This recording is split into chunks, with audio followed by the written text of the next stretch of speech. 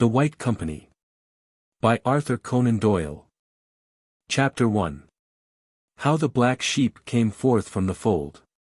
The great bell of Beaulieu was ringing. Far away through the forest might be heard its musical clangor and swell. Peat cutters on Blackdown and fishers upon the Exe heard the distant throbbing rising and falling upon the sultry summer air. It was a common sound in those parts, as common as the chatter of the jays and the booming of the bittern. Yet the fishers and the peasants raised their heads and looked questions at each other, for the Angelus had already gone and Vespers was still far off. Why should the great bell of Beaulieu toll when the shadows were neither short nor long? All round the abbey the monks were trooping in. Under the long green paved avenues of gnarled oaks and of lichened beeches the white-robed brothers gathered to the sound. From the vineyard and the vine-press, from the Bouverie or ox farm, from the marl pits and salterns, even from the distant ironworks of Soli in the outlying grange of St. Leonard's, they had all turned their steps homewards. It had been no sudden call.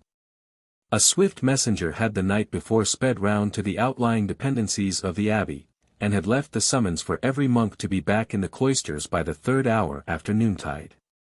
So urgent a message had not been issued within the memory of old lay brother Athanasius, who had cleaned the abbey knocker since the year after the Battle of Bannockburn.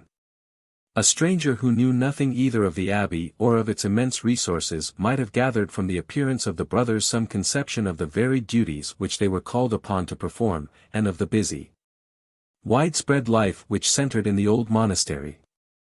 As they swept gravely in by twos and by threes, with bended heads and muttering lips, there were few who did not bear upon them some signs of their daily toil.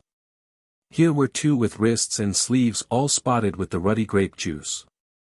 There again was a bearded brother with a broad-headed axe and a bundle of faggots upon his shoulders, while beside him walked another with the shears under his arm and the white wool still clinging to his whiter gown. A long, straggling troop bore spades and mattocks, while the two rearmost of all staggered along under a huge basket o' fresh-caught carp, for the morrow was Friday. And there were 50 platters to be filled and as many sturdy trenchermen behind them. Of all the throng there was scarce one who was not labor-stained and weary, for Abbot Berghirsch was a hard man to himself and to others. Meanwhile, in the broad and lofty chamber set apart for occasions of import, the abbot himself was pacing impatiently backwards and forwards, with his long white nervous hands clasped in front of him. His thin, thought-worn features and sunken, haggard cheeks bespoke one who had indeed beaten down that inner foe whom every man must face, but had none the less suffered sorely in the contest. In crushing his passions he had well nigh crushed himself. Yet, frail as was his person, there gleamed out ever and anon from under his drooping brows a flash of fierce energy, which recalled to men's minds that he came of a fighting stock, and that even now his twin brother, Sir Bartholomew Berghirsch, was one of the most famous of those stern warriors who had planted the cross of St. George before the gates of Paris. With lips compressed and clouded brow, he strode up and down the oaken floor, the very genius and impersonation of asceticism, while the great bell still thundered and clanged above his head. At last the uproar died away in 3 last, measured throbs, and ere their echo had ceased the abbot struck a small gong which summoned a lay brother to his presence. "Have the brethren come?" he asked, in the Anglo-French dialect used in religious houses. "They are here," the other answered, with his eyes cast down and his hands crossed upon his chest. "All 32 of the seniors and 15 of the novices, most holy Father. Brother Mark of the Spicarium is sore smitten with a fever and could not come. He said that. It boots not what he said. Fever or no, he should have come at my call. His spirit must be chastened, as must that of many more in this abbey. You yourself, Brother Francis, have twice raised your voice, so it hath come to my ears, when the reader in the refectory hath been dealing with the lives of God's most blessed saints. What hast thou to say?" The lay brother stood meek and silent, with his arms still crossed in front of him. 1,000 Aves and as many credos, said standing with arms outstretched before the shrine of the Virgin, may help thee to remember that the Creator hath given us 2 ears and but 1 mouth. As a token that there is twice the work for the one as for the other. Where is the master of the novices? He is without, most holy father. Send him hither. The sandalled feet clattered over the wooden floor, and the iron-bound door creaked upon its hinges. In a few moments it opened again to admit a short square monk with a heavy, composed face and an authoritative manner. You have sent for me, holy father. Yes, brother Jerome, I wish that this matter be disposed of with as little scandal as may be, and yet it is needful that the example should be a public one. The abbot spoke in Latin now, as a language which was more fitted by its age and solemnity to convey the thoughts of two high dignitaries of the order. It would, perchance, be best that the novices be not admitted, suggested the master. This mention of a woman may turn their minds from their pious meditations to worldly and evil thoughts. Woman! Woman, groaned the abbot. Well has the holy Chrysostom termed them radix malorum. From Eve downwards, what good hath come from any of them? Who brings the plaint? It is brother Ambrose. A holy and devout young man. A light and a pattern to every novice. Let the matter be brought to an issue then according to our old-time monastic habit. Bid the chancellor and the sub-chancellor lead in the brothers according to age, together with brother John, the accused, and brother Ambrose, the accuser. And the novices? Let them bide in the north alley of the cloisters. Stay. Bid the sub-chancellor send out to them Thomas the lector to read unto them from the Gesta Beati Benedicti. It may save them from foolish and pernicious babbling. The abbot was left to himself once more, and bent his thin grey face over his illuminated breviary. So he remained while the senior monks filed slowly and sedately into the chamber, seating themselves upon the long oaken benches which lined the wall on either side. At the further end, in two high chairs as large as that of the abbot, though hardly as elaborately carved, sat the master of the novices and the chancellor, the latter a broad and portly priest. With dark mirthful eyes and a thick outgrowth of crisp black hair all round his tonsured head. Between them stood a lean, white-faced brother who appeared to be ill at ease, shifting his feet from side to side and tapping his chin nervously with the long parchment roll which he held in his hand. The abbot, from his point of vantage, looked down on the two long lines of faces, placid and sun-browned for the most part, with the large bovine eyes and unlined features which told of their easy, unchanging existence. Then he turned his eager fiery gaze upon the pale-faced monk who faced him. This plaint is thine, as I learn, brother Ambrose, said he. May the holy Benedict, patron of our house, be present this day and aid us in our findings. How many counts are there? 3, most holy father, the brother answered in a low and quavering voice. Have you set them forth according to rule? They are here set down, most holy father, upon a cantle of sheepskin. Let the sheepskin be handed to the chancellor. Bring in brother John, and let him hear the plaints which have been urged against him. At this order a lay brother swung open the door, and 2 other lay brothers entered, leading between them a young novice of the order. He was a man of huge stature, dark-eyed and red-headed, with a peculiar half-humorous, half-defiant expression upon his bold, well-marked features. His cowl was thrown back upon his shoulders, and his gown, unfastened at the top, disclosed a round, sinewy neck, ruddy and corded like the bark of the fir. Thick, muscular arms, covered with a reddish down, protruded from the wide sleeves of his habit, while his white shirt, looped up upon one side, gave a glimpse of a huge knotty leg, scarred and torn with the scratches of brambles. With a bow to the abbot, which had in it perhaps more pleasantry than reverence, the novice strode across to the carved prie-dieu which had been set apart for him, and stood silent and erect with his hand upon the gold bell which was used in the private orisons of the abbot's own household. His dark eyes glanced rapidly over the assembly, and finally settled with a grim and menacing twinkle upon the face of his accuser. The chancellor rose, and having slowly unrolled the parchment scroll, proceeded to read it out in a thick and pompous voice, while a subdued rustle and movement among the brothers bespoke the interest with which they followed the proceedings. Charges brought upon the 2nd Thursday after the Feast of the Assumption, in the year of our Lord 1366, against brother John, formerly known as Hordle John, or John of Hordle. but now a novice in the holy monastic order of the Cistercians. Read upon the same day at the Abbey of Beaulieu in the presence of the most reverend Abbot Berghirsch and of the assembled order. The charges against the said brother John are the following, namely, to wit. First, that on the above-mentioned feast of the Assumption, small beer having been served to the novices in the proportion of 1 quart to each 4. The said brother John did drain the pot at 1 draught to the detriment of brother Paul, brother Porphyry, and brother Ambrose, who could scarce eat their none meat of salted stockfish on account of their exceeding dryness. At this solemn indictment the novice raised his hand and twitched his lip, while even the placid senior brothers glanced across at each other and coughed to cover their amusement. The abbot alone sat grey and immutable, with a drawn face and a brooding eye. Item, that having been told by the master of the novices that he should restrict his food for 2 days to a single 3-pound loaf of bran and beans, for the greater honouring and glorifying of St. Monica, mother of the holy Augustine, he was heard by brother Ambrose and others to say that he wished 20,000 devils would fly away with the said Monica, mother of the holy Augustine, or any other saint who came between a man and his meat.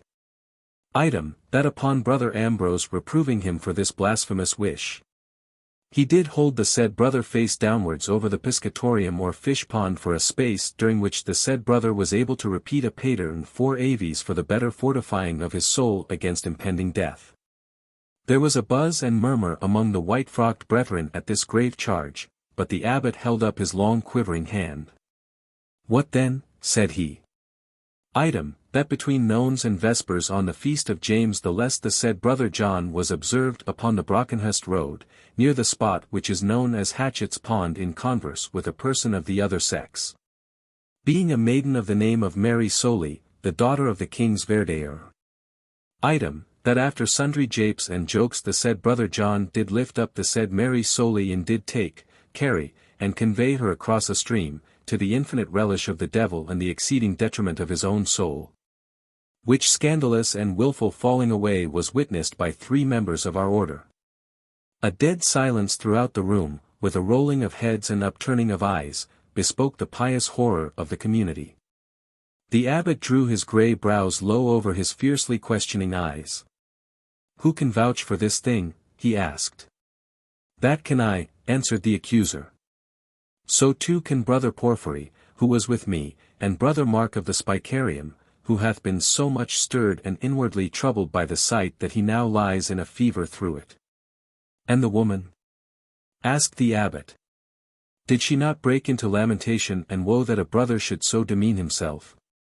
Nay, she smiled sweetly upon him and thanked him. I can vouch it, and so can brother Porphyry. Canst thou? Cried the abbot, in a high, tempestuous tone. Canst thou so? Hast forgotten that the 35th rule of the order is that in the presence of a woman the face should be ever averted and the eyes cast down? Hast forgot it, I say? If your eyes were upon your sandals, how came ye to see this smile of which ye prate? A week in your cells, false brethren, a week of rye bread and lentils, with double lauds and double matins, may help ye to remembrance of the laws under which ye live. At this sudden outflame of wrath the 2 witnesses sank their faces on to their chests, and sat as men crushed. The abbot turned his angry eyes away from them and bent them upon the accused, who met his searching gaze with a firm and composed face. What hast thou to say, brother John, upon these weighty things which are urged against you? Little enough, good father, little enough, said the novice, speaking English with a broad West Saxon drawl. The brothers, who were English to a man, pricked up their ears at the sound of the homely and yet unfamiliar speech, but the abbot flushed red with anger, and struck his hand upon the oaken arm of his chair. What talk is this? He cried. Is this a tongue to be used within the walls of an old and well-famed monastery? But grace and learning have ever gone hand in hand, and when one is lost it is needless to look for the other. I know not about that, said brother John. I know only that the words come kindly to my mouth, for it was the speech of my fathers before me. Under your favor, I shall either use it now or hold my peace. The abbot patted his foot and nodded his head, as one who passes a point but does not forget it. For the matter of the ale, continued brother John, I had come in hot from the fields and had scarce got the taste of the thing before mine eye lit upon the bottom of the pot. It may be, too, that I spoke somewhat shortly concerning the bran and the beans, the same being poor provender and unfitted for a man of my inches. It is true also that I did lay my hands upon this jack-fool of a brother Ambrose, though, as you can see, I did him little scathe. As regards the maid, too, it is true that I did heft her over the stream, she having on her hosen and shoon, whilst I had but my wooden sandals, which could take no hurt from the water. I should have thought shame upon my manhood, as well as my monkhood, if I had held back my hand from her. He glanced around as he spoke with the half-amused look which he had worn during the whole proceedings. There is no need to go further, said the abbot. He has confessed to all. It only remains for me to portion out the punishment which is due to his evil conduct. He rose, and the two long lines of brothers followed his example, looking sideways with scared faces at the angry prelate. John of Hordle, he thundered, you have shown yourself during the 2 months of your novitiate to be a recreant monk, and one who is unworthy to wear the white garb which is the outer symbol of the spotless spirit. That dress shall therefore be stripped from thee, and thou shalt be cast into the outer world without benefit of clerkship, and without lot or part in the graces and blessings of those who dwell under the care of the blessed Benedict. Thou shalt come back neither to Beaulieu nor to any of the granges of Beaulieu, and thy name shall be struck off the scrolls of the order.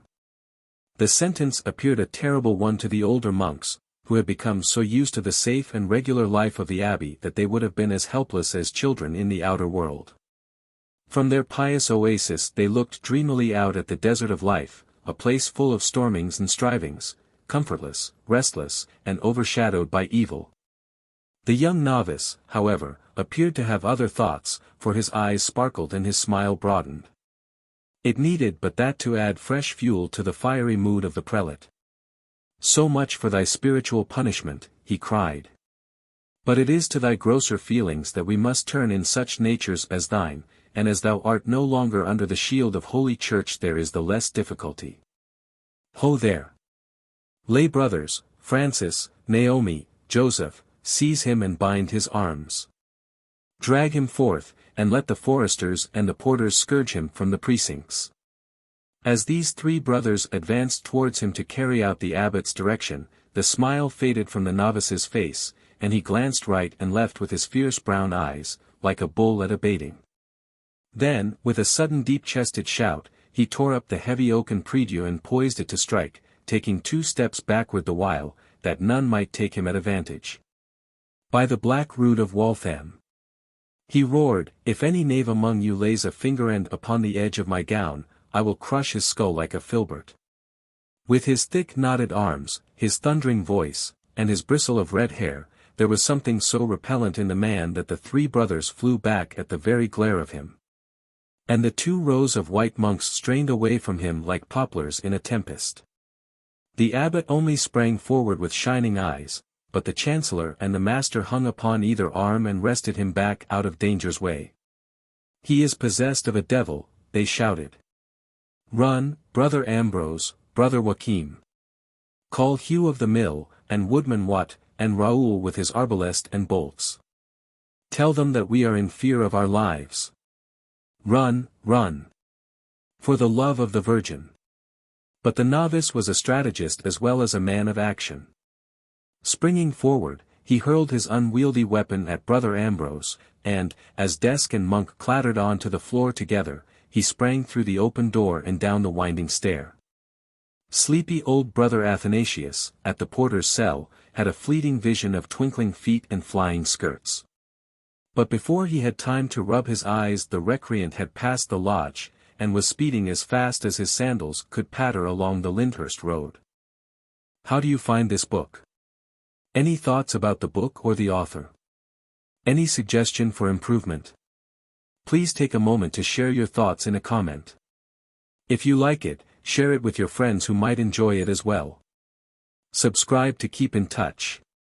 Visit CompleteAudiobooks.com for more quality content. Chapter 2. How Alleyne Edricson Came Out into the World. Never had the peaceful atmosphere of the old Cistercian house been so rudely ruffled. Never had there been insurrection so sudden, so short, and so successful. Yet the abbot Berghirsch was a man of too firm a grain to allow one bold outbreak to imperil the settled order of his great household. In a few hot and bitter words, he compared their false brother's exit to the expulsion of our first parents from the garden. And more than hinted that unless a reformation occurred some others of the community might find themselves in the same evil and perilous case. Having thus pointed the moral and reduced his flock to a fitting state of docility, he dismissed them once more to their labors and withdrew himself to his own private chamber, there to seek spiritual aid in the discharge of the duties of his high office. The abbot was still on his knees, when a gentle tapping at the door of his cell broke in upon his orisons. Rising in no very good humor at the interruption, he gave the word to enter. But his look of impatience softened down into a pleasant and paternal smile as his eyes fell upon his visitor. He was a thin-faced, yellow-haired youth, rather above the middle size, comely and well-shapen, with straight, lithe figure and eager, boyish features.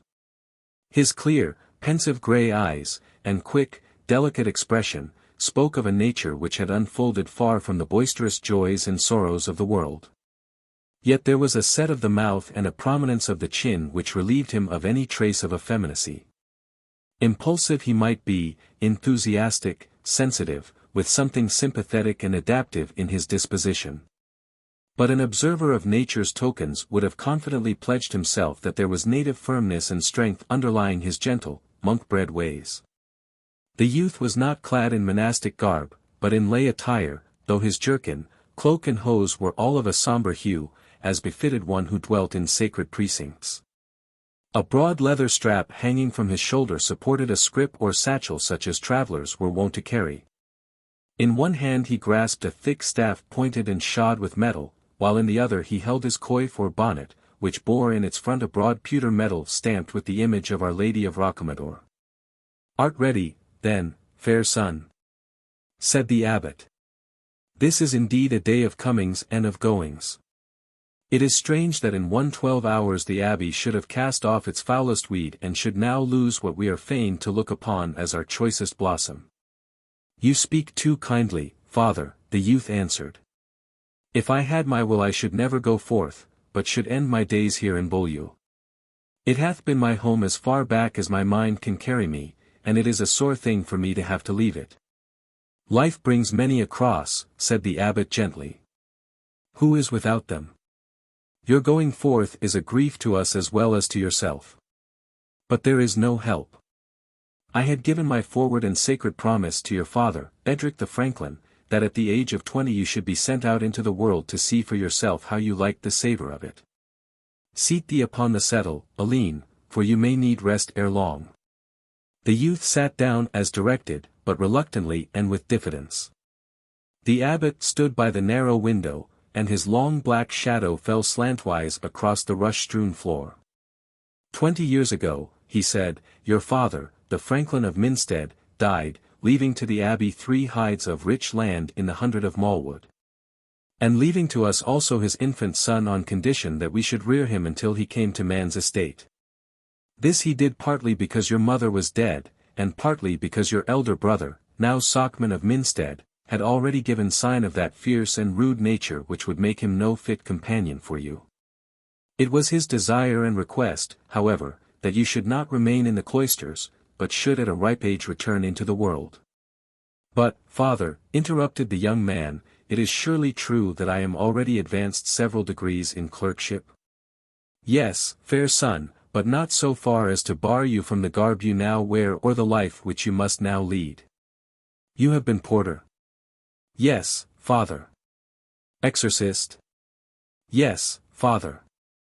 Reader? Yes, father. Acolyte? Yes, father. But have sworn no vow of constancy or chastity? No, father. Then you are free to follow a worldly life. But let me hear, ere you start, what gifts you take away with you from Beaulieu. Some I already know. There is the playing of the citole and the rebec. Our choir will be dumb without you. You carve too. The youth's pale face flushed with the pride of the skilled workman. Yes, Holy Father, he answered. Thanks to good brother Bartholomew, I carve in wood and in ivory, and can do something also in silver and in bronze. From brother Francis I have learned to paint on vellum, on glass, and on metal, with a knowledge of those pigments and essences which can preserve the color against damp or abiding air. Brother Luke hath given me some skill in damask work, and in the enamelling of shrines, tabernacles, diptychs and triptychs. For the rest, I know a little of the making of covers, the cutting of precious stones, and the fashioning of instruments. A goodly list, truly, cried the superior with a smile. What clerk of Cambridge or of Oxenford could say as much? But of thy reading, hast not so much to show there, I fear. No, Father, it hath been slight enough. Yet, thanks to our good Chancellor, I am not wholly unlettered. I have read Occam, Bradwardine, and other of the schoolmen, together with the learned Duns Scotus and the Book of the Holy Aquinas. But of the things of this world, what have you gathered from your reading? From this high window you may catch a glimpse over the wooden point and the smoke of Bucklershard of the mouth of the Exe, and the shining sea.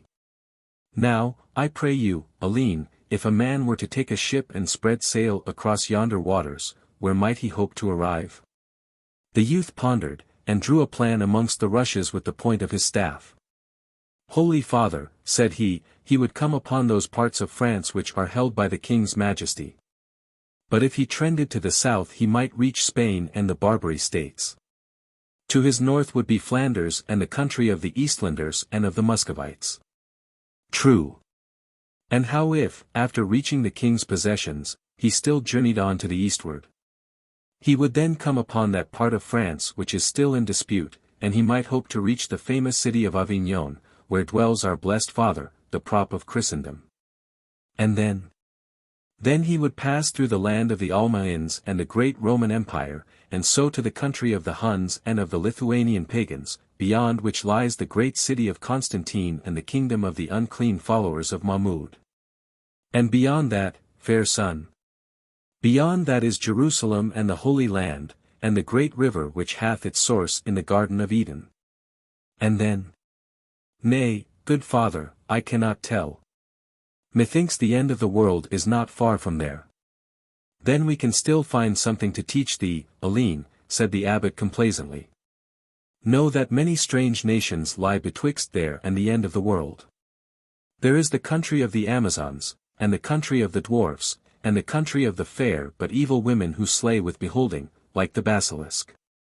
Beyond that again is the kingdom of Prester John and of the great Cham. These things I know for very sooth, for I had them from that pious Christian and valiant knight, Sir John de Mandeville, who stopped twice at Beaulieu on his way to and from Southampton, and discoursed to us concerning what he had seen from the reader's desk in the refectory, until there was many a good brother who got neither bit nor sup, so stricken were they by his strange tales. I would fain know, Father, asked the young man, what there may be at the end of the world. There are some things, replied the abbot gravely, into which it was never intended that we should inquire. But you have a long road before you. Whither will you first turn? To my brother's at Minstead. If he be indeed an ungodly and violent man, there is the more need that I should seek him out and see whether I cannot turn him to better ways. The abbot shook his head. The socman of Minstead hath earned an evil name over the countryside, he said. If you must go to him, see at least that he doth not turn you from the narrow path upon which you have learned to tread. But you are in God's keeping, and Godward should you ever look in danger and in trouble. Above all, shun the snares of women, for they are ever set for the foolish feet of the young. Kneel down, my child, and take an old man's blessing. Alleyne Edricson bent his head while the abbot poured out his heartfelt supplication that heaven would watch over this young soul, now going forth into the darkness and danger of the world. It was no mere form for either of them. To them the outside life of mankind did indeed seem to be one of violence and of sin, beset with physical and still more with spiritual danger. Heaven, too, was very near to them in those days. God's direct agency was to be seen in the thunder and the rainbow, the whirlwind and the lightning. To the believer, clouds of angels and confessors, and martyrs, armies of the sainted and the saved, were ever stooping over their struggling brethren upon earth, raising, encouraging, and supporting them. It was then with a lighter heart and a stouter courage that the young man turned from the abbot's room, while the latter, following him to the stair-head, finally commended him to the protection of the holy Julian, patron of travellers. Underneath, in the porch of the abbey, the monks had gathered to give him a last Godspeed. Many had brought some parting token by which he should remember them. There was Brother Bartholomew with a crucifix of rare carved ivory, and Brother Luke with a white-backed psalter adorned with golden bees, and Brother Francis with the slaying of the innocents most daintily set forth upon vellum. All these were duly packed away deep in the traveller's scrip, and above them old pippin-faced Brother Athanasius had placed a parcel of simnel bread and rammel cheese, with a small flask of the famous blue-sealed abbey wine. So, amid hand-shakings and laughings and blessings, Alleyne Edricson turned his back upon Beaulieu. At the turn of the road he stopped and gazed back.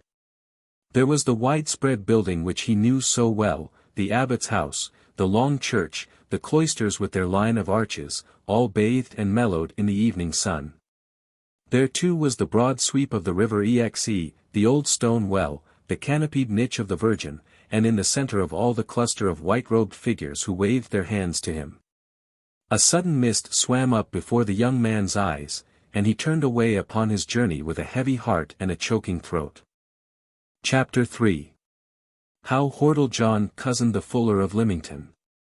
It is not, however, in the nature of things that a lad of 20, with young life glowing in his veins and all the wide world before him, should spend his first hours of freedom in mourning for what he had left. Long ere Alleyne was out of sound of the Beaulieu bells he was striding sturdily along, swinging his staff and whistling as merrily as the birds in the thicket. It was an evening to raise a man's heart. The sun shining slantwise through the trees threw delicate traceries across the road, with bars of golden light between. Away in the distance before and behind, the green boughs, now turning in places to a coppery redness, shot their broad arches across the track. The still summer air was heavy with the resinous smell of the great forest. Here and there a tawny brook prattled out from among the underwood and lost itself again in the ferns and brambles upon the further side. Save the dull piping of insects and the sough of the leaves, there was silence everywhere, the sweet restful silence of nature. And yet there was no want of life, the whole wide wood was full of it. Now it was a lithe, furtive stoat which shot across the path upon some fell errand of its own, then it was a wild cat which squatted upon the outlying branch of an oak and peeped at the traveller with a yellow and dubious eye. Once it was a wild sow which scuttled out of the bracken, with 2 young sounders at her heels, and once a lordly red stagard walked daintily out from among the tree trunks, and looked around him with the fearless gaze of one who lived under the king's own high protection. Alleyne gave his staff a merry flourish, however, and the red deer bethought him that the king was far off, so streaked away from whence he came. The youth had now journeyed considerably beyond the furthest domains of the abbey. He was the more surprised therefore when, on coming round a turn in the path, he perceived a man clad in the familiar garb of the order, and seated in a clump of heather by the roadside. Alleyne had known every brother well, but this was a face which was new to him, a face which was very red and puffed, working this way and that, as though the man were sore perplexed in his mind. Once he shook both hands furiously in the air, and twice he sprang from his seat and hurried down the road. When he rose, however, Alleyne observed that his robe was much too long and loose for him in every direction, trailing upon the ground and bagging about his ankles, so that even with trussed-up skirts he could make little progress. He ran once, but the long gown clogged him so that he slowed down into a shambling walk, and finally plumped into the heather once more. "Young friend," said he, when Alleyne was abreast of him, "I fear from thy garb that thou canst know little of the Abbey of Beaulieu." "Then you are in error, friend," the clerk answered, "for I have spent all my days within its walls." "Hast so indeed?" cried he. "Then perhaps canst tell me the name of a great loathly lump of a brother freckled face and a hand like a spade. His eyes were black and his hair was red and his voice like the parish bull.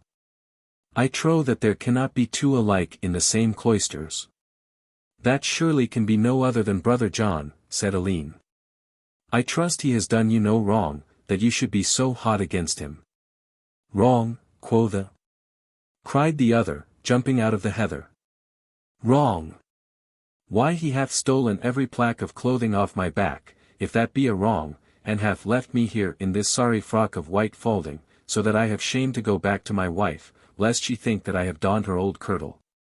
Harrow and alas that ever I should have met him. But how came this? Asked the young clerk, who could scarce keep from laughter at the sight of the hot little man so swathed in the great white cloak.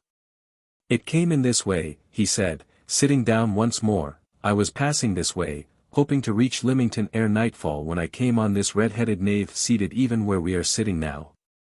I uncovered and lauded as I passed, thinking that he might be a holy man at his orisons, but he called to me and asked me if I had heard speak of the new indulgence in favour of the Cistercians. Not I answered. Then the worse for thy soul, said he. And with that he broke into a long tale how that on account of the virtues of the abbot Berghurst it had been decreed by the Pope that whoever should wear the habit of a monk of Beaulieu for as long as he might say the 7 Psalms of David should be assured of the kingdom of heaven. When I heard this I prayed him on my knees that he would give me the use of his gown, which after many contentions he at last agreed to do, on my paying him 3 marks towards the regilding of the image of Lawrence the martyr. Having stripped his robe, I had no choice but to let him have the wearing of my good leathern jerkin and hose, for, as he said, it was chilling to the blood and unseemly to the eye to stand frockless whilst I made my orisons. He had scarce got them on, and it was a sore labour, seeing that my inches will scarce match my girth. He had scarce got them on, I say, and I not yet at the end of the 2nd Psalm, when he bade me do honour to my new dress. And with that set off down the road as fast as feet would carry him. For myself, I could no more run than if I had been sewn in a sack, so here I sit, and here I am like to sit, before I set eyes upon my clothes again. Nay, friend, take it not so sadly, said Alleyne, clapping the disconsolate one upon the shoulder. Canst change thy robe for a jerkin once more at the abbey, unless perchance you have a friend near at hand. That have I, he answered, and close, but I care not to go nigh him in this plight, for his wife hath a gibing tongue, and will spread the tale until I could not show my face in any market from Fordingbridge to Southampton. But if you, fair sir, out of your kind charity would be pleased to go a matter of 2 bowshots out of your way, you would do me such a service as I could scarce repay. With all my heart, said Alleyne readily. Then take this pathway on the left, I pray thee, and then the deer track which passes on the right. You will then see under a great beech tree the hut of a charcoal burner. Give him my name, good sir, the name of Peter the Fuller, of Lymington, and ask him for a change of raiment, that I may pursue my journey without delay. There are reasons why he would be loath to refuse me. Alleyne started off along the path indicated, and soon found the log hut where the burner dwelt. He was away faggot cutting in the forest, but his wife, a ruddy bustling dame, found the needful garments and tied them into a bundle. While she busied herself in finding and folding them, Alleyne Edricson stood by the open door looking in at her with much interest and some distrust, for he had never been so nigh to a woman before. She had round red arms, a dress of some sober woolen stuff, and a brass brooch the size of a cheesecake stuck in the front of it. Peter the Fuller, she kept repeating. Marry come up. If I were Peter the Fuller's wife I would teach him better than to give his clothes to the first knave who asks for them. But he was always a poor, fond, silly creature, was Peter, though we are beholden to him for helping to bury our 2nd son Wat, who was apprenticed to him at Lymington in the year of the Black Death. But who are you, young sir? I am a clerk on my road from Beaulieu to Minstead. I, indeed. Hast been brought up at the abbey then? I could read it from thy reddened cheek and downcast eye. Hast learned from the monks, I trow, to fear a woman as thou wouldst a lazar house. Out upon them! That they should dishonour their own mothers by such teaching. A pretty world it would be with all the women out of it. Heaven forfend that such a thing should come to pass, said Alleyne. Amen and amen. But thou art a pretty lad, and the prettier for thy modest ways. It is easy to see from thy cheek that thou hast not spent thy days in the rain and the heat and the wind, as my poor what have been forced to do. I have indeed seen little of life, good dame.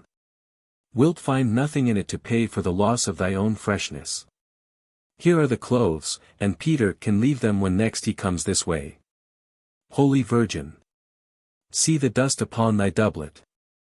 It were easy to see that there is no woman to tend to thee. So, that is better. Now buss me, boy. Alleyne stooped and kissed her, for the kiss was the common salutation of the age, and, as Erasmus long afterwards remarked, more used in England than in any other country. Yet it sent the blood to his temples again, and he wondered, as he turned away, what the abbot Berghirsch would have answered to so frank an invitation. He was still tingling from this new experience when he came out upon the high road and saw a sight which drove all other thoughts from his mind. Some way down from where he had left him the unfortunate Peter was stamping and raving tenfold worse than before.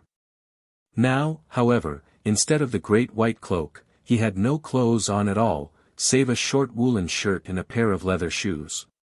Far down the road a long-legged figure was running, with a bundle under one arm and the other hand to his side, like a man who laughs until he is sore. See him, yelled Peter. Look to him. You shall be my witness. He shall see Winchester jail for this. See where he goes with my cloak under his arm. Who then? Cried Alleyne. Who but that cursed brother John? He hath not left me clothes enough to make a gallybagger. The double thief hath cozened me out of my gown. Stay though, my friend, it was his gown, objected Alleyne. It boots not. He hath them all, gown, jerkin, hosen, and all. Gramercy to him that he left me the shirt and the shoon. I doubt not that he will be back for them anon. But how came this? Asked Alleyne, open-eyed with astonishment. Are those the clothes? For dear charity's sake give them to me. Not the Pope himself shall have these from me, though he sent the whole college of cardinals to ask it. How came it? Why, you had scarce gone ere this loathly John came running back again, and, when I opened mouth to reproach him, he asked me whether it was indeed likely that a man of prayer would leave his own godly raiment in order to take a layman's jerkin. He had, he said, but gone for a while that I might be the freer for my devotions. On this I plucked off the gown, and he with much show of haste did begin to undo his points. But when I threw his frock down he clipped it up and ran off all untrussed, leaving me in this sorry plight. He laughed so the while, like a great croaking frog, that I might have caught him had my breath not been as short as his legs were long. The young man listened to this tale of wrong with all the seriousness that he could maintain. But at the sight of the pursy red-faced man and the dignity with which he bore him, the laughter came so thick upon him that he had to lean up against a tree trunk. The fuller looked sadly and gravely at him. But finding that he still laughed, he bowed with much mock politeness and stalked onwards in his borrowed clothes. Alleyne watched him until he was small in the distance, and then, wiping the tears from his eyes, he set off briskly once more upon his journey. Chapter 4. How the Bailiff of Southampton slew the two masterless men. The road along which he travelled was scarce as populous as most other roads in the kingdom, and far less so than those which lie between the larger towns. Yet from time to time Alleyne met other wayfarers, and more than once was overtaken by strings of pack mules and horsemen journeying in the same direction as himself. Once a begging friar came limping along in a brown habit, imploring in a most dolorous voice to give him a single groat to buy bread wherewith to save himself from impending death. Alleyne passed him swiftly by, for he had learned from the monks to have no love for the wandering friars, and, besides, there was a great half-gnawed mutton bone sticking out of his pouch to prove him a liar. Swiftly as he went, however, he could not escape the curse of the four blessed evangelists which the mendicant howled behind him. So dreadful are his execrations that the frightened lad thrust his fingers into his ear-holes, and ran until the fellow was but a brown smirch upon the yellow road. Further on, at the edge of the woodland, he came upon a chapman and his wife, who sat upon a fallen tree. He had put his pack down as a table, and the two of them were devouring a great pasty, and washing it down with some drink from a stone jar. The chapman broke a rough jest as he passed, and the woman called shrilly to Alleyne to come and join them, on which the man, turning suddenly from mirth to wrath, began to belabor her with his cudgel. Alleyne hastened on, lest he make more mischief, and his heart was heavy as lead within him. Look where he would, he seemed to see nothing but injustice and violence and the hardness of man to man. But even as he brooded sadly over it and pined for the sweet peace of the abbey, he came on an open space dotted with holly bushes, where was the strangest sight that he had yet chanced upon. Near to the pathway lay a long clump of greenery, and from behind this there stuck straight up into the air 4 human legs clad in party-colored hosen, yellow and black. Strangest of all was when a brisk tune struck suddenly up and the 4 legs began to kick and twitter in time to the music. Walking on tiptoe round the bushes, he stood in amazement to see 2 men bounding about on their heads, while they played, the one a viol and the other a pipe, as merrily and as truly as though they were seated in a choir. Alleyne crossed himself as he gazed at this unnatural sight, and could scarce hold his ground with a steady face, when the 2 dancers, catching sight of him, came bouncing in his direction. A spear's length from him, they each threw a somersault into the air, and came down upon their feet with smirking faces and their hands over their hearts. A guerdon, my knight of the staring eyes," cried one. "A gift, my prince," shouted the other. "Any trifle will serve, a purse of gold, or even a jeweled goblet." Alleyne thought of what he had read of demoniac possession, the jumpings, the twitchings, the wild talk. It was in his mind to repeat over the exorcism proper to such attacks, but the 2 burst out laughing at his scared face, and turning on to their heads once more, clapped their heels in derision. "Hast never seen tumblers before?" asked the elder, a black-browed, swarthy man, as brown and supple as a hazel twig. "Why shrink from us, then, as though we were the spawn of the evil one? Why shrink, my honey bird? Why so afeard, my sweet cinnamon?" exclaimed the other, a loose-jointed lanky youth with a dancing, roguish eye. "Truly, sirs, it is a new sight to me," the clerk answered. "When I saw your 4 legs above the bush I could scarce credit my own eyes. Why is it that you do this thing?" "A dry question to answer," cried the younger, coming back on to his feet. "A most husky question, my fair bird. But how?" A flask, by all that is wonderful." He shot out his hand as he spoke, and plucking Alleyne's bottle out of his scrip, he deftly knocked the neck off, and poured the half of it down his throat. The rest he handed to his comrade, who drank the wine, and then, to the clerk's increasing amazement, made a show of swallowing the bottle, with such skill that Alleyne seemed to see it vanish down his throat. A moment later, however, he flung it over his head, and caught it bottom downwards upon the calf of his left leg. "We thank you for the wine, kind sir," said he, "and for the ready courtesy wherewith you offered it. Touching your question, we may tell you that we are strollers and jugglers, who, having performed with much applause at Winchester Fair, are now on our way to the great Michaelmas market at Ringwood. As our art is a very fine and delicate one, however, we cannot let a day go by without exercising ourselves in it, to which end we choose some quiet and sheltered spot where we may break our journey. Here you find us. And we cannot wonder that you, who are new to tumbling, should be astounded, since many great barons, earls, marshals and knights, who have wandered as far as the Holy Land, are of one mind in saying that they have never seen a more noble or gracious performance. If you will be pleased to sit upon that stump, we will now continue our exercise." Alleyne sat down willingly as directed with 2 great bundles on either side of him which contained the strollers' dresses, doublets of flame-colored silk and girdles of leather, spangled with brass and tin. The jugglers were on their heads once more, bounding about with rigid necks, playing the while in perfect time and tune. It chanced that out of one of the bundles there stuck the end of what the clerk saw to be a cittern, so drawing it forth, he tuned it up and twanged a harmony to the merry lilt which the dancers played.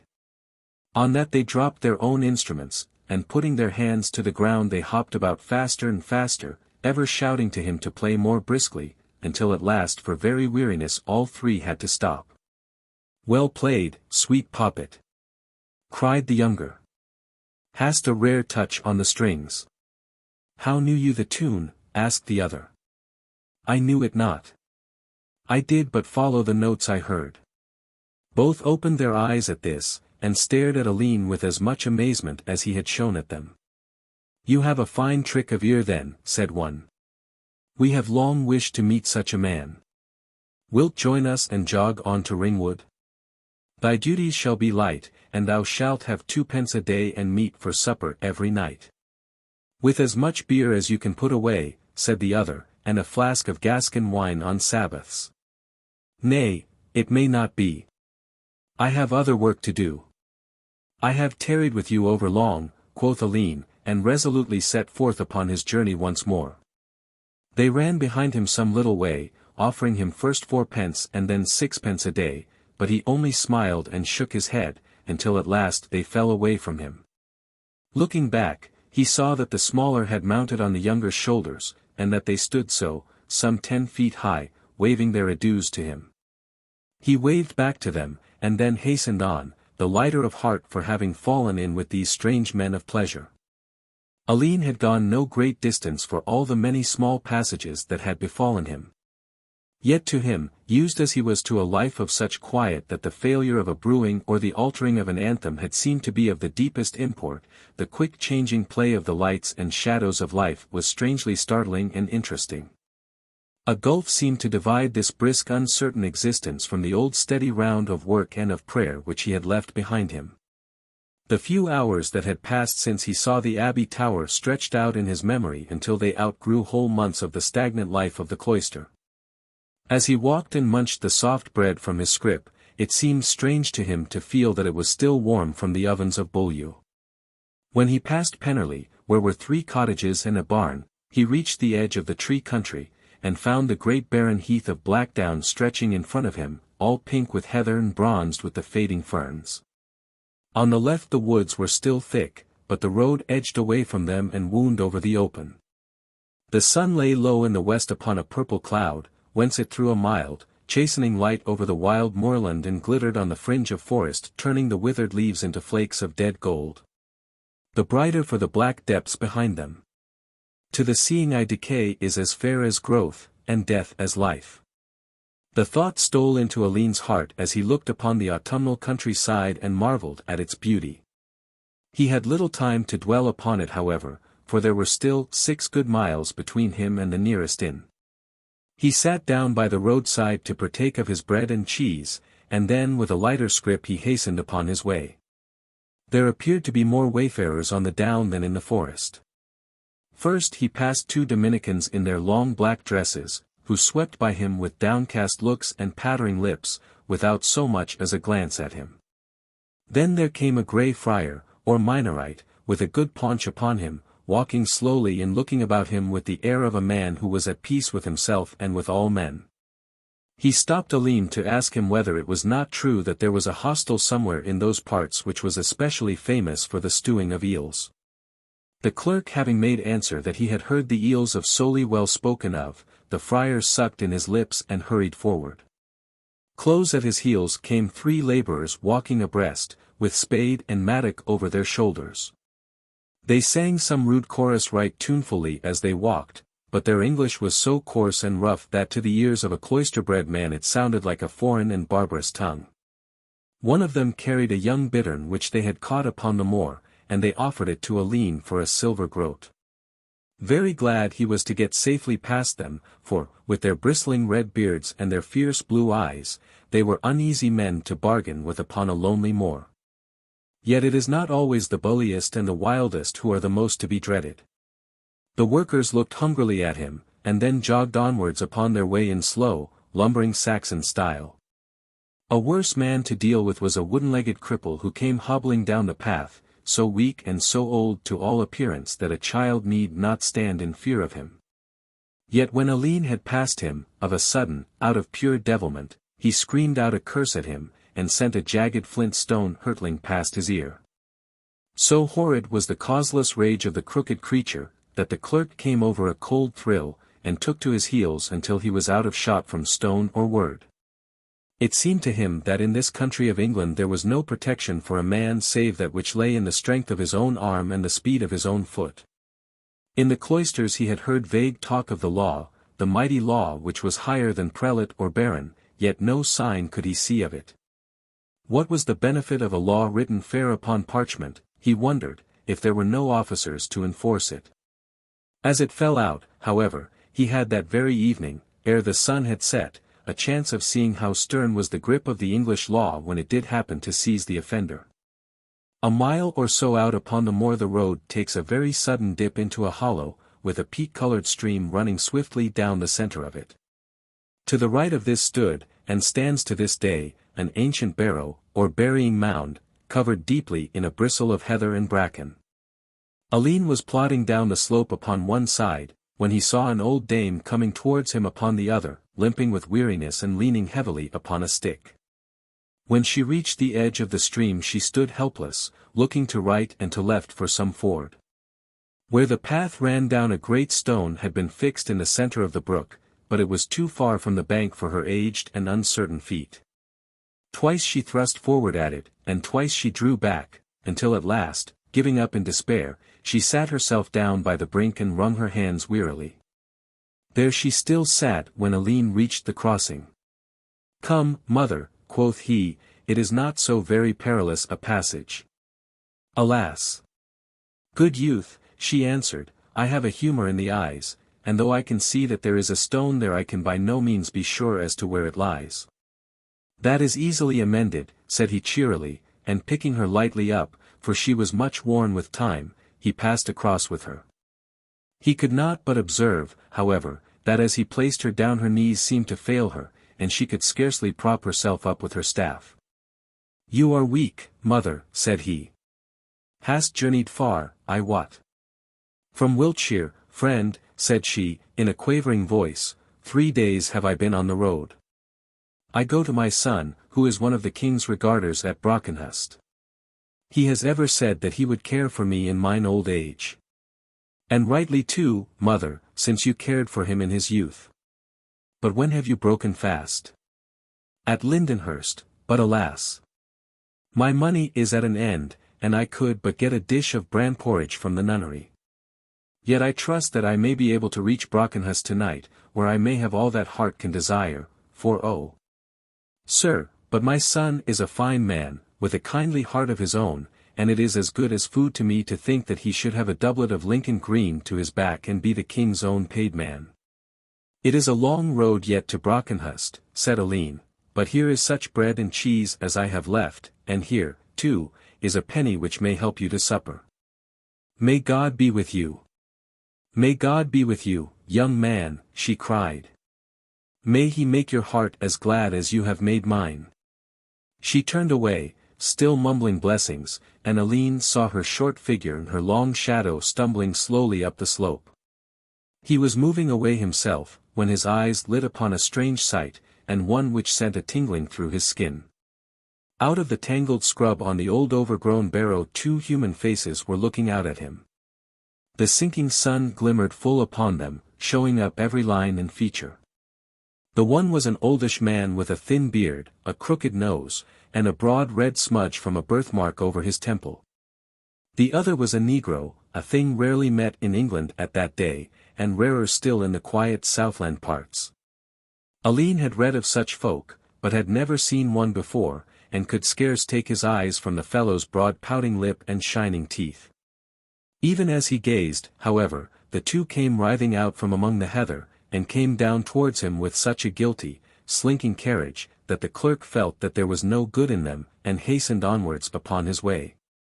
He had not gained the crown of the slope, when he heard a sudden scuffle behind him and a feeble voice bleating for help. Looking round, there was the old dame down upon the roadway, with her red wimple flying on the breeze, while the 2 rogues, black and white, stooped over her, wresting away from her the penny and such other poor trifles as were worth the taking. At the sight of her thin limbs struggling in weak resistance, such a glow of fierce anger passed over Alleyne as set his head in a whirl. Dropping his scrip, he bounded over the stream once more, and made for the 2 villains, with his staff whirled over his shoulder and his grey eyes blazing with fury. The robbers, however, were not disposed to leave their victim until they had worked their wicked will upon her. The black man, with the woman's crimson scarf tied round his swarthy head, stood forward in the centre of the path, with a long dull-coloured knife in his hand, while the other, waving a ragged cudgel, cursed at Alleyne and dared him to come on. His blood was fairly aflame, however, and he needed no such challenge. Dashing at the black man, he smote at him with such good will that the other let his knife tinkle into the roadway, and hopped howling to a safer distance. The second rogue, however, made of sterner stuff, rushed in upon the clerk, and clipped him round the waist with a grip like a bear, shouting the while to his comrade to come round and stab him in the back. At this the negro took heart of grace, and picking up his dagger again he came stealing with prowling step and murderous eye, while the two swayed backwards and forwards, staggering this way and that. In the very midst of the scuffle, however, whilst Alleyne braced himself to feel the cold blade between his shoulders, there came a sudden scurry of hoofs, and the black man yelled with terror and ran for his life through the heather.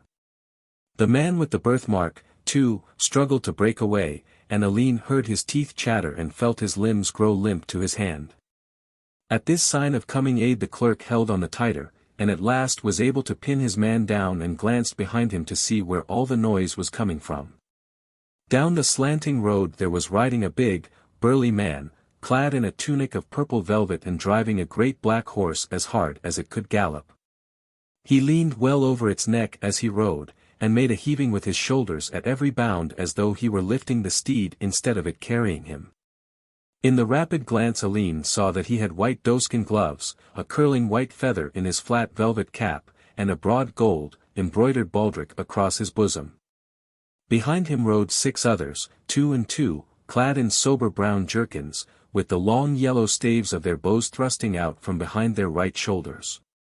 Down the hill they thundered, over the brook and up to the scene of the contest. "Here is one," said the leader, springing down from his reeking horse, and seizing the white rogue by the edge of his jerkin. "This is one of them. I know him by that devil's touch upon his brow. Where are your cords, Peterkin? So. Bind him hand and foot. His last hour has come. And you, young man, who may you be?" "I am a clerk, sir, travelling from Beaulieu." "A clerk," cried the other. "Art from Oxenford or from Cambridge?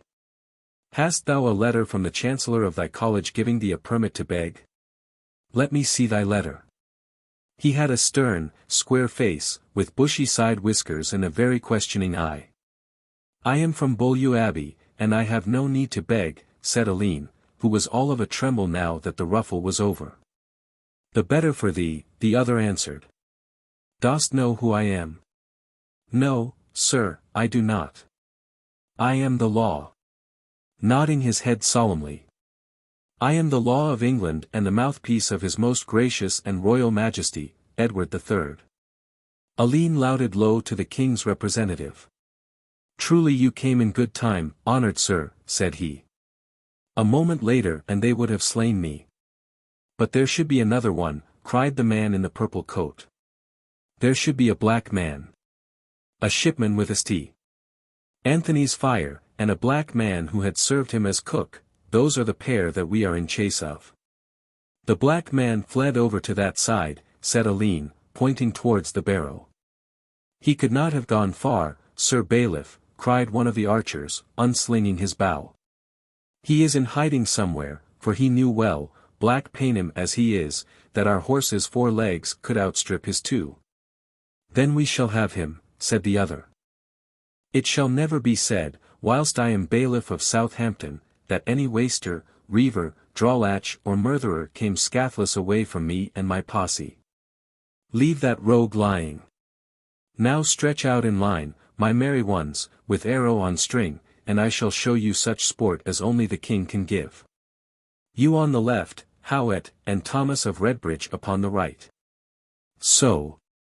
Beat high and low among the heather, and a pot of wine to the lucky marksman."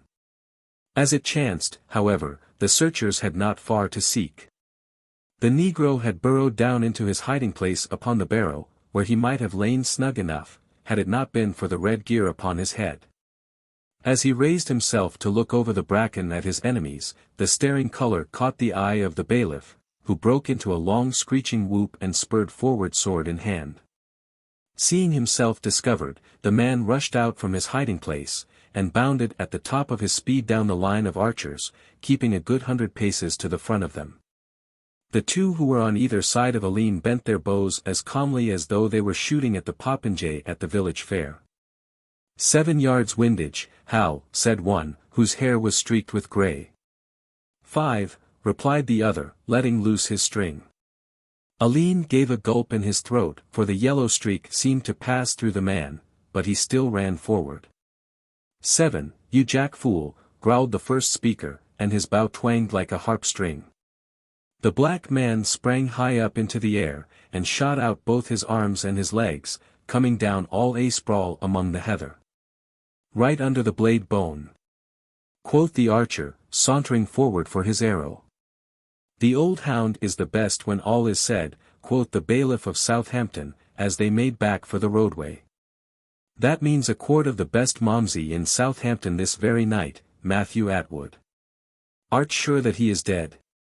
Dead as Pontius Pilate, worshipful sir. It is well. Now, as to the other knave. There are trees and to spare over yonder, but we have scarce leisure to make for them. Draw thy sword, Thomas of Redbridge, and hew me his head from his shoulders. A boon, gracious sir, a boon, cried the condemned man. What then? Asked the bailiff. I will confess to my crime. It was indeed I and the black cook, both from the ship La Rose de Gloire, of Southampton, who did set upon the Flanders merchant and rob him of his spicery in his mercery, for which, as we well know, you hold a warrant against us. There is little merit in this confession, quoth the bailiff sternly. Thou hast done evil within my bailiwick, and must die. But, sir, urged Alleyne, who was white to the lips at these bloody doings, he hath not yet come to trial. Young clerk, said the bailiff, you speak of that of which you know nothing. It is true that he hath not come to trial, but the trial hath come to him. He hath fled the law and is beyond its pale. Touch not that which is no concern of thine. But what is this boon, rogue, which you would crave? I have in my shoe, most worshipful sir, a strip of wood which belonged once to the bark wherein the blessed Paul was dashed up against the island of Melita. I bought it for 2 rose nobles from a shipman who came from the Levant. The boon I crave is that you will place it in my hands and let me die still grasping it. In this manner, not only shall my own eternal salvation be secured, but thine also, for I shall never cease to intercede for thee. At the command of the bailiff they plucked off the fellow's shoe, and there sure enough at the side of the instep, wrapped in a piece of fine sendal, lay a long, dark splinter of wood. The archers doffed caps at the sight of it, and the bailiff crossed himself devoutly as he handed it to the robber. If it should chance, he said, that through the surpassing merits of the blessed Paul your sin-stained soul should gain a way into paradise, I trust that you will not forget that intercession which you have promised. Bear in mind too, that it is Hereward the bailiff for whom you pray, and not Hereward the sheriff, who is my uncle's son. Now, Thomas, I pray you dispatch, for we have a long ride before us and sun has already set. Alleyne gazed upon the scene, the portly velvet-clad official, the knot of hard-faced archers with their hands to the bridles of their horses, the thief with his arms trussed back and his doublet turned down upon his shoulders. By the side of the track the old dame was standing, fastening her red wimple once more round her head. Even as he looked one of the archers drew his sword with a sharp whir of steel and stepped up to the lost man. The clerk hurried away in horror. But, ere he had gone many paces, he heard a sudden, sullen thump, with a choking, whistling sound at the end of it. A minute later the bailiff and 4 of his men rode past him on their journey back to Southampton, the other 2 having been chosen as gravediggers. As they passed Alleyne saw that one of the men was wiping his sword blade upon the mane of his horse. A deadly sickness came over him at the sight, and sitting down by the wayside he burst out weeping, with his nerves all in a jangle. It was a terrible world, thought he, and it was hard to know which were the most to be dreaded, the knaves or the men of the law. Chapter 5. how a strange company gathered at the Pied Merlin. The night had already fallen, and the moon was shining between the rifts of ragged, drifting clouds, before Alleyne Edricson, footsore and weary from the unwonted exercise, found himself in front of the forest inn which stood upon the outskirts of Lyndhurst. The building was long and low, standing back a little from the road, with two flambeaux blazing on either side of the door as a welcome to the traveller. From one window there thrust forth a long pole with a bunch of greenery tied to the end of it, a sign that liquor was to be sold within.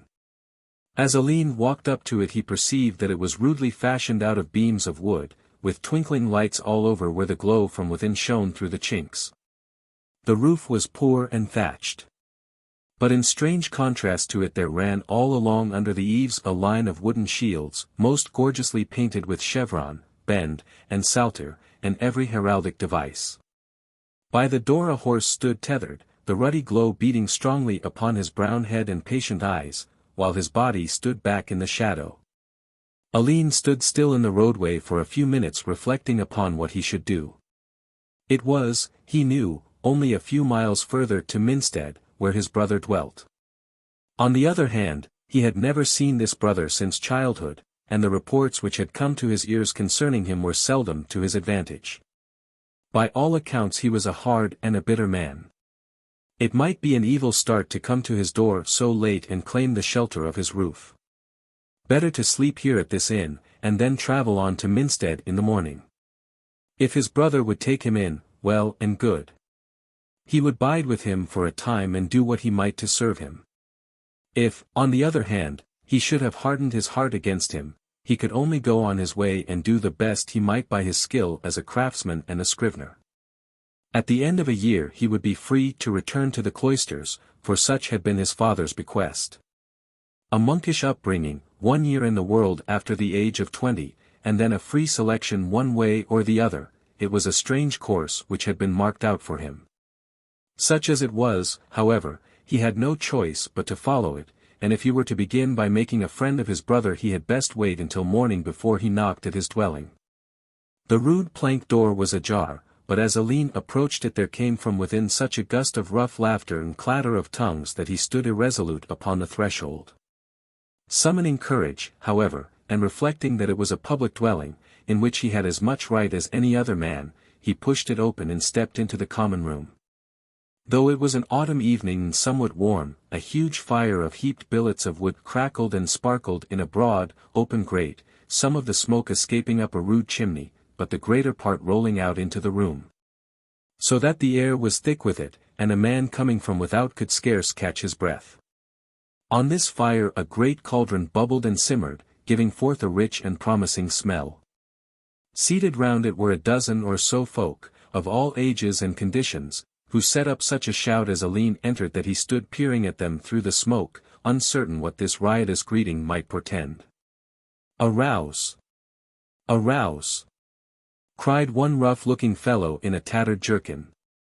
"One more round of mead or ale and the score to the last comer." "'Tis the law of the Pied Merlin," shouted another. "Ho there, Dame Eliza! Here is fresh custom come to the house, and not a drain for the company." "I will take your orders, gentles, I will assuredly take your orders," the landlady answered, bustling in with her hands full of leathern drinking cups. "What is it that you drink, then?" "Beer for the lads of the forest, mead for the gleeman, strong waters for the tinker, and wine for the rest. It is an old custom of the house, young sir. It has been the use at the Pied Merlin this many a year back that the company should drink to the health of the last comer. Is it your pleasure to humour it?" "Why, good dame," said Alleyne, "I would not offend the customs of your house, but it is only sooth when I say that my purse is a thin one. As far as 2 pence will go, however, I shall be right glad to do my part." Plainly said and bravely spoken, my suckling friar, roared a deep voice, and a heavy hand fell upon Alleyne's shoulder. Looking up, he saw beside him his former cloister companion the renegade monk, Hordle John. "By the thorn of Glastonbury! Ill days are coming upon Beaulieu," said he. "Here they have got rid in one day of the only 2 men within their walls, for I have had mine eyes upon thee, youngster, and I know that for all thy baby face there is the making of a man in thee. Then there is the abbot, too. I am no friend of his, nor he of mine, but he has warm blood in his veins. He is the only man left among them. The others, what are they? They are holy men, Alleyne answered gravely. Holy men. Holy cabbages. Holy bean pods. What do they do but live and suck in sustenance and grow fat? If that be holiness, I could show you hogs in this forest who are fit to head the calendar. Think you it was for such a life that this good arm was fixed upon my shoulder, or that head placed upon your neck? There is work in the world, man, and it is not by hiding behind stone walls that we shall do it. Why, then, did you join the brothers? Asked Alleyne. A fair enough question, but it is as fairly answered.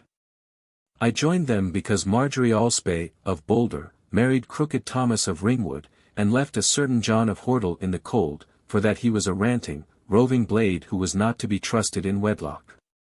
That was why, being fond and hot-headed, I left the world, and that is why, having had time to take thought, I am right glad to find myself back in it once more. Ill betide the day that ever I took off my yeoman's jerkin to put on the white gown. Whilst he was speaking the landlady came in again, bearing a broad platter, upon which stood all the beakers and flagons charged to the brim with the brown ale or the ruby wine. Behind her came a maid with a high pile of wooden plates, and a great sheaf of spoons, one of which she handed round to each of the travellers. Two of the company, who were dressed in the weather-stained green doublet of foresters, lifted the big pot off the fire, and a third, with a huge pewter ladle, served out a portion of steaming collops to each guest. Alleyne bore his share and his ale-mug away with him to a retired trestle in the corner, where he could sup in peace and watch the strange scene, which was so different to those silent and well-ordered meals to which he was accustomed. The room was not unlike a stable. The low ceiling, smoke-blackened and dingy, was pierced by several square trapdoors with rough-hewn ladders leading up to them.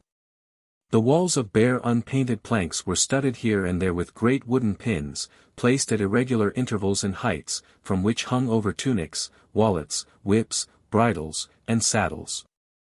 Over the fireplace were suspended 6 or 7 shields of wood, with coats of arms rudely daubed upon them, which showed by their varying degrees of smokiness and dirt that they had been placed there at different periods.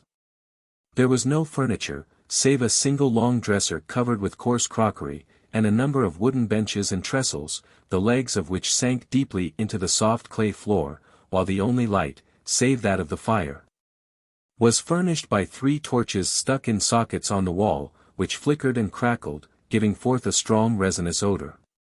All this was novel and strange to the cloister-bred youth, but most interesting of all was the motley circle of guests who sat eating their collops round the blaze. They were a humble group of wayfarers, such as might have been found at night in any and through the length and breadth of England, but to him they represented that vague world against which he had been so frequently and so earnestly warned. It did not seem to him from what he could see of it to be such a very wicked place after all. 3 or 4 of the men round the fire were evidently underkeepers and verdeers from the forest, sunburned and bearded, with the quick restless eye and lithe movements of the deer among which they lived. Close to the corner of the chimney sat a middle-aged gleeman, clad in a faded garb of Norwich cloth, the tunic of which was so outgrown that it did not fasten at the neck and at the waist. His face was swollen and coarse, and his watery protruding eyes spoke of a life which never wandered very far from the wine-pot. A gilt harp, blotched with many stains and with 2 of its strings missing, was tucked under one of his arms, while with the other he scooped greedily at his platter. Next to him sat 2 other men of about the same age, one with a trimming of fur to his coat, which gave him a dignity which was evidently dearer to him than his comfort, for he still drew it round him in spite of the hot glare of the faggots. The other, clad in a dirty russet suit with a long sweeping doublet, had a cunning, foxy face with keen, twinkling eyes and a peaky beard. Next to him sat Hordle John, and beside him 3 other rough unkempt fellows with tangled beards and matted hair, free labourers from the adjoining farms, where small patches of freehold property had been suffered to remain scattered about in the heart of the royal domain. The company was completed by a peasant in a rude dress of undyed sheepskin, with the old-fashioned galligaskins about his legs, and a gaily dressed young man with striped cloak jagged at the edges and party-colored hosen, who looked about him with high disdain upon his face, and held a blue-smelling flask to his nose with one hand, while he brandished a busy spoon with the other. In the corner a very fat man was lying all a-sprawl upon a truss, snoring stertorously, and evidently in the last stage of drunkenness. "That is what the limner," quoth the landlady, sitting down beside Alleyne, and pointing with the ladle to the sleeping man. "That is he who paints the signs and the tokens. Alack and alas that ever I should have been fool enough to trust him. Now, young man, what manner of a bird would you suppose a Pied Merlin to be, that being the proper sign of my hostel?" "Why," said Alleyne, "a merlin is a bird of the same form as an eagle or a falcon. I can well remember that learned brother Bartholomew, who is deep in all the secrets of nature, pointed one out to me as we walked together near Vinney Ridge. A falcon or an eagle, quotha. And pied, that is of two several colors. So any man would say except this barrel of lies. He came to me, look you, saying that if I would furnish him with a gallon of ale, wherewith to strengthen himself as he worked, and also the pigments and a board, he would paint for me a noble Pied Merlin which I might hang along with the blazonry over my door. I, poor simple fool, gave him the ale and all that he craved, leaving him alone too, because he said that a man's mind must be left untroubled when he had great work to do. When I came back the gallon jar was empty, and he lay as you see him, with the board in front of him with this sorry device."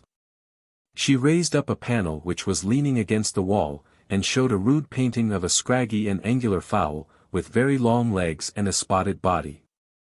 "Was that," she asked, "like the bird which thou hast seen?" Alleyne shook his head, smiling. "No, nor any other bird that ever wagged a feather. It is most like a plucked pullet which has died of the spotted fever. And scarlet too.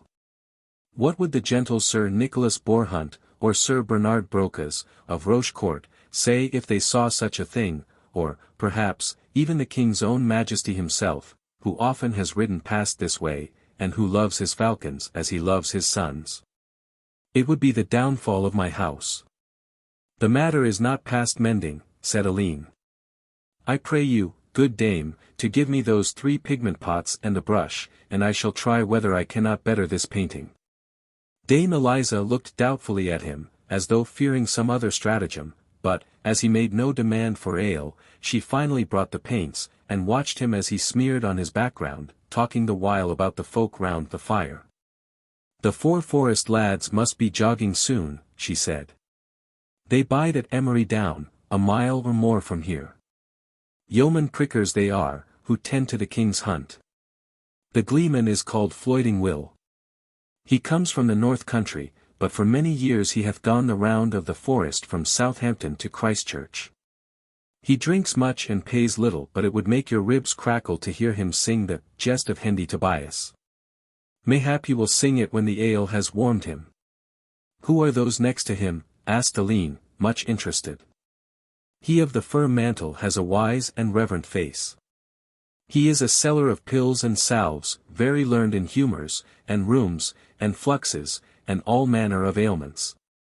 He wears, as you perceive, the vernicle of sainted Luke, the first physician, upon his sleeve. May goodesty Thomas of Kent grant that it may be long before either I or mine need his help. He is here tonight for herbergage, as are the others except the foresters. His neighbour is a tooth-drawer. That bag at his girdle is full of the teeth that he drew at Winchester Fair. I warrant that there are more sound ones than sorry, for he is quick at his work and a trifle dim in the eye. The lusty man next him with the red head I have not seen before. The 4 on this side are all workers, 3 of them in the service of the bailiff of Sir Baldwin Redvers, and the other, he with the sheepskin, is, as I hear, a villain from the Midlands who hath run from his master. His year and day are well nigh up, when he will be a free man." "And the other?" asked Alleyne in a whisper. "He is surely some very great man, for he looks as though he scorned those who were about him." The landlady looked at him in a motherly way and shook her head. "You have had no great truck with the world," she said, "or you would have learned that it is the small men and not the great who hold their noses in the air. Look at those shields upon my wall and under my eaves. Each of them is the device of some noble lord or gallant knight who hath slept under my roof at one time or another. Yet milder men or easier to please I have never seen, eating my bacon and drinking my wine with a merry face, and paying my score with some courteous word or jest which was dearer to me than my profit. Those are the true gentles. But your chapman or your bearward will swear that there is a lime in the wine, and water in the ale, and fling off at the last with a curse instead of a blessing. This youth is a scholar from Cambridge, where men are wont to be blown out by a little knowledge, and lose the use of their hands in learning the laws of the Romans. But I must away to lay down the beds. So may the saints keep you and prosper you in your undertaking." Thus left to himself, Alleyne drew his panel of wood where the light of one of the torches would strike full upon it, and worked away with all the pleasure of the trained craftsman, listening the while to the talk which went on round the fire. The peasant in the sheepskins, who had sat glum and silent all evening, had been so heated by his flagon of ale that he was talking loudly and angrily with clenched hands and flashing eyes. "Sir Humphrey tenant of Ashby may till his own fields for me," he cried. "The castle has thrown its shadow upon the cottage overlong. For 300 years my folk have swinked and sweated, day in and day out, to keep the wine on the Lord's table and the harness on the Lord's back. Let him take off his plates and delve himself, if delving must be done." "A proper spirit, my fair son," said one of the free labourers. "I would that all men were of thy way of thinking." "He would have sold me with his acres," the other cried, in a voice which was hoarse with passion. "The man, the woman and their litter," so ran the words of the dotard bailiff. "Never a bullock on the farm was sold more lightly. Ha! He may wake some black night to find the flames licking about his ears, for fire is a good friend to the poor man, and I have seen a smoking heap of ashes where overnight there stood just such another Castlewick as Ashby." "This is a lad of mettle," shouted another of the labourers. "He dares to give tongue to what all men think. Are we not all from Adam's loins, all with flesh and blood, and with the same mouth that must needs have food and drink? Where all this difference then between the ermine cloak and the leathern tunic, if what they cover is the same?" "Ay, Jenkin," said another, "our foeman is under the stole and the vestment as much as under the helmet and plate of proof. We have as much to fear from the tonsure as from the hauberk. Strike at the noble and the priest shrieks, strike at priest and the noble lays his hand upon glaive. They are twin thieves who live upon our labour." "It would take a clever man to live upon thy labour, Hugh," remarked one of the foresters, "seeing that the half of thy time is spent in swilling mead at the Pied Merlin. Better that than stealing the deer that thou art placed to guard, like some folk I know." "If you dare open that swine's mouth against me," shouted the woodman, "I'll crop your ears for you before the hangman has the doing of it, thou long-jawed lack-brain." "Nay, gentles, gentles," cried Dame Eliza, in a sing-song heedless voice, which showed that such bickerings were nightly things among her guests. "No brawling or brabbling, gentles. Take heed to the good name of the house. Besides, if it comes to the cropping of ears, there are other folk who may say their say," quoth the third labourer. "We are all freemen, and I trow that a yeoman's cudgel is as good as a forester's knife. By Street Anselm. It would be an evil day if we had to bend to our master's servants as well as to our masters." "No man is my master save the king," the woodman answered. "Who is there, save a false traitor, who would refuse to serve the English king?" "I know not about the English king," said the man Jenkin. "What sort of English king is it who cannot lay his tongue to a word of English? You mind last year when he came down to Malwood, with his inner marshal and his outer marshal, his justiciar, his seneschal, and his 24 guardsmen. One noontide I was by Franklin Swinton's gate, when up he rides with a yeoman pricker at his heels. 'Ouvre,' he cried, 'ouvre,' or some such word, making signs for me to open the gate, and then 'merci,' as though he were adrat of me. And you talk of an English king? I do not marvel at it," cried the Cambridge scholar, speaking in the high drawling voice which was common among his class. It is not a tongue for men of sweet birth and delicate upbringing. It is a foul, snorting, snarling manner of speech. For myself, I swear by the learned Polycarp that I have most ease with Hebrew, and after that perchance with Arabian. I will not hear a word said against old King Ned, cried Hordle John in a voice like a bull. What if he is fond of a bright eye and a saucy face? I know one of his subjects who could match him at that. If he cannot speak like an Englishman, I trow that he can fight like an Englishman, and he was hammering at the gates of Paris while alehouse topers were grutching and grumbling at home. This loud speech, coming from a man of so formidable an appearance, somewhat daunted the disloyal party, and they fell into a sullen silence, which enabled Alleyne to hear something of the talk which was going on in the further corner between the physician, the tooth-drawer, and the gleeman. A raw rat, the man of drugs was saying, that is what it is ever my use to order for the plague, a raw rat with its paunch cut open. Might it not be broiled, most learned sir? Asked the tooth-drawer.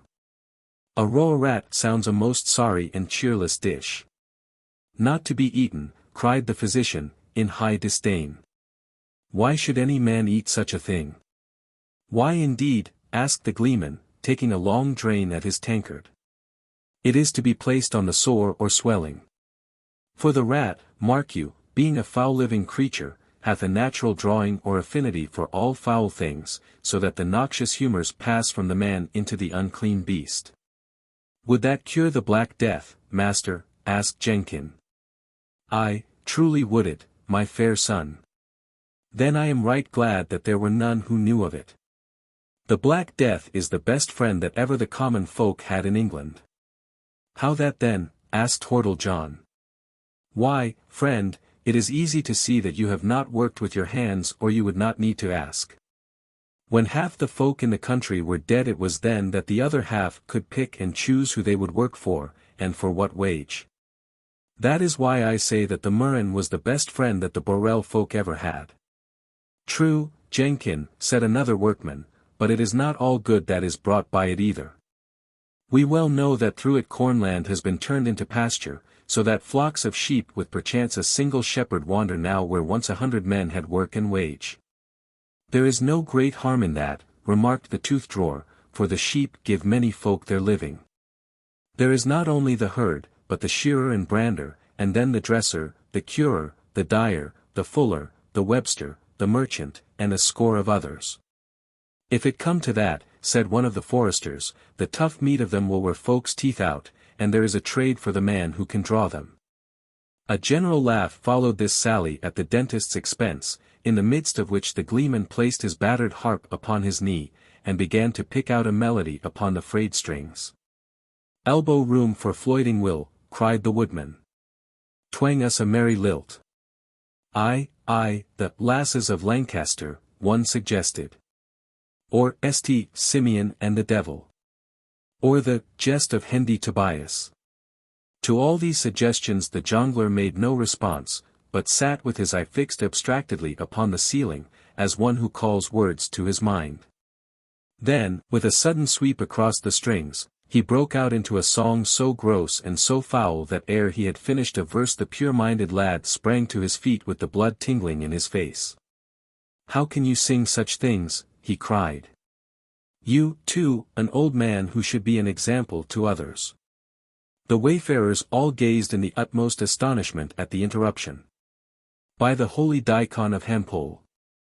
Our silent clerk has found his tongue, said one of the woodmen. What is amiss with the song then? How has it offended your babyship? A milder and better mannered song hath never been heard within these walls, cried another. What sort of talk is this for a public inn? Shall it be a litany, my good clerk? Shouted a third, or would a hymn be good enough to serve? The jongleur had put down his harp in high dudgeon. Am I to be preached to by a child? He cried, staring across at Alleyne with an inflamed and angry countenance. Is a hairless infant to raise his tongue against me, when I have sung in every fair from Tweed to Trent, and have twice been named aloud by the High Court of the Minstrels at Beverley? I shall sing no more tonight. Nay, but you will sew, said one of the labourers. Hi, Dame Eliza, bring a stoop of your best to Will to clear his throat.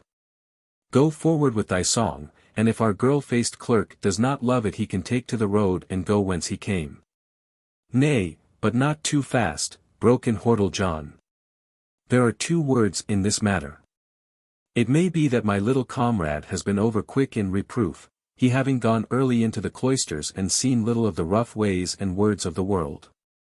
Yet there is truth in what he says, for, as you know well, the song was not of the cleanest. I shall stand by him, therefore, and he shall neither be put out on the road, nor shall his ears be offended indoors. Indeed, your high and mighty grace, sneered one of the yeomen, have you in sooth so ordained?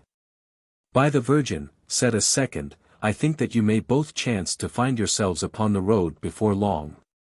And so belaboured as to be scarce able to crawl along it, cried a third.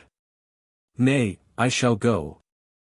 I shall go, said Alleyne hurriedly, as Hordle John began to slowly roll up his sleeve, and bare an arm like a leg of mutton. I would not have you brawl about me. Hush. Lad, he whispered, I count them not a fly. They may find they have more tow on their distaff than they know how to spin. Stand thou clear and give me space. Both the foresters and the labourers had risen from their bench, and Dame Eliza and the travelling doctor had flung themselves between the 2 parties with soft words and soothing gestures. When the door of the Pied Merlin was flung violently open, and the attention of the company was drawn from their own quarrel to the newcomer who had burst so unceremoniously upon them. Chapter 6. How Samkin Aylward wagered his feather bed. He was a middle-sized man, of most massive and robust build, with an arching chest and extraordinary breadth of shoulder.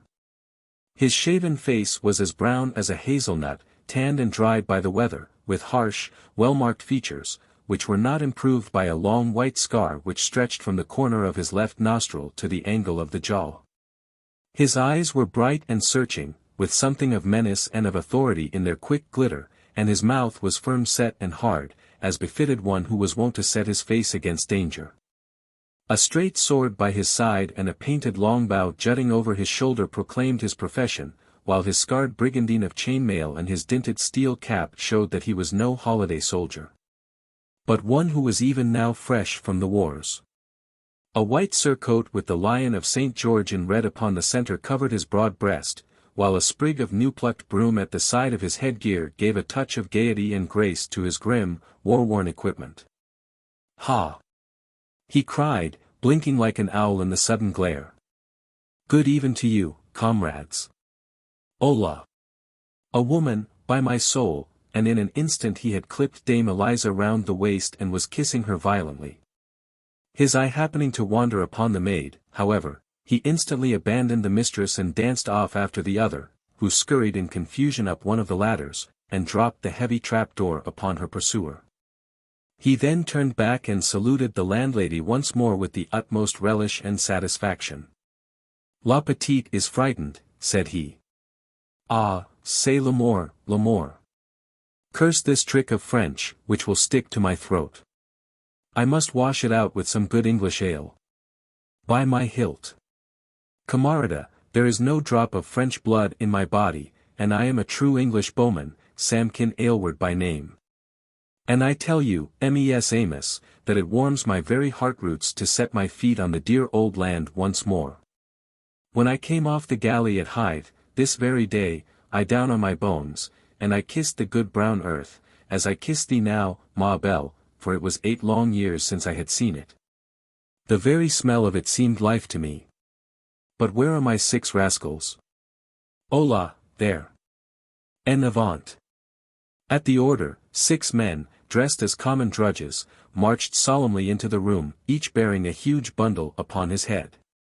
They formed in military line, while the soldier stood in front of them with stern eyes, checking off their several packages. Number 1, a French feather bed with the 2 counterpanes of white sendal, said he. Here, worthy sir, answered the first of the bearers, laying a great package down in the corner. Number 2, 7 ells of red Turkey cloth and 9 ells of cloth of gold. Put it down by the other. Good dame, I pry thee give each of these men a bottrine of wine or a jack of ale. 3. A full piece of white Genoan velvet with 12 ells of purple silk. Thou rascal, there is dirt on the hem. Thou hast brushed it against some wall, Coken. Not I, most worthy sir, cried the carrier, shrinking away from the fierce eyes of the bowman. I say yes, dog. By the three kings. I have seen a man gasp out his last breath for less. Had you gone through the pain and unease that I have done to earn these things you would be at more care. I swear by my 10 finger bones that there is not one of them that hath not cost its weight in French blood. 4. An incense boat, a ewer of silver, a gold buckle and a cope worked in pearls. I found them, camarada, at the church of Saint Denis in the harrying of Narbonne, and I took them away with me lest they fall into the hands of the wicked. 5. A cloak of fur turned up with minever, a gold goblet with stand and cover, and a box of rose-colored sugar. See that you lay them together. 6. A box of moneys, 3 pounds of Limousin gold work, a pair of boots, silver tagged, and, lastly, a store of naping linen. So, the tally is complete. Here is a groat apiece, and you may go. Go whither, worthy sir? Asked one of the carriers. Whither? To the devil if ye will. What is it to me? Now, ma belle, to supper. A pair of cold capons, a mortress of brawn, or what you will, with a flask or 2 of the right Gascony. I have crowns in my pouch, my sweet, and I mean to spend them. Bring in wine while the food is dressing. Buvons my brave lads, ye shall each empty a stoup with me. Here was an offer which the company in an English inn at that or any other date are slow to refuse. The flagons were regathered and came back with the white foam dripping over their edges. 2 of the woodmen and 3 of the labourers drank their portions off hurriedly and trooped off together, for their homes were distant and the hour late. The others, however, drew closer, leaving the place of honour to the right of the gleeman to the free-handed newcomer. He had thrown off his steel cap and his brigandine, and had placed them with his sword, his quiver and his painted longbow, on the top of his varied heap of plunder in the corner. Now, with his thick and somewhat bowed legs stretched in front of the blaze, his green jerkin thrown open, and a great quart pot held in his corded fist, he looked the picture of comfort and of good fellowship. His hard-set face had softened, and the thick crop of crisp brown curls which had been hidden by his helmet grew low upon his massive neck. He might have been 40 years of age, though hard toil and harder pleasure had left their grim marks upon his features. Alleyne had ceased painting his Pied Merlin, and sat, brush in hand, staring with open eyes at a type of man so strange and so unlike any whom he had met. Men had been good or had been bad in his catalogue, but here was a man who was fierce one instant and gentle the next, with a curse on his lips and a smile in his eye. What was to be made of such a man as that? It chanced that the soldier looked up and saw the questioning glance which the young clerk threw upon him. He raised his flagon and drank to him, with a merry flash of his white teeth. "A toy, mon garçon," he cried. "Hast surely never seen a man at arms, that thou shouldst stare so?" "I never have," said Alleyne frankly, "though I have oft heard talk of their deeds." "By my hilt!" cried the other, "if you were to cross the narrow sea you would find them as thick as bees at a tea-hole. Couldst not shoot a bolt down any street of Bordeaux, I warrant, but you would pink archer, squire, or knight. There are more breastplates than gabardines to be seen, I promise you." "And where got you all these pretty things?" asked Hordle John, pointing at the heap in the corner. "Where there is as much more waiting for any brave lad to pick it up. Where a good man can always earn a good wage, and where he need look upon no man as his paymaster, but just reach his hand out and help himself. Aye, it is a goodly and a proper life. And here I drink to mine old comrades, and the saints be with them. Arouse all together, mes enfants, under pain of my displeasure. To Sir Claude Latour and the White Company." "Sir Claude Latour and the White Company!" shouted the travellers, draining off their goblets. "Well quaffed, mes braves. It is for me to fill your cups again," since you have drained them to my dear lads of the white jerkin. Hola! Mon ange, bring wine and ale. How runs the old stave? We'll drink all together.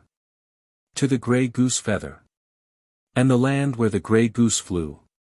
He roared out the catch in a harsh, unmusical voice, and ended with a shout of laughter. I trust that I am a better bowman than a minstrel, said he. Methinks I have some remembrance of the lilt, remarked the gleeman, running his fingers over the strings. Hoping that it will give thee no offence, most holy sir, with a vicious snap at Alleyne, and with the kind permit of the company, I will even venture upon it. Many a time in the after days Alleyne Edricson seemed to see that scene, for all that so many which were stranger and more stirring were soon to crowd upon him. The fat, red-faced gleeman, the listening group, the archer with upraised finger beating in time to the music, and the huge sprawling figure of Hordle John. All thrown into red light and black shadow by the flickering fire in the center, memory was to come often lovingly back to it. At the time he was lost in admiration at the deft way in which the jongleur disguised the loss of his 2 missing strings, and the lusty, hearty fashion in which he trolled out his little ballad of the outland bowman. Which ran in some such fashion as this. What of the bow? The bow was made in England. Of true wood, of yew wood. The wood of English bows. So men who are free love the old yew tree. And the land where the yew tree grows. What of the cord? The cord was made in England. A rough cord, a tough cord. A cord that bowmen love. So we'll drain our jacks. To the English flax. And the land where the hemp was wove. What of the shaft? The shaft was cut in England. A long shaft, a strong shaft. Barbed and trim and true. So we'll drink all together. To the grey goose feather. And the land where the grey goose flew. What of the men? The men were bred in England. The bowmen, the yeomen. The lads of dale and fell. Here's to you, and to you. To the hearts that are true. And the land where the true hearts dwell. Well sung, by my hilt, shouted the archer in high delight. Many a night have I heard that song, both in the old war time and after in the days of the White Company, when Black Simon of Norwich would lead the stave. And 400 of the best bowmen that ever drew string would come roaring in upon the chorus. I have seen old John Hawkwood, the same who has led half the company into Italy, stand laughing in his beard as he heard it, until his plates rattled again. But to get the full smack of it ye must yourselves be English bowmen, and be far off upon an outland soil. Whilst the song had been singing, Dame Eliza and the maid had placed a board across 2 trestles, and had laid upon it the knife, the spoon, the salt, the tranquire of bread, and finally the smoking dish which held the savoury supper. The archer settled himself to it like one who had known what it was to find good food scarce, but his tongue still went as merrily as his teeth. It passes me, he cried, how all you lusty fellows can bide scratching your backs at home when there are such doings over the seas. Look at me, what have I to do? It is but the eye to the cord to the shaft, and the shaft to the mark. There is the whole song of it. It is but what you do yourselves for pleasure upon a Sunday evening at the parish village butts. And the wage? Asked a labourer. You see what the wage brings, he answered. I eat of the best, and I drink deep. I treat my friend, and I ask no friend to treat me. I clap a silk gown on my girl's back. Never a knight's lady shall be better bet-rimmed and betrinketed. How of all that, mon garçon? And how of the heap of trifles that you can see for yourselves in yonder corner? They are from the South French, every one, upon whom I have been making war. By my hilt.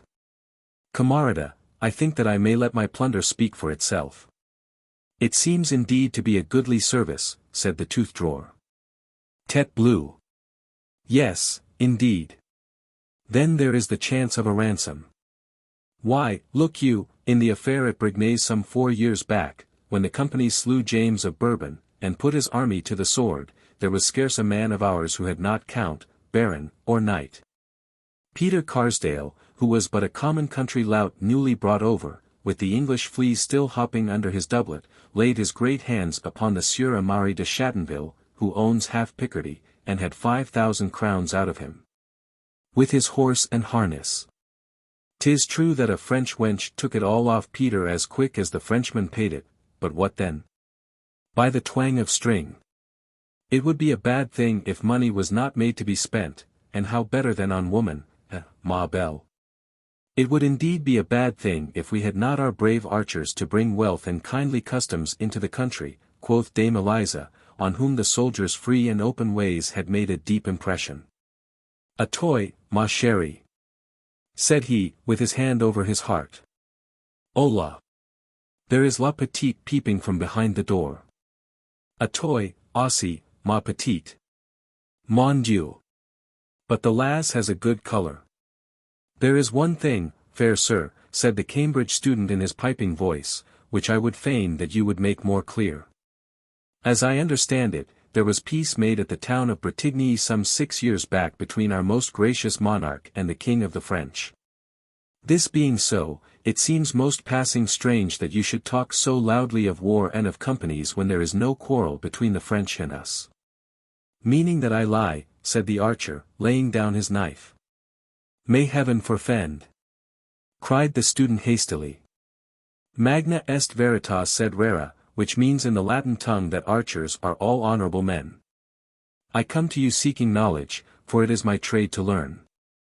I fear that you are yet apprentice to that trade, quoth the soldier, for there is no child over the water but could answer what you ask. Know then that though there may be peace between our own provinces and the French, yet within the marches of France there is always war, for the country is much divided against itself, and is furthermore harried by bands of flayers, skinners, Brabacons, Tardvinis, and the rest of them. When every man's grip is on his neighbour's throat, and every 5-sou piece of a baron is marching with tuck of drum to fight whom he will, it would be a strange thing if 500 brave English boys could not pick up a living. Now that Sir John Hawkwood hath gone with the East Anglian lads and the Nottingham woodmen into the service of the Marquis of Montferrat to fight against the Lord of Milan, there are but 10 score of us left. Yet I trust that I may be able to bring some back with me to fill the ranks of the White Company. By the tooth of Peter! It would be a bad thing if I could not muster many a Hamptonshire man who would be ready to strike in under the red flag of St. George, and the more so if Sir Nigel Loring, of Christchurch, should don hauberk once more and take the lead of us. Ah, you would indeed be in luck then, quoth a woodman. For it is said that, setting aside the prince, and mayhap good old Sir John Chandos, there was not in the whole army a man of such tried courage. It is sooth, every word of it, the archer answered. I have seen him with these 2 eyes in a stricken field, and never did man carry himself better. Mon Dieu! Yes, ye would not credit it to look at him, or to hearken to his soft voice, but from the sailing from Orwell down to the foray to Paris, and that is clear 20 years, there was not a skirmish, onfall, sally, bushment, escalado, or battle. But Sir Nigel was in the heart of it. I go now to Christchurch with a letter to him from Sir Claude Latour to ask him if he will take the place of Sir John Hawkwood, and there is the more chance that he will if I bring 1 or 2 likely men at my heels. What say you, woodman, wilt leave the bucks to loose a shaft at a nobler mark? The forester shook his head. I have wife and child at Emery Down, quoth he, I would not leave them for such a venture. You, then, young sir, asked the archer.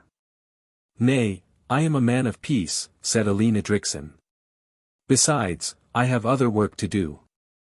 Pest, growled the soldier, striking his flagon on the board until the dishes danced again. What, in the name of the devil, hath come over the folk? Why sit ye all moping by the fireside, like crows round a dead horse, when there is man's work to be done within a few short leagues of ye? Out upon you all, as a set of laggards and hangbacks. By my hilt I believe that the men of England are all in France already, and that what is left behind are in sooth the women dressed up in their paltocks and hosen. Archer, quoth Hordle John, you have lied more than once and more than twice. For which, and also because I see much in you to dislike, I am sorely tempted to lay you upon your back. By my hilt. Then, I have found a man at last, shouted the bowman. And, for God, you are a better man than I take you for if you can lay me on my back, mon garçon. I have won the ram more times than there are toes to my feet, and for 7 long years I have found no man in the company who could make my jerkin dusty. We have had enough bobbance and boasting, said Hordle John, rising and throwing off his doublet. I will show you that there are better men left in England than ever went thieving to France. Pasques Dieu! Cried the archer, loosening his jerkin, and eyeing his foeman over with the keen glance of one who is a judge of manhood. I have only once before seen such a body of a man. By your leave, my red-headed friend, I should be right sorry to exchange buffets with you, and I will allow that there is no man in the company who would pull against you on a rope, so let that be a salve to your pride. On the other hand, I should judge that you have led a life of ease for some months back, and that my muscle is harder than your own. I am ready to wager upon myself against you if you are not afeard. Afeard, thou lurden, growled Big John. I never saw the face yet of the man that I was afeard of. Come out, and we shall see who is the better man. But the wager? I have not to wager. Come out for the love and the lust of the thing. Not to wager, cried the soldier. Why, you have that which I covet above all things. It is that big body of thine that I am after. See, now, mon garçon. I have a French feather bed there, which I have been at pains to keep these years back. I had it at the sacking of Issoudun, and the king himself hath not such a bed. If you throw me, it is thine.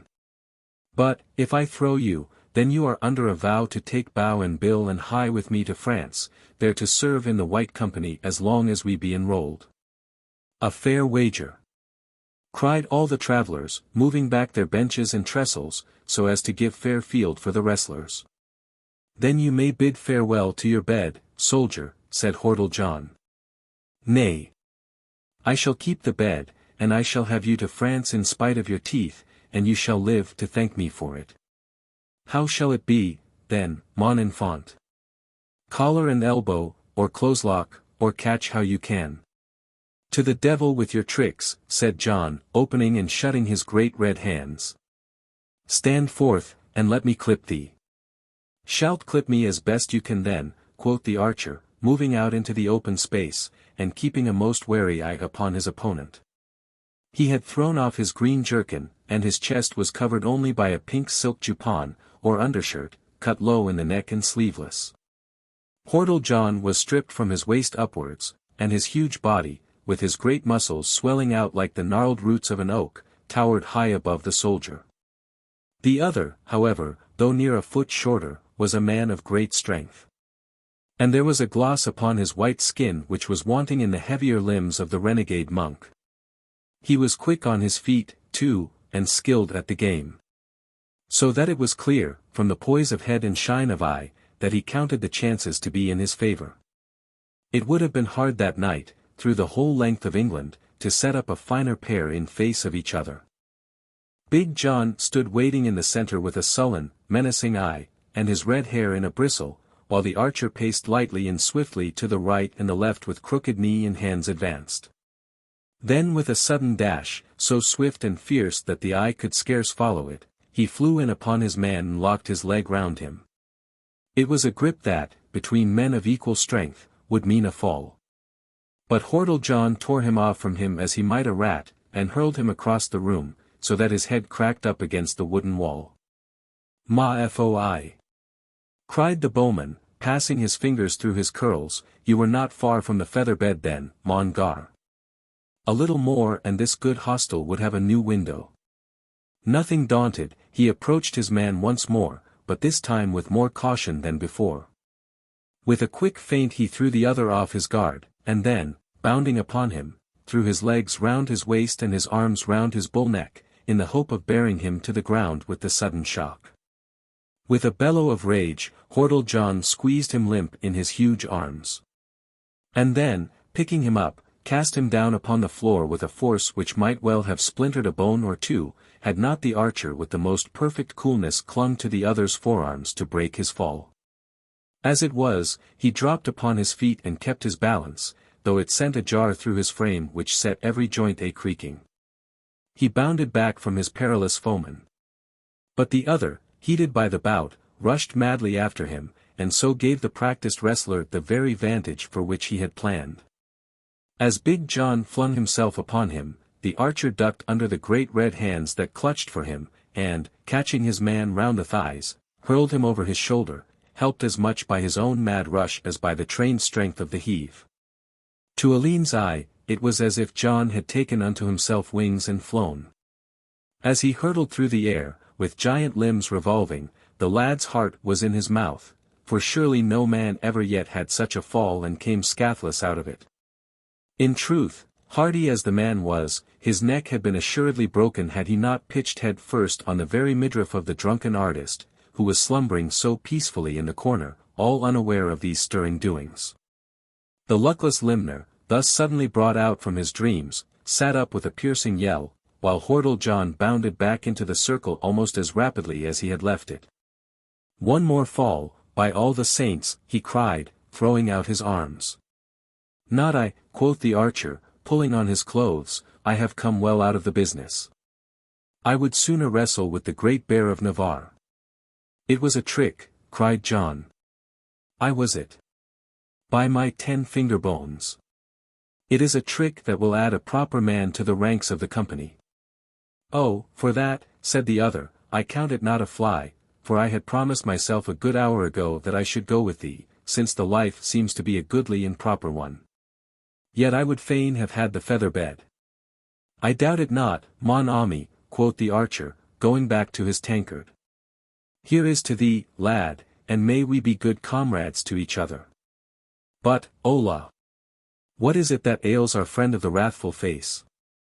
The unfortunate limner had been sitting up rubbing himself ruefully and staring about with a vacant gaze, which showed that he knew neither where he was nor what had occurred to him.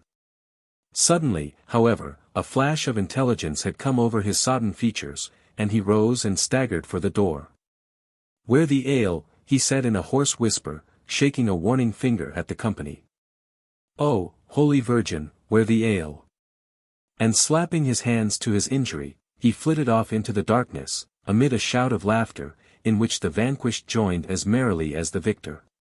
The remaining forester and the 2 labourers were also ready for the road, and the rest of the company turned to the blankets which Dame Eliza and the maid had laid out for them upon the floor. Alleyne, weary with the unwonted excitements of the day, was soon in a deep slumber broken only by fleeting visions of twittering legs, cursing beggars, black robbers, and the many strange folk whom he had met at the Pied Merlin. Chapter 7. How the 3 comrades journeyed through the woodlands. At early dawn the country inn was all alive, for it was rare indeed that an hour of daylight would be wasted at a time when lighting was so scarce and dear. Indeed, early as it was when Dame Eliza began to stir, it seemed that others could be earlier still, for the door was ajar, and the learned student of Cambridge had taken himself off. With a mind which was too intent upon the high things of antiquity to stoop to consider the 4 pence which he owed for bed and board.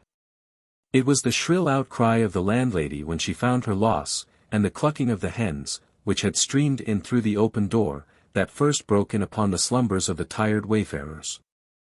Once afoot, it was not long before the company began to disperse. A sleek mule with red trappings was brought round from some neighbouring shed for the physician, and he ambled away with much dignity upon his road to Southampton.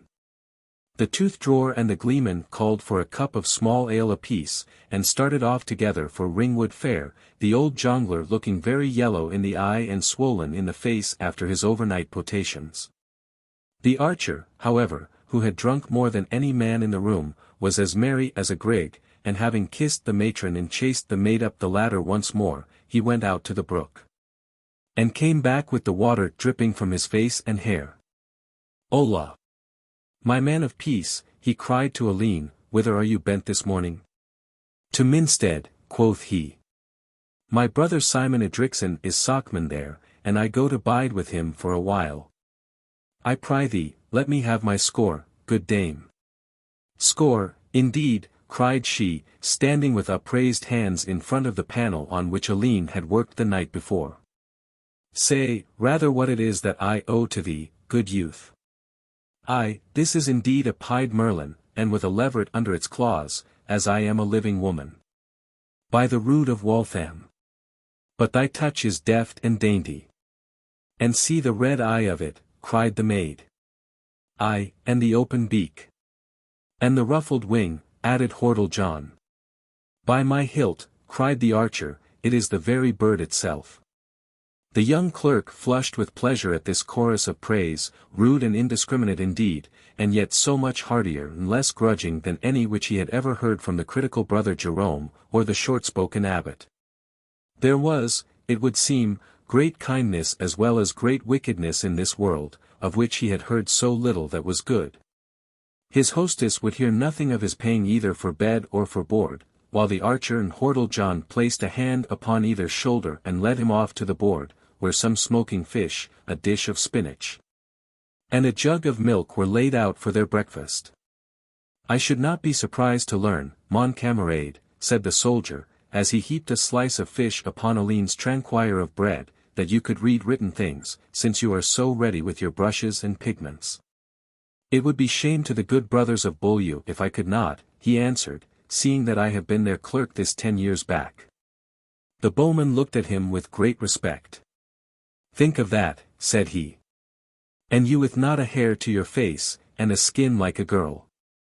I can shoot 350 paces with my little popper there, and 420 with the great warbow. Yet I can make nothing of this, nor read my own name if you were to set Sam Aylward up against me. In the whole company there was only one man who could read, and he fell down a well at the taking of Ventadour, which proves that the thing is not suited to a soldier, though most needful to a clerk. I can make some show at it, said Big John. Though I was scarce long enough among the monks to catch the whole trick of it. Here, then, is something to try upon, quoth the archer, pulling a square of parchment from the inside of his tunic. It was tied securely with a broad band of purple silk, and firmly sealed at either end with a large red seal. John pored long and earnestly over the inscription upon the back, with his brows bent as one who bears up against great mental strain. Not having read much of late, he said, I am loath to say too much about what this may be. Some might say one thing and some another, just as one bowman loves the yew, and a second will not shoot save with the ash. To me, by the length and the look of it, I should judge this to be a verse from one of the Psalms. The bowman shook his head. It is scarce likely, he said, that Sir Claude Latour should send me all the way across seas with not more weighty than a psalm verse. You have clean overshot the butts this time, mon camarade. Give it to the little one. I will wager my feather bed that he makes more sense of it. Why, it is written in the French tongue, said Alleyne, and in a right clerkly hand. This is how it runs, a le molt puissant et molt honorable chevalier, Sir Nigel Loring de Christchurch, de son très fidèle ami Sir Claude Latour, capitaine de la Compagnie Blanche, Châtelaine de Biscar, Grand Seigneur de Montchâteau. Vavasseur de le renommé Gaston, Comte de Foix, tenant les droits de la haute justice, de la milieu, et de la basse.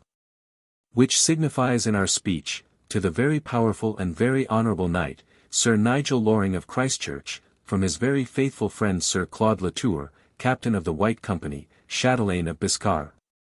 Grand Lord of Montchâteau and vassal to the renowned Gaston, Count of Foix, who holds the rights of the high justice, the middle and the low.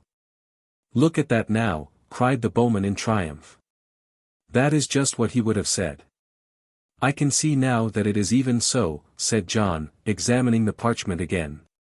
Though I scarce understand this high, middle and low. By my hilt. You would understand it if you were Jacques Bonhomme. The low justice means that you may fleece him, and the middle that you may torture him, and the high that you may slay him. That is about the truth of it. But this is the letter which I am to take, and since the platter is clean it is time that we trussed up and were afoot. You come with me, mon gros Jean, and as to you, little one, where did you say that you journeyed? To Minstead. Ah, yes. I know this forest country well, though I was born myself in the 100 of Esborne, in the rape of Chichester, hard by the village of Midhurst. Yet I have not a word to say against the Hampton men, for there are no better comrades or truer archers in the whole company than some who learn to loose the string in these very parts. We shall travel round with you to Minstead, lad, seeing that it is little out of our way. I am ready, said Alleyne, right pleased at the thought of such company upon the road. So am not I. I must store my plunder at this inn, since the hostess is an honest woman. Hola! Ma chérie, I wish to leave with you my gold work, my velvet, my silk, my feather bed, my incense boat, my ewer, my naping linen, and all the rest of it. I take only the money in a linen bag, and the box of rose-colored sugar which is a gift from my captain to the Lady Loring. Wilt guard my treasure for me? It shall be put in the safest loft, good archer. Come when you may, you shall find it ready for you. Now, there is a true friend, cried the bowman, taking her hand. There is a bonne amie. English land and English women, say I, and French wine and French plunder. I shall be back anon, mon ange. I am a lonely man, my sweeting, and I must settle some day when the wars are over and done. Mayhap you and I, Méchante. There is La Petite peeping from behind the door. Now, John, the sun is over the trees, you must be brisker than this when the bugleman blows bows and bills. I have been waiting this time back, said Hordle John gruffly. Then we must be off.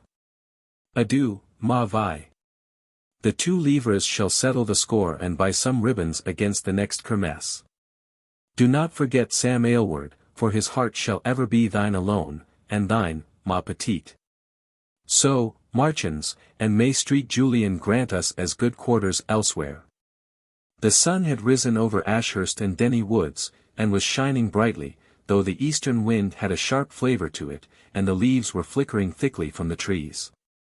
In the high street of Lyndhurst the wayfarers had to pick their way, for the little town was crowded with the guardsmen, grooms, and yeoman prickers who were attached to the king's hunt. The king himself was staying at Castle Maude, but several of his suite had been compelled to seek such quarters as they might find in the wooden or wattle-and daub cottages of the village. Here and there a small escutcheon, peeping from a glassless window, marked the knight's lodging of knight or baron. These coats of arms could be read, where a scroll would be meaningless, and the bowman, like most men of his age, was well versed in the common symbols of heraldry. There is the Saracen's head of Sir Bernard Brocas, quoth he. I saw him last at the ruffle at Poictiers some 10 years back, when he bore himself like a man. He is the master of the king's horse, and can sing a right jovial stave, though in that he cannot come nigh to Sir John Chandos, who is first at the board or in the saddle. 3 martlets on a field azure, that must be one of the Luttrells. By the crescent upon it, it should be the second son of old Sir Hugh, who had a bolt through his ankle at the intaking of Romorantin, he having rushed into the fray ere his squire had time to clasp his solaric to his greave. There too is the hackle which is the old device of the de Brays. I have served under Sir Thomas de Bray, who was as jolly as a pie, and a lusty swordsman until he got too fat for his harness. So the archer gossiped as the 3 wayfarers threaded their way among the stamping horses, the busy grooms, and the knots of pages and squires who disputed over the merits of their masters' horses and deerhounds. As they passed the old church, which stood upon a mound at the left-hand side of the village street, the door was flung open, and a stream of worshippers wound down the sloping path, coming from the morning mass, all chattering like a cloud of jays. Alleyne bent knee and doffed hat at the sight of the open door, but ere he had finished an ave his comrades were out of sight round the curve of the path, and he had to run to overtake them. What? He said, not one word of prayer before God's own open house. How can ye hope for his blessing upon the day?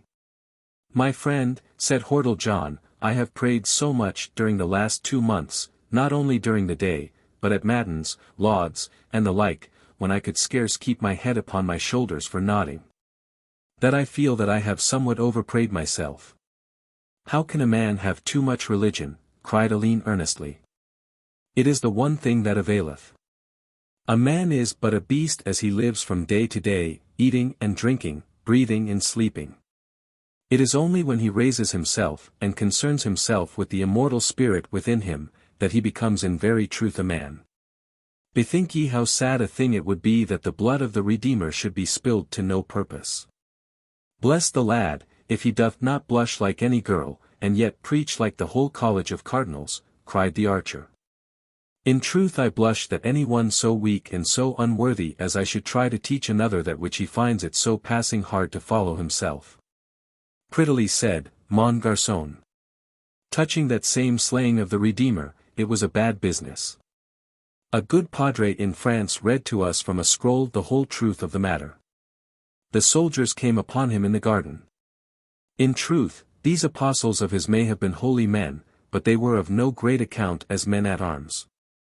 There was one, indeed, Sir Peter, who smote out like a true man, but, unless he is belied, he did but clip a varlet's ear, which was no very knightly deed. By these 10 finger bones. Had I been there with Black Simon of Norwich, and but 1 picked men of the company, we had held them in play. Could we do no more, we had at least filled the false knight, Sir Judas, so full of English arrows that he would curse the day that ever he came on such an errand. The young clerk smiled at his companion's earnestness. Had he wished help, he said, he could have summoned legions of archangels from heaven, so what need had he of your poor bow and arrow? Besides, bethink you of his own words, that those who live by the sword shall perish by the sword. And how could man die better? Asked the archer. If I had my wish, it would be to fall so, not, mark you, in any mere skirmish of the company, but in a stricken field, with the great lion banner waving over us and the red oriflamme in front. Amid the shouting of my fellows and the twanging of the strings. But let it be sword, lance, or bolt that strikes me down, for I should think it shame to die from an iron ball from the firecrake or bombard or any such unsoldierly weapon, which is only fitted to scare babes with its foolish noise and smoke. I have heard much even in the quiet cloisters of these new and dreadful engines, quoth Alleyne. It is said, though I can scarce bring myself to believe it, that they will send a ball twice as far as a bowman can shoot his shaft, and with such force as to break through armor of proof. True enough, my lad. But while the armorer is thrusting in his devil's dust, and dropping his ball, and lighting his flambeau, I can very easily lose 6 shafts or 8 maybe, so he hath no great vantage after all. Yet I will not deny that at the intaking of a town it is well to have good store of bombards. I am told that at Calais they made dints in the wall that a man might put his head into. But surely, comrades, someone who is grievously hurt hath passed along this road before us. All along the woodland track there did indeed run a scattered straggling trail of blood marks, sometimes in single drops, and in other places in broad, ruddy gouts, smudged over the dead leaves or crimsoning the white flint stones. It must be a stricken deer, said John. Nay, I am woodman enough to see that no deer hath passed this way this morning, and yet the blood is fresh. But hark to the sound. They stood listening all 3 with sidelong heads. Through the silence of the great forest there came a swishing, whistling sound, mingled with the most dolorous groans, and the voice of a man raised in a high quavering kind of song. The comrades hurried onwards eagerly, and topping the brow of a small rising they saw upon the other side the source from which these strange noises arose. A tall man, much stooped in the shoulders, was walking slowly with bended head and clasped hands in the center of the path. He was dressed from head to foot in a long white linen cloth, and a high white cap with a red cross printed upon it. His gown was turned back from his shoulders, and the flesh there was a sight to make a man wince, for it was all beaten to a pulp, and the blood was soaking into his gown and trickling down upon the ground. Behind him walked a smaller man with his hair touched with grey, who was clad in the same white garb. He intoned a long whining rhyme in the French tongue, and at the end of every line he raised a thick cord, all jagged with pellets of lead, and smote his companion across the shoulders until the blood spurted again. Even as the 3 wayfarers stared, however, there was a sudden change, for the smaller man, having finished his song, loosened his own gown and handed the scourge to the other, who took up the stave once more and lashed his companion with all the strength of his bare and sinewy arm. So, alternately beating and beaten, they made their dolorous way through the beautiful woods and under the amber arches of the fading beech trees, where the calm strength and majesty of nature might serve to rebuke the foolish energies and misspent strivings of mankind. Such a spectacle was new to Hordle John or to Alleyne Edricson, but the archer treated it lightly, as a common matter enough. "These are the beating friars, otherwise called the flagellants," quoth he. "I marvel that ye should have come upon none of them before, for across the water they are as common as galley-baggers. I have heard that there are no English among them, but that they are from France, Italy and Bohemia. En avant, camarada! That we may have speech with them." As they came up to them, Alleyne could hear the doleful dirge which the beater was chanting, bringing down his heavy whip at the end of each line, while the groans of the sufferer formed a sort of dismal chorus. It was in old French, and ran somewhat in this way. Or avant. Entre nous two frères. Battens nos charons bien fort. En remembrant la grande misère. De Dieu et de sa petite mort. Que fut pris en la gentamire. Et vendis et très à tort. Et bastu sa chair, vierge et dear. Au nom de ce battens plus fort. Then at the end of the verse the scourge changed hands and the chanting began anew. "Truly, holy fathers," said the archer in French as they came abreast of them, "you have beaten enough for today. The road is all spotted like a shambles at Martinmas. Why should ye mishandle yourselves thus? C'est pour vos péchés, pour vos péchés," they droned, looking at the travellers with sad lackluster eyes, and then bent to their bloody work once more without heed to the prayers and persuasions which were addressed to them. Finding all remonstrance useless, the three comrades hastened on their way, leaving these strange travellers to their dreary task. "Mort Dieu!" cried the bowman, "there is a bucketful or more of my blood over in France, but it was all spilled in hot fight, and I should think twice before I drew it drop by drop as these friars are doing. By my hilt! Our young one here is as white as a Picardy cheese. What is amiss then, mon cher?" "It is nothing," Alleyne answered. "My life has been too quiet, I am not used to such sights." "Ma foi!" the other cried, "I have never yet seen a man who was so stout of speech and yet so weak of heart." "Not so, friend," quoth Big John, "it is not weakness of heart, for I know the lad well. His heart is as good as thine or mine, but he hath more in his pate than ever you will carry under that tin pot of thine, and as a consequence he can see farther into things, so that they weigh upon him more." "Surely to any man it is a sad sight," said Alleyne, "to see these holy men, who have done no sin themselves, suffering so for the sins of others. Saints are they, if in this age any may merit so high a name." "I count them not a fly," cried Hordle John, "for who is the better for all their whipping and yowling? They are like other friars, I trow, when all is done. Let them leave their backs alone, and beat the pride out of their hearts. By the Three Kings." "There is sooth in what you say," remarked the archer. "Besides, methinks if I were le bon Dieu, it would bring me little joy to see a poor devil cutting the flesh off his bones. And I should think that he had but a small opinion of me, that he should hope to please me by such provost-martial work. No, by my hilt! I should look with a more loving eye upon a jolly archer who never harmed a fallen foe and never feared a hale one." "Doubtless you mean no sin," said Alleyne. "If your words are wild, it is not for me to judge them. Can you not see that there are other foes in this world besides Frenchmen, and as much glory to be gained in conquering them? Would it not be a proud day for knight or squire if he could overthrow 7 adversaries in the lists? Yet here are we in the lists of life, and there come the 7 black champions against us, Sir Pride, Sir Covetousness, Sir Lust, Sir Anger, Sir Gluttony, Sir Envy, and Sir Sloth. Let a man lay those 7 low, and he shall have the prize of the day, from the hands of the fairest queen of beauty, even from the Virgin Mother herself. It is for this that these men mortify their flesh, and to set us an example, who would pamper ourselves overmuch. I say again that they are God's own saints, and I bow my head to them." "And so you shall, mon petit," replied the archer. I have not heard a man speak better since old Dom Bertrand died, who was at one time chaplain to the White Company. He was a very valiant man, but at the Battle of Brignais he was spitted through the body by a Hainaut man-at-arms. For this we had an excommunication read against the man, when next we saw our Holy Father at Avignon. But as we had not his name, and knew nothing of him, save that he rode a dapple grey roussan, I have feared sometimes that the blight may have settled upon the wrong man. Your company has been, then, to bow knee before our Holy Father, the Pope Urban, the prop and centre of Christendom, asked Alleyne, much interested. Perchance you have yourself set eyes upon his august face. Twice I saw him, said the archer. He was a lean little rat of a man, with a scab on his chin.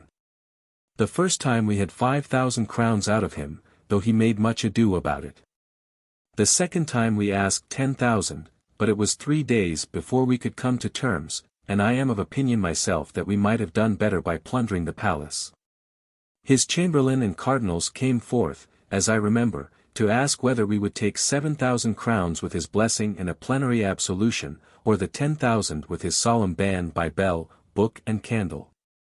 We were all of one mind that it was best to have the 10,000 with the curse, but in some way they prevailed upon Sir John, so that we were blessed and shriven against our will.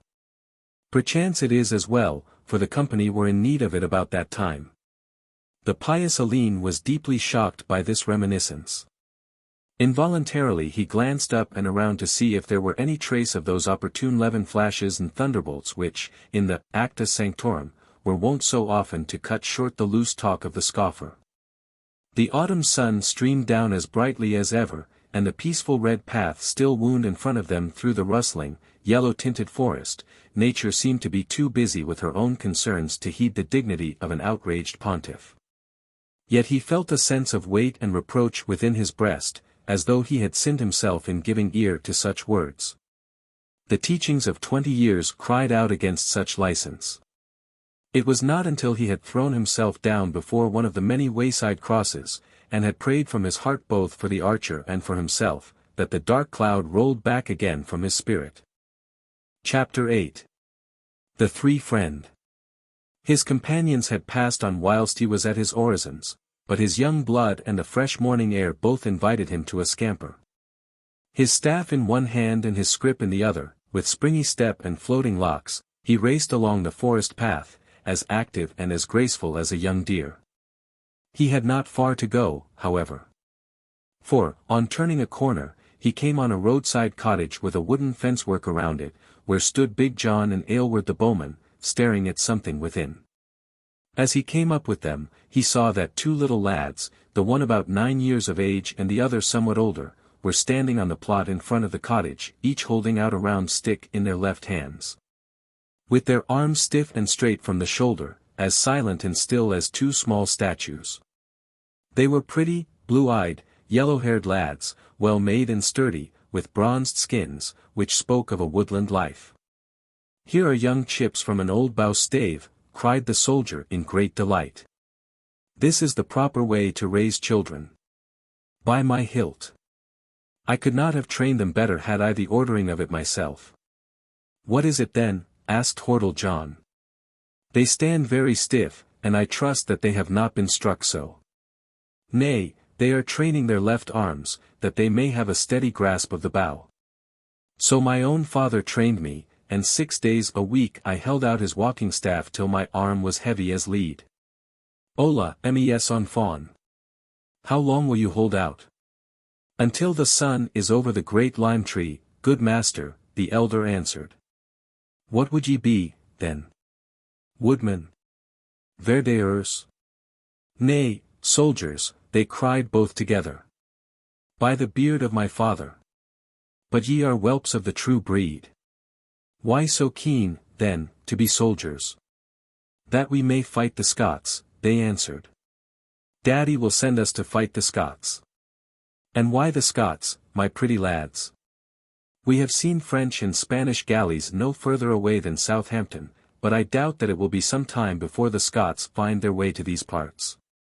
"Our business is with the Scots," quoth the elder. "For it was the Scots who cut off Daddy's string fingers and his thumbs." "Aye, lads, it was that," said a deep voice from behind Alleyne's shoulder. Looking round, the wayfarers saw a gaunt, big-boned man, with sunken cheeks and a sallow face, who had come up behind them. He held up his 2 hands as he spoke, and showed that the thumbs and 2 first fingers had been torn away from each of them. "Ma foi, camarade," cried Aylward. "Who hath served thee in so shameful a fashion? It is easy to see, friend, that you were born far from the marches of Scotland," quoth the stranger, with a bitter smile. "North of Humber there is no man who would not know the handiwork of Devil Douglas, the Black Lord James." "And how fell you into his hands?" asked John. "I am a man of the North Country, from the town of Beverley in the wapentake of Holderness," he answered. "There was a day when, from Trent to Tweed, there was no better marksman than Robin Heathcote. Yet, as you see, he hath left me, as he hath left many another poor border archer, with no grip for bill or bow. Yet the king hath given me a living here in the Southlands, and please God these 2 lads of mine will pay off a debt that hath been owing over long." "What is the price of daddy's thumbs, boys?" 20 Scottish lives," they answered together. "And for the fingers?" "Half a score. When they can bend my war-bow, and bring down a squirrel at 100 paces, I send them to take service under Johnny Copeland, the Lord of the Marches and Governor of Carlisle. By my soul, I would give the rest of my fingers to see the Douglas within arrow flight of them." "May you live to see it," quoth the bowman. "And hark ye, mes on fawn, take an old soldier's reed and lay your bodies to the bow, drawing from hip and thigh as much as from arm. Learn also, I pray you, to shoot with a dropping shaft. For though a bowman may at times be called upon to shoot straight and fast, yet it is more often that he has to do with a town guard behind a wall. Or an arbalestier with his mantlet raised when you cannot hope to do him scathe unless your shaft fall straight upon him from the clouds. I have not drawn string for 2 weeks, but I may be able to show ye how such shots should be made." He loosened his long bow, slung his quiver round to the front, and then glanced keenly round for a fitting mark. There was a yellow and withered stump some way off, seen under the drooping branches of a lofty oak. The archer measured the distance with his eye. And then, drawing 3 shafts, he shot them off with such speed that the first had not reached the mark ere the last was on the string. Each arrow passed high over the oak, and, of the 3, 2 stuck fair into the stump. While the third, caught in some wandering puff of wind, was driven a foot or 2 to one side. "Good," cried the North countryman. "Hearken to him, lads. He is a master bowman. Your dad says amen to every word he says." "By my hilt," said Aylward, "if I am to preach on bowmanship, the whole long day would scarce give me time for my sermon. We have marksmen in the company who will notch with a shaft every crevice and joint of a man-at-arms harness, from the clasp of his bassinet to the hinge of his greave. But, with your favour, friend, I must gather my arrows again, for while a shaft costs a penny a poor man can scarce leave them sticking in wayside stumps. We must, then, on our road again, and I hope from my heart that you may train these 2 young goshawks here until they are ready for a cast even at such a quarry as you speak of."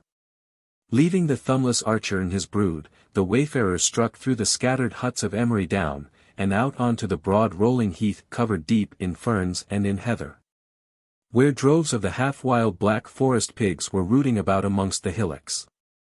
The woods about this point fall away to the left and the right, while the road curves upwards and the wind sweeps keenly over the swelling uplands.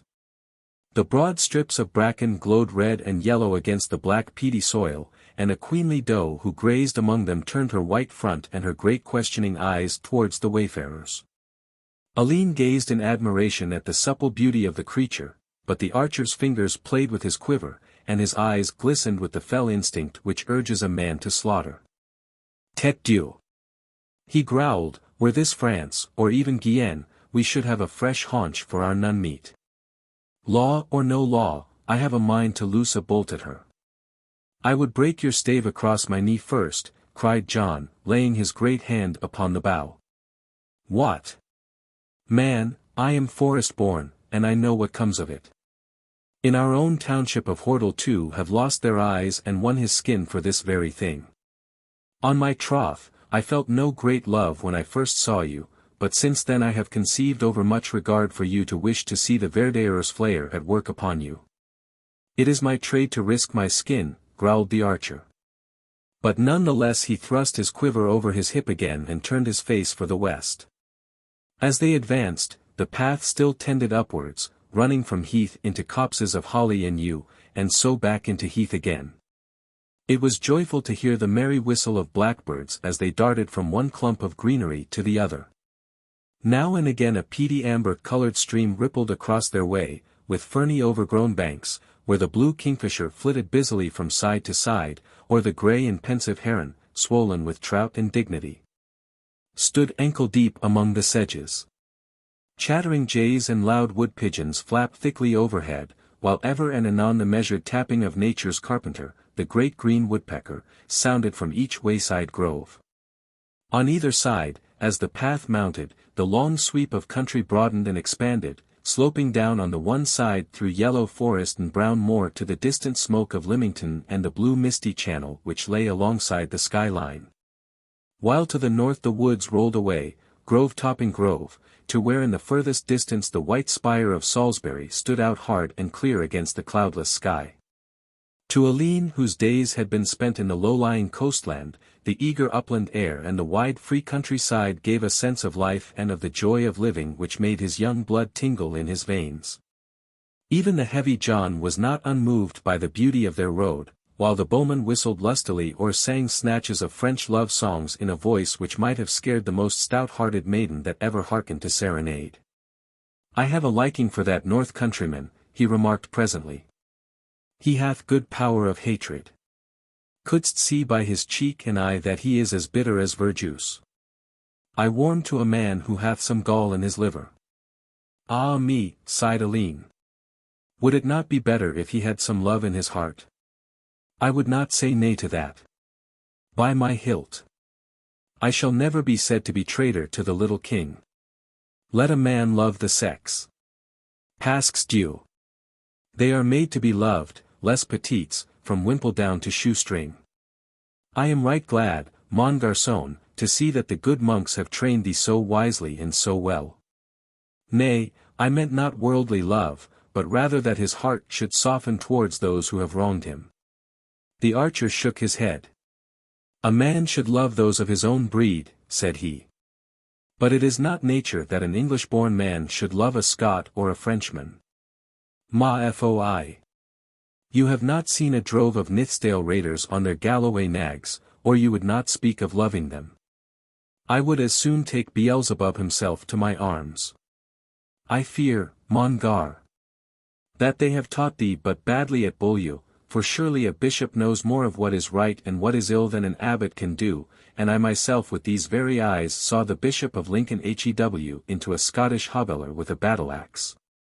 Which was a passing strange way of showing him that he loved him." Alleyne scarce saw his way to argue in the face of so decided an opinion on the part of a high dignitary of the church. "You have borne arms against the Scots, then?" he asked. "Why, man, I first loosed string in battle when I was but a lad, younger by 2 years than you, at Neville's Cross, under the Lord Mowbray. Later, I served under the Warden of Berwick, that very John Copeland of whom our friend spake, the same who held the King of Scots to ransom. Ma foi. It is rough soldiering, and a good school for one who would learn to be hardy and war-wise." "I have heard that the Scots are good men of war," said Hordle John. "For axemen and for spearmen I have not seen their match," the archer answered.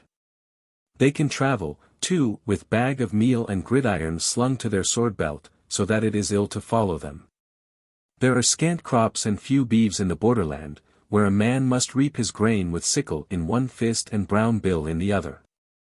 On the other hand, they are the sorriest archers that I have ever seen, and cannot so much as aim with the arbalest, to say naught of the longbow. Again, they are mostly poor folk, even the nobles among them, so that there are few who can buy as good a brigandine of chain mail as that which I am wearing, and it is ill for them to stand up against our own knights, who carry the price of 5 Scotch farms upon their chest and shoulders. Man for man, with equal weapons, they are as worthy and valiant men as could be found in the whole of Christendom. And the French? Asked Alleyne, to whom the archer's light gossip had all the relish that the words of the man of action have for the recluse. The French are also very worthy men. We have had great good fortune in France, and it hath led to much bobbance and campfire talk, but I have ever noticed that those who know the most have the least to say about it. I have seen Frenchmen fight both in open field, in the intaking and the defending of towns or castle-wicks, in escalados, camisades, night forays, bushments, sallies, outfalls, and nightly spear-runnings.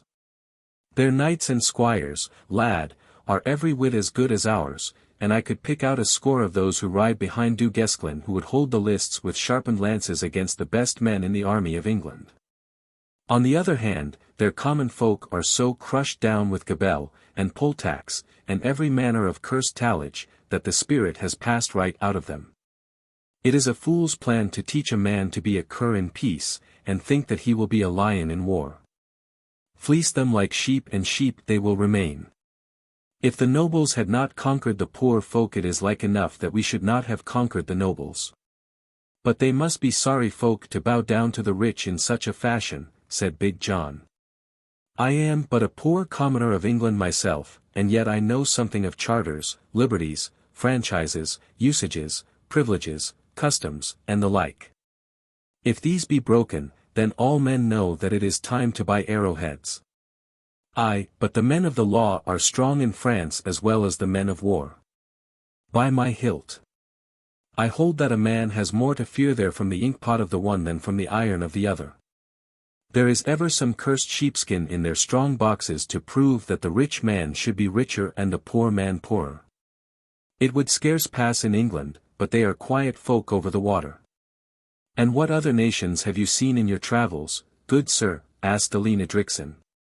His young mind hungered for plain facts of life, after the long course of speculation and of mysticism on which he had been trained. I have seen the Low Countryman in arms, and I have naught to say against him. Heavy and slow is he by nature, and is not to be brought into battle for the sake of a lady's eyelash or the twang of a minstrel's string, like the hotter blood of the south. But ma foi. Lay hand on his wool bales, or trifle with his velvet of Bruges, and out buzzes every stout burgher, like bees from the tea-hole, ready to lay on as though it were his one business in life. By Our Lady! They have shown the French at Courtrai and elsewhere that they are as deft in wielding steel as in welding it. And the men of Spain? They too are very hardy soldiers, the more so as for many hundred years they have had to fight hard against the cursed followers of the Black Mahound, who have pressed upon them from the south, and still, as I understand, hold the fairer half of the country. I had a turn with them upon the sea when they came over to Winchelsea, and the good queen with her ladies sat upon the cliffs looking down at us, as if it had been joust or tourney. By my hilt! It was a sight that was worth the seeing, for all that was best in England was out on the water that day. We went forth in little ships and came back in great galleys, for of 50 tall ships of Spain, over 20 flew the cross of St. George ere the sun had set. But now, youngster, I have answered you freely, and I trow it is time that you answered me. Let things be plat and plain between us. I am a man who shoots straight at his mark. You saw the things I had with me at yonder hostel, name which you will, save only the box of rose-coloured sugar which I take to the Lady Loring, and you shall have it if you will but come with me to France. Nay, said Alleyne, I would gladly come with ye to France or where else ye will, just to list to your talk, and because ye are the only two friends that I have in the whole wide world outside of the cloisters. But, indeed, it may not be, for my duty is towards my brother, seeing that father and mother are dead, and he my elder. Besides, when ye talk of taking me to France, ye do not conceive how useless I should be to you, seeing that neither by training nor by nature am I fitted for the wars, and there seems to be naught but strife in those parts.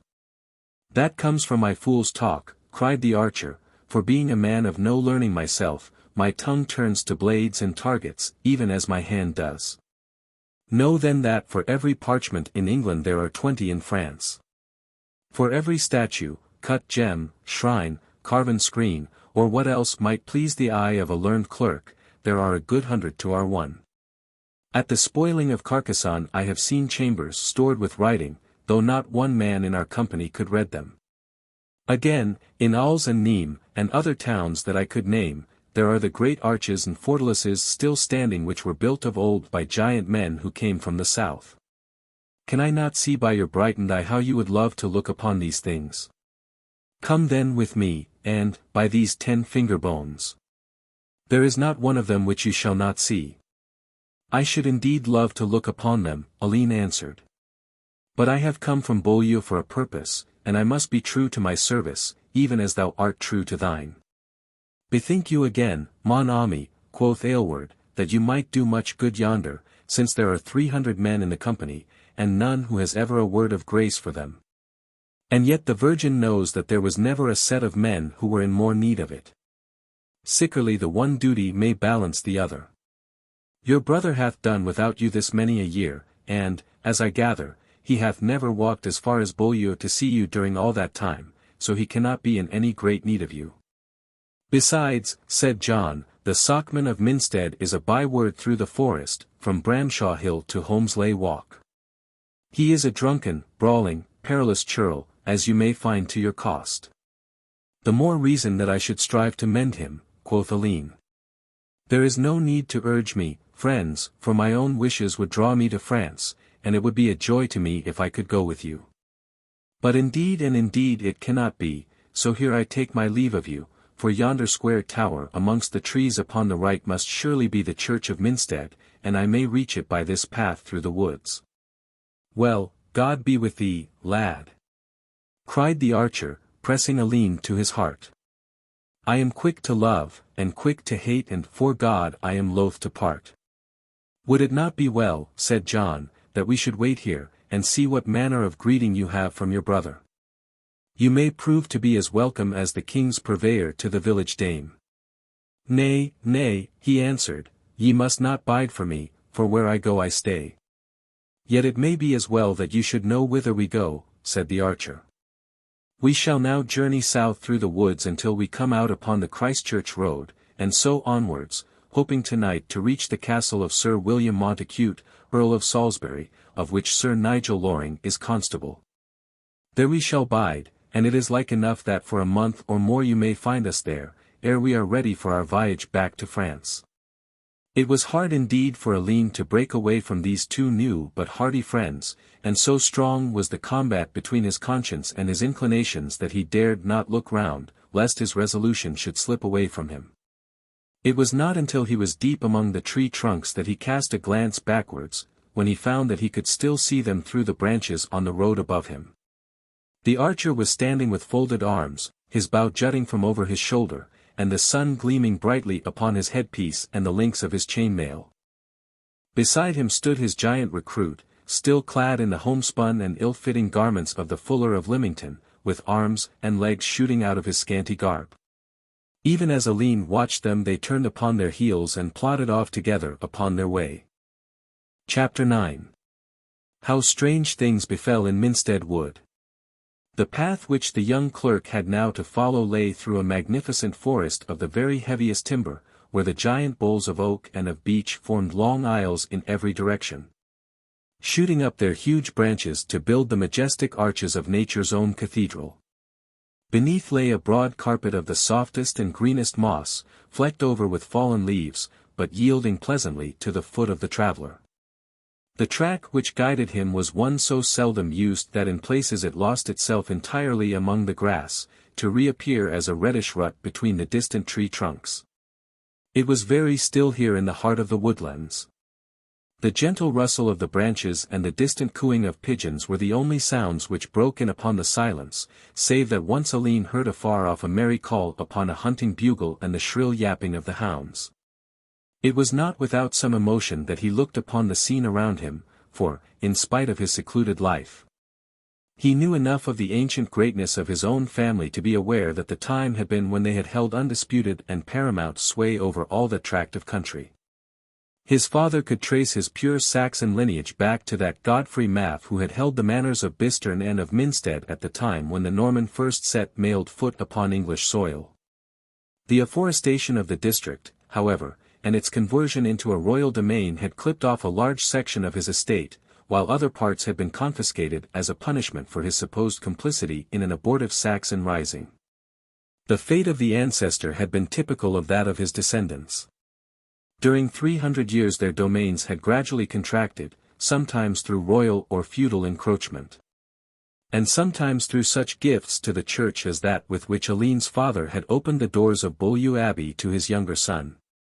The importance of the family had thus dwindled, but they still retained the old Saxon manor house, with a couple of farms and a grove large enough to afford pannage to 100 pigs, silva de centum porcis, as the old family parchments describe it. Above all, the owner of the soil could still hold his head high as the veritable socman of Minstead, that is, as holding the land in free socage, with no feudal superior, and answerable to no man lower than the king. Knowing this, Alleyne felt some little glow of worldly pride as he looked for the first time upon the land with which so many generations of his ancestors had been associated. He pushed on the quicker, twirling his staff merrily, and looking out at every turn of the path for some sign of the old Saxon residence. He was suddenly arrested, however, by the appearance of a wild-looking fellow armed with a club, who sprang out from behind a tree and barred his passage. He was a rough, powerful peasant, with cap and tunic of untanned sheepskin, leather breeches, and galligaskins round legs and feet. "Stand," he shouted, raising his heavy cudgel to enforce the order. "Who are you who walk so freely through the wood? Whither would you go, and what is your errand?" "Why should I answer your questions, my friend?" said Alleyne, standing on his guard. "Because your tongue may save your pate. But where have I looked upon your face before?" "No longer ago than last night at the Pied Merlin," the clerk answered, recognizing the escaped serf who had been so outspoken as to his wrongs. "By the Virgin! Yes. You were the little clerk who sat so mum in the corner, and then cried fy on the gleeman. What hast in the scrip?" "Not of any price." "How can I tell that, clerk?" "Let me see." "Not I." "Fool! I could pull you limb from limb like a pullet. What would you have? Hast forgot that we are alone far from all men? How can your clerkship help you? Wouldst lose scrip and life too? I will part with neither without fight." "A fight, quotha? A fight betwixt spurred cock and new-hatched chicken. Thy fighting days may soon be over." "Hadst asked me in the name of charity I would have given freely," cried Alleyne. "As it stands, not 1 farthing shall you have with my free will, and when I see my brother, the socman of Minstead, he will raise hue and cry from vill to vill, from hundred to hundred, until you are taken as a common robber and a scourge to the country." The outlaw sank his club. "The socman's brother," he gasped. "Now, by the keys of Peter! I had rather that hand withered and tongue was palsied ere I had struck or miscalled you. If you are the socman's brother you are one of the right side, I warrant, for all your clerkly dress." "His brother I am," said Alleyne. "But if I were not, is that reason why you should molest me on the king's ground?" "I give not the pip of an apple for king or for noble," cried the serf passionately. "Ill have I had from them, and ill I shall repay them. I am a good friend to my friends, and, by the Virgin, an evil foeman to my foes." "And therefore the worst of foemen to thyself," said Alleyne. "But I pray you, since you seem to know him, to point out to me the shortest path to my brother's house." The serf was about to reply, when the clear ringing call of a bugle burst from the wood close behind them, and Alleyne caught sight for an instant of the dun side and white breast of a lordly stag glancing swiftly betwixt the distant tree trunks. A minute later came the shaggy deerhounds, 12 or 14 of them, running on a hot scent, with nose to earth and tail in air. As they streamed past the silent forest around broke suddenly into loud life, with galloping of hoofs, crackling of brushwood, and the short, sharp cries of the hunters. Close behind the pack rode a forrier and a yeoman pricker, whooping on the laggards and encouraging the leaders, in the shrill half-French jargon which was the language of venery and woodcraft. Alleyne was still gazing after them, listening to the loud Hike-a-Bayard. Hicapomers, Hicalibrit, with which they called upon their favorite hounds, when a group of horsemen crashed out through the underwood at the very spot where the serf and he were standing. The one who led was a man between 50 and 60 years of age, war-worn and weather-beaten, with a broad, thoughtful forehead and eyes which shone brightly from under his fierce and overhung brows. His beard, streaked thickly with grey, bristled forward from his chin, and spoke of a passionate nature, while the long, finely cut face and firm mouth marked the leader of men. His figure was erect and soldierly, and he rode his horse with the careless grace of a man whose life had been spent in the saddle. In common garb, his masterful face and flashing eye would have marked him as one who was born to rule. But now, with his silken tunic powdered with golden fleurs de lis, his velvet mantle lined with the royal minever, and the lions of England stamped in silver upon his harness, none could fail to recognize the noble Edward. Most warlike and powerful of all the long line of fighting monarchs who had ruled the Anglo-Norman race. Alleyne doffed hat and bowed head at the sight of him, but the serf folded his hands and leaned them upon his cudgel, looking with little love at the knot of nobles and knights-in-waiting who rode behind the king. "Ha!" cried Edward, reining up for an instant his powerful black steed. "Le serf est passé. Non. Ici, brocas, tu parles anglais." "The dear, clowns," said a hard-visaged, swarthy-faced man, who rode at the king's elbow. "If ye have headed it back it is as much as your ears are worth." "It passed by the blighted beech there," said Alleyne, pointing, "and the hounds were hard at its heels." "It is well," cried Edward, still speaking in French, for, though he could understand English, he had never learned to express himself in so barbarous and unpolished a tongue. "By my faith, sirs," he continued, half turning in his saddle to address his escort, "unless my woodcraft is sadly at fault, it is a stag of 6 tines and the finest that we have roused this journey. A golden esti. Hubert to the man who is the first to sound the mort." He shook his bridle as he spoke, and thundered away, his knights lying low upon their horses and galloping as hard as whip and spur would drive them, in the hope of winning the king's prize. Away they drove down the long green glade, bay horses, black and grey, riders clad in every shade of velvet, fur, or silk, with glint of brazen horn and flash of knife and spear. One only lingered, the black-browed Baron Brocas, who, making a gambade which brought him within arm-sweep of the serf, slashed him across the face with his riding-whip. "Doff, dog, doff," he hissed, "when a monarch deigns to lower his eyes to such as you." Then spurred through the underwood and was gone, with a gleam of steel shoes and flutter of dead leaves. The villain took the cruel blow without wince or cry, as one to whom stripes are a birthright and an inheritance. His eyes flashed, however, and he shook his bony hand with a fierce wild gesture after the retreating figure. "Black hound of Gascony," he muttered, "evil the day that you and those like you set foot in free England. I know thy kennel of Rochecourt. The night will come when I may do to thee and thine what you and your class have wrought upon mine and me.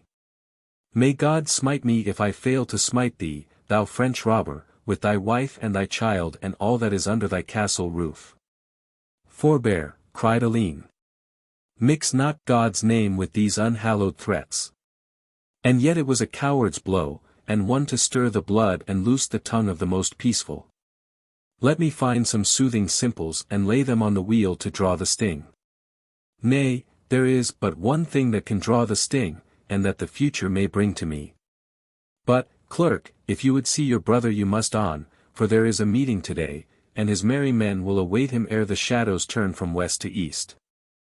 I pray you not to hold him back, for it would be an evil thing if all the stout lads were there and the leader missing. I would come with you, but sooth to say I am stationed here and may not move. The path over yonder, betwixt the oak and the thorn, should bring you out into his nether field." Alleyne lost no time in following the directions of the wild, masterless man, whom he left among the trees where he had found him. His heart was the heavier for the encounter, not only because all bitterness and wrath were abhorrent to his gentle nature, but also because it disturbed him to hear his brother spoken of as though he were a chief of outlaws or the leader of a party against the state. Indeed, of all the things which he had seen yet in the world to surprise him there was none more strange than the hate which class appeared to bear to class. The talk of labourer, woodman and villain in the inn had all pointed to the widespread mutiny, and now his brother's name was spoken as though he were the very centre of the universal discontent. In good truth, the commons throughout the length and breadth of the land were heart-weary of this fine game of chivalry which had been played so long at their expense. So long as knight and baron were a strength and a guard to the kingdom they might be endured, but now, when all men knew that the great battles in France had been won by English yeomen and Welsh stabbers, warlike fame, the only fame to which his class had ever aspired, appeared to have deserted the plate-clad horsemen. The sports of the lists had done much in days gone by to impress the minds of the people. But the plumed and unwieldy champion was no longer an object either of fear or of reverence to men whose fathers and brothers had shot into the press at Crécy or Poitiers, and seen the proudest chivalry in the world unable to make head against the weapons of disciplined peasants. Power had changed hands. The protector had become the protected, and the whole fabric of the feudal system was tottering to a fall. Hence the fierce mutterings of the lower classes and the constant discontent, breaking out into local tumult and outrage, and culminating some years later in the great rising of Tyler. What Alleyne saw and wondered at in Hampshire would have appealed equally to the traveller in any other English county from the Channel to the marches of Scotland. He was following the track, his misgivings increasing with every step which took him nearer to that home which he had never seen, when of a sudden the trees began to thin and the sward to spread out onto a broad, green lawn, where 5 cows lay in the sunshine and droves of black swine wandered unchecked. A brown forest stream swirled down the centre of this clearing, with a rude bridge flung across it, and on the other side was a second field sloping up to a long, low-lying wooden house, with thatched roof and open squares for windows. Alleyne gazed across at it with flushed cheeks and sparkling eyes, for this, he knew, must be the home of his fathers. A wreath of blue smoke floated up through a hole in the thatch, and was the only sign of life in the place, save a great black hound which lay sleeping chained to the doorpost. In the yellow shimmer of the autumn sunshine it lay as peacefully and as still as he had oft pictured it to himself in his dreams. He was roused, however, from his pleasant reverie by the sound of voices, and 2 people emerged from the forest some little way to his right and moved across the field in the direction of the bridge. The one was a man with yellow flowing beard and very long hair of the same tint drooping over his shoulders. His dress of good Norwich cloth and his assured bearing marked him as a man of position, while the sombre hue of his clothes and the absence of all ornament contrasted with the flash and glitter which had marked the king's retinue. By his side walked a woman, tall and slight and dark, with lithe, graceful figure and clear-cut, composed features. Her jet-black hair was gathered back under a light pink coif, her head poised proudly upon her neck, and her step long and springy, like that of some wild, tireless woodland creature. She held her left hand in front of her, covered with a red velvet glove, and on the wrist a little brown falcon, very fluffy and bedraggled, which she smoothed and fondled as she walked. As she came out into the sunshine, Alleyne noticed that her light gown, slashed with pink, was all stained with earth and with moss upon one side from shoulder to hem. He stood in the shadow of an oak staring at her with parted lips, for this woman seemed to him to be the most beautiful and graceful creature that mind could conceive of. Such had he imagined the angels, and such he had tried to paint them in the Beaulieu missals. But here there was something human, were it only in the battered hawk and discoloured dress, which sent a tingle and thrill through his nerves such as no dream of radiant and stainless spirit had ever yet been able to conjure up. Good, quiet, uncomplaining Mother Nature, long slighted and miscalled, still bides her time and draws to her bosom the most errant of her children. The 2 walked swiftly across the meadow to the narrow bridge, he in front and she a pace or 2 behind. There they paused, and stood for a few minutes face to face talking earnestly. Alleyne had read and had heard of love and of lovers. Such were these, doubtless, this golden-bearded man and the fair damsel with the cold, proud face. Why else should they wander together in the woods, or be so lost in talk by rustic streams? And yet as he watched, uncertain whether to advance from the cover or to choose some other path to the house, he soon came to doubt the truth of this first conjecture. The man stood, tall and square, blocking the entrance to the bridge, and throwing out his hands as he spoke in a wild eager fashion, while the deep tones of his stormy voice rose at times into accents of menace and of anger. She stood fearlessly in front of him, still stroking her bird, but twice she threw a swift questioning glance over her shoulder, as one who is in search of aid.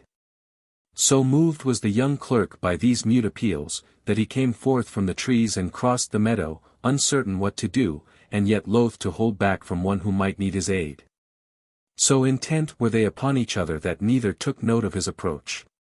Until, when he was close upon them, the man threw his arm roughly round the damsel's waist and drew her towards him, she straining her lithe, supple figure away and striking fiercely at him. While the hooded hawk screamed with ruffled wings and pecked blindly in its mistress's defense. Bird and maid, however, had but little chance against their assailant who, laughing loudly, caught her wrist in one hand while he drew her towards him with the other. "The best rose has ever the longest thorns," said he. "Quiet, little one, or you may do yourself a hurt. Must pay Saxon toll on Saxon land, my proud Maude, for all your airs and graces." "You boor," she hissed. "You base underbred clod. Is this your care and your hospitality? I would rather wed a branded serf from my father's fields. Leave go, I say, ah. Good youth, heaven has sent you. Make him loose me. By the honor of your mother, I pray you to stand by me and to make this knave loose me." "Stand by you I will, and that blithely," said Alleyne. "Surely, sir, you should take shame to hold the damsel against her will." The man turned a face upon him which was lion-like in its strength and in its wrath. With his tangle of golden hair, his fierce blue eyes, and his large, well-marked features, he was the most comely man whom Alleyne had ever seen. And yet there was something so sinister and so fell in his expression that child or beast might well have shrunk from him. His brows were drawn, his cheek flushed, and there was a mad sparkle in his eyes which spoke of a wild, untamable nature. "Young fool," he cried, holding the woman still to his side, though every line of her shrinking figure spoke her abhorrence. "Do you keep your spoon in your own broth? I rede you to go on your way, lest worse befall you. This little wench has come with me and with me she shall bide." "Liar," cried the woman. And, stooping her head, she suddenly bit fiercely into the broad brown hand which held her. He whipped it back with an oath, while she tore herself free and slipped behind Alleyne, cowering up against him like the trembling leveret who sees the falcon poising for the swoop above him. "Stand off my land!" the man said fiercely, heedless of the blood which trickled freely from his fingers. "What have you to do here? By your dress you should be one of those cursed clerks who overrun the land like vile rats, poking and prying into other men's concerns, too caitiff to fight and too lazy to work. By the rood! If I had my will upon ye, I should nail you upon the abbey doors, as they hang vermin before their holes. Art neither man nor woman, young shaveling. Get thee back to thy fellows ere I lay hands upon you, for your foot is on my land, and I may slay you as a common drawlatch." "Is this your land, then?" gasped Alleyne. "Would you dispute it, dog? Would you wish by trick or quibble to juggle me out of these last acres? No, base-born knave, that you have dared this day to stand in the path of one whose race have been the advisers of kings and the leaders of hosts, ere ever this vile crew of Norman robbers came into the land. Or such half-blood hounds as you were let loose to preach that the thief should have his booty and the honest man should sin if he strove to win back his own. You are the socman of Minstead. That am I. And the son of Edric the socman, of the pure blood of Godfrey the Thane, by the only daughter of the house of Aluric, whose forefathers held the White Horse banner at the fatal fight where our shield was broken and our sword shivered. I tell you, clerk, that my folk held this land from Bramshaw Wood to the Ringwood Road, and, by the soul of my father, it will be a strange thing if I am to be bearded upon the little that is left of it. Begone, I say, and meddle not with my affair. If you leave me now, whispered the woman, then shame forever upon your manhood. Surely, sir," said Alleyne, speaking in as persuasive and soothing a way as he could, "if your birth is gentle, there is the more reason that your manners should be gentle too. I am well persuaded that you did but jest with this lady, and that you will now permit her to leave your land either alone or with me as a guide, if she should need one, through the wood. As to birth, it does not become me to boast, and there is sooth in what you say as to the unworthiness of clerks, but it is none the less true that I am as well born as you." "Dog!"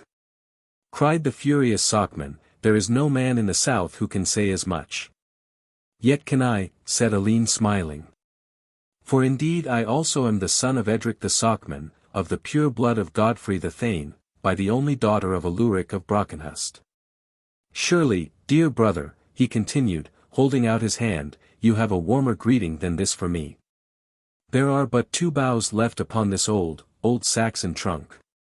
His elder brother dashed his hand aside with an oath, while an expression of malignant hatred passed over his passion-drawn features. "You are the young cub of Beaulieu, then," said he. "I might have known it by the sleek face and the slavish manner too monk-ridden and craven in spirit to answer back a rough word. Thy father, shaveling, with all his faults, had a man's heart. And there were few who could look him in the eyes on the day of his anger. But you!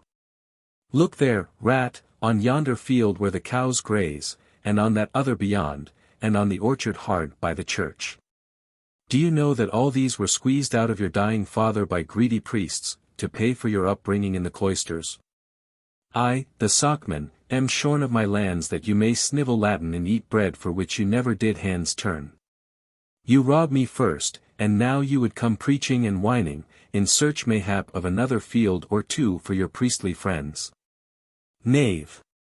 My dogs shall be set upon you, but, meanwhile, stand out of my path, and stop me at your peril." As he spoke he rushed forward, and, throwing the lad to one side, caught the woman's wrist. Alleyne, however, as active as a young deerhound, sprang to her aid and seized her by the other arm, raising his iron-shod staff as he did so. "You may say what you will to me," he said between his clenched teeth, "it may be no better than I deserve, but, brother or no, I swear by my hopes of salvation that I will break your arm if you do not leave hold of the maid." There was a ring in his voice and a flash in his eyes which promised that the blow would follow quick at the heels of the word. For a moment the blood of the long line of hot-headed thanes was too strong for the soft whisperings of the doctrine of meekness and mercy. He was conscious of a fierce wild thrill through his nerves and a throb of mad gladness at his heart, as his real human self burst for an instant the bonds of custom and of teaching which had held it so long. The socman sprang back, looking to left and to right for some stick or stone which might serve him for weapon, but finding none, he turned and ran at the top of his speed for the house, blowing the while upon a shrill whistle. "Come!" gasped the woman. "Fly, friend, ere he come back." "Nay, let him come," cried Alleyne. "I shall not budge a foot for him or his dogs." "Come, come," she cried, tugging at his arm. "I know the man, he will kill you. Come, for the Virgin's sake, or for my sake, for I cannot go and leave you here." "Come, then," said he, and they ran together to the cover of the woods. As they gained the edge of the brushwood, Alleyne, looking back, saw his brother come running out of the house again, with the sun gleaming upon his hair and his beard. He held something which flashed in his right hand, and he stooped at the threshold to unloose the black hound. "This way," the woman whispered, in a low eager voice. "Through the bushes to that forked ash. Do not heed me. I can run as fast as you, I trow. Now into the stream, right in, over ankles, to throw the dog off, though I think it is but a common cur, like its master." As she spoke, she sprang herself into the shallow stream and ran swiftly up the center of it, with the brown water bubbling over her feet and her hand outstretched toward the clinging branches of bramble or sapling. Alleyne followed close at her heels, with his mind in a whirl at this black welcome and sudden shifting of all his plans and hopes. Yet, grave as were his thoughts, they would still turn to wonder as he looked at the twinkling feet of his guide and saw her lithe figure bend this way and that, dipping under boughs, springing over stones. with a lightness and ease which made it no small task for him to keep up with her. At last, when he was almost out of breath, she suddenly threw herself down upon a mossy bank, between two holly bushes, and looked ruefully at her own dripping feet and bedraggled skirt. "Holy Mary," said she, "what shall I do? Mother will keep me to my chamber for a month, and make me work at the tapestry of the 9 bold knights. She promised as much last week, when I fell into Wilverley bog, and yet she knows that I cannot abide needlework." Alleyne, still standing in the stream, glanced down at the graceful pink and white figure, the curve of raven-black hair, and the proud, sensitive face which looked up frankly and confidingly at his own. "We had best on," he said. "He may yet overtake us." "Not so. We are well off his land now, nor can he tell in this great wood which way we have taken. But you had him at your mercy. Why did you not kill him?" "Kill him? My brother? And why not?" With a quick gleam of her white teeth. "He would have killed you. I know him, and I read it in his eyes. Had I had your staff I would have tried, aye, and done it, too." She shook her clenched white hand as she spoke, and her lips tightened ominously. "I am already sad in heart for what I have done," said he, sitting down on the bank, and sinking his face into his hands. "God help me. All that is worst in me seemed to come uppermost. Another instant, and I had smitten him, the son of my own mother, the man whom I have longed to take to my heart. Alas! That I should still be so weak. Weak!" she exclaimed, raising her black eyebrows. "I do not think that even my father himself, who is a hard judge of manhood, would call you that. But it is, as you may think, sir, a very pleasant thing for me to hear that you are grieved at what you have done, and I can but read that we should go back together, and you should make your peace with the socman by handing back your prisoner. It is a sad thing that so small a thing as a woman should come between two who are of one blood." Simple Alleyne opened his eyes at this little spurt of feminine bitterness. "Nay, lady," said he, "that were worst of all. What man would be so caitiff and thrall as to fail you at your need? I have turned my brother against me, and now, alas! I appear to have given you offence also with my clumsy tongue. But, indeed, lady, I am torn both ways, and can scarce grasp in my mind what it is that has befallen." "Nor can I marvel at that," said she, with a little tinkling laugh. "You came in as the knight does in the jongleurs' romances, between dragon and damsel, with small time for the asking of questions. Come," she went on, springing to her feet and smoothing down her rumpled frock, "let us walk through the shaw together, and we may come upon Bertrand with the horses. If poor Troubadour had not cast a shoe, we should not have had this trouble. Nay, I must have your arm, for, though I speak lightly, now that all is happily over I am as frightened as my brave Roland.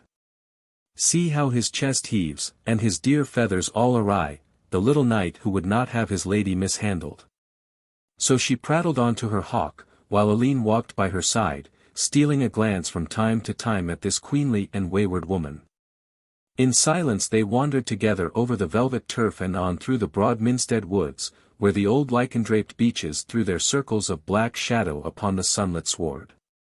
"You have no wish, then, to hear my story?" said she, at last.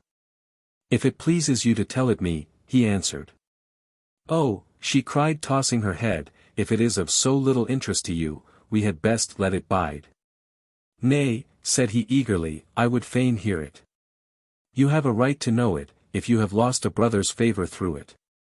And yet, ah well, you are, as I understand, a clerk, so I must think of you as one step further in orders, and make you my father confessor. Know then that this man has been a suitor for my hand. Less as I think for my own sweet sake than because he hath ambition and had it on his mind that he might improve his fortunes by dipping into my father's strong box, though the Virgin knows that he would have found little enough therein. My father, however, is a proud man, a gallant knight and tried soldier of the oldest blood, to whom this man's churlish birth and low descent, oh, lack-a-day! I had forgot that he was of the same strain as yourself." "Nay, trouble not for that," said Alleyne, we are all from good Mother Eve. Streams may spring from one source, and yet some be clear and some be foul, quoth she quickly. But, to be brief over the matter, my father would have none of his wooing, nor in sooth would I. On that he swore a vow against us, and as he is known to be a perilous man, with many outlaws and others at his back, my father forbade that I should hawk or hunt in any part of the wood to the north of the Christchurch road. As it chanced, however, this morning my little Roland here was loosed at a strong-winged heron, and Page Bertrand and I rode on, with no thoughts but for the sport, until we found ourselves in Minstead woods. Small harm then, but that my horse Troubadour trod with a tender foot upon a sharp stick, rearing and throwing me to the ground. See to my gown, the third that I have befouled within the week. Woe worth me when Agatha the tire-woman sets eyes upon it. And what then, lady? Asked Alleyne. Why, then away ran Troubadour, for belike I spurred him in falling, and Bertrand rode after him as hard as hoofs could bear him. When I rose there was the socman himself by my side, with the news that I was on his land, but with so many courteous words besides, and such gallant bearing, that he prevailed upon me to come to his house for shelter. There to wait until the page return. By the grace of the Virgin and the help of my patron Saint Magdalene, I stopped short ere I reached his door, though, as you saw, he strove to hale me up to it. And then, itch. She shivered and chattered like one in an ague fit. What is it? Cried Alleyne, looking about in alarm. Nothing, friend, nothing. I was but thinking how I bit into his hand. Sooner would I bite living toad or poison snake. Oh, I shall loathe my lips forever. But you, how brave you were, and how quick. How meek for yourself, and how bold for a stranger. If I were a man, I should wish to do what you have done. It was a small thing, he answered, with a tingle of pleasure at these sweet words of praise. But you, what will you do? There is a great oak near here, and I think that Bertrand will bring the horses there, for it is an old hunting tryst of ours. Then hey for home, and no more hawking today. A 12-mile gallop will dry feet and skirt. But your father? Not one word shall I tell him. You do not know him, but I can tell you he is not a man to disobey as I have disobeyed him. He would avenge me, it is true, but it is not to him that I shall look for vengeance. Some day, perchance, in joust or in tourney, knight may wish to wear my colours, and then I shall tell him that if he does indeed crave my favour there is wrong unredressed, and the wronger the socman of Minstead. So my knight shall find a venture such as bold knights love, and my debt shall be paid, and my father none the wiser, and one rogue the less in the world. Say, is not that a brave plan? Nay, lady, it is a thought which is unworthy of you. How can such as you speak of violence and of vengeance? Are none to be gentle and kind, none to be piteous and forgiving? Alas! It is a hard, cruel world, and I would that I had never left my abbey cell. To hear such words from your lips is as though I heard an angel of grace preaching the devil's own creed. She started from him as a young colt who first feels the bit. Gramercy for your rede, young sir, she said, with a little curtsy. As I understand your words, you are grieved that you ever met me, and look upon me as a preaching devil. Why, my father is a bitter man when he is wroth, but hath never called me such a name as that. It may be his right and duty, but certes it is none of thine. So it would be best, since you think so lowly of me, that you should take this path to the left while I keep on upon this one, for it is clear that I can be no fit companion for you. So saying, with downcast lids and a dignity which was somewhat marred by her bedraggled skirt, she swept off down the muddy track, leaving Alleyne standing staring ruefully after her. He waited in vain for some backward glance or sign of relenting, but she walked on with a rigid neck until her dress was only a white flutter among the leaves. Then, with a sunken head and a heavy heart, he plodded wearily down the other path, wroth with himself for the rude and uncouth tongue which had given offence where so little was intended. He had gone some way, lost in doubt and in self-reproach, his mind all tremulous with 1,000 newfound thoughts and fears and wonderments, when of a sudden there was a light rustle of the leaves behind him, and, glancing round, there was this graceful, swift-footed creature, treading in his very shadow, with her proud head bowed, even as his was, the picture of humility in repentance. "I shall not vex you, nor even speak," she said, "but I would fain keep with you while we are in the wood." "Nay, you cannot vex me," he answered, all warm again at the very sight of her. "It was my rough words which vexed you. But I have been thrown among men all my life, and indeed, with all the will, I scarce know how to temper my speech to a lady's ear." "Then unsay it," cried she quickly, "say that I was right to wish to have vengeance on the socman." "Nay, I cannot do that," he answered gravely. "Then who is ungentle and unkind now?" she cried in triumph. "How stern and cold you are for one so young. Art surely no mere clerk, but bishop or cardinal at the least. Shouldst have crozier for staff and mitre for cap. Well, well, for your sake I will forgive the socman and take vengeance on none but on my own wilful self who must needs run into danger's path. So will that please you, sir?" "There spoke your true self," said he, "and you will find more pleasure in such forgiveness than in any vengeance." She shook her head, as if by no means assured of it, and then with a sudden little cry, which had more of surprise than of joy in it, "Here is Bertrand with the horses." Down the glade there came a little green-clad page with laughing eyes, and long curls floating behind him. He sat perched on a high bay horse, and held on to the bridle of a spirited black palfrey, the hides of both glistening from a long run. "I have sought you everywhere, dear Lady Maude," said he in a piping voice, springing down from his horse and holding the stirrup. Troubadour galloped as far as Home Hill ere I could catch him. "I trust that you have had no hurt or scath." He shot a questioning glance at Alleyne as he spoke. "No, Bertrand," said she, "thanks to this courteous stranger. And now, sir," she continued, springing into her saddle, "it is not fit that I leave you without a word more. Clerk or no, you have acted this day as becomes a true knight. King Arthur and all his table could not have done more.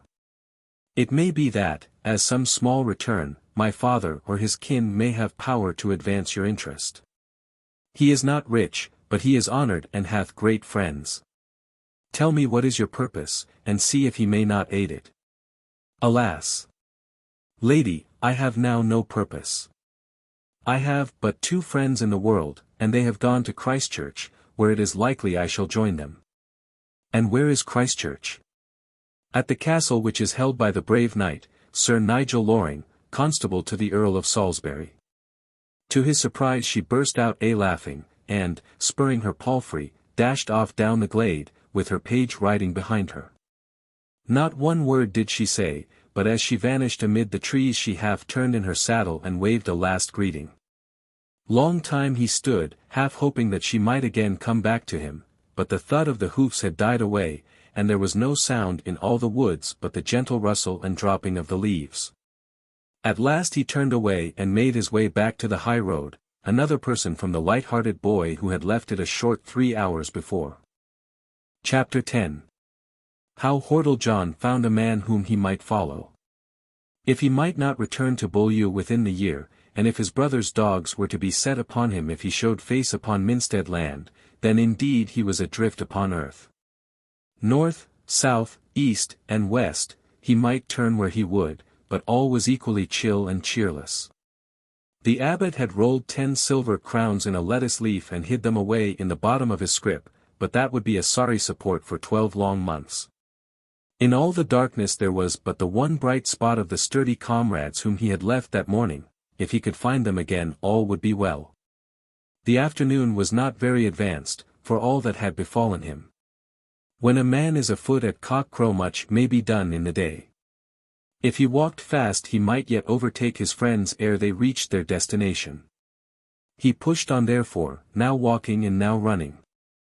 As he journeyed he bit into a crust which remained from his Beaulieu bread, and he washed it down by a draught from a woodland stream.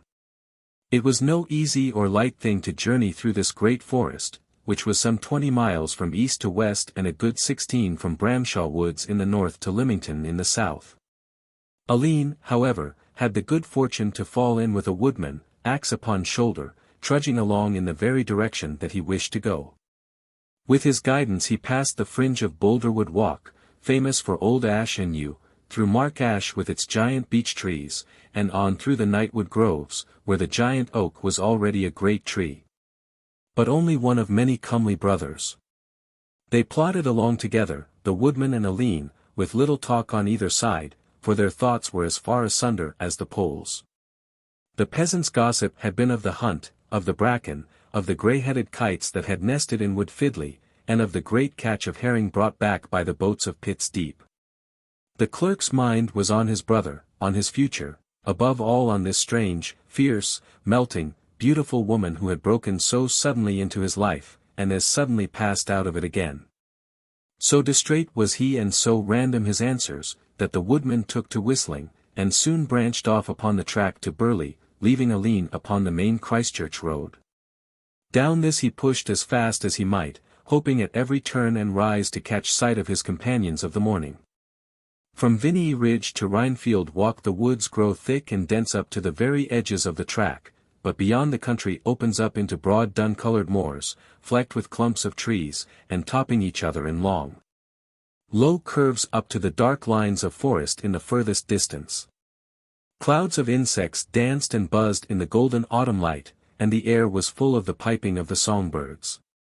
Long, glinting dragonflies shot across the path, or hung tremulous with gauzy wings and gleaming bodies. Once a white-necked sea-eagle soared screaming high over the traveller's head, and again a flock of brown bustards popped up from among the bracken, and blundered away in their clumsy fashion, half running, half flying, with strident cry and whir of wings. There were folk, too, to be met upon the road, beggars and couriers, chapmen and tinkers, cheery fellows for the most part, with a rough jest and homely greeting for each other and for Alleyne.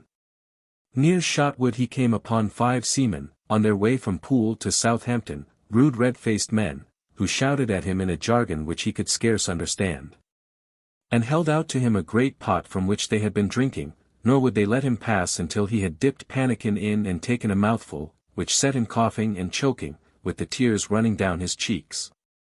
Further on he met a sturdy black-bearded man, mounted on a brown horse, with a rosary in his right hand and a long 2-handed sword jangling against his stirrup-iron.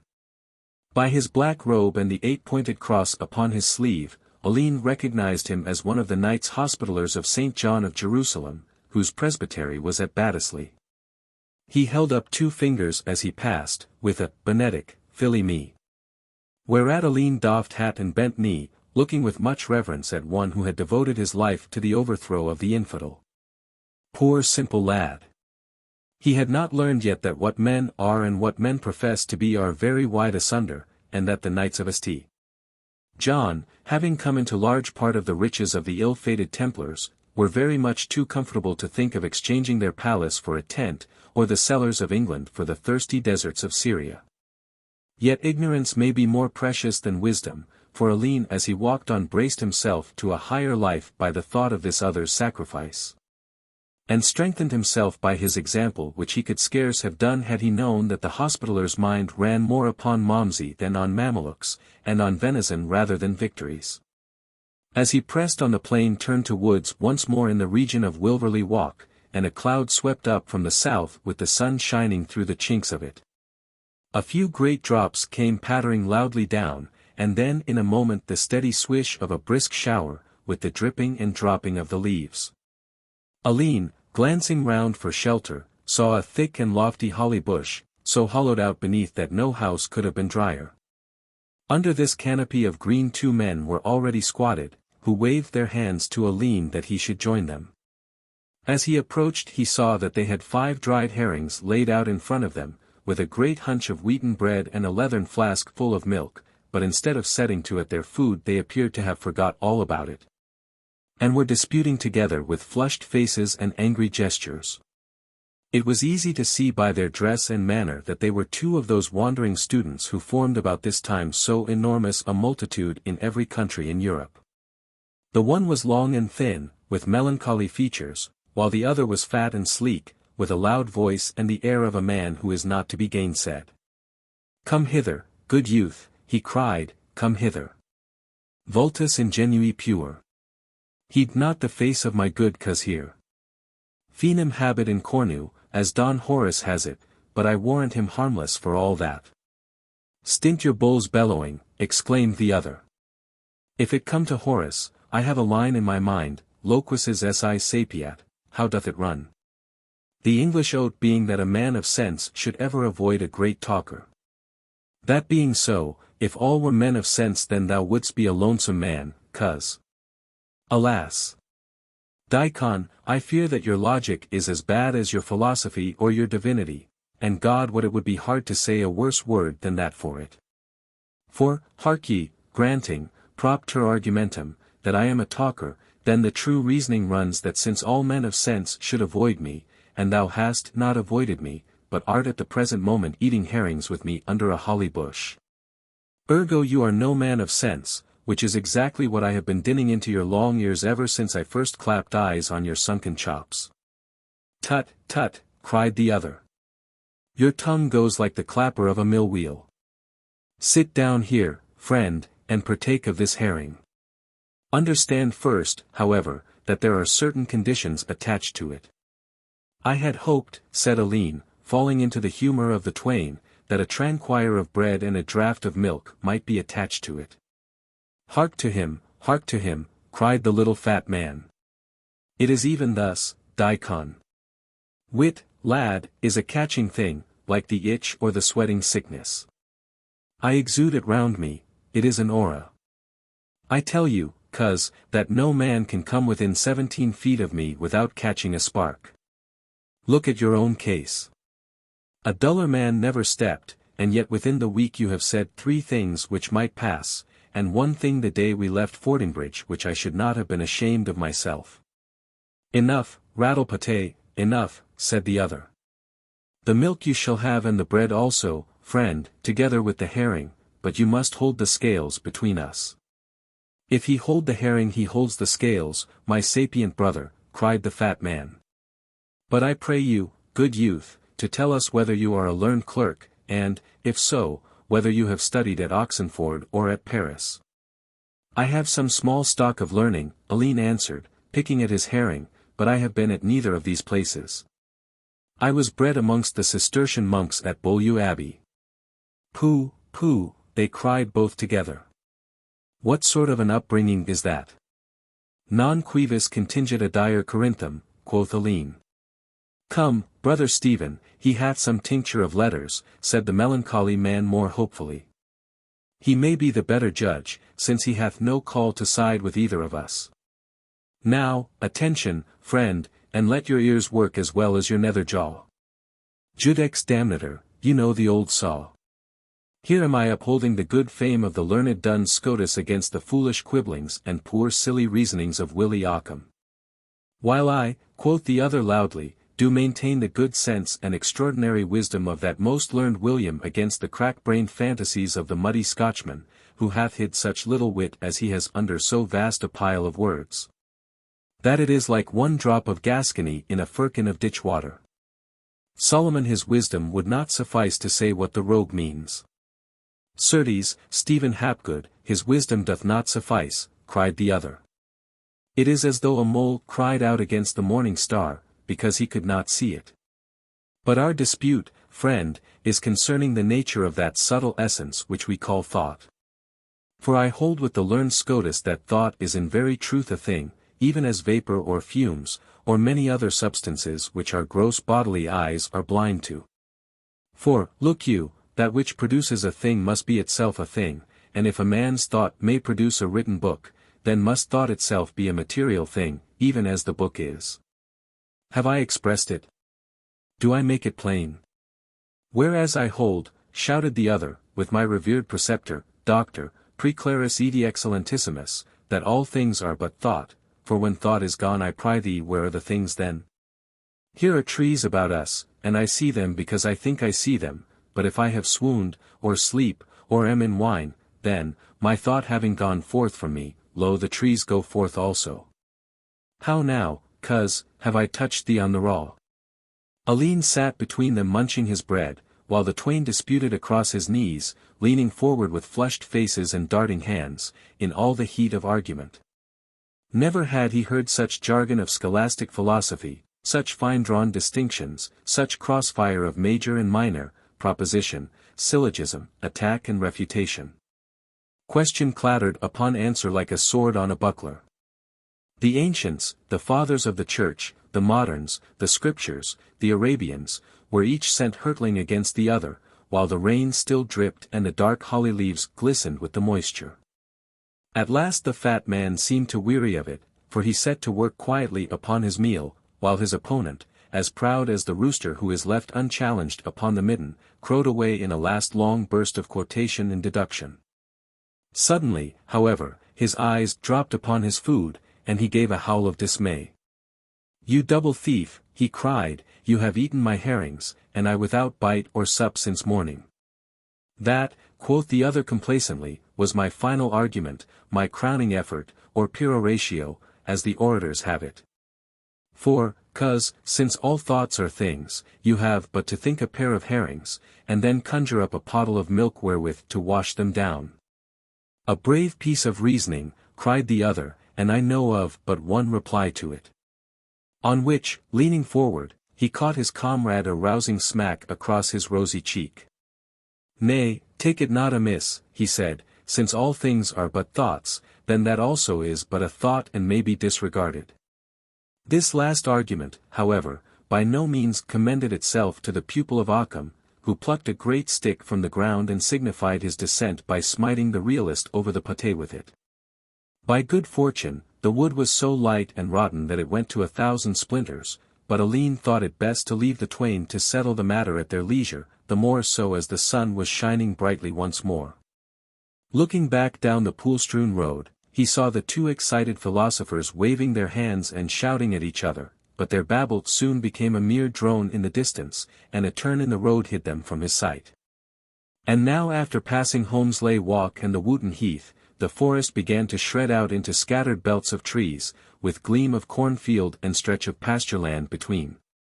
Here and there by the wayside stood little knots of wattle-and daub huts with shock-haired labourers lounging by the doors and red-cheeked children sprawling in the roadway. Back among the groves he could see the high gable ends and thatched roofs of the Franklins' houses, on whose fields these men found employment, or more often a thick dark column of smoke marked their position and hinted at the coarse plenty within. By these signs Alleyne knew that he was on the very fringe of the forest, and therefore no great way from Christchurch. The sun was lying low in the west and shooting its level rays across the long sweep of rich green country, glinting on the white-fleeced sheep and throwing long shadows from the red kine who waded knee-deep in the juicy clover. Right glad was the traveller to see the high tower of Christchurch Priory gleaming in the mellow evening light, and gladder still when, on rounding a corner, he came upon his comrades of the morning seated astraddle upon a fallen tree. They had a flat space before them, on which they alternately threw little square pieces of bone, and were so intent upon their occupation that they never raised eye as he approached them. He observed with astonishment, as he drew near, that the archer's bow was on John's back, the archer's sword by John's side, and the steel cap laid upon the tree trunk between them. "Mort de ma vie!" Aylward shouted, looking down at the dice. "Never had I such cursed luck. A murrain on the bones. I have not thrown a good main since I left Navarre. A 1 and a 3. En avant, camarade." 4 and 3, cried Hordle John, counting on his great fingers, "that make 7. Ho, archer, I have thy cap. Now have it thee for thy jerkin. Mon Dieu," he growled, "I am like to reach Christchurch in my shirt." Then suddenly glancing up, "Hola, by the splendour of heaven, here is our cher petit. Now, by my 10-finger bones. This is a rare sight to mine eyes." He sprang up and threw his arms round Alleyne's neck, while John, no less pleased, but more backward and Saxon in his habits, stood grinning and bobbing by the wayside, with his newly won steel cap stuck wrong side foremost upon his tangle of red hair. "Hast come to stop," cried the bowman, patting Alleyne all over in his delight. "Shall not get away from us again." "I wish no better," said he, with a pringling in the eyes at this hearty greeting. "Well said, lad," cried Big John. "We three shall to the wars together, and the devil may fly away with the abbot of Beaulieu. But your feet and hosen are all besmudged. Hast been in the water, or I am the more mistaken?" "I have in good sooth," Alleyne answered, and then as they journeyed on their way he told them the many things that had befallen him, his meeting with the villain, his sight of the king, his coming upon his brother. With all the tale of the black welcome and of the fair damsel. They strode on either side, each with an ear slanting towards him, but ere he had come to the end of his story the bowman had spun round upon his heel, and was hastening back the way they had come, breathing loudly through his nose. "What then?" asked Alleyne, trotting after him and gripping at his jerkin. "I am back for Minstead, lad." "And why, in the name of sense?"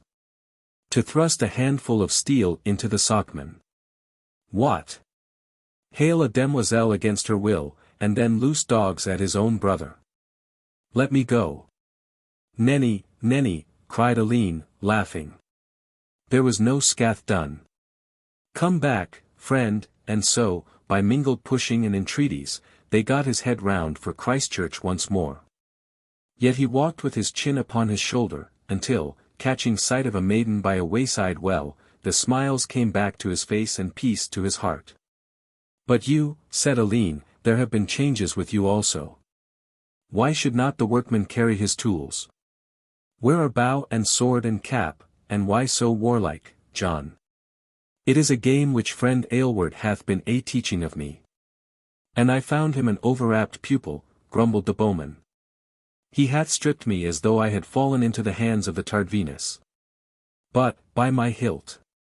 You must render them back to me, camarade, lest you bring discredit upon my mission, and I will pay you for them at armorers' prices." "Take them back, man, and never heed the pay," said John. "I did but wish to learn the feel of them, since I am like to have such trinkets hung to my own girdle for some years to come." "Ma foi, he was born for a free companion," cried Aylward, "he hath the very trick of speech and turn of thought. I take them back then, and indeed it gives me unease not to feel my ewe-stave tapping against my leg bone. But see, mes garçons, on this side of the church rises the square and darkling tower of Earl Salisbury's castle, and even from here I seem to see on yonder banner the red roebuck of the Montacutes." "Red upon white," said Alleyne, shading his eyes. "But whether roebuck or no is more than I could vouch. How black is the great tower, and how bright the gleam of arms upon the wall. See below the flag, how it twinkles like a star." "Aye, it is the steel headpiece of the watchman," remarked the archer. "But we must on, if we are to be there before the drawbridge rises at the vespers bugle. For it is likely that Sir Nigel, being so renowned a soldier, may keep hard discipline within the walls, and let no man enter after sundown." So saying, he quickened his pace, and the three comrades were soon close to the straggling and broad-spread town which centred round the noble church and the frowning castle.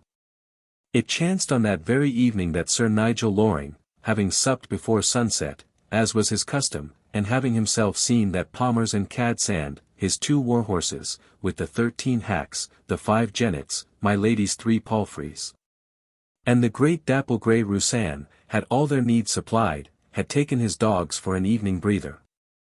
60 or 70 of them, large and small, smooth and shaggy, deerhound, boarhound, bloodhound, wolfhound, mastiff, Alaun, Talbot, lurcher, terrier, spaniel, snapping, yelling and whining, with score of lolling tongues and waving tails, came surging down the narrow lane which leads from the Twynham kennels to the bank of Avon. 2 russet-clad varlets, with loud halloo and cracking whips, walked thigh-deep amid the swarm, guiding, controlling, and urging. Behind came Sir Nigel himself, with Lady Loring upon his arm, the pair walking slowly and sedately, as befitted both their age and their condition, while they watched with a smile in their eyes the scrambling crowd in front of them. They paused, however, at the bridge, and, leaning their elbows upon the stonework, they stood looking down at their own faces in the glassy stream, and at the swift flash of speckled trout against the tawny gravel. Sir Nigel was a slight man of poor stature, with soft lisping voice and gentle ways. So short was he that his wife, who was no very tall woman, had the better of him by the breadth of 3 fingers. His sight having been injured in his early wars by a basketful of lime which had been emptied over him when he led the Earl of Derby's stormers up the breach at Bergerac, he had contracted something of a stoop, with a blinking, peering expression of face. His age was 46, but the constant practice of arms, together with a cleanly life, had preserved his activity and endurance unimpaired, so that from a distance he seemed to have the slight limbs and swift grace of a boy. His face, however, was tanned of a dull yellow tint, with a leathery, poreless look, which spoke of rough outdoor doings, and the little pointed beard which he wore, in deference to the prevailing fashion, was streaked and shot with grey. His features were small, delicate, and regular, with clear-cut, curving nose, and eyes which jutted forward from the lids. His dress was simple and yet spruce. A Flandrish hat of beaver, bearing in the band the token of Our Lady of Embrun, was drawn low upon the left side to hide that ear which had been partly shorn from his head by a Flemish man-at-arms in a camp broil before Tournay. His coat hardie, or tunic, and trunkhosen were of a purple plum colour, with long weepers which hung from either sleeve to below his knees. His shoes were of red leather, daintily pointed at the toes, but not yet prolonged to the extravagant lengths which the succeeding reign was to bring into fashion. A gold-embroidered belt of knighthood encircled his loins, with his arms, 5 roses gules on a field argent, cunningly worked upon the clasp. So stood Sir Nigel Loring upon the bridge of Avon, and talked lightly with his lady. And, certes, had the 2 visages alone been seen, and the stranger been asked which were the more likely to belong to the bold warrior whose name was loved by the roughest soldiery of Europe, he had assuredly selected the lady's. Her face was large and square and red, with fierce, thick brows, and the eyes of one who was accustomed to rule. Taller and broader than her husband, her flowing gown of sendal, and fur-lined tippet, could not conceal the gaunt and ungraceful outlines of her figure. It was the age of martial women. The deeds of Black Agnes of Dunbar, of Lady Salisbury and of the Countess of Montfort, were still fresh in the public minds. With such examples before them the wives of the English captains had become as warlike as their mates, and ordered their castles in their absence with the prudence and discipline of veteran seneschals. Right easy were the Montacutes of their castle of Twynham, and little had they to dread from roving galley or French squadron, while Lady Mary Loring had the ordering of it. Yet even in that age it was thought that, though a lady might have a soldier's heart, it was scarce as well that she should have a soldier's face. There were men who said that of all the stern passages and daring deeds by which Sir Nigel Loring had proved the true temper of his courage, not the least was his wooing and winning of so forbidding a dame. I tell you, my fair lord, she was saying, that it is no fit training for a demoiselle, hawks and hounds, rotes and citolesques singing a French rondel, or reading the Gestes de Dune de Mayence, as I found her yesternight, pretending sleep. The artful, with the corner of the scroll thrusting forth from under her pillow. Lent her by Father Christopher of the Priory, forsooth, that is ever her answer. How shall all this help her when she has castle of her own to keep, with 100 mouths all agape for beef and beer? True, my sweet bird, true, answered the knight, picking a comfit from his gold drageoir. The maid is like the young filly, which kicks heels and plunges for very lust of life. Give her time, dame, give her time. Well, I know that my father would have given me, not time, but a good hazel stick across my shoulders. Ma foi. I know not what the world is coming to, when young maids may flout their elders. I wonder that you do not correct her, my fair lord. Nay, my heart's comfort, I never raised hand to woman yet, and it would be a passing strange thing if I began on my own flesh and blood. It was a woman's hand which cast this lime into mine eyes, and though I saw her stoop, and might well have stopped her ere she threw, I deemed it unworthy of my knighthood to hinder or balk one of her sex. The hussy! Cried Lady Loring clenching her broad right hand. I would I had been at the side of her. And so would I, since you would have been the nearer me my own. But I doubt not that you are right, and that Maude's wings need clipping, which I may leave in your hands when I am gone, for, in sooth, this peaceful life is not for me. And were it not for your gracious kindness and loving care I could not abide it a week. I hear that there is talk of warlike muster at Bordeaux once more, and by St. Paul. It would be a new thing if the lions of England and the red pile of Chandos were to be seen in the field, and the roses of Loring were not waving by their side. Now woe worth me, but I feared it, cried she, with the colour all struck from her face. I have noted your absent mind, your kindling eye, your trying and riveting of old harness. Consider, my sweet lord, that you have already won much honour, that we have seen but little of each other, that you bear upon your body the scar of over 20 wounds received in I know not how many bloody encounters. Have you not done enough for honour and the public cause? My lady, when our liege lord, the king, at 80 years, and my lord Chandos at 10, are blithe and ready to lay lance in rest for England's cause, it would ill beseem me to prate of service done. It is sooth that I have received 27 wounds. There is the more reason that I should be thankful that I am still long of breath and sound in limb. I have also seen some bickering and scuffling. 6 great land battles I count, with 4 upon sea, and 57 onfalls, skirmishes and bushments. I have held 22 towns, and I have been at the intaking of 31. Surely then it would be bitter shame to me, and also to you, since my fame is yours, that I should now hold back if a man's work is to be done. Besides, bethink you how low is our purse, with bailiff and reeve ever croaking of empty farms and wasting lands. Were it not for this constableship which the Earl of Salisbury hath bestowed upon us, we could scarce uphold the state which is fitting to our degree. Therefore, my sweeting, there is the more need that I should turn to where there is good pay to be earned and brave ransoms to be won. Ah, my dear lord, quoth she, with sad, weary eyes. I thought that at last I had you to mine own self, even though your youth had been spent afar from my side. Yet my voice, as I know well, should speed you on to glory and renown, not hold you back when fame is to be won. Yet what can I say, for all men know that your valour needs the curb and not the spur. It goes to my heart that you should ride forth now a mere knight bachelor, when there is no noble in the land who hath so good a claim to the square pennon, save only that you have not the money to uphold it. And whose fault that, my sweet bird? Said he. No fault, my fair lord, but a virtue, for how many rich ransoms have you won, and yet have scattered the crowns among page and archer and varlet, until in a week you had not as much as would buy food and forage. It is a most knightly largesse, and yet withouten money how can man rise? Dirt and dross, cried he. What matter rise or fall, so that duty be done and honour gained? Banneret or bachelor, square pennon or forked, I would not give a denier for the difference, and the less since Sir John Chandos, chosen flower of English chivalry, is himself but a humble knight. But meanwhile fret not thyself, my heart's dove, for it is like that there may be no war waged, and we must await the news. But here are 3 strangers, and one, as I take it, a soldier fresh from service. It is likely that he may give us word of what is stirring over the water.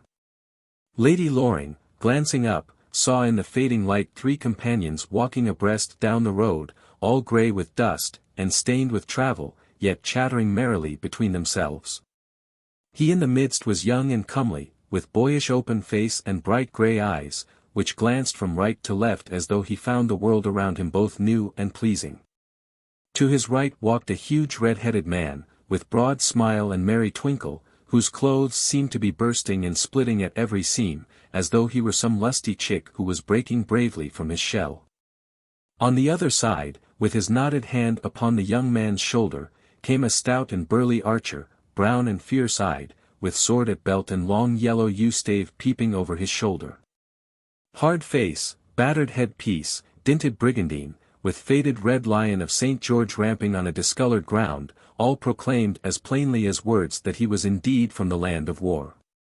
He looked keenly at Sir Nigel as he approached, and then, plunging his hand under his breastplate, he stepped up to him with a rough, uncouth bow to the lady. Your pardon, fair sir, said he, but I know you the moment I clap eyes on you, though in sooth I have seen you oftener in steel than in velvet. I have drawn string besides you at La Roche-d'Arien, Romorantin, Maupertuis, Nogent, Auray, and other places.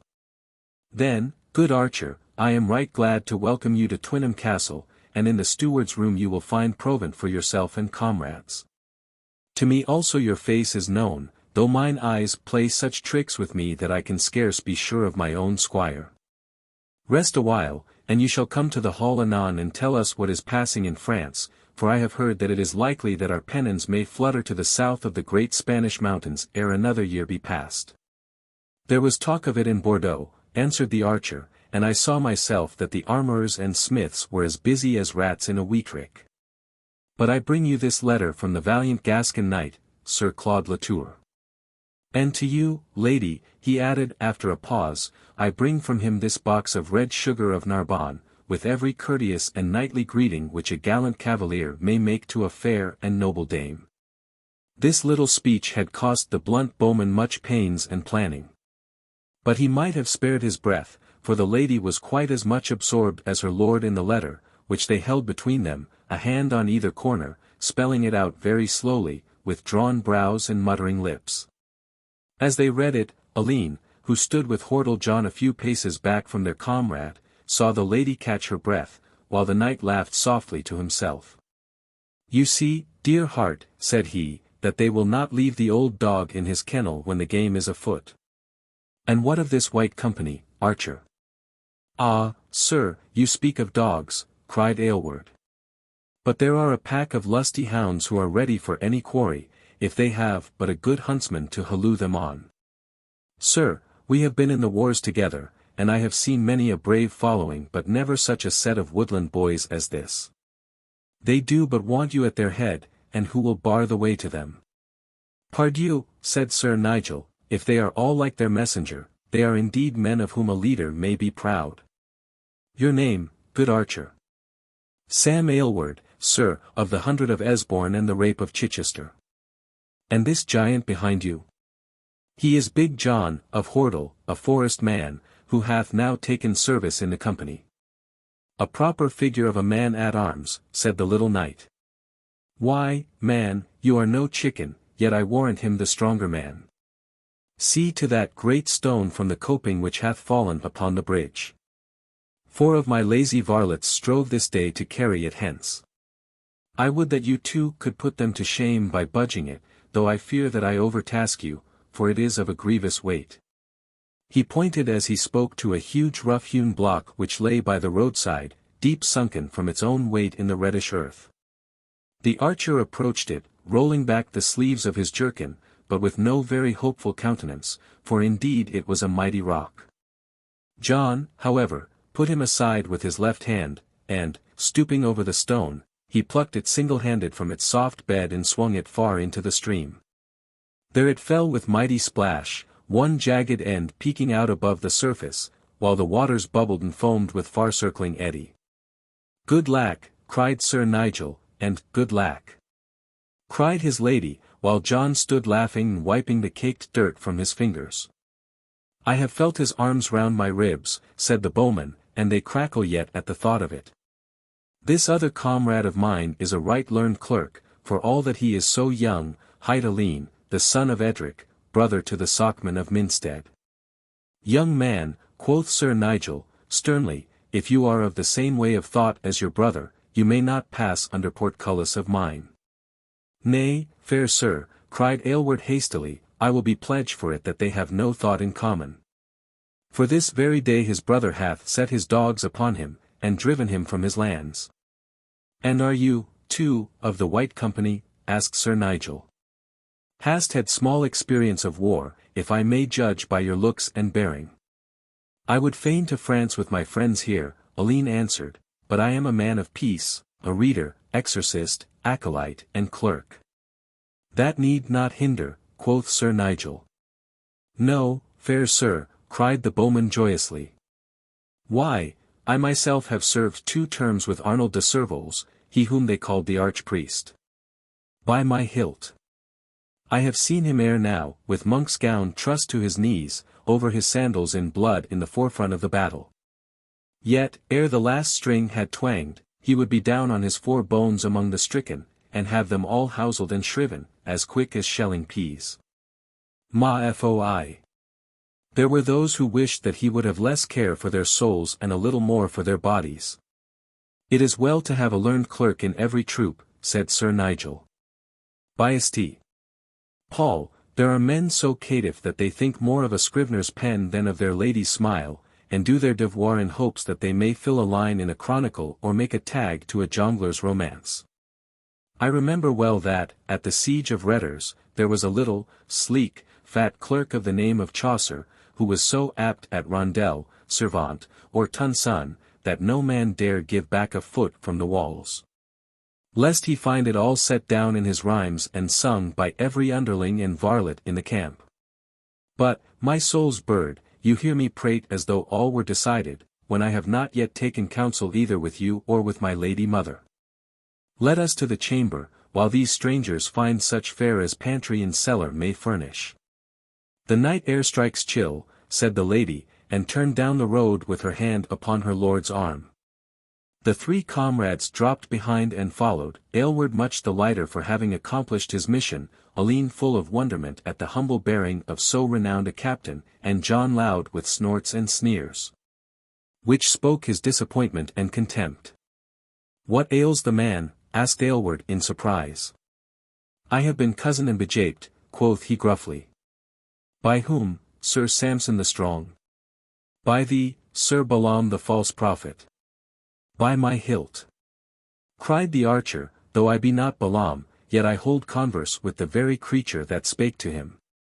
What is amiss, then, and how have I played you false? Why, Mary, did you not say, and Alleyne here will be my witness, that, if I would hie to the wars with you, you would place me under a leader who was second to none in all England for valour? Yet here you bring me to a shred of a man, peaky and ill-nourished, with eyes like a molting owl, who must needs, forsooth, take counsel with his mother ere he buckles sword to girdle. Is that where the shoe galls? Cried the bowman, and laughed aloud. I will ask you what you think of him 3 months hence, if we be all alive. For sure I am that.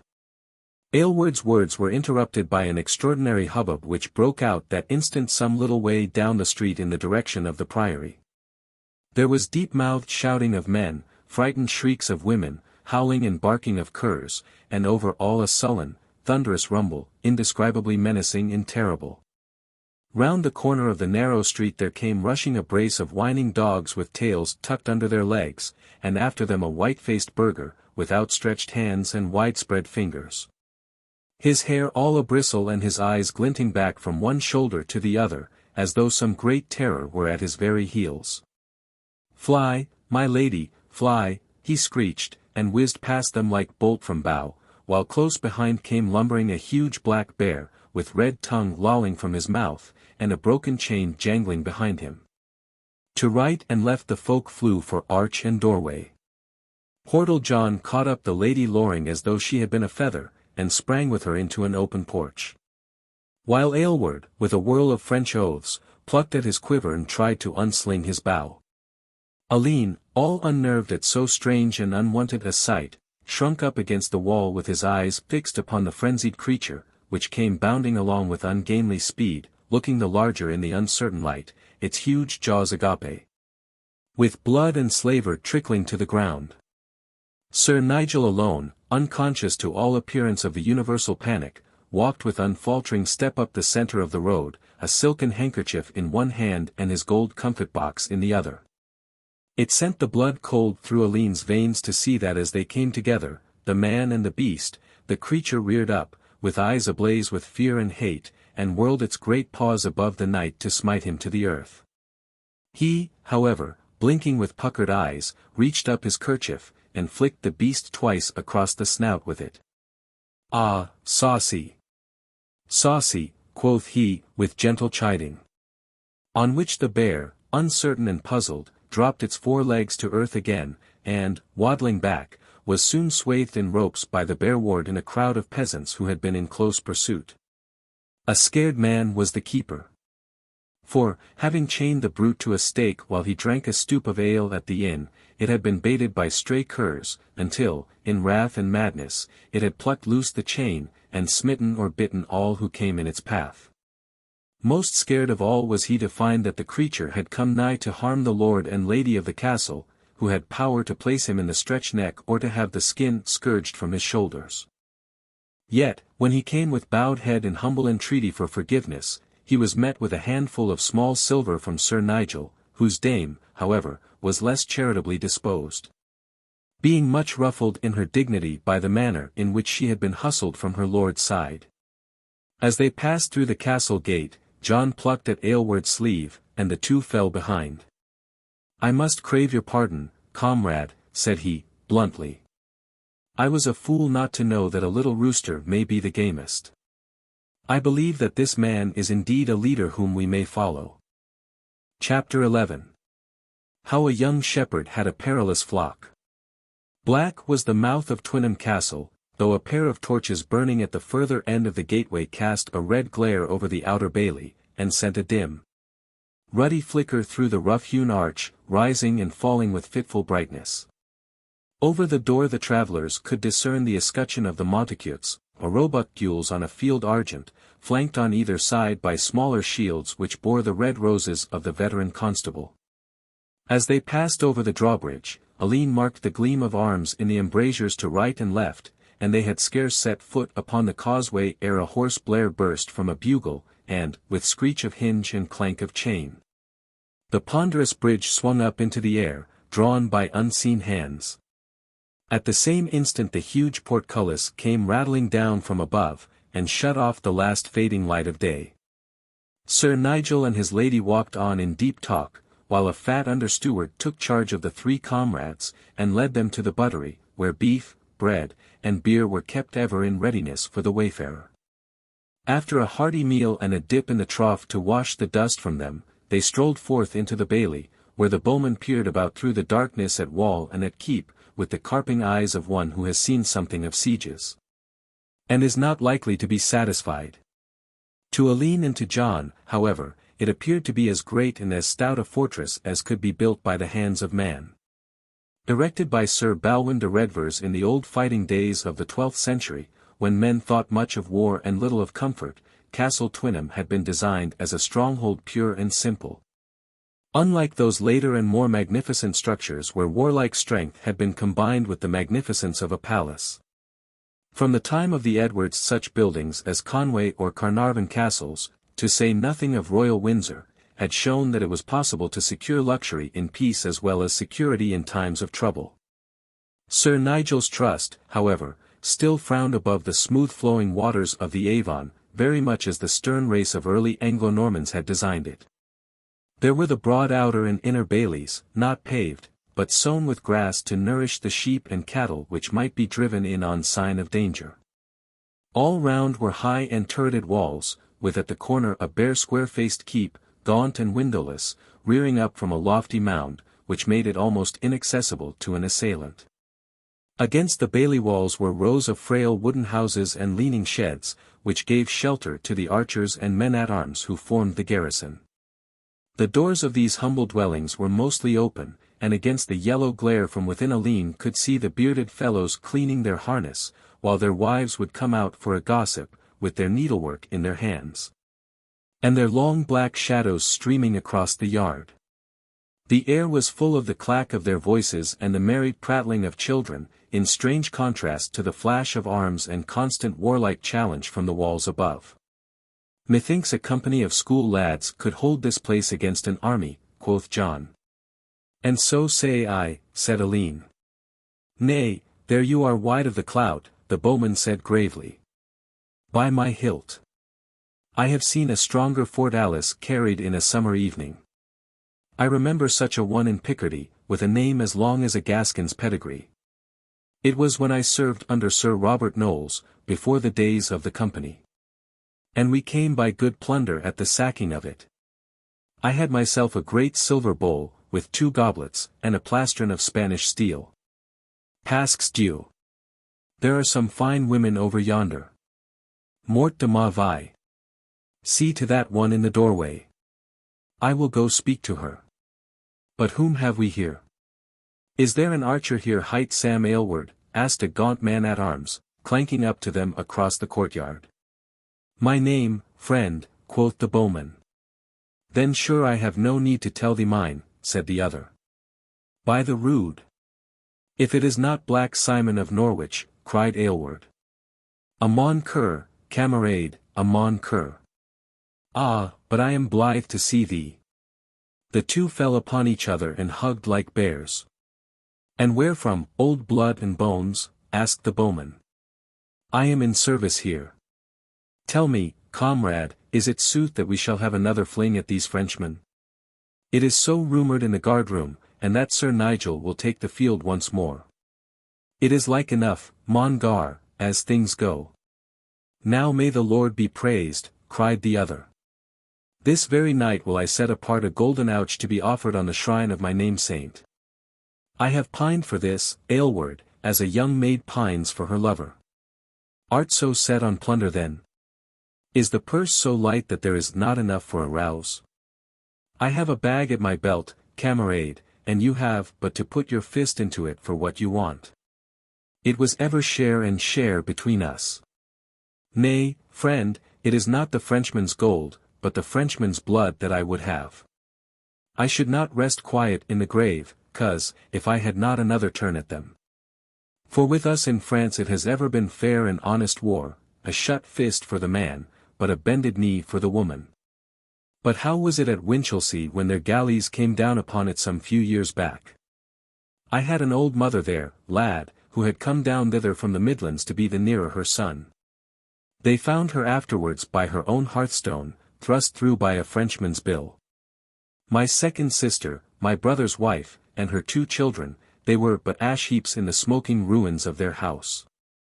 I will not say that we have not wrought great scath upon France, but women and children have been safe from us. And so, old friend, my heart is hot within me, and I long to hear the old battle cry again, and, by God's truth, if Sir Nigel unfurls his pennon, here is one who will be right glad to feel the saddle flaps under his knees. We have seen good work together, old war dog, quoth Aylward, and, by my hilt, we may hope to see more ere we die. But we are more like to hawk at the Spanish woodcock than at the French heron, though certes it is rumoured that Du Guesclin with all the best lances of France have taken service under the lions and towers of Castile. But, comrade, it is in my mind that there is some small matter of dispute still open between us. For God, it is sooth, cried the other, I had forgot it. The provost marshal and his men tore us apart when last we met. On which, friend, we vowed that we should settle the point when next we came together. Hast thy sword, I see, and the moon throws glimmer enough for such old night-birds as we. On guard, mon gar. I have not heard clink of steel this month or more. Out from the shadow then, said the other, drawing his sword. A vow is a vow, and not lightly to be broken. A vow to the saints, cried Alleyne, is indeed not to be set aside.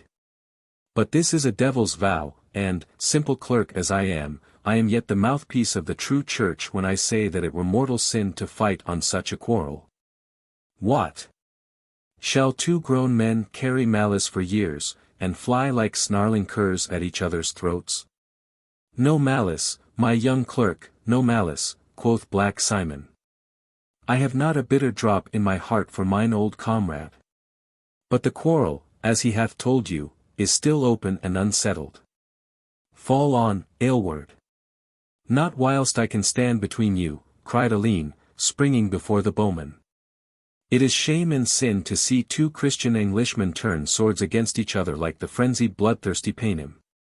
And, what is more, said Hordle John, suddenly appearing out of the buttery with the huge board upon which the pastry was rolled, if either raise sword I shall flatten him like a Shrovetide pancake.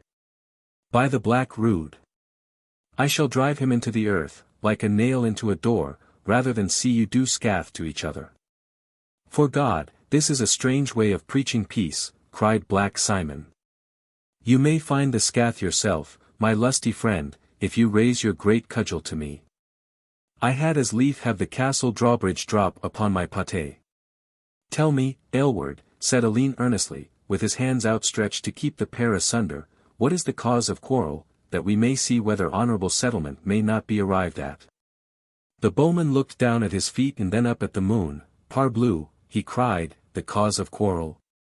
Why, mon petit, it was years ago in Limousin, and how can I bear in mind what was the cause of it? Simon there hath it at the end of his tongue. Not I, in troth, replied the other, I have had other things to think of. There was some sort of bickering over dice, or wine, or was it a woman, cuz? Pasques Dieu. But you have nicked it, cried Aylward. It was indeed about a woman, and the quarrel must go forward, for I am still of the same mind as before. What of the woman, then? Asked Simon. May the murrain strike me if I can call to mind aught about her. It was La Blanche Rose, made at the sign of the Trois Corbeaux at Limoges. Bless her pretty heart. Why, mon gar, I loved her. So did a many, quoth Simon. I call her to mind now. On the very day that we fought over the little hussy, she went off with Evan ap Price, a long-legged Welsh dagsman. They have a hostel of their own now, somewhere on the banks of the Garonne, where the landlord drinks so much of the liquor that there is little left for the customers. So ends our quarrel, then, said Aylward, sheathing his sword. A Welsh dagsman, faith. C'etait mauvaise gout, camarade, and the more so when she had a jolly archer and a lusty man-at-arms to choose from. True, old lad. And it is as well that we can compose our differences honourably, for Sir Nigel had been out at the first clash of steel, and he hath sworn that if there be quarrelling in the garrison he would smite the right hand from the broilers. You know him of old, and that he is like to be as good as his word. Mort Dieu. Yes. But there are ale, mead, and wine in the buttery, and the steward a merry rogue, who will not haggle over a quart or two. Buvons, mon gar. For it is not every day that two old friends come together. The old soldiers and Hordle John strode off together in all good fellowship. Alleyne had turned to follow them, when he felt a touch upon his shoulder, and found a young page by his side.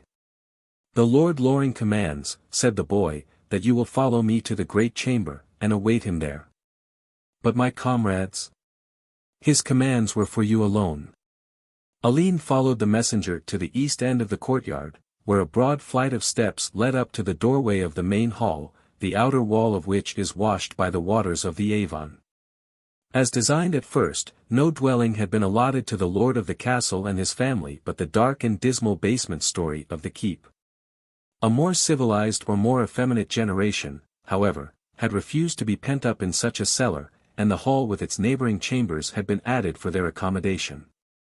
Up the broad steps Alleyne went, still following his boyish guide, until at the folding oak doors the latter paused, and ushered him into the main hall of the castle. On entering the room the clerk looked round. But, seeing no one, he continued to stand, his cap in his hand, examining with the greatest interest a chamber which was so different to any to which he was accustomed. The days had gone by when a nobleman's hall was but a barn-like, rush-strewn enclosure, the common lounge and eating room of every inmate of the castle. The Crusaders had brought back with them experiences of domestic luxuries, of Damascus carpets and rugs of Aleppo, which made them impatient of the hideous bareness and want of privacy which they found in their ancestral strongholds.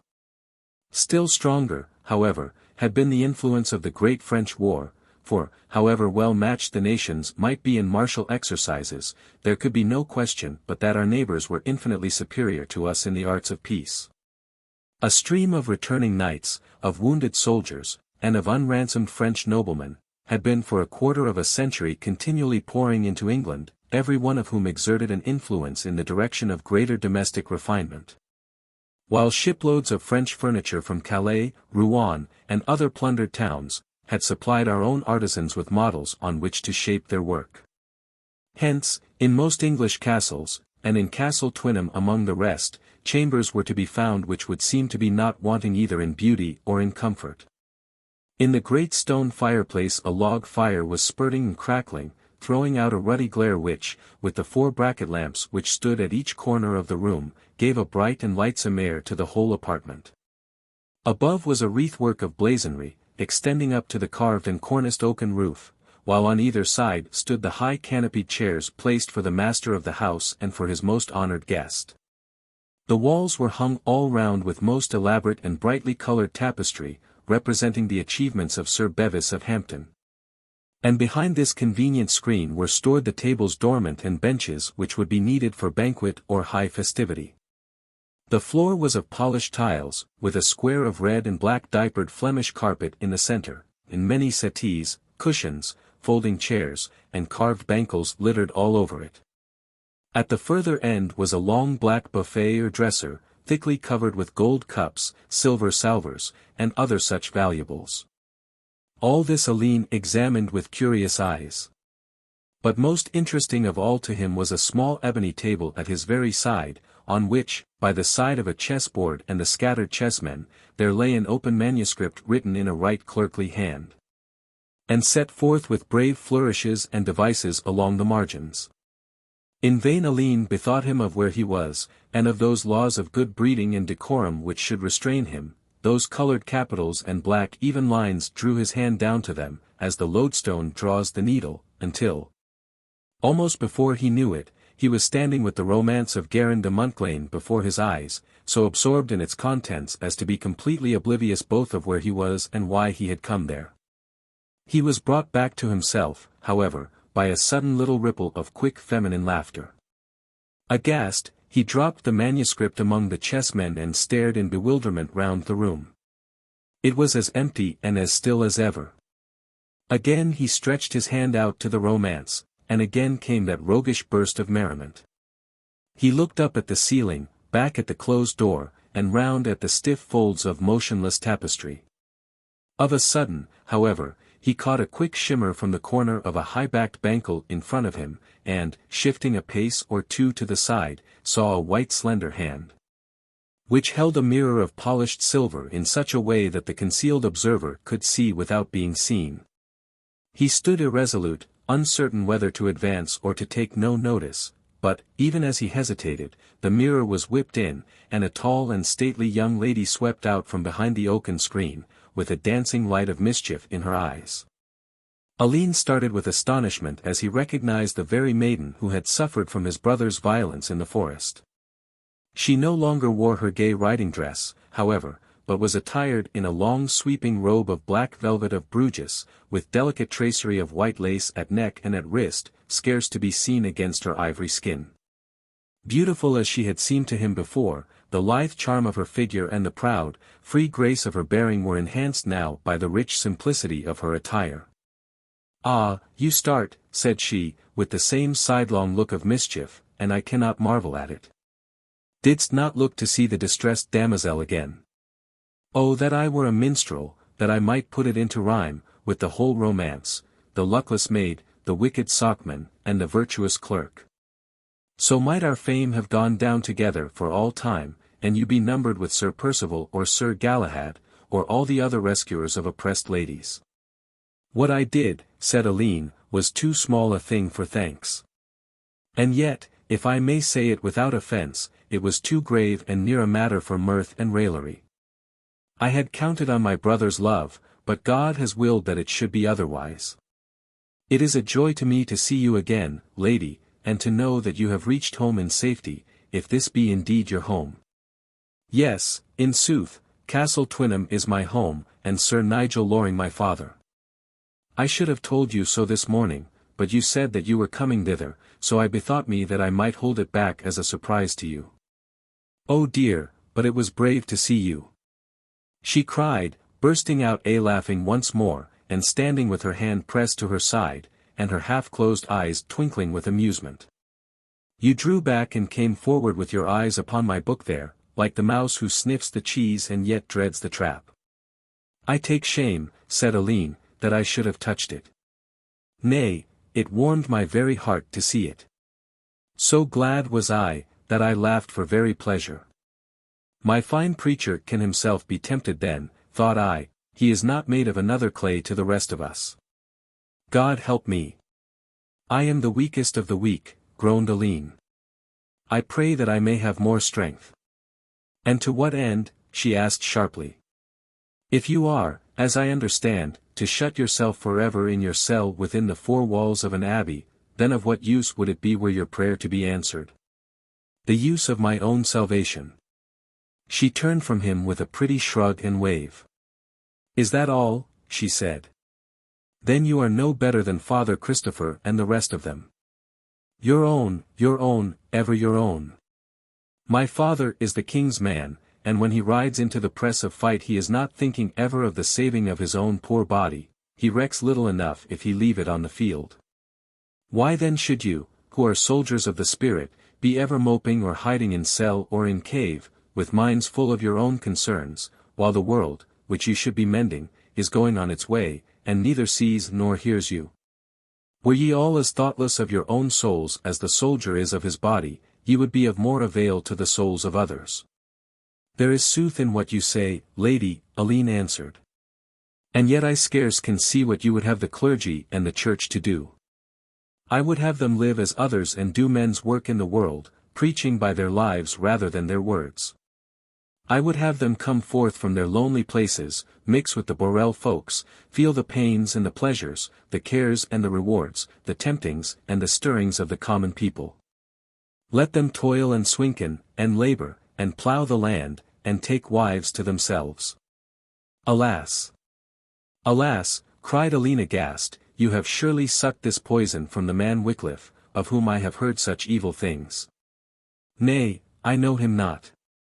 I have learned it by looking from my own chamber window and marking these poor monks of the priory, their weary life, their profitless round. I have asked myself if the best which can be done with virtue is to shut it within high walls as though it were some savage creature. If the good will lock themselves up, and if the wicked will still wander free, then alas for the world. Alleyne looked at her in astonishment, for her cheek was flushed, her eyes gleaming, and her whole pose full of eloquence and conviction. Yet in an instant she had changed again to her old expression of merriment leavened with mischief. Wilt do what I ask? Said she. What is it, lady? Oh, most ungallant clerk. A true knight would never have asked, but would have vowed upon the instant. 'Tis but to bear me out in what I say to my father. In what? In saying, if he ask, that it was south of the Christchurch road that I met you.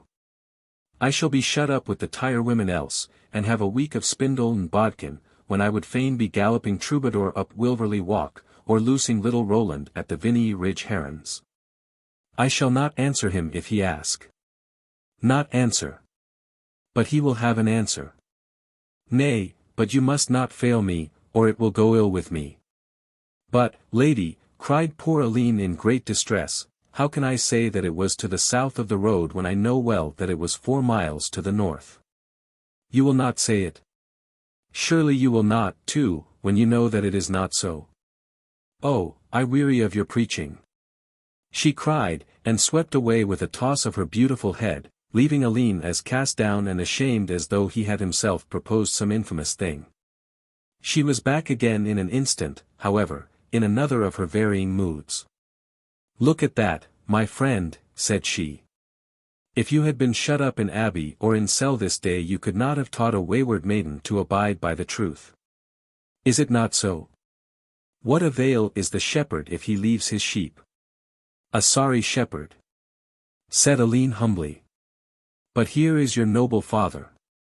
And you shall see how worthy a pupil I am. Father, I am much beholden to this young clerk, who was of service to me and helped me this very morning in Minstead woods, 4 miles to the north of the Christchurch road, where I had no call to be, you having ordered it otherwise.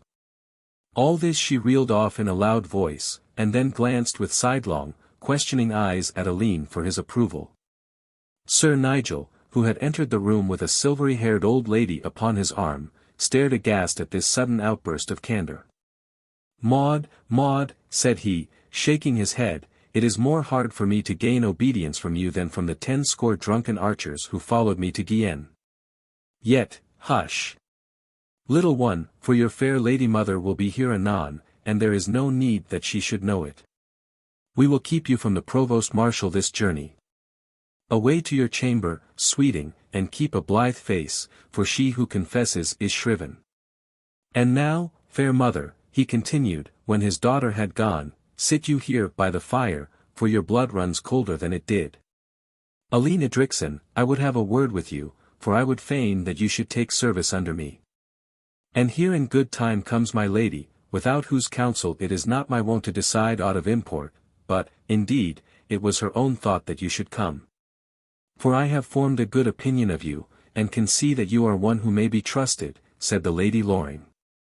And in good sooth my dear lord hath need of such a one by his side, for he recks so little of himself that there should be one there to look to his needs and meet his wants. You have seen the cloisters. It were well that you should see the world too, ere you make choice for life between them. It was for that very reason that my father willed that I should come forth into the world at my 20th year, said Alleyne. Then your father was a man of good counsel, said she, and you cannot carry out his will better than by going on this path, where all that is noble and gallant in England will be your companions. You can ride? Asked Sir Nigel, looking at the youth with puckered eyes. Yes, I have ridden much at the abbey. Yet there is a difference betwixt a friar's hack and a warrior's destrier. You can sing and play. On citole, flute and rebeck. Good. You can read blazonry. Indifferent well. Then read this, quoth Sir Nigel, pointing upwards to one of the many quarterings which adorned the wall over the fireplace. Argent, Alleyne answered, a fess azure charged with 3 lozenges dividing 3 mullets sable. Over all, on an escutcheon of the first, a jam gules. A jam gules erased, said Sir Nigel, shaking his head solemnly. Yet it is not amiss for a monk-bred man. I trust that you are lowly and serviceable. I have served all my life, my lord. Canst carve too? I have carved 2 days a week for the brethren. A model truly. Wilt make a squire of squires? But tell me, I pray, canst curl hair? No, my lord, but I could learn. It is of import, said he, for I love to keep my hair well ordered, seeing that the weight of my helmet for 30 years hath in some degree frayed it upon the top. He pulled off his velvet cap of maintenance as he spoke, and displayed a pate which was as bald as an egg, and shone bravely in the firelight. You see, said he, whisking round, and showing one little strip where a line of scattered hairs, like the last survivors in some fatal field, still barely held their own against the fate which had fallen upon their comrades. These locks need some little oiling and curling, for I doubt not that if you look slantwise at my head, when the light is good, you will yourself perceive that there are places where the hair is sparse. It is for you also to bear the purse, said the lady, for my sweet lord is of so free and gracious a temper that he would give it gaily to the first who asked alms of him. All these things, with some knowledge of venery, and of the management of horse, hawk and hound, with the grace and hardihood and courtesy which are proper to your age, will make you a fit squire for Sir Nigel Loring. Alas! Lady, Alleyne answered, I know well the great honour that you have done me in deeming me worthy to wait upon so renowned a knight, yet I am so conscious of my own weakness that I scarce dare incur duties which I might be so ill-fitted to fulfil. Modesty and a humble mind, said she, are the very first and rarest gifts in page or squire. Your words prove that you have these, and all the rest is but the work of use and time. But there is no call for haste. Rest upon it for the night, and let your orisons ask for guidance in the matter. We knew your father well, and would fain help his son, though we have small cause to love your brother the socman, who is forever stirring up strife in the county. We can scarce hope, said Nigel, to have all ready for our start before the feast of St. Luke, for there is much to be done in the time. You will have leisure, therefore, if it please you to take service under me, in which to learn your devoir. Bertrand, my daughter's page, is hot to go, but in sooth he is over young for such rough work as may be before us. And I have one favour to crave from you, added the lady of the castle, as Alleyne turned to leave their presence. You have, as I understand, much learning which you have acquired at Beaulieu. Little enough, lady, compared with those who were my teachers. Yet enough for my purpose, I doubt not. For I would have you give an hour or two a day whilst you are with us in discoursing with my daughter, the Lady Maude. For she is somewhat backward, I fear, and hath no love for letters, save for these poor fond romances, which do but fill her empty head with dreams of enchanted maidens and of errant cavaliers. Father Christopher comes over afternoons from the priory, but he is stricken with years and slow of speech, so that she gets small profit from his teaching. I would have you do what you can with her, and with Agatha my young tirewoman, and with Dorothy Pierpont. And so Alleyne found himself not only chosen as squire to a knight but also as squire to 3 damosels, which was even further from the part which he had thought to play in the world. Yet he could but agree to do what he might, and so went forth from the castle hall with his face flushed and his head in a whirl at the thought of the strange and perilous paths which his feet were destined to tread. Chapter 12. How Alleyne learned more than he could teach. And now there came a time of stir and bustle, of furbishing of arms and clang of hammer from all the Southland counties. Fast spread the tidings from thorpe to thorpe and from castle to castle, that the old game was afoot once more, and the lions and lilies to be in the field with the early spring. Great news this for that fierce old country, whose trade for a generation had been war, her exports archers and her imports prisoners. For 6 years her sons had chafed under an unwonted peace. Now they flew to their arms as to their birthright. The old soldiers of Crécy, of Nogent, and of Poictiers were glad to think that they might hear the war trumpet once more, and gladder still were the hot youth who had chafed for years under the martial tales of their sires. To pierce the great mountains of the south, to fight the tamers of the fiery moors, to follow the greatest captain of the age, to find sunny cornfields and vineyards. When the marches of Picardy and Normandy were as rare and bleak as the Jedburgh forests, here was a golden prospect for a race of warriors. From sea to sea there was stringing of bows in the cottage and clang of steel in the castle. Nor did it take long for every stronghold to pour forth its cavalry, and every hamlet its footmen.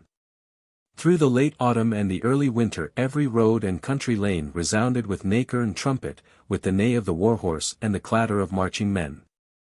From the Wrekin in the Welsh marches to the Cotswolds in the west or Butser in the south, there was no hilltop from which the peasant might not have seen the bright shimmer of arms, the toss and flutter of plume and of pencil. From bypath, from woodland clearing, or from winding moorside track these little rivulets of steel united in the larger roads to form a broader stream, growing ever fuller and larger as it approached the nearest or most commodious seaport.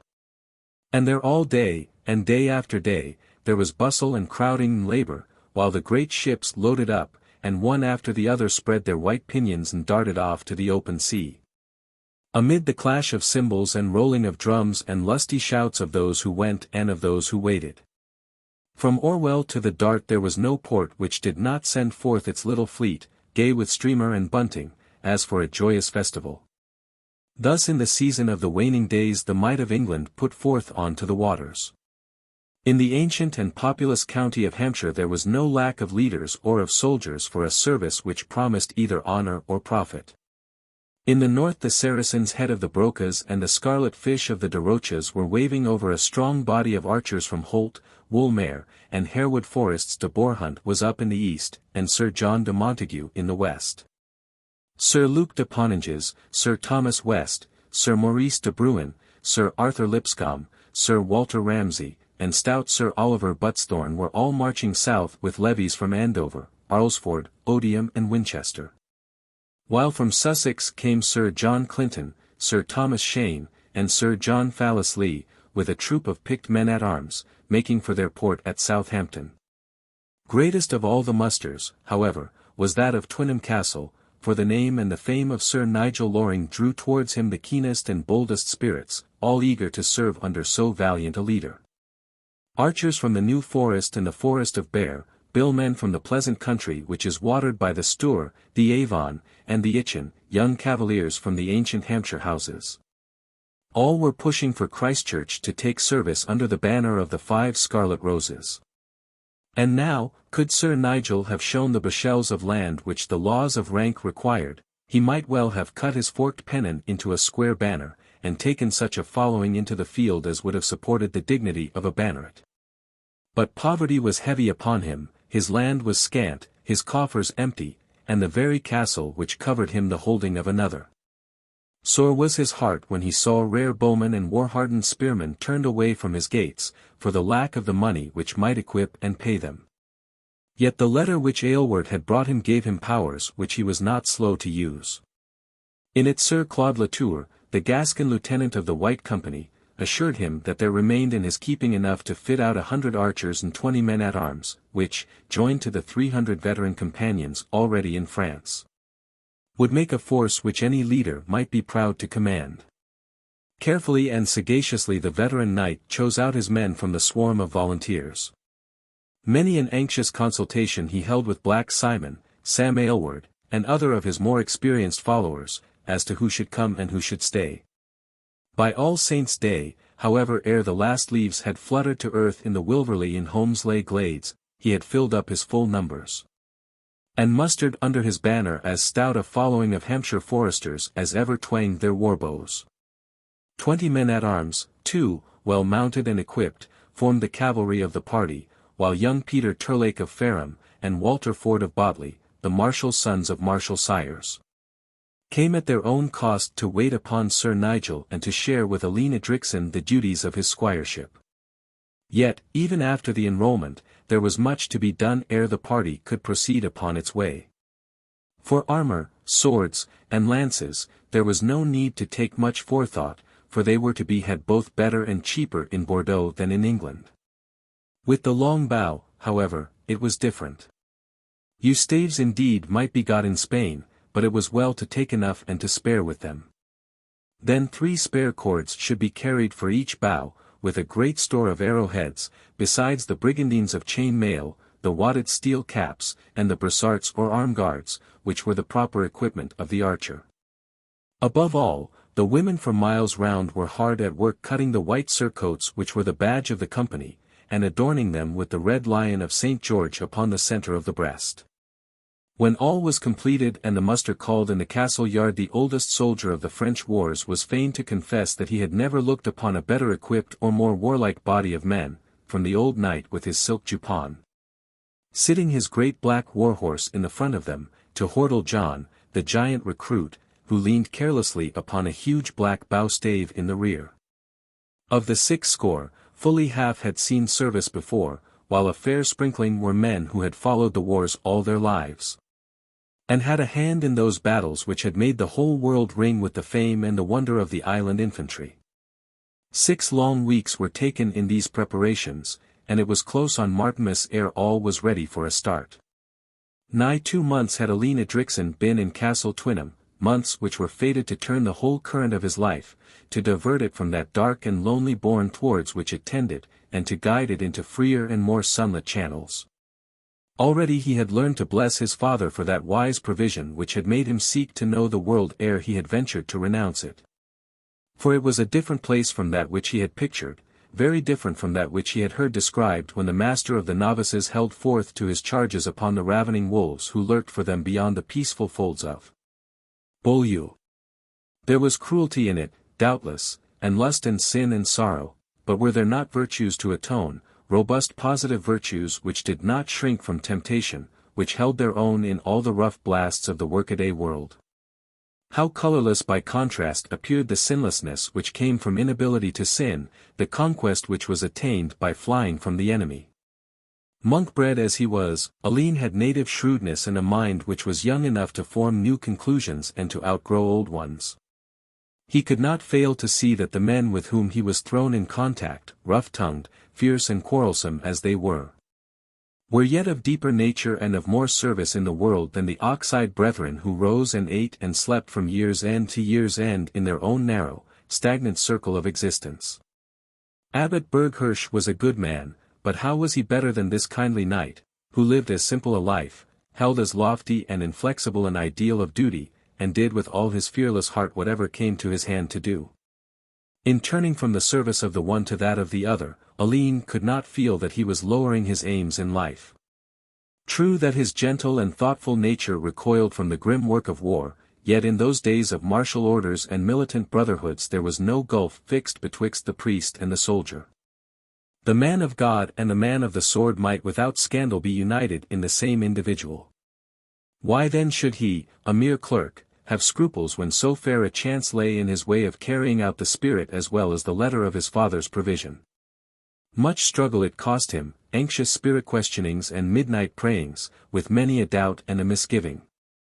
But the issue was that ere he had been 3 days in Castle Twynham he had taken service under Sir Nigel, and had accepted horse and harness, the same to be paid for out of his share of the profits of the expedition.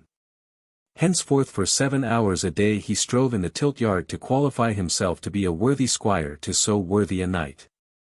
Young, supple and active, with all the pent energies from years of pure and healthy living, it was not long before he could manage his horse and his weapon well enough to earn an approving nod from critical men-at-arms. Or to hold his own against Turlake and Ford, his fellow servitors. But were there no other considerations which swayed him from the cloisters towards the world? So complex is the human spirit that it can itself scarce discern the deep springs which impel it to action. Yet to Alleyne had been opened now a side of life of which he had been as innocent as a child, but one which was of such deep import that it could not fail to influence him in choosing his path. A woman, in monkish precepts, had been the embodiment and concentration of what was dangerous and evil, a focus whence spread all that was to be dreaded and avoided. So defiling was their presence that a true Cistercian might not raise his eyes to their face or touch their fingertips under ban of church and fear of deadly sin. Yet here, day after day for an hour after nones, and for an hour before vespers, he found himself in close communion with 3 maidens, all young, all fair, and all therefore doubly dangerous from the monkish standpoint. Yet he found that in their presence he was conscious of a quick sympathy, a pleasant ease, a ready response to all that was most gentle and best in himself, which filled his soul with a vague and new-found joy. And yet the Lady Maude Loring was no easy pupil to handle. An older and more world-wise man might have been puzzled by her varying moods, her sudden prejudices, her quick resentment at all constraint and authority. Did a subject interest her, was there space in it for either romance or imagination, she would fly through it with her subtle, active mind, leaving her 2 fellow students and even her teacher toiling behind her. On the other hand, were there dull patience needed with steady toil and strain of memory, no single fact could by any driving be fixed in her mind. Alleyne might talk to her of the stories of old gods and heroes, of gallant deeds and lofty aims, or he might hold forth upon moon and stars, and let his fancy wander over the hidden secrets of the universe. And he would have a rapt listener with flushed cheeks and eloquent eyes, who could repeat after him the very words which had fallen from his lips. But when it came to Almagest and astrolabe, the counting of figures and reckoning of epicycles, away would go her thoughts to horse and hound, and a vacant eye and listless face would warn the teacher that he had lost his hold upon his scholar. Then he had but to bring out the old romance book from the priory, with befingered cover of sheepskin and gold letters upon a purple ground, to entice her wayward mind back to the paths of learning. At times, too, when the wild fit was upon her, she would break into pertness and rebel openly against Alleyne's gentle firmness. Yet he would jog quietly on with his teachings, taking no heed to her mutiny, until suddenly she would be conquered by his patience, and break into self-revilings 100 times stronger than her fault demanded. It chanced however that, on one of these mornings when the evil mood was upon her, Agatha the young tire-woman, thinking to please her mistress, began also to toss her head and make tart rejoinder to the teacher's questions. In an instant the Lady Maude had turned upon her 2 blazing eyes and a face which was blanched with anger. "You would dare," said she. "You would dare." The frightened tire-woman tried to excuse herself. "But my fair lady," she stammered, "what have I done? I have said no more than I heard." "You would dare," repeated the lady in a choking voice. "You, a graceless baggage, a foolish lack-brain, with no thought above the hemming of shifts. And he so kindly and handy and long-suffering. You would, you may well flee the room." She had spoken with a rising voice, and a clasping and opening of her long white fingers. So that it was no marvel that ere the speech was over the skirts of Agatha were whisking round the door and the click of her sobs to be heard dying swiftly away down the corridor. Alleyne stared open-eyed at this tigress who had sprung so suddenly to his rescue. "There is no need for such anger," he said mildly. "The maid's words have done me no scath. It is you yourself who have erred." "I know it," she cried, "I am a most wicked woman. But it is bad enough that one should misuse you. Ma-foi. I will see that there is not a second one." "Nay, nay, no one has misused me," he answered. "But the fault lies in your hot and bitter words. You have called her a baggage and a lack-brain, and I know not what. And you are he who taught me to speak the truth," she cried. "Now I have spoken it, and yet I cannot please you. Lack-brain she is, and lack-brain I shall call her." Such was a sample of the sudden janglings which marred the peace of that little class. As the weeks passed, however, they became fewer and less violent, as Alleyne's firm and constant nature gained sway and influence over the Lady Maude. And yet, sooth to say, there were times when he had to ask himself whether it was not the Lady Maude who was gaining sway and influence over him. If she were changing, so was he. In drawing her up from the world, he was day by day being himself dragged down towards it. In vain he strove and reasoned with himself as to the madness of letting his mind rest upon Sir Nigel's daughter. What was he, a younger son, a penniless clerk, a squire unable to pay for his own harness, that he should dare to raise his eyes to the fairest maid in Hampshire? So spake reason. But, in spite of all, her voice was ever in his ears and her image in his heart. Stronger than reason, stronger than cloister teachings, stronger than all that might hold him back, was that old tyrant who will brook no rival in the kingdom of youth. And yet it was a surprise and a shock to himself to find how deeply she had entered into his life, how completely those vague ambitions and yearnings which had filled his spiritual nature centered themselves now upon this thing of earth. He had scarce dared to face the change which had come upon him, when a few sudden chance words showed it all up hard and clear, like a lightning flash in the darkness. He had ridden over to Poole, one November day, with his fellow squire, Peter Turlake, in quest of certain yew staves from Wat Swathling, the Dorsetshire armourer. The day for their departure had almost come, and the two youths spurted over the lonely downs at the top of their speed on their homeward course, for evening had fallen and there was much to be done. Peter was a hard, wiry, brown-faced, country-bred lad who looked on the coming war as the schoolboy looks on his holidays. This day, however, he had been sombre and mute, with scarce a word a mile to bestow upon his comrade. "Tell me, Alleyne Edricson," he broke out, suddenly, as they clattered along the winding track which leads over the Bournemouth hills, "has it not seemed to you that of late the Lady Maude is paler and more silent than is her wont?" "It may be so," the other answered shortly. "And would rather sit distrait by her oriel than ride gaily to the chase as of old. Methinks, Alleyne, it is this learning which you have taught her that has taken all the life and sap from her. It is more than she can master, like a heavy spear to a light rider." "Her lady mother has so ordered it," said Alleyne. "By Our Lady. And withouten disrespect," quoth Turlake, "it is in my mind that her lady mother is more fitted to lead a company to a storming than to have the upbringing of this tender and milk-white maid. Hark ye, lad Alleyne, to what I never told man or woman yet. I love the fair Lady Maude, and would give the last drop of my heart's blood to serve her." He spoke with a gasping voice, and his face flushed crimson in the moonlight. Alleyne said nothing, but his heart seemed to turn to a lump of ice in his bosom. "My father has broad acres," the other continued, "from Fareham Creek to the slope of the Portsdown Hill. There is filling of granges, hewing of wood, malting of grain, and herding of sheep as much as heart could wish, and I the only son. Sure am I that Sir Nigel would be blithe at such a match." "But how of the lady?" asked Alleyne, with dry lips. "Ah, lad, there lies my trouble. It is a toss of the head and a droop of the eyes if I say one word of what is in my mind. 'Twere as easy to woo the snow dame that we shaped last winter in our castle yard.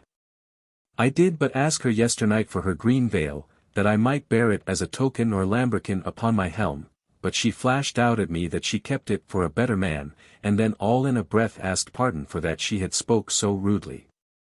Yet she would not take back the words either, nor would she grant the veil. Has it seemed to thee, Alleyne, that she loves any one? Nay, I cannot say, said Alleyne, with a wild throb of sudden hope in his heart. I have thought so, and yet I cannot name the man. Indeed, save myself, and Walter Ford, and you, who are half a clerk, and Father Christopher of the Priory, and Bertrand the page, who is there whom she sees. I cannot tell, quoth Alleyne shortly, and the two squires rode on again, each intent upon his own thoughts. Next day at morning lesson the teacher observed that his pupil was indeed looking pale and jaded, with listless eyes and a weary manner. He was heavy-hearted to note the grievous change in her. Your mistress, I fear, is ill, Agatha, he said to the tire-woman, when the Lady Maude had sought her chamber. The maid looked aslant at him with laughing eyes. It is not an illness that kills, quoth she. Pray God not, he cried. But tell me, Agatha, what it is that ails her. Methinks that I could lay my hand upon another who is smitten with the same trouble, said she, with the same sidelong look. Canst not give a name to it, and thou so skilled in leechcraft? Nay, save that she seems aweary. Well, bethink you that it is but 3 days ere you will all be gone, and Castle Twynham be as dull as the Priory. Is there not enough there to cloud a lady's brow? In sooth, yes, he answered, I had forgot that she is about to lose her father. Her father, cried the tire-woman, with a little trill of laughter. Oh simple, simple. And she was off down the passage like arrow from bow, while Alleyne stood gazing after her, betwixt hope and doubt, scarce daring to put faith in the meaning which seemed to underlie her words. Chapter 13. How the White Company set forth to the wars. St. Luke's day had come and had gone, and it was in the season of Martinmas, when the oxen are driven in to the slaughter, that the White Company was ready for its journey. Loud shrieked the brazen bugles from keep and from gateway, and merry was the rattle of the war drum, as the men gathered in the outer bailey, with torches to light them, for the morn had not yet broken. Alleyne, from the window of the armory, looked down upon the strange scene, the circles of yellow flickering light, the lines of stern and bearded faces, the quick shimmer of arms, and the lean heads of the horses. In front stood the bowmen, 10 deep, with a fringe of under-officers, who paced hither and thither marshalling the ranks with curt precept or short rebuke. Behind were the little clump of steel-clad horsemen, their lances raised, with long pencils drooping down the oaken shafts. So silent and still were they, that they might have been metal-sheathed statues, were it not for the occasional quick, impatient stamp of their chargers, or the rattle of chamfron against neck-plates as they tossed and strained. A spear's length in front of them sat the spare and long-limbed figure of Black Simon, the Norwich fighting man, his fierce, deep-lined face framed in steel, and the silk guidon marked with the 5 scarlet roses slanting over his right shoulder. All round, in the edge of the circle of the light, stood the castle servants, the soldiers who were to form the garrison, and little knots of women, who sobbed in their aprons and called shrilly to their name-saints to watch over the Wat, or Will, or Peterkin who had turned his hand to the work of war. The young squire was leaning forward, gazing at the stirring and martial scene, when he heard a short, quick gasp at his shoulder, and there was the Lady Maude, with her hand to her heart, leaning up against the wall, slender and fair, like a half-plucked lily. Her face was turned away from him, but he could see, by the sharp intake of her breath, that she was weeping bitterly. Alas! Alas, he cried, all unnerved at the sight, why is it that you are so sad, lady? It is the sight of these brave men, she answered, and to think how many of them go and how few are like to find their way back. I have seen it before, when I was a little maid, in the year of the prince's great battle. I remember then how they mustered in the bailey, even as they do now, and my lady mother holding me in her arms at this very window that I might see the show.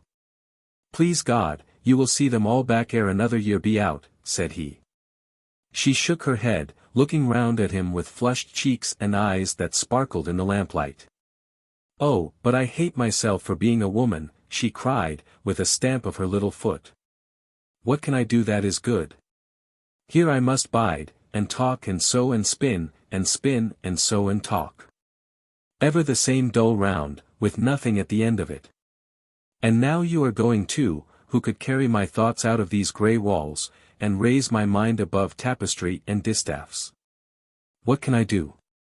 I am of no more use or value than that broken bow-stave."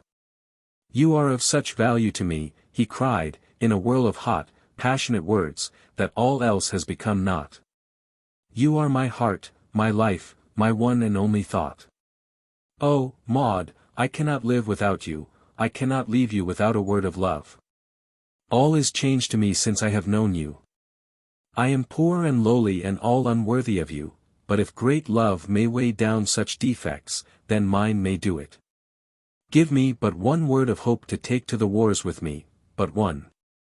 Ah, you shrink, you shudder. My wild words have frightened you." Twice she opened her lips, and twice no sound came from them.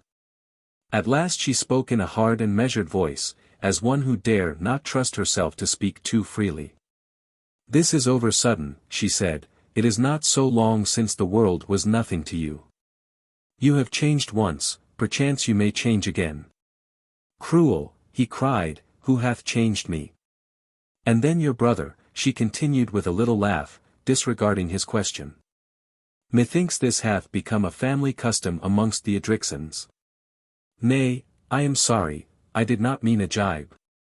But, indeed, Alleyne, this hath come suddenly upon me, and I scarce know what to say. Say some word of hope, however distant, some kind word that I may cherish in my heart."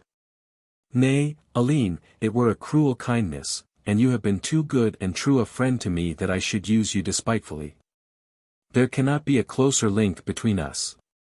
It is madness to think of it. Were there no other reasons, it is enough that my father and your brother would both cry out against it." "My brother, what has he to do with it? And your father? Come, Alleyne, was it not you who would have me act fairly to all men, and, certes, to my father amongst them?" "You say truly," he cried, "you say truly. But you do not reject me, Maude. You give me some ray of hope. I do not ask pledge or promise.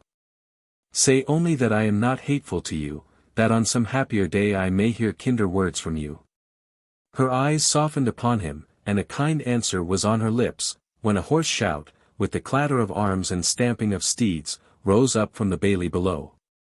At the sound her face set, her eyes sparkled, and she stood with flushed cheek and head thrown back, a woman's body, with a soul of fire.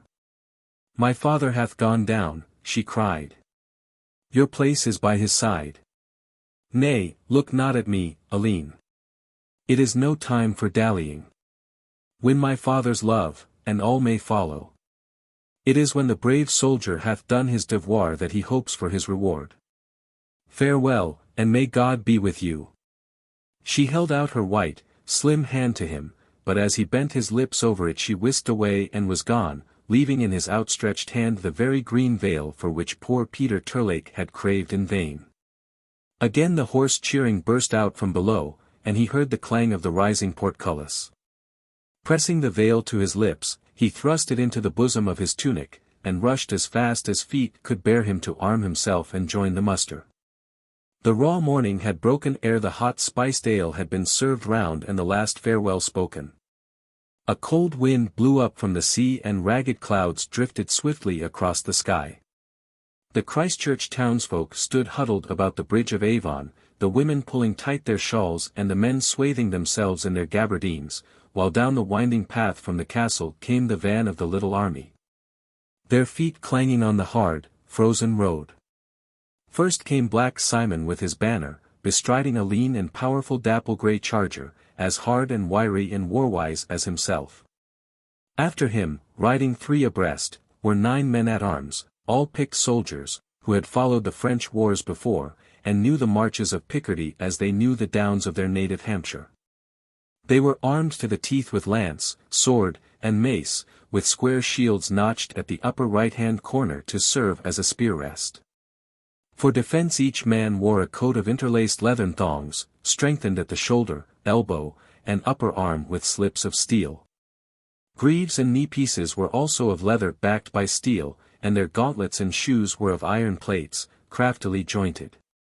So, with jingle of arms and clatter of hoofs, they rode across the bridge of Avon, while the burghers shouted lustily for the flag of the 5 Roses and its gallant guard. Close at the heels of the horses came 20 archers bearded and burly, their round targets on their backs and their long yellow bows, the most deadly weapon that the wit of man had yet devised, thrusting forth from behind their shoulders. From each man's girdle hung sword or axe, according to his humor, and over the right hip there jutted out the leathern quiver with its bristle of goose, pigeon, and peacock feathers. Behind the bowmen strode 2 trumpeters blowing upon nakers, and 2 drummers in party-colored clothes. After them came 27 sumpter horses carrying tent poles, cloth, spare arms, spurs, wedges, cooking kettles, horseshoes, bags of nails and 100 other things which experience had shown to be needful in a harried and hostile country. A white mule with red trappings, led by a varlet, carried Sir Nigel's own napery in table comforts. Then came 20 more archers, 10 more men-at-arms, and finally a rear guard of 20 bowmen, with Big John towering in the front rank and the veteran Aylward marching by the side. His battered harness and faded surcoat in strange contrast with the snow-white jupons and shining brigandines of his companions. A quick crossfire of greetings and questions and rough West Saxon jests flew from rank to rank, or were bandied about betwixt the marching archers and the gazing crowd. "Hola, Gaffer Higginson!" cried Aylward, as he spied the portly figure of the village innkeeper. "No more of thy nut brown, mon gar. We leave it behind us." "By St. Paul, no," cried the other. "You take it with you. Devil a drop have you left in the great Kilderkin. It was time for you to go. If your cask is lear, I warrant your purse is full, Gaffer," shouted Hordle John. "See that you lay in good store of the best for our homecoming. See that you keep your throat whole for the drinking of it, Archer," cried a voice, and the crowd laughed at the rough pleasantry. "If you will warrant the beer, I will warrant the throat," said John composedly. "Close up the ranks!" cried Aylward. "En avant, mes enfants. Ah, by my finger bones, there is my sweet Mary from the Priory Mill. Ma foi, but she is beautiful. Adieu, Mary ma chérie. Mon cœur est toujours à toi. Brace your belt, Watkins, man, and swing your shoulders as a free companion should. By my hilt! Your jerkins will be as dirty as mine ere you clap eyes on Hengesbury Head again." The company had marched to the turn of the road ere Sir Nigel Loring rode out from the gateway, mounted on Palmer's, his great black warhorse, whose ponderous footfall on the wooden drawbridge echoed loudly from the gloomy arch which spanned it. Sir Nigel was still in his velvet dress of peace, with flat velvet cap of maintenance, and curling ostrich feather clasped in a golden brooch. To his 3 squires riding behind him it looked as though he bore the bird's egg as well as its feather, for the back of his bald pate shone like a globe of ivory. He bore no arms save the long and heavy sword which hung at his saddle-bow. But Turlate carried in front of him the high wyvern-crested bassinet, Ford the heavy ash spear with swallowtail pennon, while Alleyne was entrusted with the emblazoned shield. The Lady Loring rode her palfrey at her lord's bridle arm, for she would see him as far as the edge of the forest, and ever and anon she turned her hard-lined face up wistfully to him and ran a questioning eye over his apparel and appointments. "I trust that there is nothing forgot," she said, beckoning to Alleyne to ride on her further side. "I trust him to you, Edricson. Hosen, shirts, cyclas, and underjupons are in the brown basket on the left side of the mule. His wine he takes hot when the nights are cold, Malvoisie or Vernage, with as much spice as would cover the thumbnail. See that he hath a change if he come back hot from the tilting. There is goose grease in a box, if the old scars ache at the turn of the weather. Let his blankets be dry, N. Nay, my heart's life," the little knight interrupted, "trouble not now about such matters. Why so pale and wan, Edricson? Is it not enow to make a man's heart dance to see this noble company, such valiant men at arms, such lusty archers? By St. Paul! I would be ill to please if I were not blithe to see the red roses flying at the head of so noble a following. The purse I have already given you, Edricson, continued the lady. There are in it 23 marks, 1 noble, 3 shillings and 4 pence, which is a great treasure for one man to carry. And I pray you to bear in mind, Edricson, that he hath 2 pair of shoes, those of red leather for common use, and the others with golden toe chains, which he may wear should he chance to drink wine with the prince or with Chandos. My sweet bird, said Sir Nigel, I am right loath to part from you, but we are now at the fringe of the forest, and it is not right that I should take the chatelaine too far from her trust. But oh, my dear lord, she cried with a trembling lip, let me bide with you for 1 furlong further, or 1.5 perhaps. You may spare me this out of the weary miles that you will journey along. Come, then, my heart's comfort, he answered. But I must crave a gage from thee. It is my custom, dearling, and hath been since I have first known thee, to proclaim by herald in such camps, townships, or fortalices as I may chance to visit, that my lady love, being beyond compare the fairest and sweetest in Christendom. I should deem it great honour and kindly condescension if any cavalier would run 3 courses against me with sharpened lances, should he chance to have a lady whose claim he was willing to advance. I pray you then my fair dove, that you will vouchsafe to me one of those doeskin gloves, that I may wear it as the badge of her whose servant I shall ever be. Alack and alas for the fairest and sweetest, she cried. Fair and sweet I would fain be for your dear sake, my lord, but old I am and ugly, and the knights would laugh should you lay lance in rest in such a cause. Edricson, quoth Sir Nigel, you have young eyes, and mine are somewhat bedimmed. Should you chance to see a knight laugh, or smile, or even, look you, arch his brows, or purse his mouth, or in any way show surprise that I should uphold the Lady Mary, you will take particular note of his name, his coat armour, and his lodging. Your glove, my life's desire. The Lady Mary Loring slipped her hand from her yellow leather gauntlet, and he, lifting it with dainty reverence, bound it to the front of his velvet cap. It is with mine other guardian angels, quoth he, pointing at the saints' medals which hung beside it. And now, my dearest, you have come far enow. May the Virgin guard and prosper thee. 1 kiss. He bent down from his saddle, and then, striking spurs into his horse's sides, he galloped at top speed after his men, with his 3 squires at his heels. Half a mile further, where the road topped a hill, they looked back, and the Lady Mary on her white palfrey was still where they had left her. A moment later they were on the downward slope, and she had vanished from their view. Chapter 14. How Sir Nigel sought for a wayside venture. For a time Sir Nigel was very moody and downcast, with bent brows and eyes upon the pommel of his saddle. Edricson and Terlake rode behind him in little better case, while Ford, a careless and light-hearted youth, grinned at the melancholy of his companions, and flourished his lord's heavy spear, making a point to right and a point to left.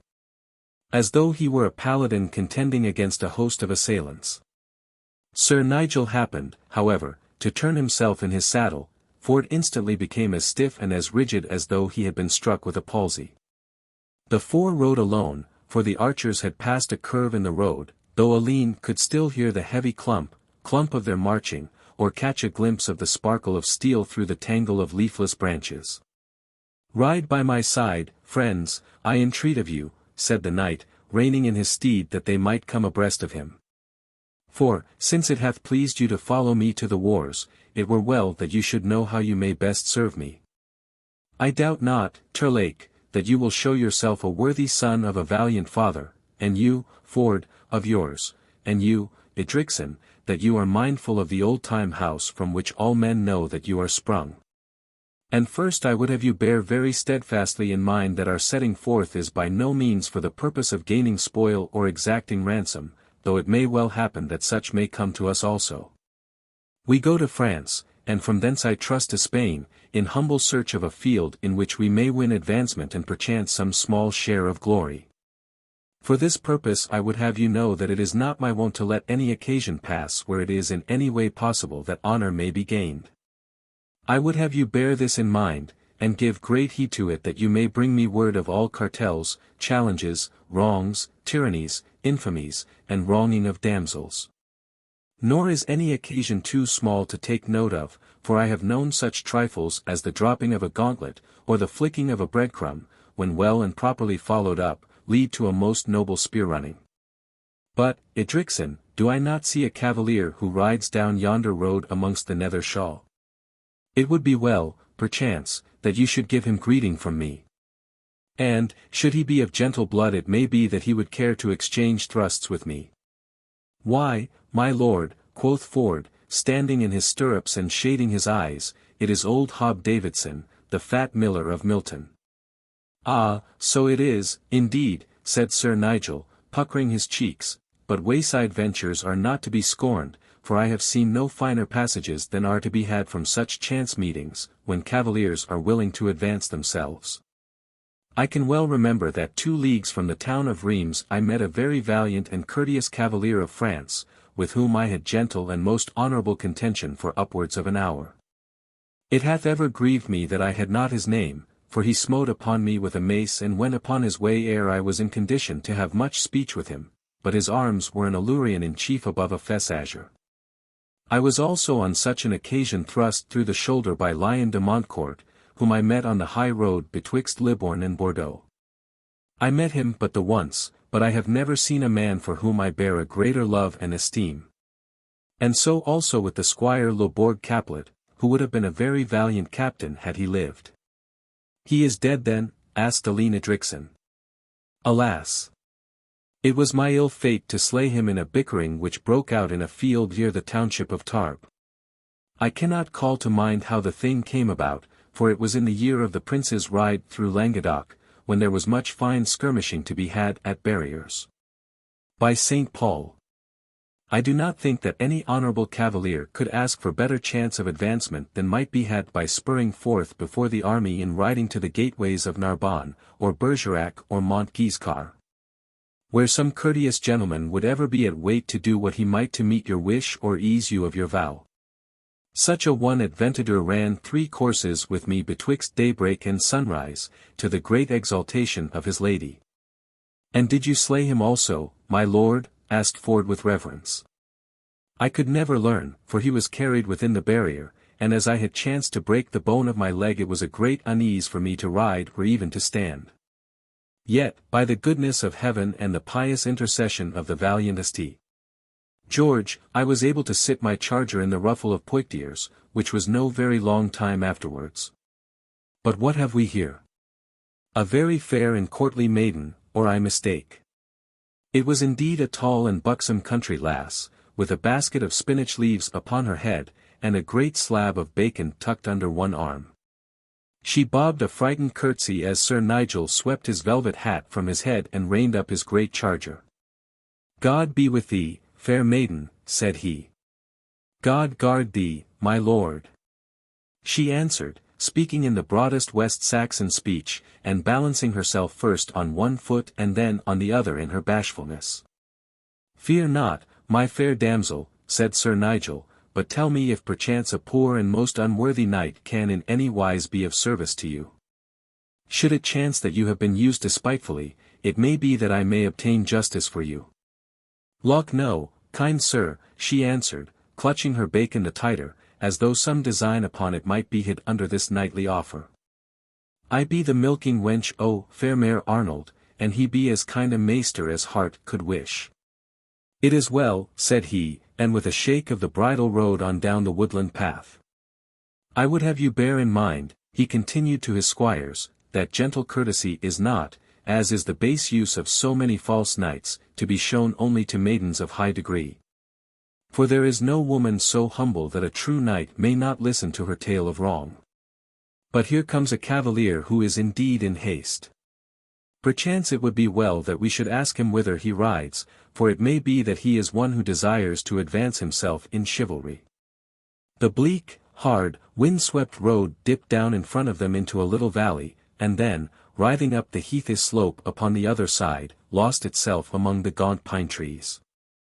Far away between the black lines of trunks the quick glitter of steel marked her the company pursued its way. To the north stretched the tree country, but to the south, between two swelling downs, a glimpse might be caught of the cold grey shimmer of the sea, with the white fleck of a galley sail upon the distant skyline. Just in front of the travellers a horseman was urging his steed up the slope, driving it on with whip and spur as one who rides for a set purpose. As he clattered up, Alleyne could see that the roan horse was grey with dust and flecked with foam, as though it had left many a mile behind it. The rider was a stern-faced man, hard of mouth and dry of eye, with a heavy sword clanking at his side, and a stiff white bundle swathed in linen balanced across the pommel of his saddle. "The king's messenger," he bawled as he came up to them. "The messenger of the king. Clear the causeway for the king's own man." "Not so loudly, friend," quoth the little knight, reining his horse half round to bar the path. "I have myself been the king's man for 30 years or more, but I have not been wont to halloo about it on a peaceful highway." "I ride in his service," cried the other, "and I carry that which belongs to him." "You bar my path at your peril." "Yet I have known the king's enemies claim to ride in his same," said Sir Nigel. "The foul fiend may lurk beneath a garment of light. We must have some sign or warrant of your mission." "Then must I hew a passage," cried the stranger, with his shoulder braced round and his hand upon his hilt. "I am not to be stopped on the king's service by every gadabout." "Should you be a gentleman of quarterings and coat armour," lisped Sir Nigel, "I shall be very blithe to go further into the matter with you. If not, I have 3 very worthy squires, any one of whom would take the thing upon himself, and debate it with you in a very honourable way." The man scowled from one to the other, and his hand stole away from his sword. "You ask me for a sign," he said. "Here is a sign for you, since you must have one." As he spoke he whirled the covering from the object in front of him and showed to their horror that it was a newly severed human leg. "By God's tooth!" he continued, with a brutal laugh, "you ask me if I am a man of quarterings, and it is even so, for I am officer to the Verdeer's court at Lyndhurst. This thievish leg is to hang at Milton, and the other is already at Brockenhurst, as a sign to all men of what comes of being overfond of venison pasty." "Faugh!" cried Sir Nigel. "Pass on the other side of the road, fellow, and let us have the wind of you. We shall trot our horses, my friends, across this pleasant valley, for, by Our Lady, a breath of God's fresh air is right welcome after such a sight. We hoped to snare a falcon," said he presently, "but we netted a carrion crow. Ma foi! But there are men whose hearts are tougher than a boar's hide. For me, I have played the old game of war since ever I had hair on my chin, and I have seen 10,000 brave men in one day with their faces to the sky, but I swear by him who made me that I cannot abide the work of the butcher." "And yet, my fair lord," said Edricson, "there has, from what I hear, been much of such devil's work in France." Too much," he answered. "But I have ever observed that the foremost in the field are they who would scorn to mishandle a prisoner. By St. Paul! It is not they who carry the breach who are wont to sack the town, but the laggard knaves who come crowding in when a way has been cleared for them. But what is this among the trees?" "It is a shrine of Our Lady," said Terlake, "and a blind beggar who lives by the alms of those who worship there." "A shrine!" cried the knight. "Then let us put up an orison." Pulling off his cap, and clasping his hands, he chanted in a shrill voice, "Benedictus Dominus Deus meus, cadocet manus meis ad proelium, edi digitos meos ad bellum." A strange figure he seemed to his 3 squires, perched on his huge horse, with his eyes upturned and the wintry sun shimmering upon his bald head. "It is a noble prayer," he remarked, putting on his hat again, "and it was taught to me by the noble Chandos himself. But how fares it with you, father? Methinks that I should have ruth upon you, seeing that I am myself like one who looks through a horn window while his neighbours have the clear crystal. Yet, by St. Paul, there is a long stride between the man who hath a horn casement and him who is walled in on every hand. Alas!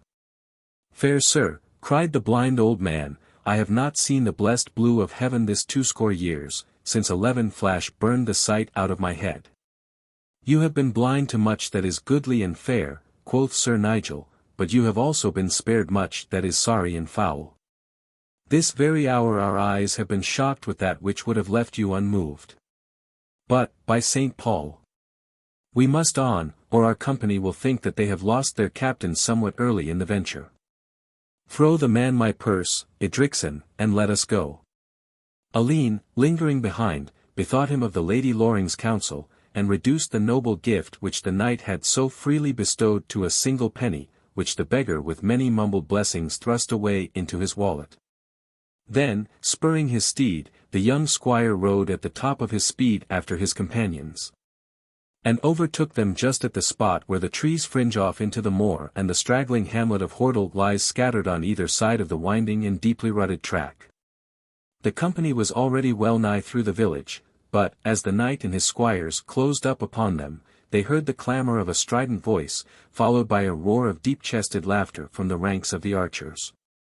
Another minute brought them up with the rearguard, where every man marched with his beard on his shoulder and a face which was agrin with merriment. By the side of the column walked a huge red-headed bowman, with his hands thrown out in argument and expostulation, while close at his heels followed a little wrinkled woman who poured forth a shrill volley of abuse, varied by an occasional thwack from her stick, given with all the force of her body, though she might have been beating one of the forest trees for all the effect that she seemed likely to produce. I trust, Aylward, said Sir Nigel gravely, as he rode up, that this doth not mean that any violence hath been offered to women. If such a thing happened, I tell you that the man shall hang, though he were the best archer that ever wore brassart. Nay, my fair lord, Aylward answered with a grin, it is violence which is offered to a man. He comes from Hordle, and this is his mother who hath come forth to welcome him. You rammucky lurden, she was howling, with a blow between each catch of her breath, you sham-mocking, yapping, overlong good-for-naught. I will teach thee. I will baste thee. I, by my faith. Whist, mother, said John, looking back at her from the tail of his eye, I go to France as an archer to give blows and to take them. To France, quotha, cried the old dame. Bide here with me, and I shall warrant you more blows than you are like to get in France. If blows be what you seek, you need not go further than Hordle. By my hilt. The good dame speaks truth, said Aylward. It seems to be the very home of them. What have you to say, you clean-shaved galley beggar, cried the fiery dame, turning upon the archer. Can I not speak with my own son, but you must let your tongue clack? A soldier, quotha, and never a hair on his face. I have seen a better soldier with pap for food and swaddling clothes for harness. Stand to it, Aylward, cried the archers, amid a fresh burst of laughter. Do not thwart her, comrade, said Big John. She hath a proper spirit for her years and cannot abide to be thwarted. It is kindly and homely to me to hear her voice and to feel that she is behind me. But I must leave you now, mother, for the way is over rough for your feet, but I will bring you back a silken gown, if there be one in France or Spain, and I will bring Ginny a silver penny, so good-bye to you, and God have you in his keeping. Whipping up the little woman, he lifted her lightly to his lips, and then, taking his place in the ranks again, marched on with the laughing company. That was ever his way, she cried, appealing to Sir Nigel, who reined up his horse and listened with the greatest courtesy. He would jog on his own road for all that I could do to change him. First he must be a monk forsooth, and all because a wench was wise enough to turn her back on him. Then he joins a rascally crew and must needs traps off to the wars, and me with no one to bait the fire if I be out, or tend the cow if I be home. Yet I have been a good mother to him. 3 hazel switches a day have I broke across his shoulders, and he takes no more notice than you have seen him today. Doubt not that he will come back to you both safe and prosperous, my fair dame, quoth Sir Nigel. Meanwhile it grieves me that as I have already given my purse to a beggar up the road Nay, my lord, said Alleyne, I still have some moneys remaining. Then I pray you to give them to this very worthy woman. He cantered on as he spoke, while Alleyne, having dispensed 2 more pence, left the old dame standing by the furthest cottage of Hordle, with her shrill voice raised in blessings instead of revilings. There were 2 crossroads before they reached the Lymington ford, and at each of them Sir Nigel pulled up his horse, and waited with many a curvet and gambade, craning his neck this way and that to see if fortune would send him a venture. Crossroads had, as he explained, been rare places for nightly spear-runnings, and in his youth it was no uncommon thing for a cavalier to abide for weeks at such a point, holding gentle debate with all comers, to his own advancement and the great honour of his lady. The times were changed, however, and the forest tracks wound away from them deserted and silent, with no trample of warhorse or clang of armour which might herald the approach of an adversary, so that Sir Nigel rode on his way disconsolate. At the Lymington river they splashed through the ford, and lay in the meadows on the further side to eat the bread and salt meat which they carried upon the sumpter horses. Then, ere the sun was on the slope of the heavens, they had deftly trussed up again, and were swinging merrily upon their way, 200 feet moving like 2. There is a third crossroad where the track from Boldre runs down to the old fishing village of Pitt's Deep. Down this, as they came abreast of it, there walked 2 men, the one a pace or 2 behind the other. The cavaliers could not but pull up their horses to look at them, for a stranger pair were never seen journeying together. The first was a misshapen, squalid man with cruel, cunning eyes and a shock of tangled red hair, bearing in his hands a small unpainted cross, which he held high so that all men might see it. He seemed to be in the last extremity of fright, with a face the colour of clay and his limbs all a-shake as one who hath an ague. Behind him, with his toe ever rasping upon the other's heels, there walked a very stern, black-bearded man with a hard eye and a set mouth. He bore over his shoulder a great knotted stick with 3 jagged nails stuck in the head of it, and from time to time he whirled it up in the air with a quivering arm, as though he could scarce hold back from dashing his companion's brains out. So in silence they walked under the spread of the branches on the grass-grown path from Boldre. "By St. Paul," quoth the knight, "but this is a passing strange sight, and perchance some very perilous and honourable venture may arise from it. I pray you, Edricson, to ride up to them and to ask them the cause of it." There was no need, however, for him to move, for the twain came swiftly towards them until they were within a spear's length, when the man with the cross sat himself down sullenly upon a tussock of grass by the wayside, while the other stood beside him with his great cudgel still hanging over his head. So intent was he that he raised his eyes neither to knight nor squires, but kept them ever fixed with a savage glare upon his comrade. "I pray you, friend," said Sir Nigel, "to tell us truthfully who you are, and why you follow this man with such bitter enmity." "So long as I am within the pale of the king's law," the stranger answered, "I cannot see why I should render account to every passing wayfarer." "You are no very shrewd reasoner, fellow," quoth the knight. "For if it be within the law for you to threaten him with your club, then it is also lawful for me to threaten you with my sword." The man with the cross was down in an instant on his knees upon the ground, with hands clasped above him and his face shining with hope. "For dear Christ's sake, my fair lord," he cried in a crackling voice, "I have at my belt a bag with 100 rose nobles, and I will give it to you freely if you will but pass your sword through this man's body." "How, you foul knave!" exclaimed Sir Nigel hotly. "Do you think that a cavalier's arm is to be bought like a packman's ware? By St. Paul! I have little doubt that this fellow hath some very good cause to hold you in hatred." "Indeed, my fair sir, you speak sooth," quoth he with the club, while the other seated himself once more by the wayside. "For this man is Peter Peterson, a very noted reeve, drawlatch, and murtherer, who has wrought much evil for many years in the parts about Winchester. It was but the other day, upon the feasts of the blessed Simon and Jude, that he slew my younger brother William in Bear Forest, for which, by the Blackthorn of Glastonbury, I shall have his heart's blood, though I walk behind him to the further end of earth. But if this be indeed so," asked Sir Nigel, "why is it that you have come with him so far through the forest?" "Because I am an honest Englishman, and will take no more than the law allows. For when the deed was done this foul and base wretch fled to sanctuary at St. Cross, and I, as you may think, after him with all the posse. The prior, however, hath so ordered that while he holds this cross no man may lay hand upon him without the ban of church, which heaven forfend from me or mine.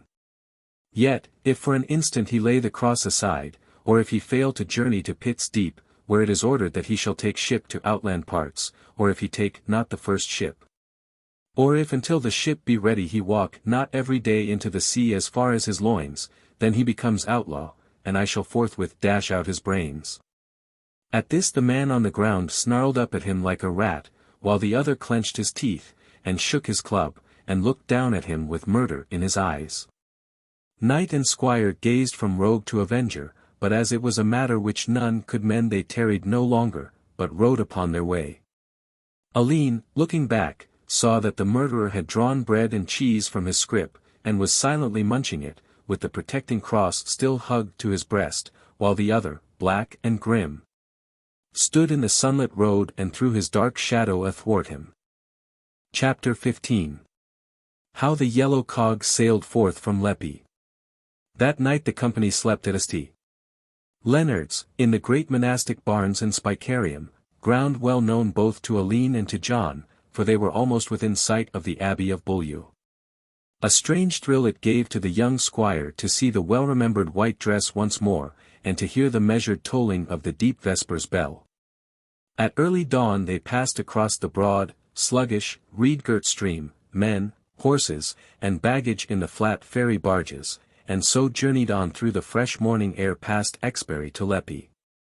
Topping the heath adown, they came of a sudden full in sight of the old seaport, a cluster of houses, a trail of blue smoke, and a bristle of masts. To right and left the long blue curve of the Solent lapped in a fringe of foam upon the yellow beach. Some way out from the town a line of pessoners, crayers, and other small craft were rolling lazily on the gentle swell. Further out still lay a great merchant ship, high-ended, deep-waisted, painted of a canary yellow, and towering above the fishing boats like a swan among ducklings. By St. Paul, said the knight, our good merchant of Southampton hath not played us false, for methinks I can see our ship down yonder. He said that she would be of great size and of a yellow shade. By my hilt, yes, muttered Aylward. She is yellow as a kite's claw, and would carry as many men as there are pips in a pomegranate. It is as well, remarked Terlake, for methinks, my fair lord, that we are not the only ones who are waiting a passage to Gascony. Mine eye catches at times a flash and sparkle among yonder houses which assuredly never came from shipman's jacket or the gabardine of a burgher. I can also see it, said Alleyne, shading his eyes with his hand. And I can see men-at-arms in yonder boats which ply betwixt the vessel and the shore. But methinks that we are very welcome here, for already they come forth to meet us. A tumultuous crowd of fishermen, citizens, and women had indeed swarmed out from the northern gate, and approached them up the side of the moor, waving their hands and dancing with joy, as though a great fear had been rolled back from their minds. At their head rode a very large and solemn man with a long chin and a drooping lip. He wore a fur tippet round his neck and a heavy gold chain over it, with a medallion which dangled in front of him. Welcome, most puissant and noble lord, he cried, doffing his bonnet to Black Simon. I have heard of your lordship's valiant deeds, and in sooth they might be expected from your lordship's face and bearing. Is there any small matter in which I may oblige you? Since you ask me, said the man-at-arms, I would take it kindly if you could spare a link or two of the chain which hangs round your neck. What, the corporation chain? Cried the other in horror. The ancient chain of the township of Leppie. This is but a sorry jest, Sir Nigel.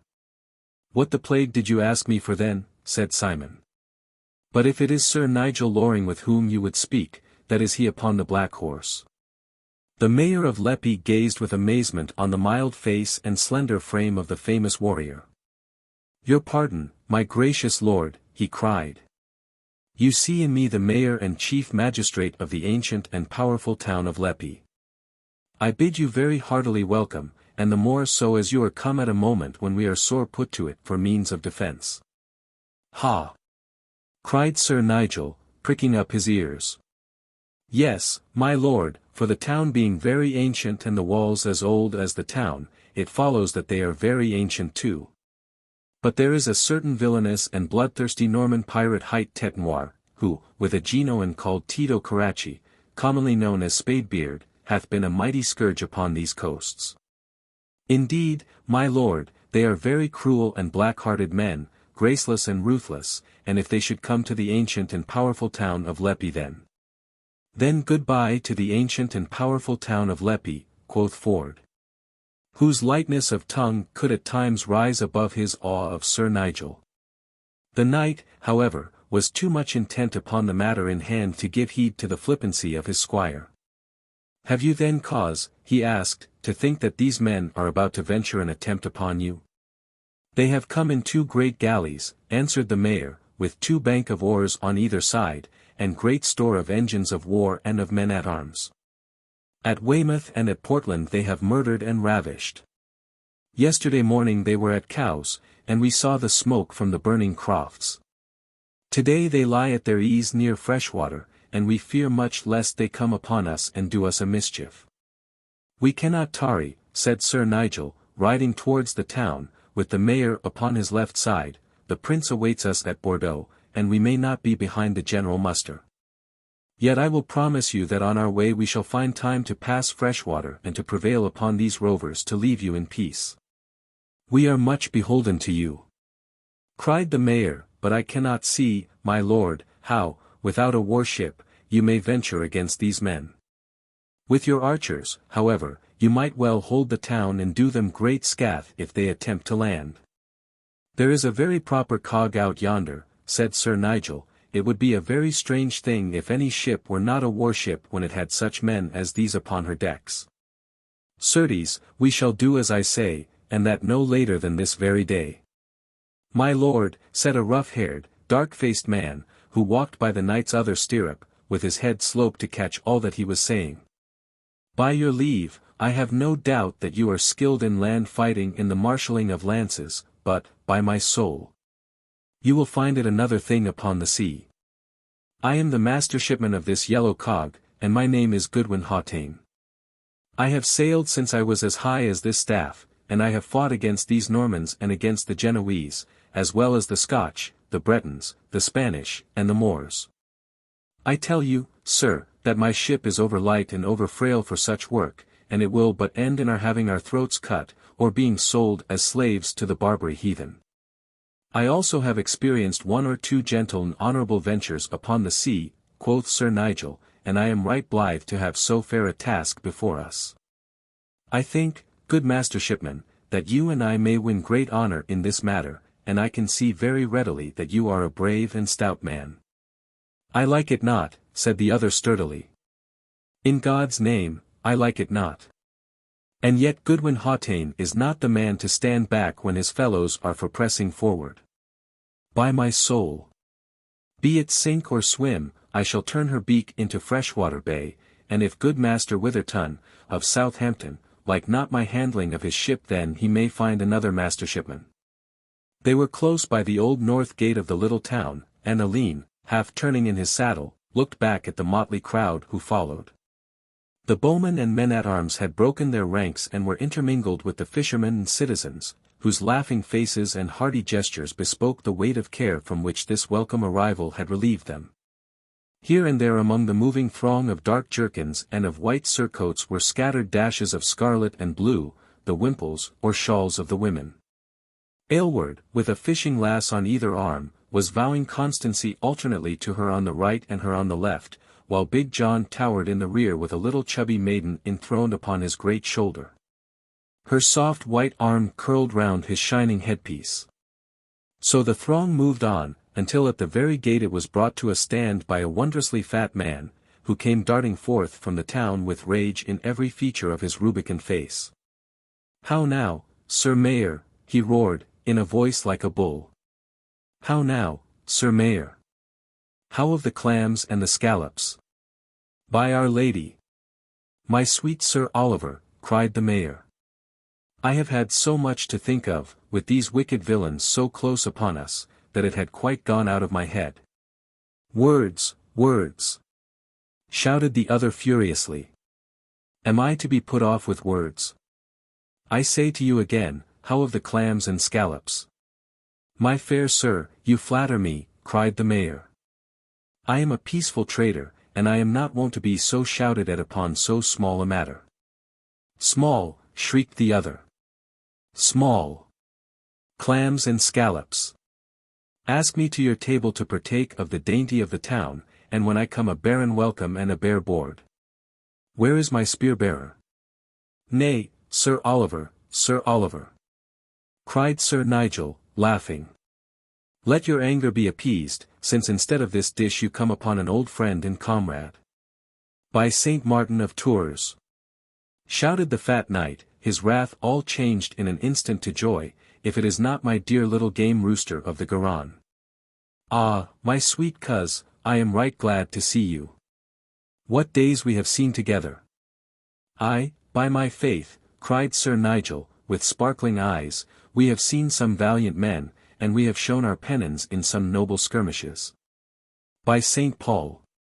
We have had great joys in France. And sorrows also, quoth the other. I have some sad memories of the land. Can you recall that which befell us at Libourne? Nay, I cannot call to mind that we ever so much as drew sword at the place. Man, man, cried Sir Oliver, your mind still runs on naught but blades and bassinets. Hast no space in thy frame for the softer joys? Ah, even now I can scarce speak of it unmoved. So noble a pie, such tender pigeons, and sugar in the gravy instead of salt. You were by my side that day, as were Sir Claude Latour and the Lord of Palmers. I remember it, said Sir Nigel, laughing, and how you harried the cook down the street, and spoke of setting fire to the inn. By St. Paul! Most worthy mayor, my old friend is a perilous man, and I rede you that you compose your difference with him on such terms as you may. The clams and scallops shall be ready within the hour, the mayor answered. I had asked Sir Oliver Buttesthorn to do my humble board the honour to partake at it of the dainty upon which we take some little pride, but in sooth this alarm of pirates hath cast such a shadow on my wits that I am like one distrait. But I trust, Sir Nigel, that you will also partake of none meat with me. I have overmuch to do, Sir Nigel answered, for we must be aboard, horse and man, as early as we may. How many do you muster, Sir Oliver? 43. The 40 are drunk, and the 3 are but indifferent sober. I have them all safe upon the ship. They had best find their wits again, for I shall have work for every man of them ere the sun set. It is my intention, if it seems good to you, to try a venture against these Norman and Genoese rovers. They carry caviar and certain very noble spices from the Levant aboard of ships from Genoa, quoth Sir Oliver. We may come to great profit through the business. I pray you, master shipman, that when you go on board you pour a helmetful of sea water over any of my rogues whom you may see there. Leaving the lusty knight and the mayor of Leppie, Sir Nigel led the company straight down to the water's edge, where long lines of flat lighters swiftly bore them to their vessel. Horse after horse was slung by main force up from the barges, and after kicking and plunging in empty air was dropped into the deep waist of the yellow cog, where rows of stalls stood ready for their safe keeping. Englishmen in those days were skilled and prompt in such matters, for it was so not long before that Edward had embarked as many as 50,000 men in the port of Orwell, with their horses and their baggage. All in the space of 24 hours. So urgent was Sir Nigel on the shore, and so prompt was Goodwin Hawtayne on the cog, that Sir Oliver Buttesthorn had scarce swallowed his last scallop ere the peal of the trumpet and clang of nacre announced that all was ready and the anchor drawn. In the last boat which left the shore the two commanders sat together in the sheets, a strange contrast to one another, while under the feet of the rowers was a litter of huge stones which Sir Nigel had ordered to be carried to the cog. These once aboard, the ship set her broad mainsail, purple in colour, and with a golden street Christopher bearing Christ upon his shoulder in the centre of it. The breeze blew, the sail bellied, overheeled the portly vessel, and away she plunged through the smooth blue rollers, amid the clang of the minstrels on her poop and the shouting of the black crowd who fringed the yellow beach. To the left lay the green island of Wight, with its long, low, curving hills peeping over each other's shoulders to the skyline, to the right the wooded Hampshire coast as far as I could reach. Above a steel-blue heaven, with a wintry sun shimmering down upon them, and enough of frost to set the breath a-smoking. "By St. Paul," said Sir Nigel gaily, as he stood upon the poop and looked on either side of him, "it is a land which is very well worth fighting for, and it were pity to go to France for what may be had at home. Did you not spy a crooked man upon the beach?" "Nay, I spied nothing," grumbled Sir Oliver, "for I was hurried down with a clam stuck in my gizzard and an untasted goblet of Cyprus on the board behind me." "I saw him, my fair lord," said Terlake, an old man with one shoulder higher than the other. "'Tis a sign of good fortune," quoth Sir Nigel. "Our path was also crossed by a woman and by a priest, so all should be well with us. What say you, Edricson?" "I cannot tell, my fair lord. The Romans of old were a very wise people, yet, certes, they placed their faith in such matters. So, too, did the Greeks, and divers other ancient peoples who were famed for their learning. Yet of the moderns there are many who scoff at all omens." "There can be no manner of doubt about it," said Sir Oliver Buttesthorn. "I can well remember that in Navarre one day it thundered on the left out of a cloudless sky. We knew that ill would come of it, nor had we long to wait. Only 13 days after, a haunch of prime venison was carried from my very tent door by the wolves, and on the same day 2 flasks of old vernage turned sour and muddy." "You may bring my harness from below," said Sir Nigel to his squires, "and also, I pray you, bring up Sir Oliver's and we shall don it here. Ye may then see to your own gear. For this day you will, I hope, make a very honourable entrance into the field of chivalry, and prove yourselves to be very worthy and valiant squires. And now, Sir Oliver, as to our dispositions, would it please you that I should order them or will you?" "You, my cockerel, you." "By Our Lady! I am no chicken, but I cannot claim to know as much of war as the squire of Sir Walter Manny. Settle the matter to your own liking. You shall fly your pennon upon the forepart, then, and I upon the poop. For foreguard I shall give you your own 40 men, with 20 archers. 20 men, with my own men-at-arms and squires, will serve as a poop guard. 10 archers, with 30 shipmen, under the master, may hold the waist while 10 lie aloft with stones and arbalests. How like you that?" "Good, by my faith, good.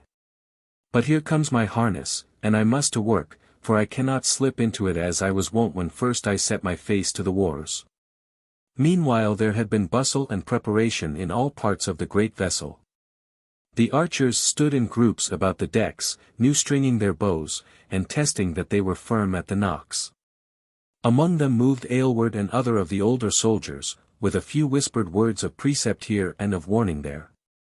"Stand to it, my hearts of gold," said the old bowman as he passed from knot to knot. "By my hilt! We are in luck this journey. Bear in mind the old saying of the company." "What is that, Aylward?" cried several, leaning on their bows and laughing at him. "'Tis the master bowyer's rede, every bow well bent. Every shaft well sent. Every stave well knocked. Every string well locked. There, with that jingle in his head, a bracer on his left hand, a shooting glove on his right, and a farthing's worth of wax in his girdle, what more doth a bowman need?" "It would not be amiss," said Hordle John, "if under his girdle he had 4 farthings worth of wine. Work first, wine afterwards, mon camarade. But it is time that we took our order, for methinks that between the Needle Rocks and the Alum Cliffs yonder I can catch a glimpse of the topmasts of the galleys. Hewitt, Cook, Johnson, Cunningham, your men are of the poop guard.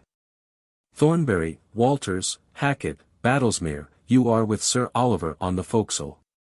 Simon, you bide with your lord's banner, but 10 men must go forward."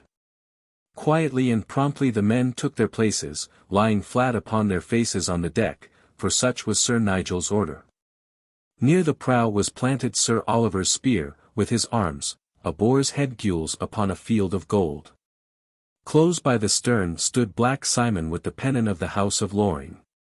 In the waist gathered the Southampton mariners, hairy and burly men, with their jerkins thrown off, their waists braced tight, swords, mallets, and poleaxes in their hands.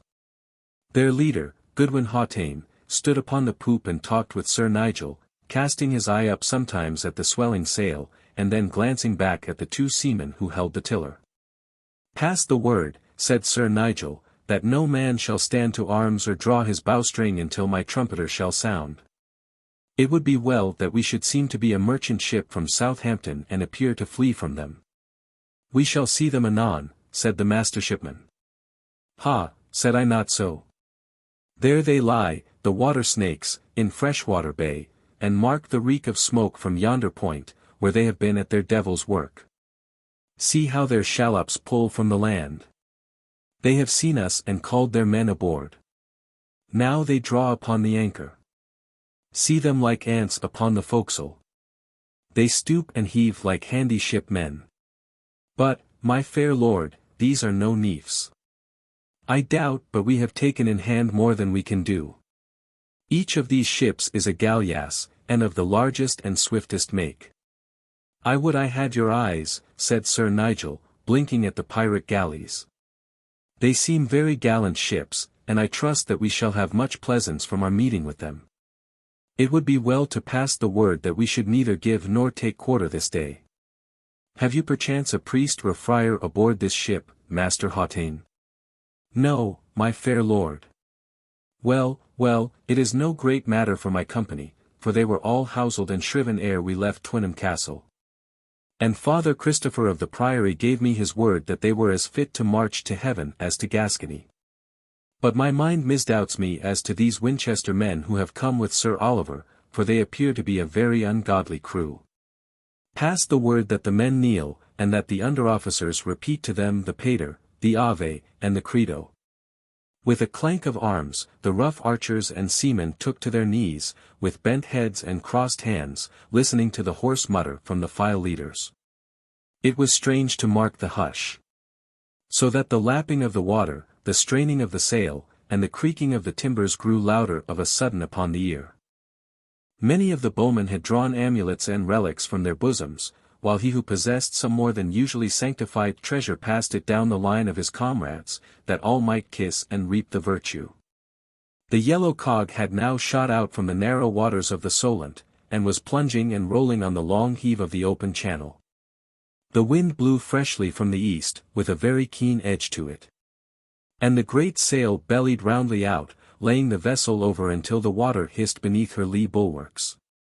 Broad and ungainly, she floundered from wave to wave, dipping her round bows deeply into the blue rollers, and sending the white flakes of foam in a spatter over her decks. On her larboard quarter lay the two dark galleys, which had already hoisted sail, and were shooting out from Freshwater Bay in swift pursuit. Their double line of oars giving them a vantage which could not fail to bring them up with any vessel which trusted to sails alone. High and bluff the English cog, long, black and swift the pirate galleys, like two fierce lean wolves which have seen a lordly and unsuspecting stag walk past their forest lair. "Shall we turn, my fair lord, or shall we carry on?" asked the master shipman, looking behind him with anxious eyes. "Nay, we must carry on and play the part of the helpless merchant." "But your pennons? They will see that we have two knights with us." "Yet it would not be to a knight's honor or good name to lower his pennon."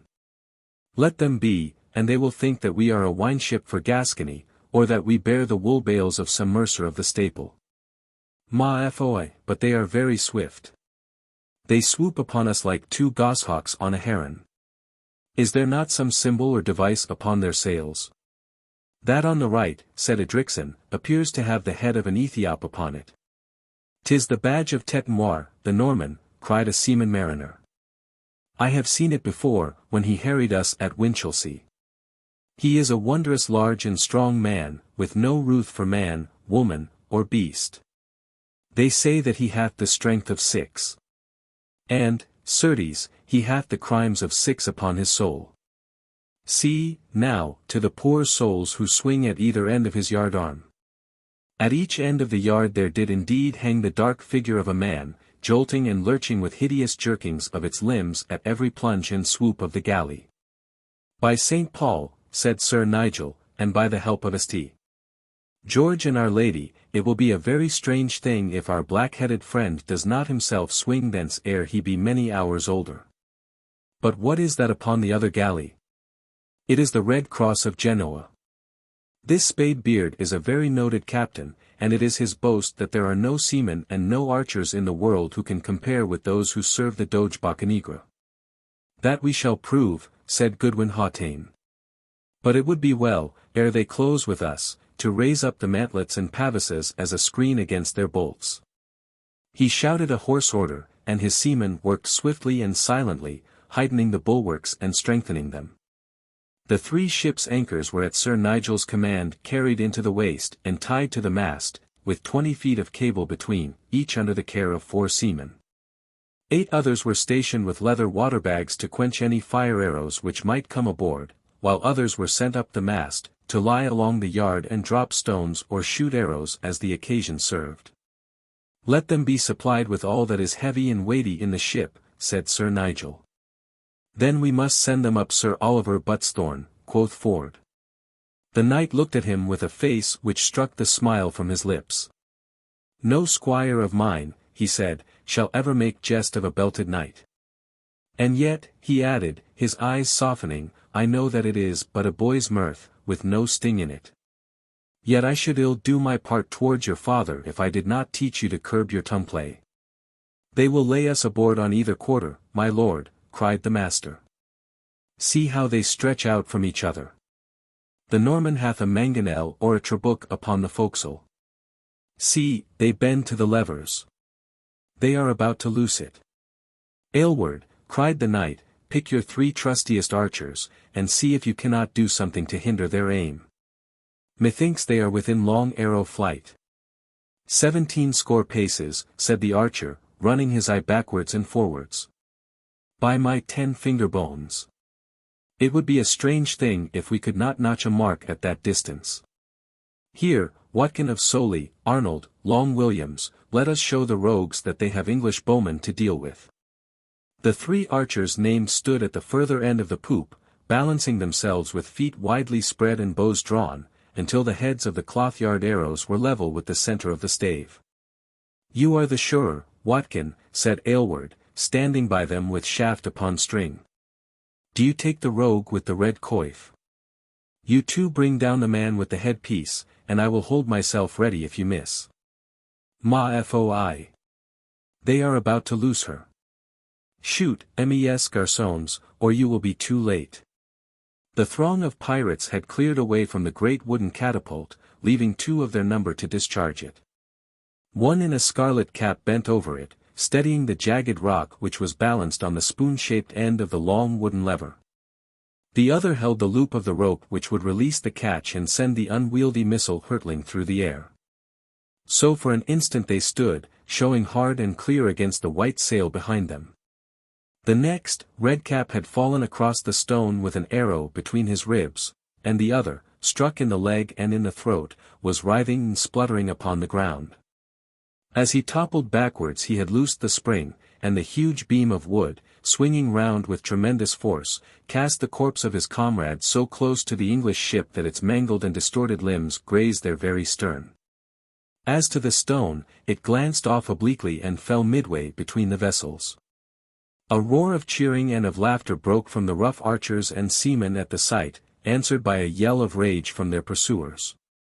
"Lie low, mes on fawn," cried Aylward, motioning with his left hand. "They will learn wisdom. They are bringing forward shield and mantlet. We shall have some pebbles about our ears ere long." Chapter 16. How the Yellow Cog fought the 2 rover galleys. The 3 vessels had been sweeping swiftly westwards, the cog still well to the front, although the galleys were slowly drawing in upon either quarter. To the left was a hard skyline unbroken by a sail. The island already lay like a cloud behind them, while right in front was St. Albans Head, with Portland looming mistily in the farthest distance.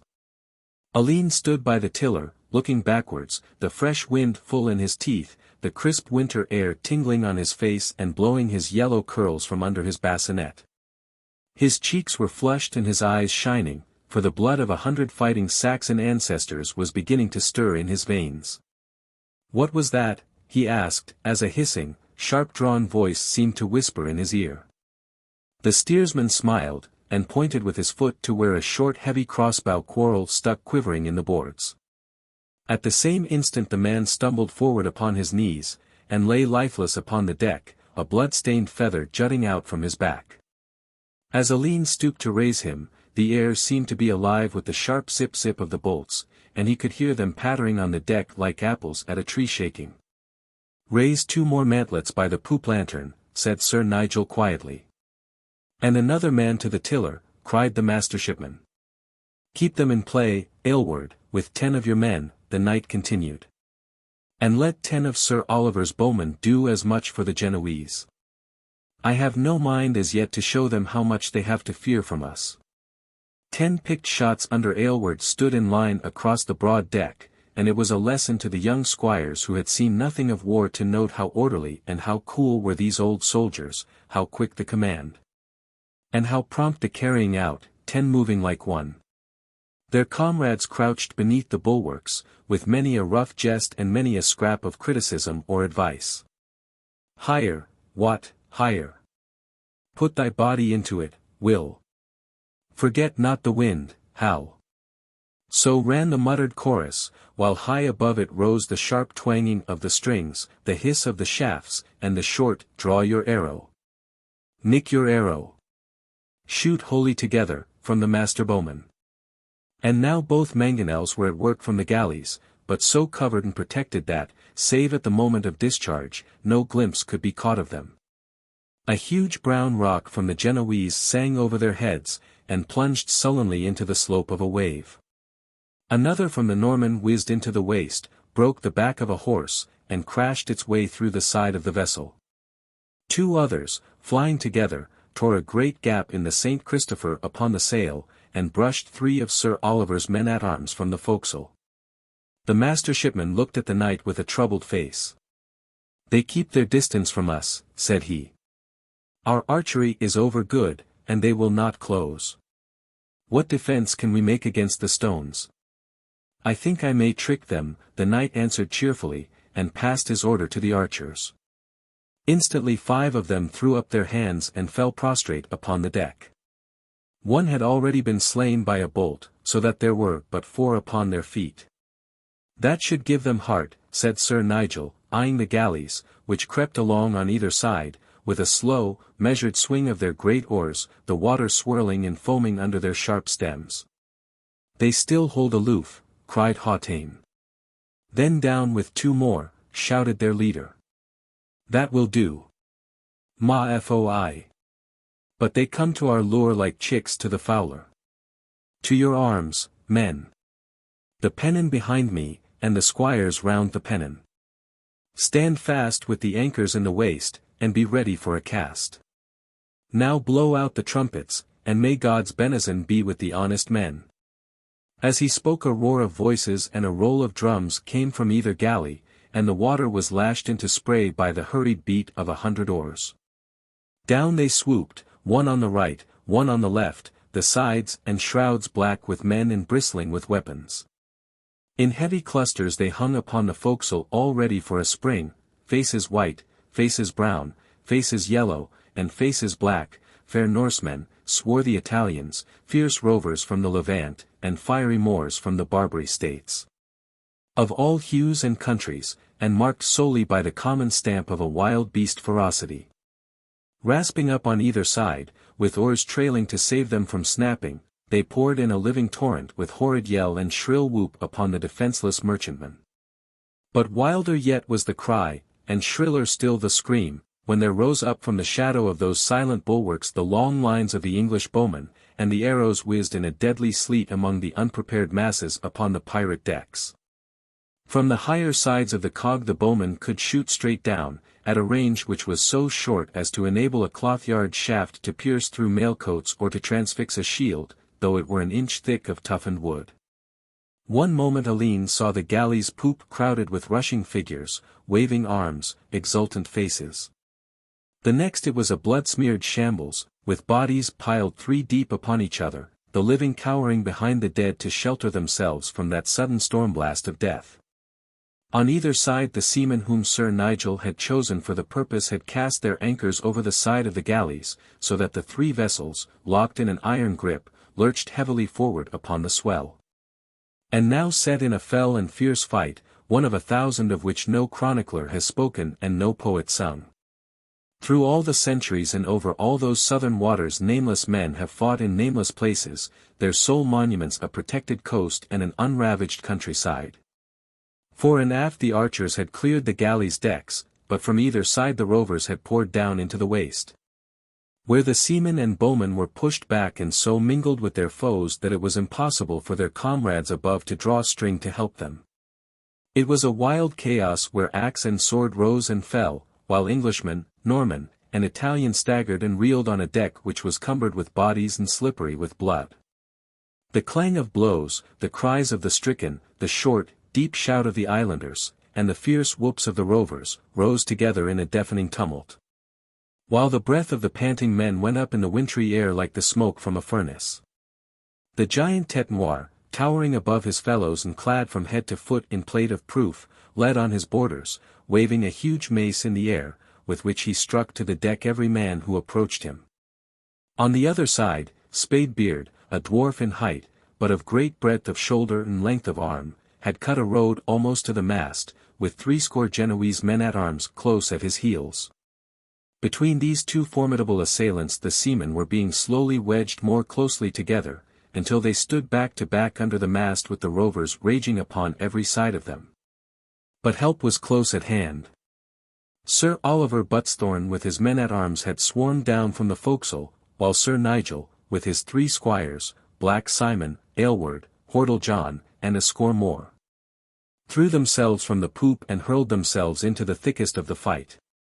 Alleyne, as in duty bound, kept his eyes fixed ever on his lord and pressed forward close at his heels. Often had he heard of Sir Nigel's prowess and skill with all knightly weapons, but all the tales that had reached his ears fell far short of the real quickness and coolness of the man.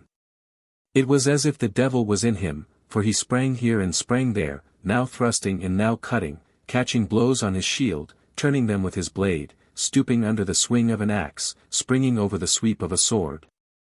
So swift and so erratic that the man who braced himself for a blow at him might find him 6 paces off ere he could bring it down.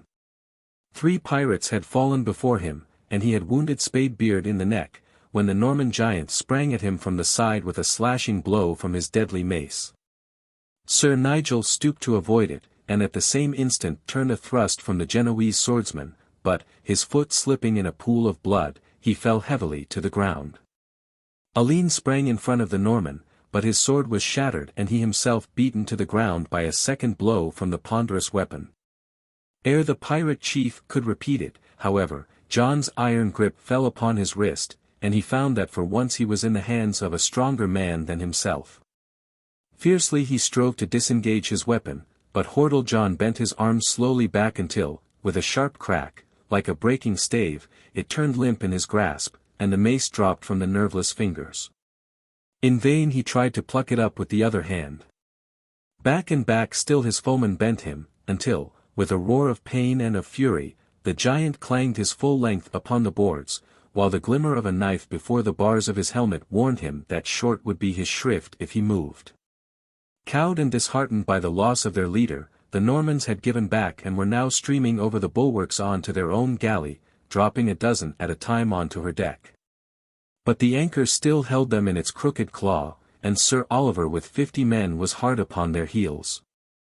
Now, too, the archers had room to draw their bows once more, and great stones from the yard of the cog came thundering and crashing among the flying rovers. Here and there they rushed with wild screams and curses, diving under the sail, crouching behind booms, huddling into corners like rabbits when the ferrets are upon them, as helpless and as hopeless. They were stern days, and if the honest soldier, too poor for a ransom, had no prospect of mercy upon the battlefield, what ruth was there for sea robbers, the enemies of humankind, taken in the very deed, with proofs of their crimes still swinging upon their yardarm? But the fight had taken a new and a strange turn upon the other side. Spadebeard and his men had given slowly back, hard-pressed by Sir Nigel, Aylward, Black Simon, and the poop guard. Foot by foot the Italian had retreated, his armor running blood at every joint, his shield split, his crest shorn, his voice fallen away to a mere gasping and croaking. Yet he faced his foemen with dauntless courage, dashing in, springing back, sure-footed, steady-handed, with a point which seemed to menace three at once. Beaten back onto the deck of his own vessel, and closely followed by a dozen Englishmen, he disengaged himself from them, ran swiftly down the deck, sprang back into the cog once more, cut the rope which held the anchor, and was back in an instant among his crossbowmen. At the same time the Genoese sailors thrust with their oars against the side of the cog, and a rapidly widening rift appeared between the two vessels. "By St. George," cried Ford, "we are cut off from Sir Nigel. He is lost," gasped Terlake. "Come, let us spring for it." The two youths jumped with all their strength to reach the departing galley. Ford's feet reached the edge of the bulwarks, and his hand clutching a rope he swung himself on board. Terlake fell short, crashed in among the oars, and bounded off into the sea. Alleyne, staggering to the side, was about to hurl himself after him, but Hordle John dragged him back by the girdle. "You can scarce stand, lad, far less jump," said he. "See how the blood rips from your bassinet." "My place is by the flag," cried Alleyne, vainly struggling to break from the other's hold. "Bide here, man. You would need wings ere you could reach Sir Nigel's side." The vessels were indeed so far apart now that the Genoese could use the full sweep of their oars, and draw away rapidly from the cog. "My God, but it is a noble fight," shouted Big John, clapping his hands.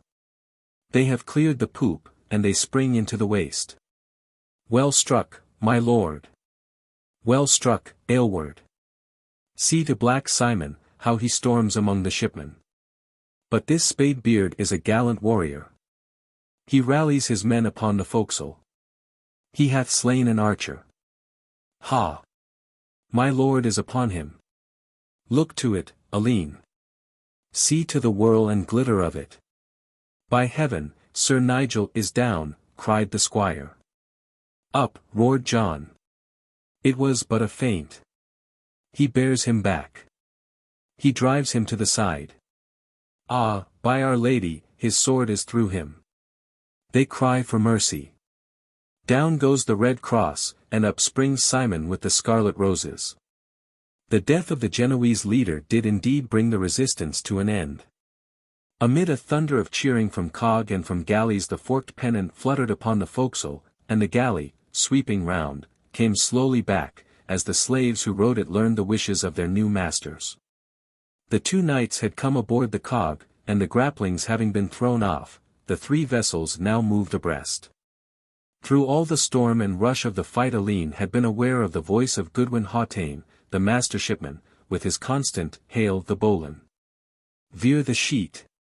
And strange it was to him to see how swiftly the blood-stained sailors turned from the strife to the ropes and back.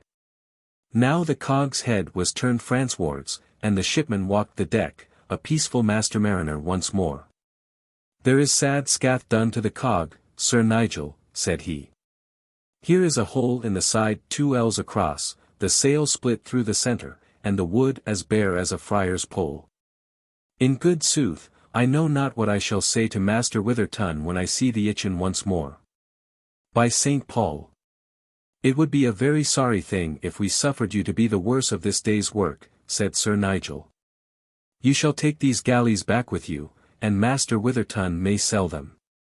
Then from the moneys he shall take as much as may make good the damage, and the rest he shall keep until our homecoming, when every man shall have his share.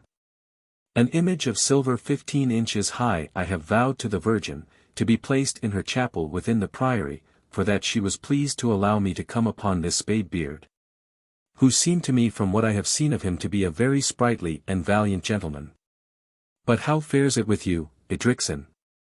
"It is nothing, my fair lord," said Alleyne, who had now loosened his bassinet, which was cracked across by the Norman's blow. Even as he spoke, however, his head swirled round, and he fell to the deck with the blood gushing from his nose and mouth. "He will come to anon," said the knight, stooping over him and passing his fingers through his hair. "I have lost one very valiant and gentle squire this day. I can ill afford to lose another. How many men have fallen?" "I have pricked off the tally," said Aylward, who had come aboard with his lord. "There are 7 of the Winchester men, 11 seamen, your squire, young Master Terlake, and 9 archers." "And of the others?" "They are all dead, save only the Norman knight who stands behind you." "What would you that we should do with him?" "He must hang on his own yard," said Sir Nigel. "It was my vow and must be done." The pirate leader had stood by the bulwarks, a cord round his arms, and 2 stout archers on either side. At Sir Nigel's words he started violently, and his swarthy features blanched to a livid grey. "How, Sir Knight?" he cried in broken English. "Que dites-vous?" "To hang, le mort du chien." "To hang." "It is my vow," said Sir Nigel shortly. "From what I hear, you thought little enough of hanging others." "Peasants, base roturiers," cried the other. "It is their fitting death. Mais le seigneur d'Andelys, avec le sang de Royce dans ses veins. C'est incroyable." Sir Nigel turned upon his heel, while 2 seamen cast a noose over the pirate's neck. At the touch of the cord he snapped the bonds which bound him, dashed one of the archers to the deck, and seizing the other round the waist sprang with him into the sea. "By my hilt, he is gone," cried Aylward, rushing to the side. "They have sunk together like a stone."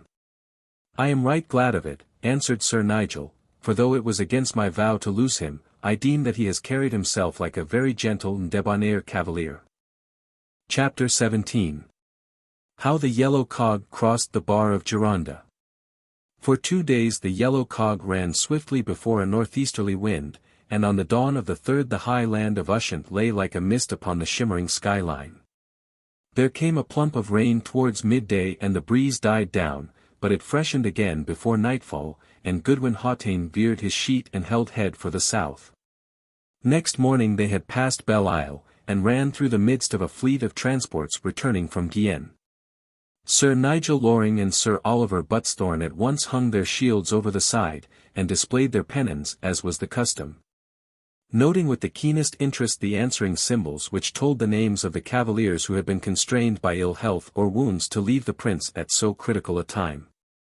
That evening a great dun-coloured cloud banked up in the west, and an anxious man was Goodwin Hawtayne, for a 3rd part of his crew had been slain, and half the remainder were aboard the galleys, so that, with an injured ship, he was little fit to meet such a storm as sweeps over those waters.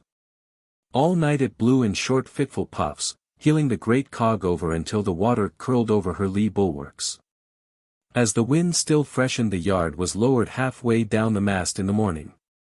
Alleyne, wretchedly ill and weak, with his head still ringing from the blow which he had received, crawled up upon deck. Water swept and aslant, it was preferable to the noisome, rat-haunted dungeons which served as cabins. There, clinging to the stout halyards of the sheet, he gazed with amazement at the long lines of black waves, each with its curling ridge of foam, racing in endless succession from out the inexhaustible west. A huge sombre cloud, flecked with livid blotches, stretched over the whole seaward skyline, with long ragged streamers whirled out in front of it. Far behind them the 2 galleys laboured heavily, now sinking between the rollers until their yards were level with the waves, and again shooting up with a reeling, scooping motion until every spar and rope stood out hard against the sky. On the left the low-lying land stretched in a dim haze, rising here and there into a darker blur which marked the higher capes and headlands. The land of France. Alleyne's eyes shone as he gazed upon it. The land of France. The very words sounded as the call of a bugle in the ears of the youth of England. The land where their fathers had bled, the home of chivalry and of knightly deeds, the country of gallant men, of courtly women, of princely buildings, of the wise, the polished and the sainted. There it lay, so still and grey beneath the drifting wrack, the home of things noble and of things shameful, the theatre where a new name might be made or an old one marred. From his bosom to his lips came the crumpled veil, and he breathed a vow that if valor and goodwill could raise him to his lady's side, then death alone should hold him back from her. His thoughts were still in the woods of Minstead and the old armoury of Twynham Castle, when the hoarse voice of the master shipman brought them back once more to the Bay of Biscay. "By my troth, young sir," he said, "you are as long in the face as the devil at a christening, and I cannot marvel at it, for I have sailed these waters since I was as high as this whinyard, and yet I never saw more sure promise of an evil night." "Nay, I had other things upon my mind," the squire answered. "And so has every man," cried Hautayne in an injured voice. "Let the shipman see to it. It is the master shipman's affair. Put it all upon good Master Hautayne. Never had I so much care since first I blew trumpet and showed cartel at the west gate of Southampton." "What is amiss then?" asked Alleyne, for the man's words were as gusty as the weather. "Amiss, quotha? Here am I with but half my mariners, and a hole in the ship where that 20 devil stone struck us big enough to fit the fat widow of Northam through. It is well enough on this tack, but I would have you tell me what I am to do on the other. We are like to have salt water upon us until we be found pickled like the herrings in an Easterling's barrels. What says Sir Nigel to it? He is below pricking out the coat armour of his mother's uncle. Pester me not with such small matters," was all that I could get from him. "Then there is Sir Oliver. Fry them in oil with a dressing of Gascony," quoth he, and then swore at me because I had not been the cook. Wallowa, thought I, mad master, sober man, so away forward to the archers. Harrow and alas! But they were worse than the others. Would they not help you then? Nay, they sat tway and tway at a board, him that they call Aylward and the great red-headed man who snapped the Norman's arm-bone, and the black man from Norwich, and a score of others. Rattling their dice in an archer's gauntlet for want of a box. "The ship can scarce last much longer, my masters," quoth I. "That is your business, old swine's head," cried the black galliard. "Le diable t'importe," says Aylward. "A5, A4 and the main," shouted the big man, with a voice like the flap of a sail. "Hark to them now, young sir, and say if I speak not sooth." As he spoke, there sounded high above the shriek of the gale and the straining of the timbers a gust of oaths with a roar of deep-chested mirth from the gamblers in the forecastle. "Can I be of avail?" asked Alleyne. "Say the word and the thing is done, if 2 hands may do it." "Nay, nay, your head I can see is still toddy, and faith little head would you have, had your bassinet not stood your friend. All that may be done is already carried out, for we have stuffed the gape with sails and corded it without and within. Yet when we bail our bowline and veer the sheet our lives will hang upon the breach remaining blocked. See how yonder headland looms upon us through the mist. We must tack within 3 arrow flights, or we may find a rock through our timbers. Now, Saint Christopher be praised. Here is Sir Nigel, with whom I may confer." "I pry thee that you will pardon me," said the knight, clutching his way along the bulwark. "I would not show lack of courtesy toward a worthy man, but I was deep in a matter of some weight, concerning which, Alleyne, I should be glad of your rede. It touches the question of demediation or impalement in the coat of mine uncle, Sir John Layton of Shropshire, who took unto wife the widow of Sir Henry Oglander of Nunwell. The case has been much debated by pursuivants and kings of arms. But how is it with you, master shipman?" "Ill enough, my fair lord.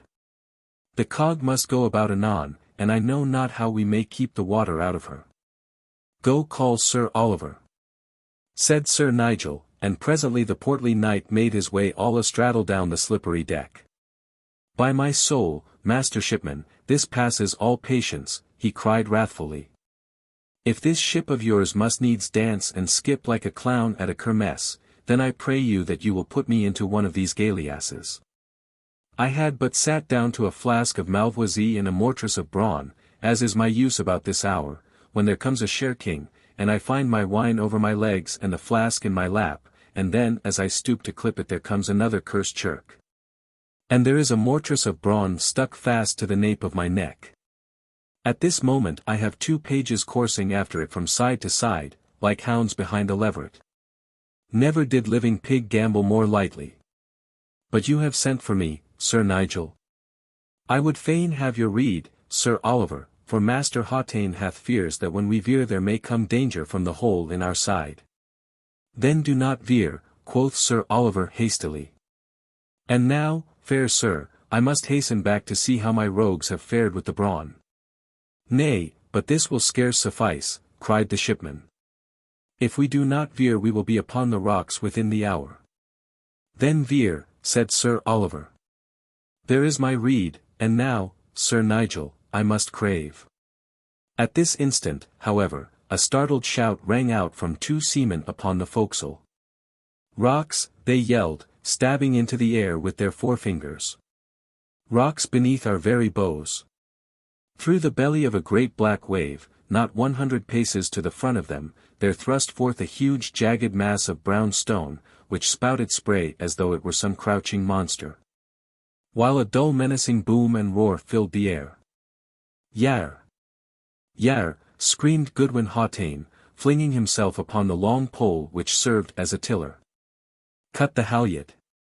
Haul her over. Lay her two courses to the wind. Over swung the great boom, and the cog trembled and quivered within 5 spear-lengths of the breakers.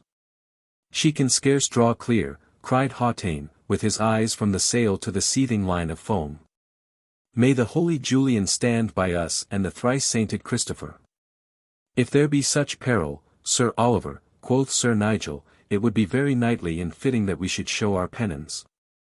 I pray you, Edricson, that you will command my guidon-bearer to put forward my banner. And sound the trumpets, cried Sir Oliver. In manus tuas, Domini. I am in the keeping of James of Compostela, to whose shrine I shall make pilgrimage, and in whose honor I vow that I will eat a carp each year upon his feast day. Mon Dieu, but the waves roar. How is it with us now, Master Shipman? We draw. We draw, cried Hautayne, with his eyes still fixed upon the foam which hissed under the very bulge of the side. Ah, Holy Mother, be with us now. As he spoke the cog rasped along the edge of the reef, and a long white curling sheet of wood was planed off from her side from waist to poop by a jutting horn of the rock. At the same instant she lay suddenly over, the sail drew full, and she plunged seawards amid the shoutings of the seamen and the archers. The Virgin be praised, cried the shipman, wiping his brow. For this shall bell swing and candle burn when I see Southampton water once more. Cheerily, my hearts. Pull yarely on the bowline. By my soul. I would rather have a dry death, quoth Sir Oliver. Though, mort Dieu. I have eaten so many fish that it were but justice that the fish should eat me. Now I must back to the cabin, for I have matters there which crave my attention. Nay, Sir Oliver, you had best bide with us, and still show your ensign, Sir Nigel answered, for, if I understand the matter aright, we have but turned from one danger to the other. Good Master Hautayne, cried the boatswain, rushing aft, the water comes in upon us apace. The waves have driven in the sail wherewith we strove to stop the hole.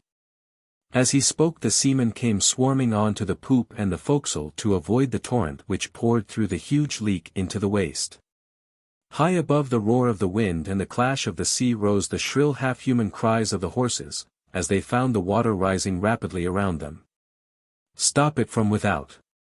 Cried Hautayne, seizing the end of the wet sail with which the gap had been plugged. Speedily, my hearts, or we are gone. Swiftly they rove ropes to the corners, and then, rushing forward to the bows, they lowered them under the keel, and drew them tight in such a way that the sail should cover the outer face of the gap. The force of the rush of water was checked by this obstacle, but it still squirted plentifully from every side of it. At the sides the horses were above the belly, and in the center a man from the poop could scarce touch the deck with a 7-foot spear. The cog lay lower in the water and the waves splashed freely over the weather bulwark. I fear that we can scarce bide upon this tack, cried Hautayne, and yet the other will drive us on the rocks. Might we not haul down sail and wait for better times, suggested Sir Nigel. Nay, we should drift upon the rocks. 30 years have I been on the sea, and never yet in greater straits. Yet we are in the hands of the saints. Of whom, cried Sir Oliver, I look more particularly to St. James of Compostela, who hath already befriended us this day, and on whose feast I hereby vow that I shall eat a second carp, if he will but interpose a second time.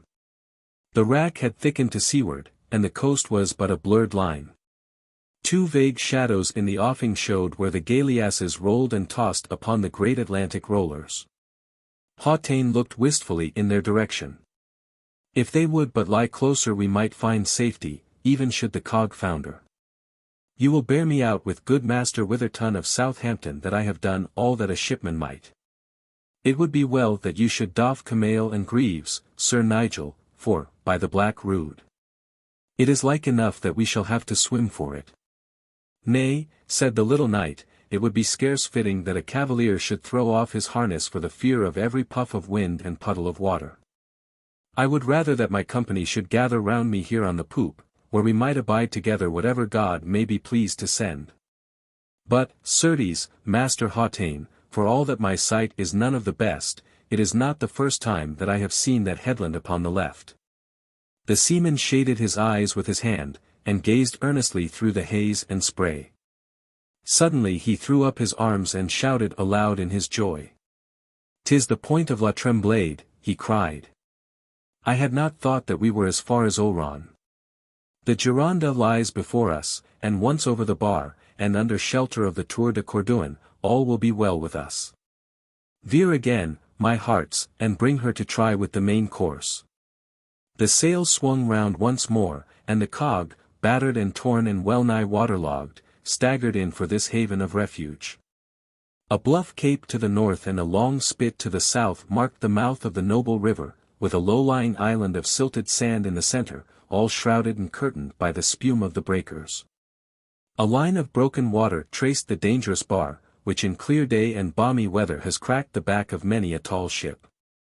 "There is a channel," said Hautaine, "which was shown to me by the prince's own pilot. Mark yonder tree upon the bank, and see the tower which rises behind it. If these two be held in a line, even as we hold them now, it may be done, though our ship draws 2 good ells more than when she put forth."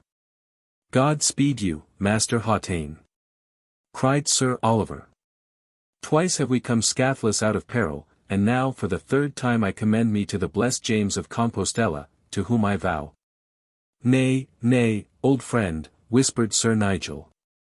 "You are like to bring a judgment upon us with these vows, which no living man could accomplish. Have I not already heard you vow to eat 2 carp in one day, and now you would venture upon a 3rd? I pray you that you will order the company to lie down," cried Hautaine, who had taken the tiller and was gazing ahead with a fixed eye. "In 3 minutes we shall either be lost or in safety." Archers and seamen lay flat upon the deck, waiting in stolid silence for whatever fate might come. Hautaine bent his weight upon the tiller, and crouched to see under the bellying sail. Sir Oliver and Sir Nigel stood erect with hands crossed in front of the poop. Down swooped the great cog into the narrow channel which was the portal to safety. On either bow roared the shallow bar. Right ahead one small lane of black swirling water marked the pilot's course. But true was the eye and firm the hand which guided. A dull scraping came from beneath, the vessel quivered and shook, at the waist, at the quarter, and behind sounded that grim roaring of the waters. And with a plunge the yellow cog was over the bar and speeding swiftly up the broad and tranquil estuary of the Gironda. Chapter 18. How Sir Nigel Loring put a patch upon his eye. It was on the morning of Friday, the 28th day of November, 2 days before the feast of St. Andrew, that the cog and her 2 prisoners, after a weary tacking up the Gironda and the Garonne, dropped anchor at last in front of the noble city of Bordeaux. With wonder and admiration, Alleyne, leaning over the bulwarks, gazed at the forest of masts, the swarm of boats darting hither and thither on the bosom of the broad curving stream, and the grey crescent-shaped city which stretched with many a tower and minaret along the western shore. Never had he in his quiet life seen so great a town, nor was there in the whole of England, save London alone, one which might match it in size or in wealth. Here came the merchandise of all the fair countries which are watered by the Garonne and the Dordogne, the cloths of the south, the skins of Guyenne, the wines of the Médoc, to be borne away to Hull, Exeter, Dartmouth, Bristol or Chester, in exchange for the wools and woolfells of England. Here too dwelt those famous smelters and welders who had made the Bordeaux steel the most trusty upon earth, and could give a temper to lance or to sword which might mean dear life to its owner. Alleyne could see the smoke of their forges reeking up in the clear morning air. The storm had died down now to a gentle breeze, which wafted to his ears the long-drawn stirring bugle calls which sounded from the ancient ramparts. "Hola, mon petit," said Aylward, coming up to where he stood. "Thou art a squire now, and like enough to win the golden spurs, while I am still the master bowman, and master bowman I shall bide. I dare scarce wag my tongue so freely with you as when we tramped together past Wilverley Chase, else I might be your guide now, for indeed I know every house in Bordeaux as a friar knows the beads on his rosary." "Nay, Aylward," said Alleyne, laying his hand upon the sleeve of his companion's frayed jerkin, "you cannot think me so thrall as to throw aside an old friend because I have had some small share of good fortune. I take it unkind that you should have thought such evil of me. Nay, mon gar. 'Twas but a flight shot to see if the wind blew steady, though I were a rogue to doubt it. Why, had I not met you, Aylward, at the Lyndhurst Inn, who can say where I had now been?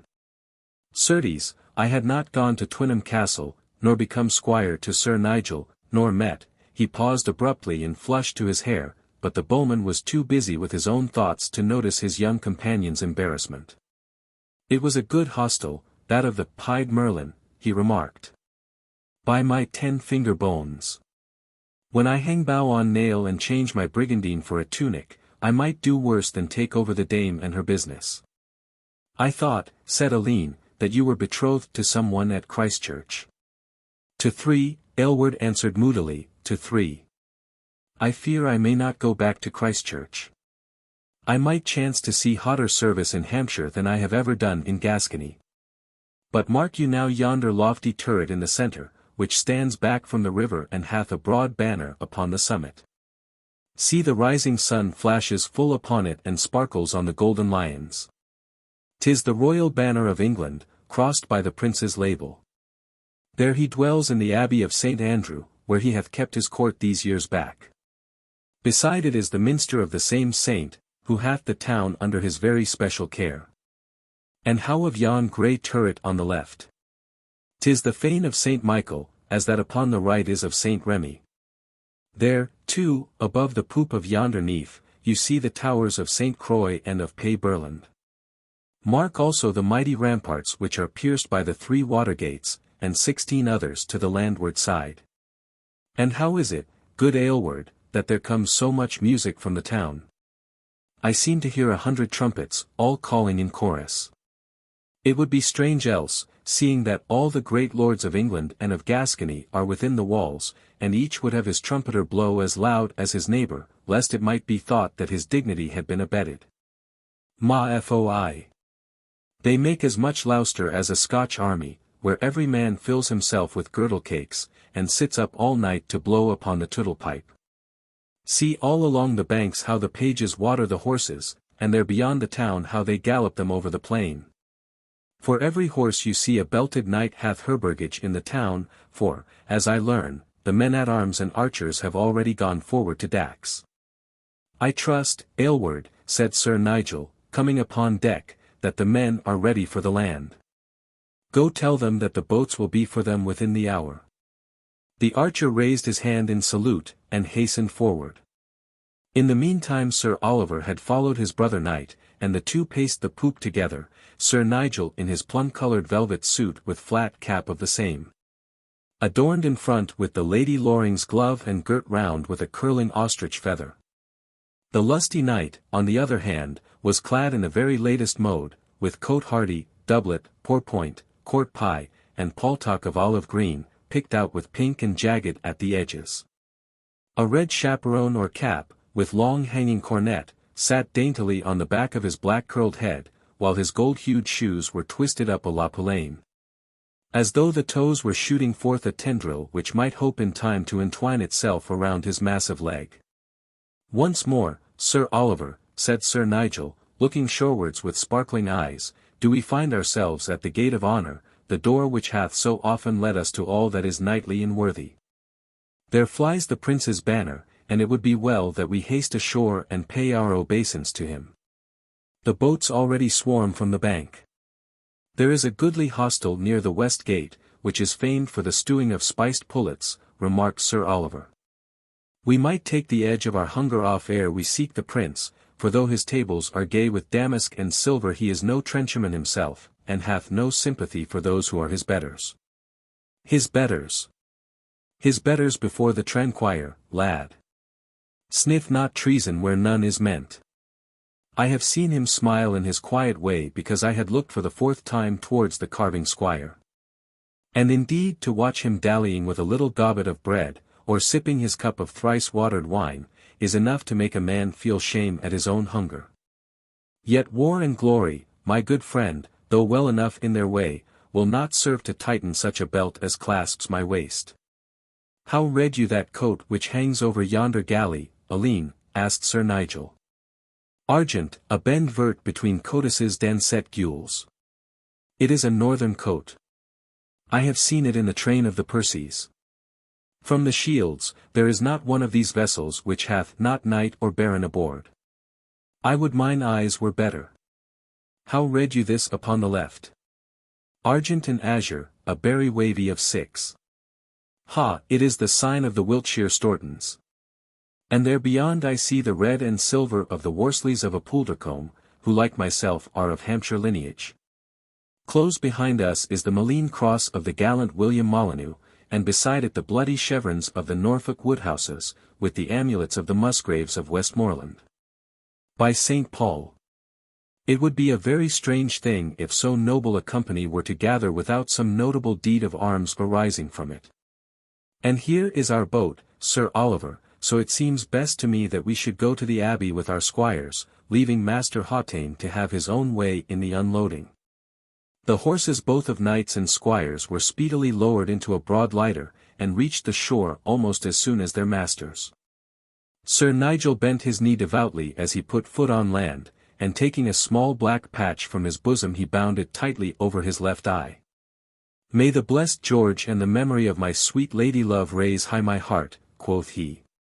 "And as a token I vow that I will not take this patch from my eye until I have seen something of this country of Spain, and done such a small deed as it lies in me to do. And this I swear upon the cross of my sword and upon the glove of my lady."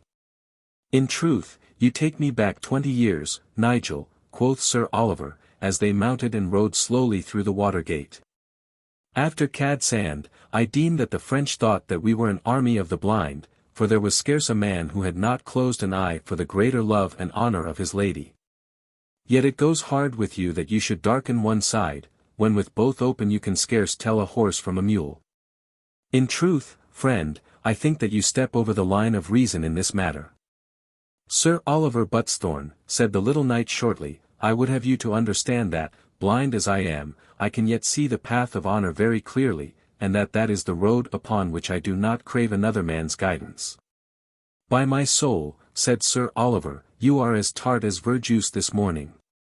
If you are bent upon a quarrel with me I must leave you to your humour and drop into the tête d'or here, for I marked a varlet past the door who bare a smoking dish, which had, methought, a most excellent smell." "Nenny, Nenny," cried his comrade, laying his hand upon his knee, "we have known each other over long to fall out, Oliver, like two raw pages at their first approves.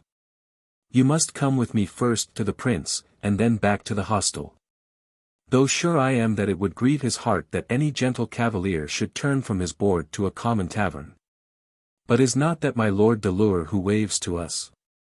Ha! My fair lord, God and Our Lady be with you. And there is Sir Robert Cheney. Good morrow, Robert. I am right glad to see you."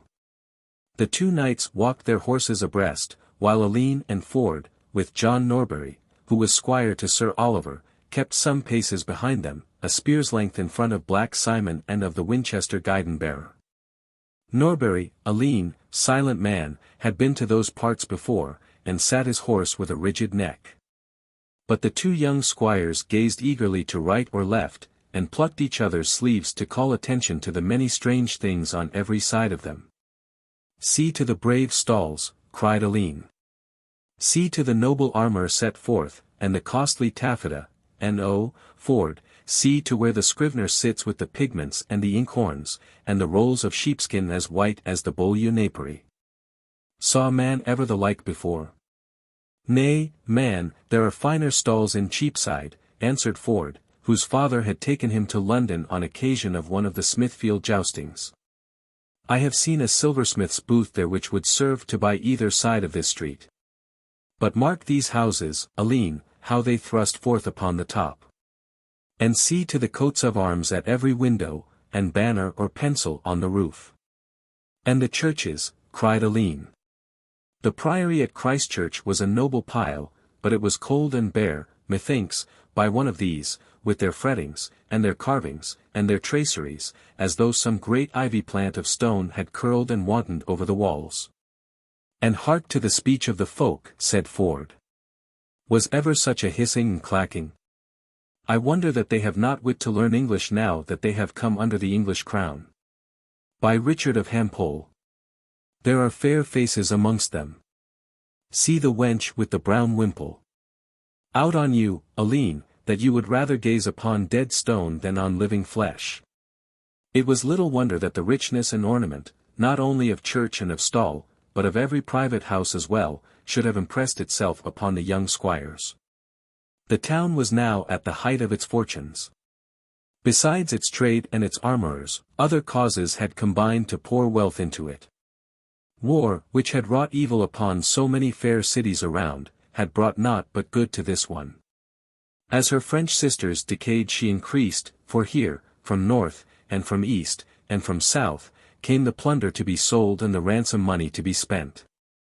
Through all her 16 landward gates there had set for many years a double tide of empty-handed soldiers hurrying Francewards, and of enriched and laden bands who brought their spoils home. The prince's court, too, with its swarm of noble barons and wealthy knights, many of whom, in imitation of their master, had brought their ladies and their children from England, all helped to swell the coffers of the burghers. Now, with this fresh influx of noblemen and cavaliers, food and lodging were scarce to be had, and the prince was hurrying forward his forces to Dax in Gascony to relieve the overcrowding of his capital. In front of the minster and abbey of St. Andrews was a large square crowded with priests, soldiers, women, friars, and burghers, who made it their common centre for sightseeing and gossip. Amid the knot of noisy and gesticulating townsfolk, many small parties of mounted knights and squires threaded their way towards the prince's quarters, where the huge iron-clamped doors were thrown back to show that he held audience within. 20 archers stood about the gateway, and beat back from time to time with their bow-staves the inquisitive and chattering crowd who swarmed round the portal. 2 knights in full armour, with lances raised and closed visors, sat their horses on either side, while in the centre, with 2 pages to tend upon him, there stood a noble-faced man in flowing purple gown, who pricked off upon a sheet of parchment the style and title of each applicant, marshalling them in their due order, and giving to each the place and facility which his rank demanded. His long white beard and searching eyes imparted to him an air of masterful dignity, which was increased by his tabard-like vesture and the heraldic barret cap with triple plume which bespoke his office. "It is Sir William de Pakington, the prince's own herald and scrivener," whispered Sir Nigel, as they pulled up amid the line of knights who waited admission. "Ill fares it with the man who would venture to deceive him. He hath by rote the name of every knight of France or of England, and all the tree of his family, with his kinships, coat armour, marriages, augmentations, abatements, and I know not what beside. We may leave our horses here with the varlets, and push forward with our squires." Following Sir Nigel's counsel, they pressed on upon foot until they were close to the prince's secretary, who was in high debate with a young and foppish knight, who was bent upon making his way past him. "Mackworth," said the king-at-arms. "It is in my mind, young sir, that you have not been presented before. Nay, it is but a day since I set foot in Bordeaux, but I feared lest the prince should think it strange that I had not waited upon him. The prince hath other things to think upon, quoth Sir William de Pakington, but if you be a Mackworth you must be a Mackworth of Normanton, and indeed I see now that your coat is sable and ermine. I am a Mackworth of Normanton, the other answered, with some uneasiness of manner.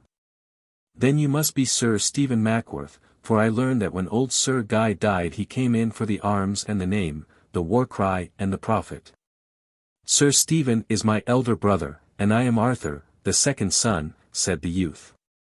In sooth and in sooth, cried the king-at-arms with scornful eyes. And pray, Sir second son, where is the cadency mark which should mark your rank? Dare you to wear your brother's coat without the crescent which should stamp you as his cadet? Away to your lodgings, and come not nigh the prince until the armourer hath placed the true charge upon your shield. As the youth withdrew in confusion, Sir William's keen eye singled out the 5 red roses from amid the overlapping shields and cloud of pennons which faced him. Ha, he cried, there are charges here which are above counterfeit. The roses of Loring and the boar's head of Buttesthorn may stand back in peace, but by my faith, they are not to be held back in war. Welcome, Sir Oliver, Sir Nigel. Chandos will be glad to his very heart roots when he sees you. This way, my fair sirs. Your squires are doubtless worthy the fame of their masters. Down this passage, Sir Oliver. Edricson. Ha! One of the old strain of Hampshire Edricsons, I doubt not. And Ford, they are of a South Saxon stock, and of good repute. There are Norburys in Cheshire and in Wiltshire, and also, as I have heard, upon the borders.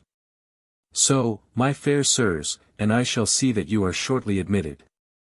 He had finished his professional commentary by flinging open a folding door, and ushering the party into a broad hall, which was filled with a great number of people who were waiting, like themselves, for an audience. The room was very spacious, lighted on one side by 3 arched and mullioned windows, while opposite was a huge fireplace in which a pile of faggots was blazing merrily. Many of the company had crowded round the flames, for the weather was bitterly cold, but the 2 knights seated themselves upon a bancal, with their squires standing behind them. Looking down the room, Alleyne marked that both floor and ceiling were of the richest oak, the latter spanned by 12 arching beams, which were adorned at either end by the lilies and the lions of the royal arms. On the further side was a small door, on each side of which stood men-at-arms. From time to time an elderly man in black with rounded shoulders and a long white wand in his hand came softly forth from this inner room, and beckoned to one or other of the company, who doffed cap and followed him. The 2 knights were deep in talk, when Alleyne became aware of a remarkable individual who was walking round the room in their direction. As he passed each knot of cavaliers every head turned to look after him, and it was evident, from the bows and respectful salutations on all sides, that the interest which he excited was not due merely to his strange personal appearance. He was tall and straight as a lance, though of a great age, for his hair, which curled from under his velvet cap of maintenance, was as white as the new-fallen snow. Yet, from the swing of his stride and the spring of his step, it was clear that he had not yet lost the fire and activity of his youth. His fierce hawk-like face was clean-shaven like that of a priest, save for a long thin wisp of white moustache which drooped down halfway to his shoulder. That he had been handsome might be easily judged from his high aquiline nose and clear-cut chin.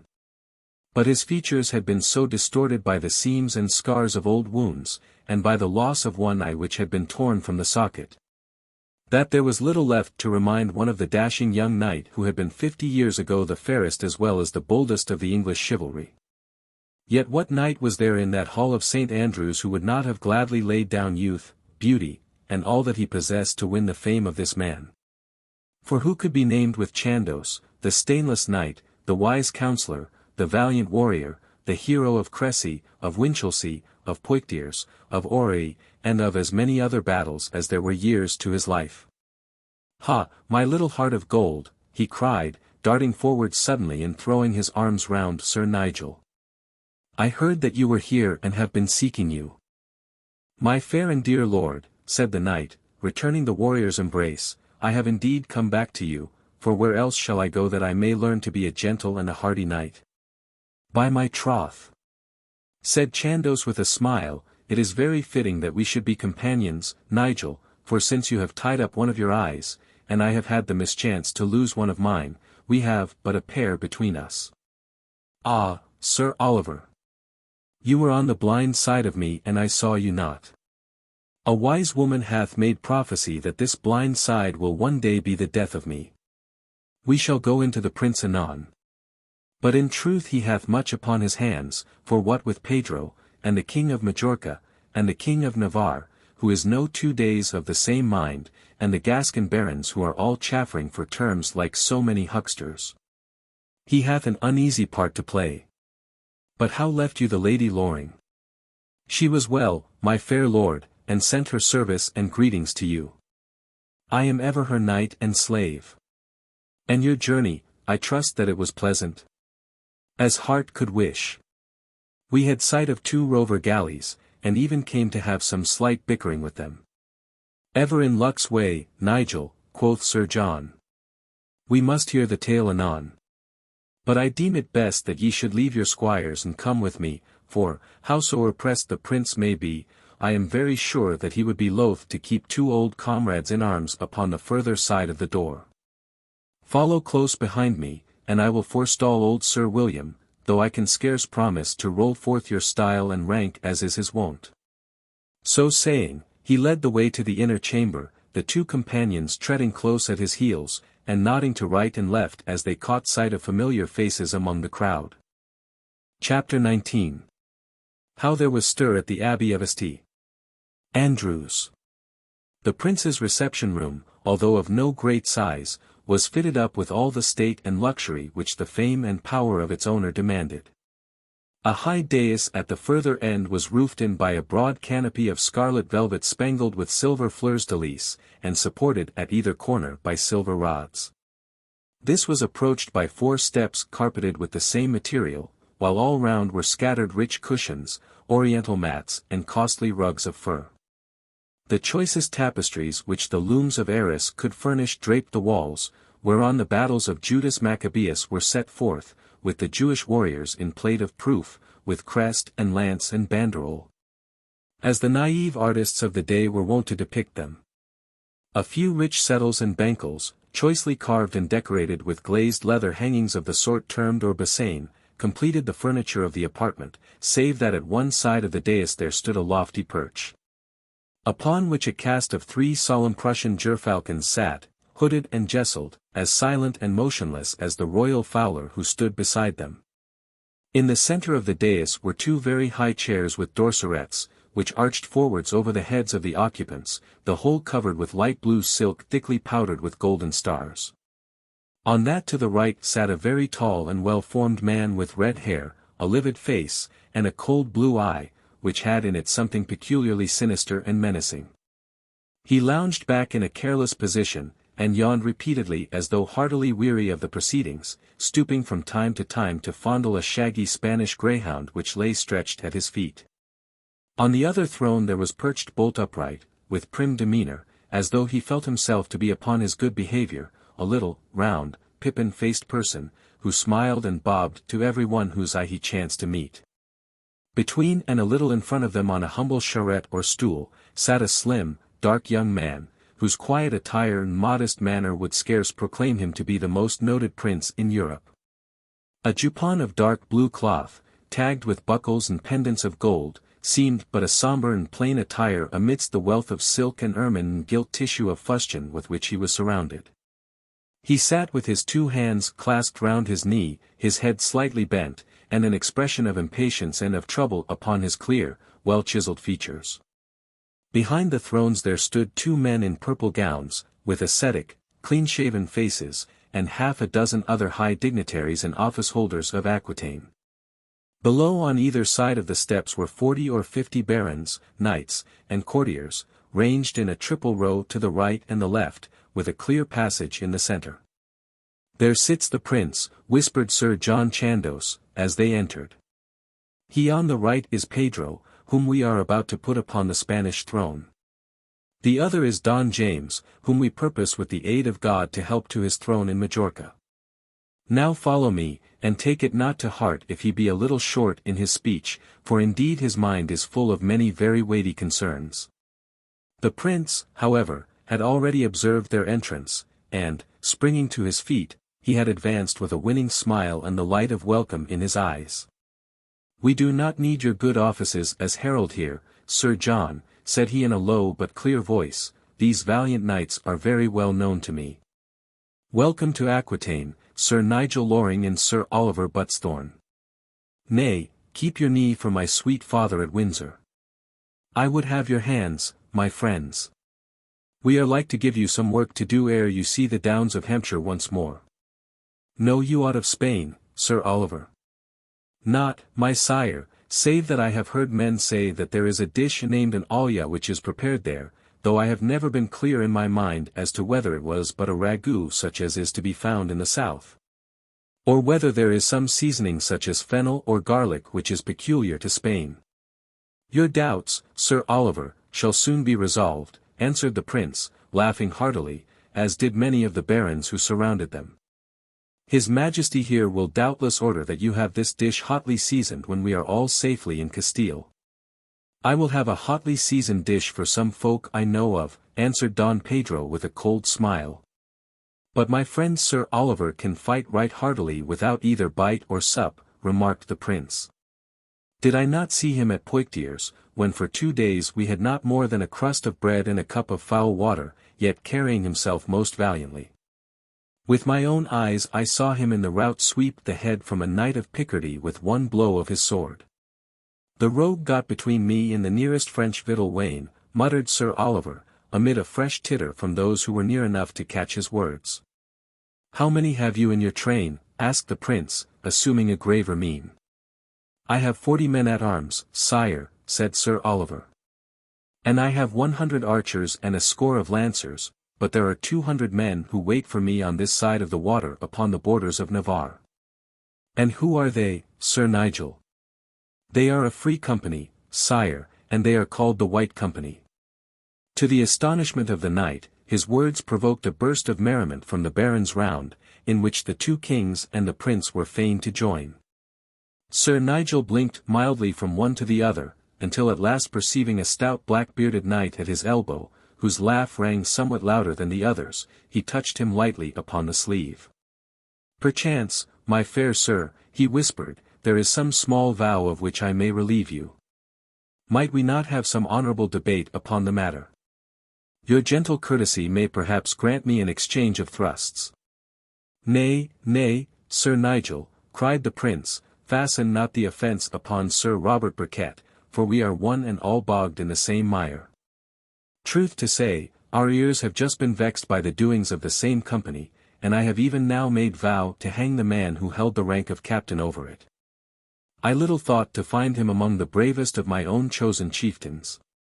But the vow is now not, for, as you have never seen your company, it would be a fool's act to blame you for their doings." "My liege," said Sir Nigel, "it is a very small matter that I should be hanged, albeit the manner of death is somewhat more ignoble than I had hoped for.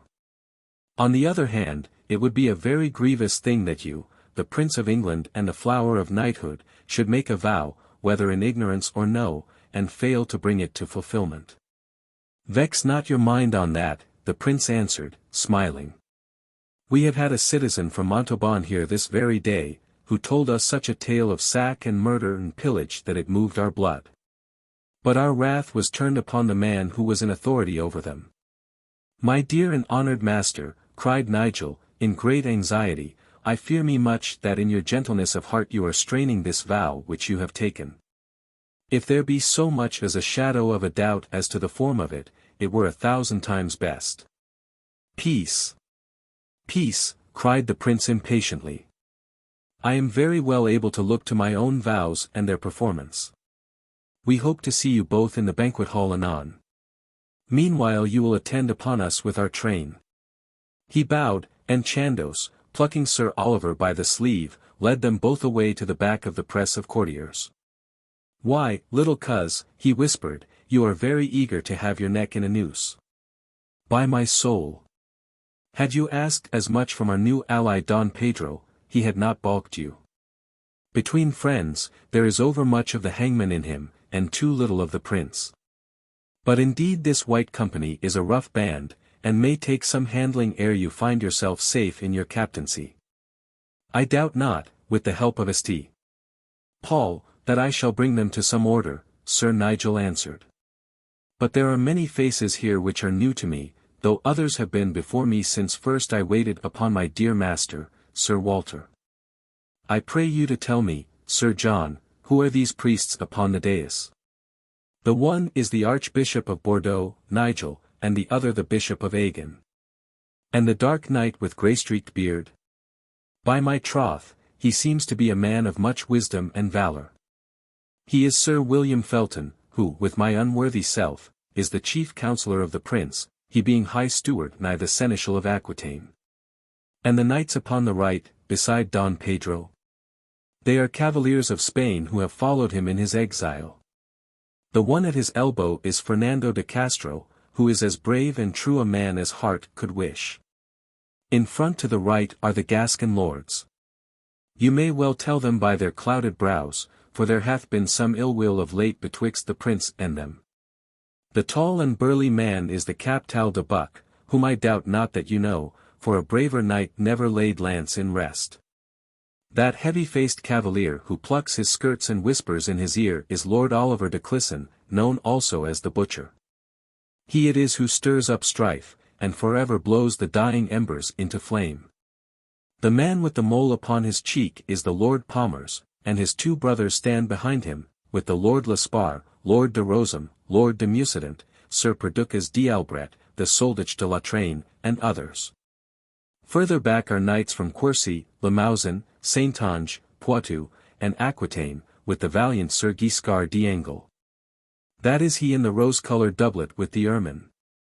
And the knights upon this side? They are all Englishmen, some of the household and others who like yourself, are captains of companies. There is Lord Neville, Sir Stephen Cossington, and Sir Matthew Gorney, with Sir Walter Hute, Sir Thomas Banastre, and Sir Thomas Felton, who is the brother of the High Steward. Mark well the man with the high nose and flaxen beard who hath placed his hand upon the shoulder of the dark hard-faced cavalier in the rust-stained jupon. Aye, by St. Paul! Observed Sir Nigel, they both bear the print of their armour upon their coats' hardies. Methinks they are men who breathe freer in a camp than a court. There are many of us who do that, Nigel, said Chandos, and the head of the court is, I dare warrant, among them. But of these two men the one is Sir Hugh Calverley, and the other is Sir Robert Knowles. Sir Nigel and Sir Oliver craned their necks to have the clearer view of these famous warriors, the one a chosen leader of free companies. The other a man who by his fierce valour and energy had raised himself from the lowest ranks until he was second only to Chandos himself in the esteem of the army. He hath no light hand in war, hath Sir Robert, said Chandos. If he passes through a country you may tell it for some years to come. I have heard that in the north it is still the use to call a house which hath but the two gable ends left, without walls or roof, a Knowles mitre. I have often heard of him, said Nigel, and I have hoped to be so far honoured as to run a course with him. But hark, Sir John, what is amiss with the prince? Whilst Chandos had been conversing with the two knights a continuous stream of suitors had been ushered in, adventurers seeking to sell their swords and merchants clamouring over some grievance, a ship detained for the carriage of troops. Or a tun of sweet wine which had the bottom knocked out by a troop of thirsty archers. A few words from the prince disposed of each case, and, if the applicant liked not the judgment, a quick glance from the prince's dark eyes sent him to the door with the grievance all gone out of him. The younger ruler had sat listlessly upon his stool with the two puppet monarchs enthroned behind him, but of a sudden a dark shadow passed over his face. And he sprang to his feet in one of those gusts of passion which were the single blot upon his noble and generous character. How now, Don Martin de la Cara, he cried. How now, Sirrah? What message do you bring to us from our brother of Navarre? The newcomer to whom this abrupt query had been addressed was a tall and exceedingly handsome cavalier who had just been ushered into the apartment. His swarthy cheek and raven-black hair spoke of the fiery south, and he wore his long black cloak swathed across his chest and over his shoulders in a graceful sweeping fashion, which was neither English nor French. With stately steps and many profound bows, he advanced to the foot of the dais before replying to the prince's question. "My powerful and illustrious master," he began, "Charles, King of Navarre, Earl of Evreux, Count of Champagne, who also writeth himself Overlord of Béarn, hereby sends his love and greetings to his dear cousin Edward, the Prince of Wales. Governor of Aquitaine, Grand Commander of—" "Tush! Tush!" Don Martin interrupted the prince, who had been beating the ground with his foot impatiently during this stately preamble. "We already know our cousin's titles and style, and, certes, we know our own. To the point, man, and at once. Are the passes open to us, or does your master go back from his word pledged to me at Libourne no later than last Michaelmas? It would ill become my gracious master, sire, to go back from promise given. He does but ask some delay and certain conditions and hostages." "Conditions? Hostages? Is he speaking to the Prince of England, or is it to the bourgeois provost of some half-captured town?" "Conditions, quotha? He may find much to mend in his own condition ere long. The passes are, then, closed to us?" "Nay, sire." "They are open, then?" "Nay, sire, if you would but—" "Enough, enough, Don Martin," cried the prince. "It is a sorry sight to see so true a knight pleading in so false a cause. We know the doings of our cousin Charles. We know that while with the right hand he takes our 50,000 crowns for the holding of the passes open, he hath his left outstretched to Henry of Trastamare, or to the King of France, all ready to take as many more for the keeping them closed. I know our good Charles, and, by my blessed name-saint the Confessor, he shall learn that I know him. He sets his kingdom up to the best bidder, like some scullion farrier selling a glandered horse. He is." "My lord," cried Don Martin, "I cannot stand there to hear such words of my master. Did they come from other lips, I should know better how to answer them." Don Pedro frowned and curled his lip, but the prince smiled and nodded his approbation. "Your bearing in your words, Don Martin, are such I should have looked for in you," he remarked. "You will tell the king, your master, that he hath been paid his price and that if he holds to his promise he hath my word for it that no scath shall come to his people, nor to their houses or gear. If, however, we have not his leave, I shall come close at the heels of this message without his leave, and bearing a key with me which shall open all that he may close." He stooped and whispered to Sir Robert Knowles and Sir Hugh Calverley, who smiled as men well pleased, and hastened from the room. "Our cousin Charles has had experience of our friendship," the prince continued, "and now, by the saints, he shall feel a touch of our displeasure. I send now a message to our cousin Charles which his whole kingdom may read. Let him take heed lest worse befall him. Where is my Lord Chandos? Ha, Sir John, I commend this worthy knight to your care. You will see that he hath refection, and such a purse of gold as may defray his charges, for indeed it is great honour to any court to have within it so noble and gentle a cavalier. How say you, sire?" he asked, turning to the Spanish refugee, while the herald of Navarre was conducted from the chamber by the old warrior. "It is not our custom in Spain to reward pertness in a messenger," Don Pedro answered, patting the head of his greyhound. "Yet we have all heard the lengths to which your royal generosity runs." "In sooth, yes," cried the King of Majorca. "Who should know it better than we?" said Don Pedro bitterly, "since we have had to fly to you in our trouble as to the natural protector of all who are weak." "Nay, nay, as brothers to a brother," cried the prince, with sparkling eyes. "We doubt not, with the help of God, to see you very soon restored to those thrones from which you have been so traitorously thrust. When that happy day comes," said Pedro, "then Spain shall be to you as Aquitaine, and, be your project what it may, you may ever count on every troop and every ship over which flies the banner of Castile.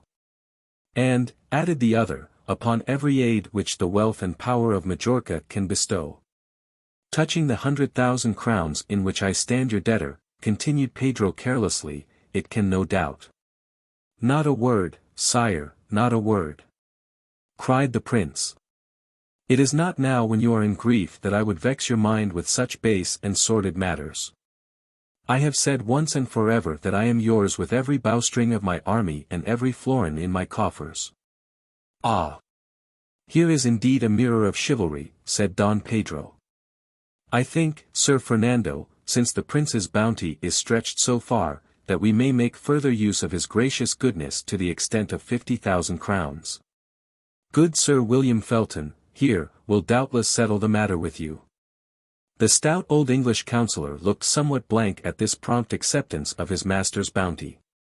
If it please you, sire, he said, the public funds are at their lowest, seeing that I have paid 12,000 men of the companies, and the new taxes, the hearth tax and the wine tax, not yet come in. If you could wait until the promised help from England comes. Nay, nay, my sweet cousin, cried Don Pedro. Had we known that your own coffers were so low, or that this sorry sum could have weighed one way or the other, we had been loath indeed. Enough, sire, enough, said the prince, flushing with vexation. If the public funds be, indeed, so backward, Sir William, there is still, I trust, my own private credit, which hath never been drawn upon for my own uses, but is now ready in the cause of a friend in adversity. Go, raise this money upon our own jewels, if naught else may serve, and see that it be paid over to Don Fernando. In security I offer, cried Don Pedro. Tush! Tush, said the prince. I am not a Lombard, sire. Your kingly pledge is my security, without bond or seal.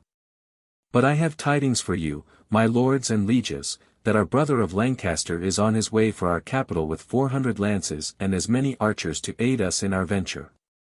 When he hath come, and when our fair consort is recovered in her health, which I trust by the grace of God may be ere many weeks be past, we shall then join the army at Dax, and set our banners to the breeze once more. A buzz of joy at the prospect of immediate action rose up from the group of warriors. The prince smiled at the martial ardor which shone upon every face around him. It will hearten you to know, he continued, that I have sure advices that this Henry is a very valiant leader, and that he has it in his power to make such a stand against us as promises to give us much honor and pleasure. Of his own people he hath brought together, as I learn, some 50,000, with 12,000 of the French free companies, who are, as you know, very valiant and expert men at arms. It is certain also, that the brave and worthy Bertrand de Guesclin hath ridden into France to the Duke of Anjou, and purposes to take back with him great levies from Picardy and Brittany. We hold Bertrand in high esteem, for he has oft before been at great pains to furnish us with an honourable encounter. What think you of it, my worthy Captal? He took you at Cotterell, and, by my soul, you will have the chance now to pay that score. The Gascon warrior winced a little at the allusion, nor were his countrymen around him better pleased, for on the only occasion when they had encountered the arms of France without English aid they had met with a heavy defeat. There are some who say, sire, said the burly de Clisson, that the score is already overpaid, for that without Gascon help Bertrand had not been taken at Auray, nor had King John been overborne at Poictiers. By heaven! But this is too much, cried an English nobleman. Methinks that Gascony is too small a cock to crow so lustily. The smaller cock, my Lord Audley, may have the longer spur, remarked the Captal de Buck. May have its comb clipped if it make overmuch noise, broke in an Englishman. By Our Lady of Rocamadour, cried the Lord of Mucident, this is more than I can abide. Sir John Charnel, you shall answer to me for those words. Freely, my lord, and when you will, returned the Englishman carelessly. My Lord de Clisson, cried Lord Audley, you look somewhat fixedly in my direction. By God's soul! I should be right glad to go further into the matter with you. And you, my Lord of Palmers, said Sir Nigel, pushing his way to the front, it is in my mind that we might break a lance in gentle and honourable debate over the question. For a moment a dozen challenges flashed backwards and forwards at this sudden bursting of the cloud which had lowered so long between the knights of the two nations. Furious and gesticulating the Gascons, white and cold and sneering the English, while the prince with a half-smile glanced from one party to the other, like a man who loved to dwell upon a fiery scene. And yet dreaded lest the mischief go so far that he might find it beyond his control. "Friends, friends," he cried at last, "this quarrel must go no further. The man shall answer to me, be he Gascon or English, who carries it beyond this room. I have overmuch need for your swords that you should turn them upon each other. Sir John Charnel, Lord Audley, you do not doubt the courage of our friends of Gascony?" "Not I, sire," Lord Audley answered. "I have seen them fight too often not to know that they are very hardy and valiant gentlemen." "And so say I," quoth the other Englishman, "but, certes, there is no fear of our forgetting it while they have a tongue in their heads." "Nay, Sir John," said the prince reprovingly, "all peoples have their own use and customs. There are some who might call us cold and dull and silent. But you hear, my lords of Gascony, that these gentlemen had no thought to throw a slur upon your honor or your valor, so let all anger fade from your mind. Clisson, Captal, de Palmers, I have your word." "We are your subjects, sire," said the Gascon barons, though with no very good grace. "Your words are our law. Then shall we bury all cause of unkindness in a flagon of Malvoisie," said the prince, cheerily. "Ho, there! The doors of the banquet hall.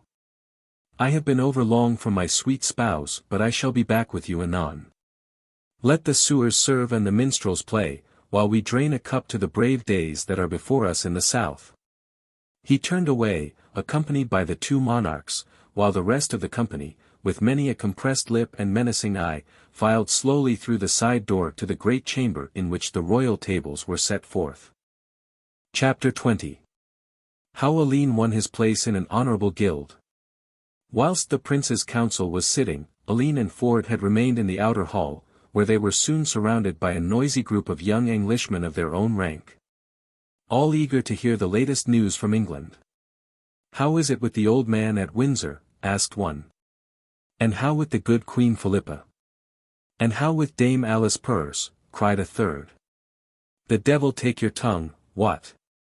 shouted a tall young man, seizing the last speaker by the collar and giving him an admonitory shake. "The prince would take your head off for those words. By God's coif! What would miss it but little," said another. "It is as empty as a beggar's wallet." "As empty as an English squire, cuz," cried the first speaker. "What a devil has become of the maitre de tables and his sewers? They have not put forth the trestles yet. Mon Dieu! If a man could eat himself into knighthood, Humphrey, you had been a banneret at the least," observed another, amid a burst of laughter. "And if you could drink yourself in, old Leatherhead, you had been first baron of the realm," cried the aggrieved Humphrey. "But how of England, my lads of Loring?" "I take it," said Ford, "that it is much as it was when you were there last, save that perchance there is a little less noise there." "And why less noise, young Solomon?" "Ah, that is for your wit to discover. Pardieu! Here is a paladin come over, with the Hampshire mud still sticking to his shoes. He means that the noise is less for our being out of the country." "They are very quick in these parts," said Ford, turning to Alleyne. "How are we to take this, sir?" asked the ruffling squire. "You may take it as it comes," said Ford carelessly. "Here is pertness," cried the other. "Sir, I honor your truthfulness," said Ford. "Stint it, Humphrey," said the tall squire, with a burst of laughter. "You will have little credit from this gentleman, I perceive. Tongues are sharp in Hampshire, sir. And swords? Hum.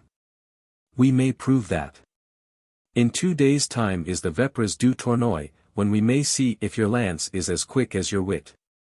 "All very well, Roger Harcombe," cried a burly, bull-necked young man, whose square shoulders and massive limbs told of exceptional personal strength. "You pass too lightly over the matter. We are not to be so easily overcrowed. The Lord Loring hath given his proofs, but we know nothing of his squires, save that one of them hath a railing tongue. And how of you, young sir?" bringing his heavy hand down on Alleyne's shoulder. And what of me, young sir? Ma foi. This is my lady's page come over. Your cheek will be browner and your hand harder ere you see your mother again. If my hand is not hard, it is ready. Ready? Ready for what? For the hem of my lady's train. Ready to chastise insolence, sir, cried Alleyne with flashing eyes. Sweet little coz, answered the burly squire. Such a dainty colour. Such a mellow voice. Eyes of a bashful maid, and hair like a 3 years babe. Voila! He passed his thick fingers roughly through the youth's crisp golden curls. You seek to force a quarrel, sir, said the young man, white with anger. And what then? Why, you do it like a country boor, and not like a gentle squire. Hast been ill-bred and as ill-taught. I serve a master who could show you how such things should be done. And how would he do it, O pink of squires? He would neither be loud nor would he be unmannerly, but rather more gentle than is his wont. He would say, Sir, I should take it as an honour to do some small deed of arms against you, not for mine own glory or advancement, but rather for the fame of my lady and for the upholding of chivalry. Then he would draw his glove, thus, and throw it on the ground, or, if he had cause to think that he had to deal with a churl, he might throw it in his face, as I do now. A buzz of excitement went up from the knot of squires as Alleyne, his gentle nature turned by this causeless attack into fiery resolution, dashed his glove with all his strength into the sneering face of his antagonist. From all parts of the hall squires and pages came running, until a dense, swaying crowd surrounded the disputants. Your life for this, said the bully, with a face which was distorted with rage. If you can take it, returned Alleyne. Good lad, whispered Ford. Stick to it close as wax. I shall see justice, cried Norbury, Sir Oliver's silent attendant. You brought it upon yourself, John Tranter, said the tall squire, who had been addressed as Roger Harcombe. You must ever plague the newcomers. But it were shame if this went further. The lad hath shown a proper spirit. But a blow. A blow, cried several of the older squires. There must be a finish to this. Nay. Tranter first laid hand upon his head, said Harcombe. How say you, Tranter? The matter may rest where it stands. My name is known in these parts, said Tranter, proudly, I can let pass what might leave a stain upon another. Let him pick up his glove and say that he has done amiss. I would see him in the claws of the devil first, whispered Ford. You hear, young sir, said the peacemaker. Our friend will overlook the matter if you do but say that you have acted in heat and haste. I cannot say that, answered Alleyne. It is our custom, young sir, when new squires come amongst us from England, to test them in some such way. Bethink you that if a man have a destrier or a new lance he will ever try it in time of peace, lest in days of need it may fail him. How much more then is it proper to test those who are our comrades in arms? I would draw out if it may honourably be done, murmured Norbury in Alleyne's ear. The man is a noted swordsman and far above your strength. Edricson came, however, of that sturdy Saxon blood which is very slowly heated, but once up not easily to be cooled. The hint of danger which Norbury threw out was the one thing needed to harden his resolution. I came here at the back of my master, he said, and I looked on every man here as an Englishman and a friend. This gentleman hath shown me a rough welcome, and if I have answered him in the same spirit he has but himself to thank. I will pick the glove up, but, certes, I shall abide what I have done unless he first crave my pardon for what he hath said and done. Tranter shrugged his shoulders. You have done what you could to save him, Harcombe, said he. We had best settle at once. So say I, cried Alleyne. The council will not break up until the banquet, remarked a grey-haired squire. You have a clear 2 hours. And the place? The tilting yard is empty at this hour. Nay. It must not be within the grounds of the court, or it may go hard with all concerned if it come to the ears of the prince. But there is a quiet spot near the river, said one youth. We have but to pass through the abbey grounds, along the armory wall, past the church of Saint Remy, and so down the rue de Poters. En avant, then! Cried Tranter shortly, and the whole assembly flocked out into the open air, save only those whom the special orders of their masters held to their posts. These unfortunates crowded to the small casements, and craned their necks after the throng as far as they could catch a glimpse of them.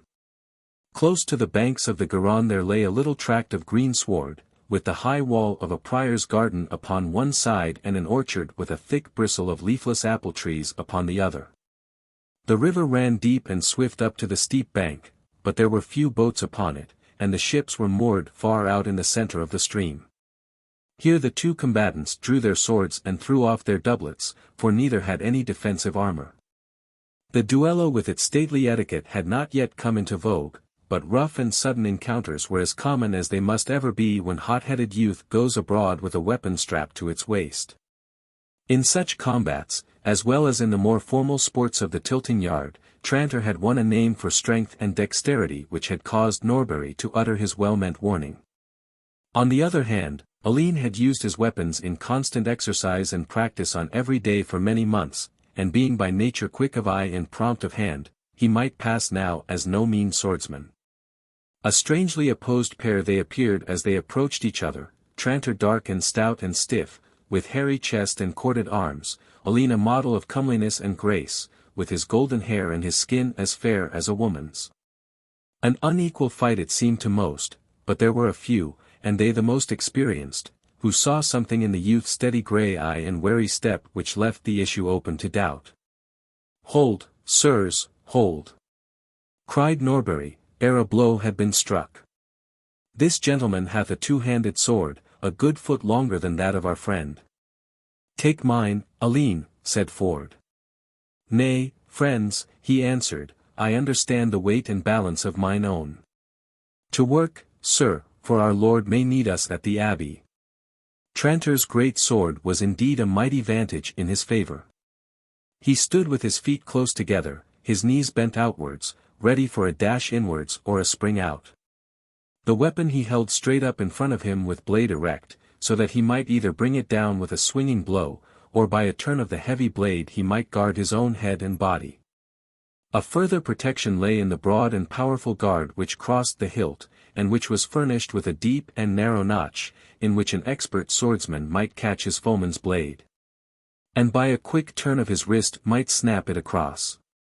Alleyne, on the other hand, must trust for his defence to his quick eye and active foot, for his sword, though keen as a whetstone could make it, was of a light and graceful build with a narrow, sloping pommel and a tapering steel. Tranter well knew his advantage and lost no time in putting it to use. As his opponent walked towards him he suddenly bounded forward and sent in a whistling cut which would have severed the other in twain had he not sprung lightly back from it. So close was it that the point ripped a gash in the jutting edge of his linen cyclas. Quick as a panther, Alleyne sprang in with a thrust, but Tranter, who was as active as he was strong, had already recovered himself and turned it aside with a movement of his heavy blade. Again he whizzed in a blow which made the spectators hold their breath, and again Alleyne very quickly and swiftly slipped from under it, and sent back two lightning thrusts which the other could scarce parry. So close were they to each other that Alleyne had no time to spring back from the next cut, which beat down his sword and grazed his forehead, sending the blood streaming into his eyes and down his cheeks. He sprang out beyond sword sweep, and the pair stood breathing heavily, while the crowd of young squires buzzed their applause. "Bravely struck on both sides," cried Roger Harcombe. "You have both won honour from this meeting, and it would be sin and shame to let it go further." "You have done enough, Edricson," said Norbury. "You have carried yourself well," cried several of the older squires. "For my part, I have no wish to slay this young man," said Tranter, wiping his heated brow. "Does this gentleman crave my pardon for having used me despitefully?" asked Alleyne. "Nay, not I." "Then stand on your guard, sir." With a clatter and dash the two blades met once more, Alleyne pressing in so as to keep within the full sweep of the heavy blade, while Tranter as continually sprang back to have space for one of his fatal cuts. A 3 parts parried blow drew blood from Alleyne's left shoulder, but at the same moment he wounded Tranter slightly upon the thigh.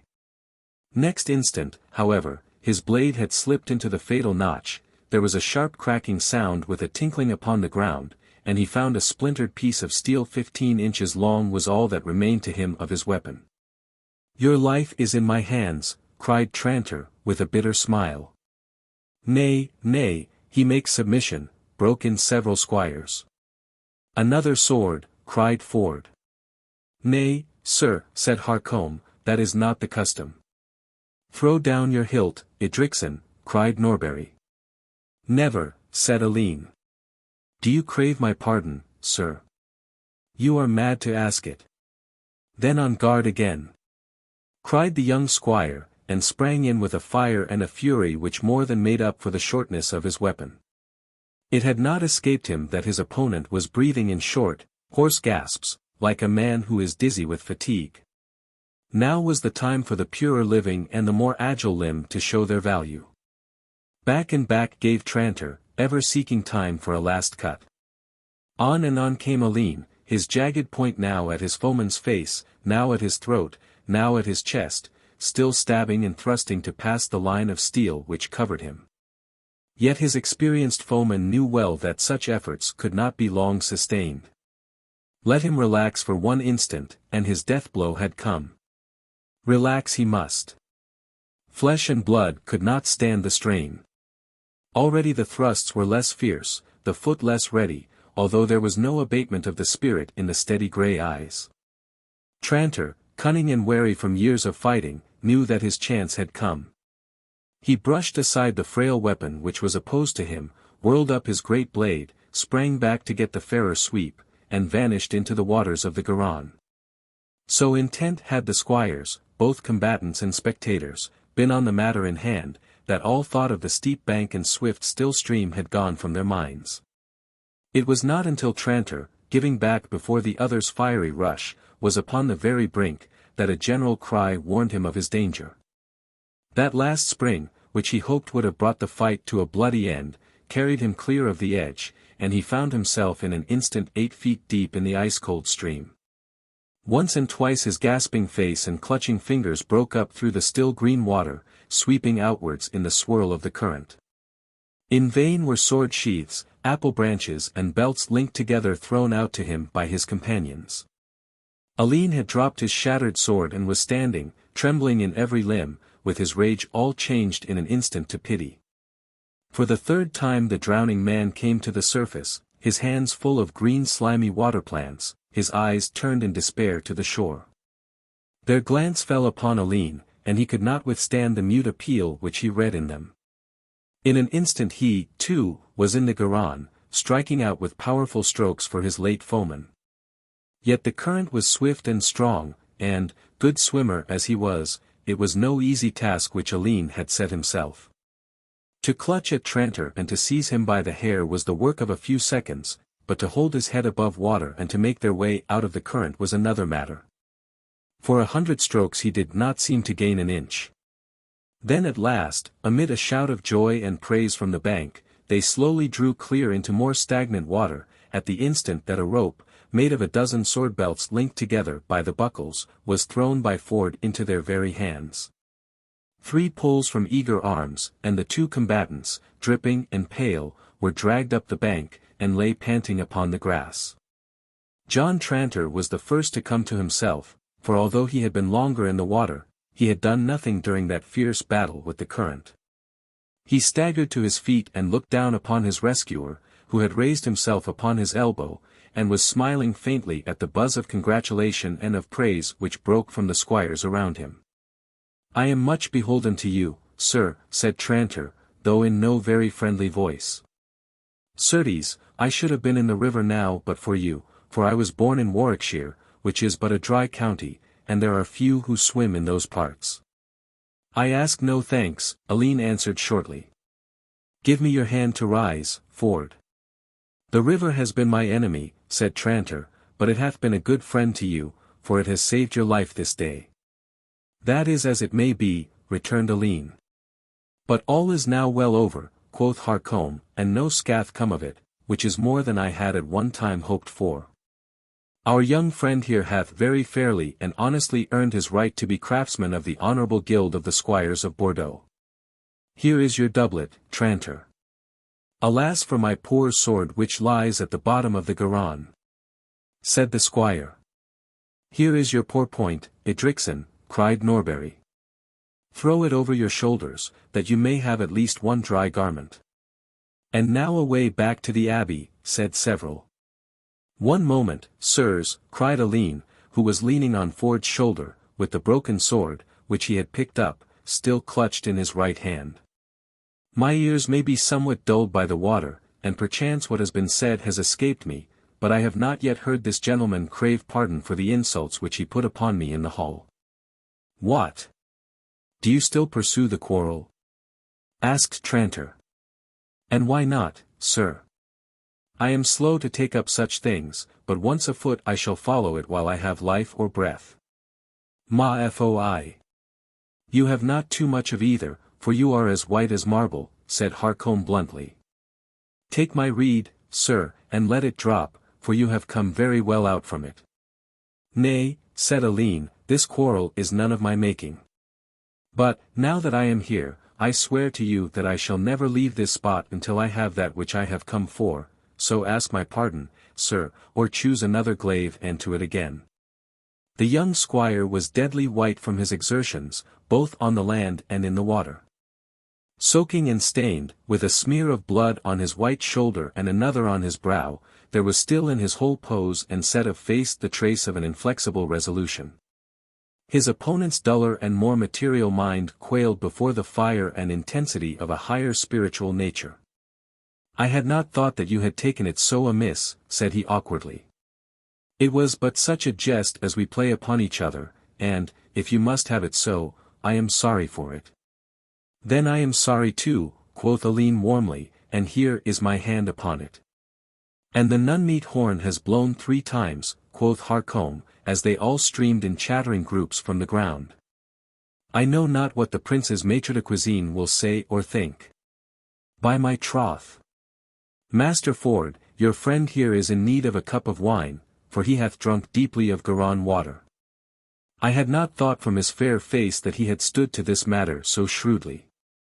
Faith, said Ford, this air of Bordeaux hath turned our turtle-dove into a gamecock. A milder or more courteous youth never came out of Hampshire.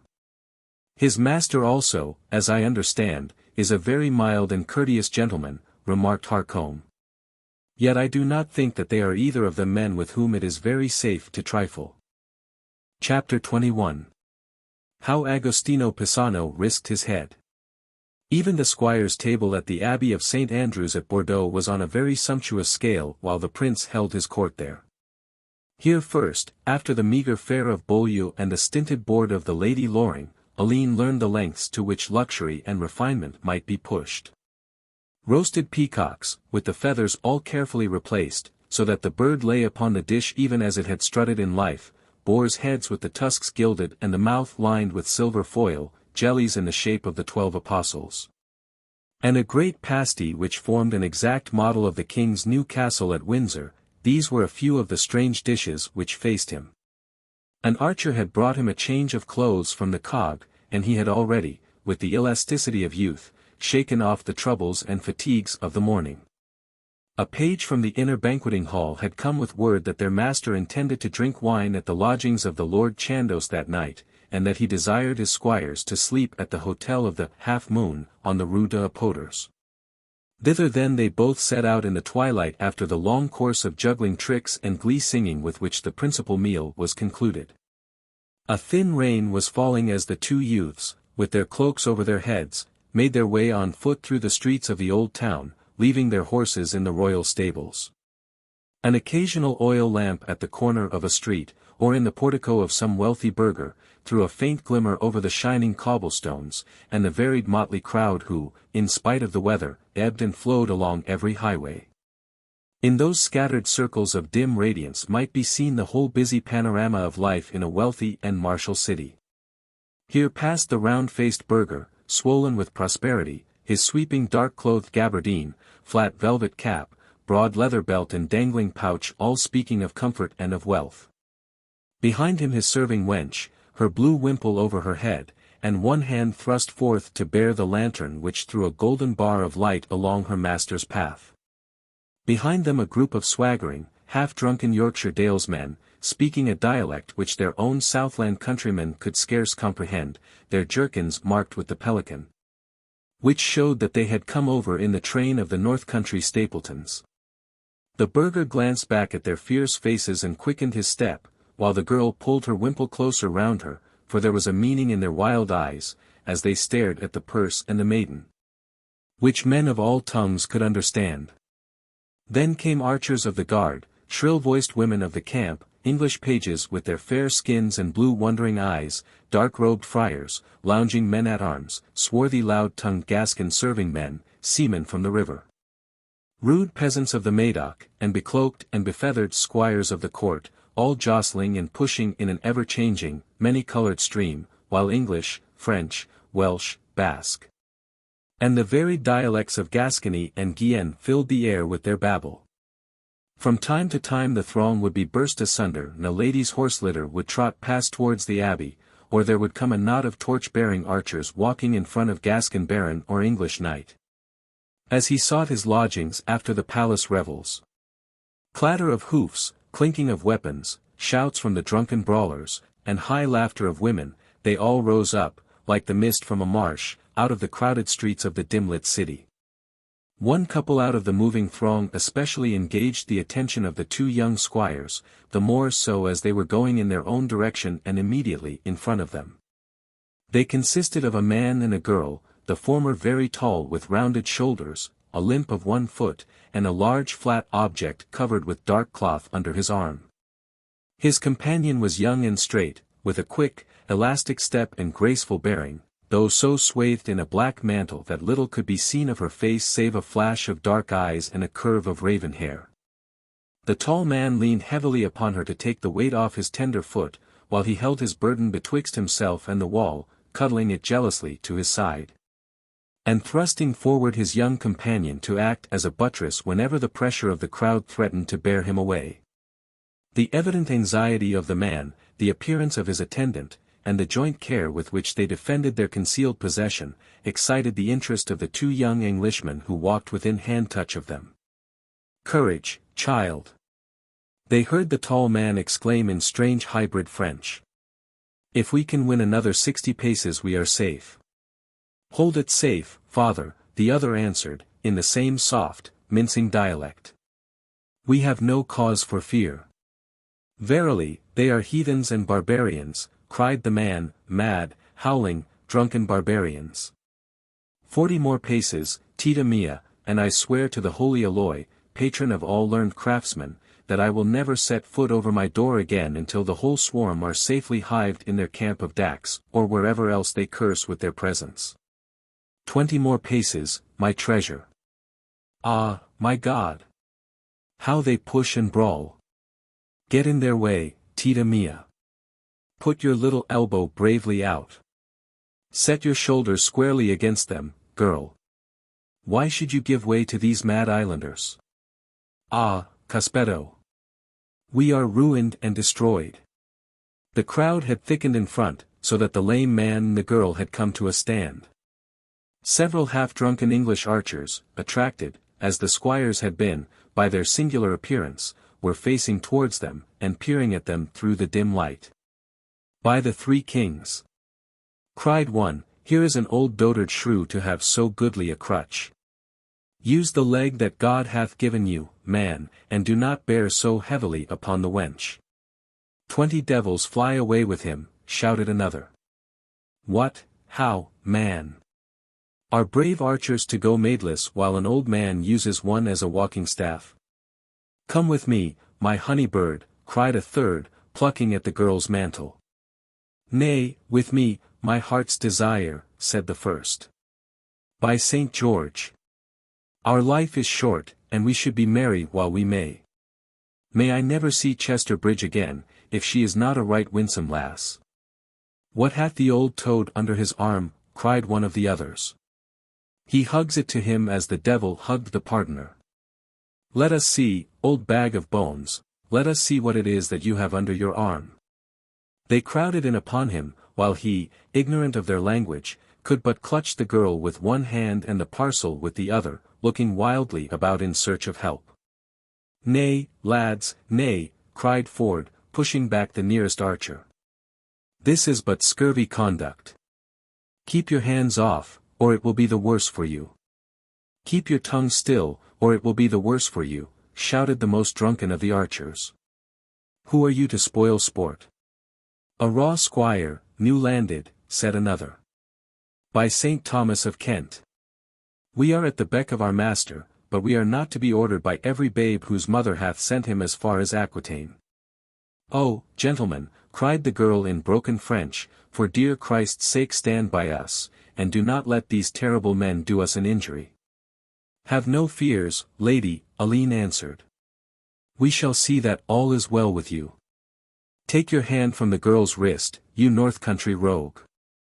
"Hold to her, what?" said a great black-bearded man-at-arms, whose steel breastplate glimmered in the dusk.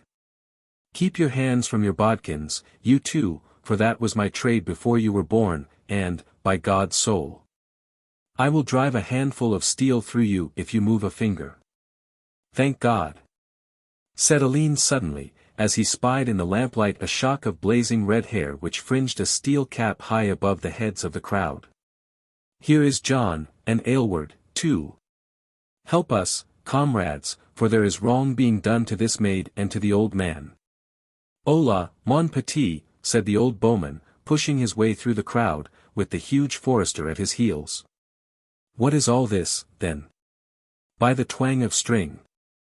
I think that you will have some work upon your hands if you are to right all the wrongs that you may see upon this side of the water. It is not to be thought that a troop of bowmen, with the wine buzzing in their ears, will be as soft-spoken as so many young clerks in an orchard. When you have been a year with the company you will think less of such matters. But what is amiss here? The provost marshal with his archers is coming this way, and some of you may find yourselves in the stretch neck, if you take not heed." "Why, it is old Sam Aylward of the White Company," shouted the man-at-arms. "Why, Samkin, what hath come upon thee? I can call to mind the day when you were as roaring a blade as ever called himself a free companion. By my soul! From Limoges to Navarre, who was there who would kiss a wench or cut a throat as readily as bowman Aylward of Hawkwood's company?" "Like enough, Peter," said Aylward, "and, by my hilt, I may not have changed so much. But it was ever a fair loose and a clear mark with me. The wench must be willing, or the man must be standing up against me, else, by these 10-finger bones, either were safe enough for me." A glance at Aylward's resolute face, and at the huge shoulders of Hordle John, had convinced the archers that there was little to be got by violence. The girl and the old man began to shuffle on in the crowd without their tormentors venturing to stop them. Ford and Alleyne followed slowly behind them, but Aylward caught the latter by the shoulder. "By my hilt! Camarade," said he, "I hear that you have done great things at the abbey today, but I pray you to have a care, for it was I who brought you into the company, and it would be a black day for me if aught were to befall you." "Nay, Aylward, I will have a care. Thrust not forward into danger too much, mon petit. In a little time your wrist will be stronger and your cut more shrewd.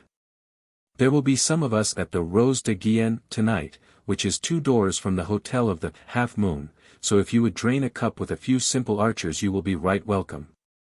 Alleyne promised to be there if his duties would allow, and then, slipping through the crowd, he rejoined Ford, who was standing in talk with the 2 strangers, who had now reached their own doorstep. "Brave young senior," cried the tall man, throwing his arms round Alleyne, "how can we thank you enough for taking our parts against those horrible drunken barbarians? What should we have done without you? My Tita would have been dragged away, and my head would have been shivered into 1,000 fragments." "Nay, I scarce think that they would have mishandled you so," said Alleyne in surprise. "Ho, ho!" cried he with a high crowing laugh, "it is not the head upon my shoulders that I think of. Cospetto. No. It is the head under my arm which you have preserved." "Perhaps the signori would deign to come under our roof, father," said the maiden. "If we bide here, who knows that some fresh tumult may not break out? Well said, Tita. Well said, my girl.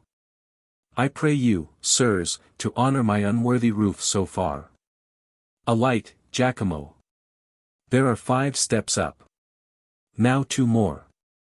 So. Here we are at last in safety.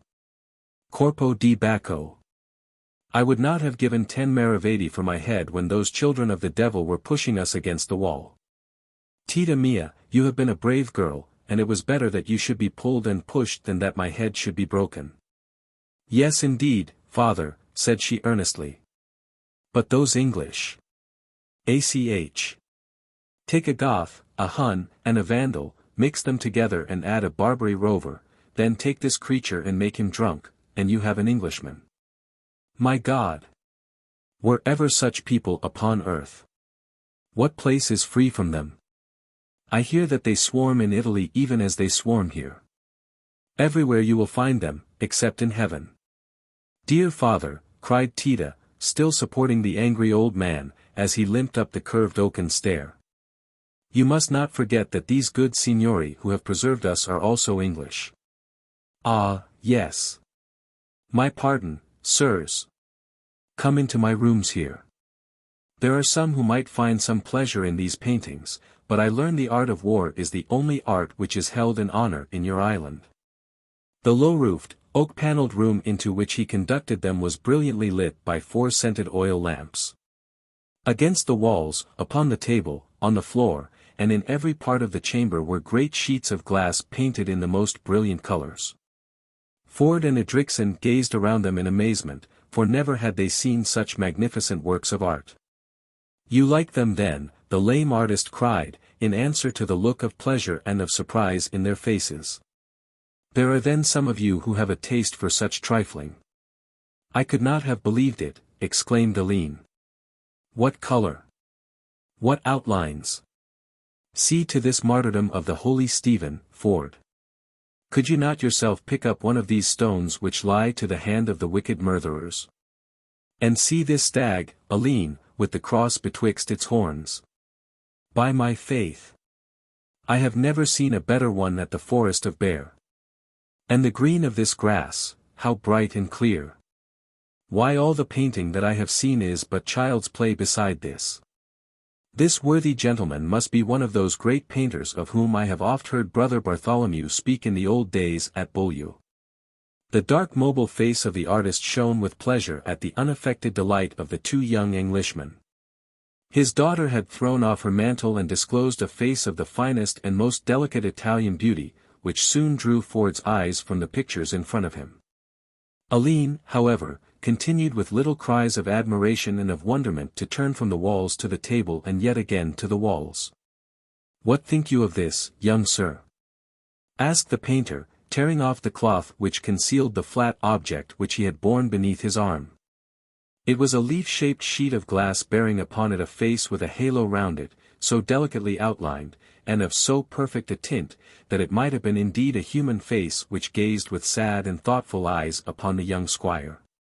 He clapped his hands, with that thrill of joy which true art will ever give to a true artist. It is great, he cried. It is wonderful. But I marvel, sir, that you should have risked a work of such beauty and value by bearing it at night through so unruly a crowd. I have indeed been rash, said the artist. Some wine, Tita, from the Florence flask. Had it not been for you, I tremble to think of what might have come of it. See to the skin tint, it is not to be replaced, for paint as you will, it is not once in 100 times that it is not either burned too brown in the furnace or else the color will not hold, and you get but a sickly white. There you can see the very veins and the throb of the blood. Yes, Diavolo. If it had broken, my heart would have broken too. It is for the choir window in the church of St. Remy, and we had gone, my little helper and I, to see if it was indeed of the size for the stonework. Night had fallen ere we finished, and what could we do save carry it home as best we might? But you, young sir, you speak as if you too knew something of the art. So little that I scarce dare speak of it in your presence, Alleyne answered. I have been cloister bred, and it was no very great matter to handle the brush better than my brother novices. There are pigments, brush, and paper, said the old artist. I do not give you glass, for that is another matter, and takes much skill in the mixing of colors. Now I pray you to show me a touch of your art. I thank you, Tita. The Venetian glasses, cara mia, and fill them to the brim. A seat, signor. While Ford, in his English French, was conversing with Tita in her Italian French, the old man was carefully examining his precious head to see that no scratch had been left upon its surface. When he glanced up again, Alleyne had, with a few bold strokes of the brush, tinted in a woman's face and neck upon the white sheet in front of him. Diavolo, exclaimed the old artist, standing with his head on one side, you have power. Yes, Cospetto. You have power, it is the face of an angel. It is the face of the Lady Maude Loring, cried Ford, even more astonished. Why, on my faith, it is not unlike her, said Alleyne, in some confusion. Ah! A portrait. So much the better. Young man, I am Agostino Pisano, the son of Andrea Pisano, and I say again that you have power.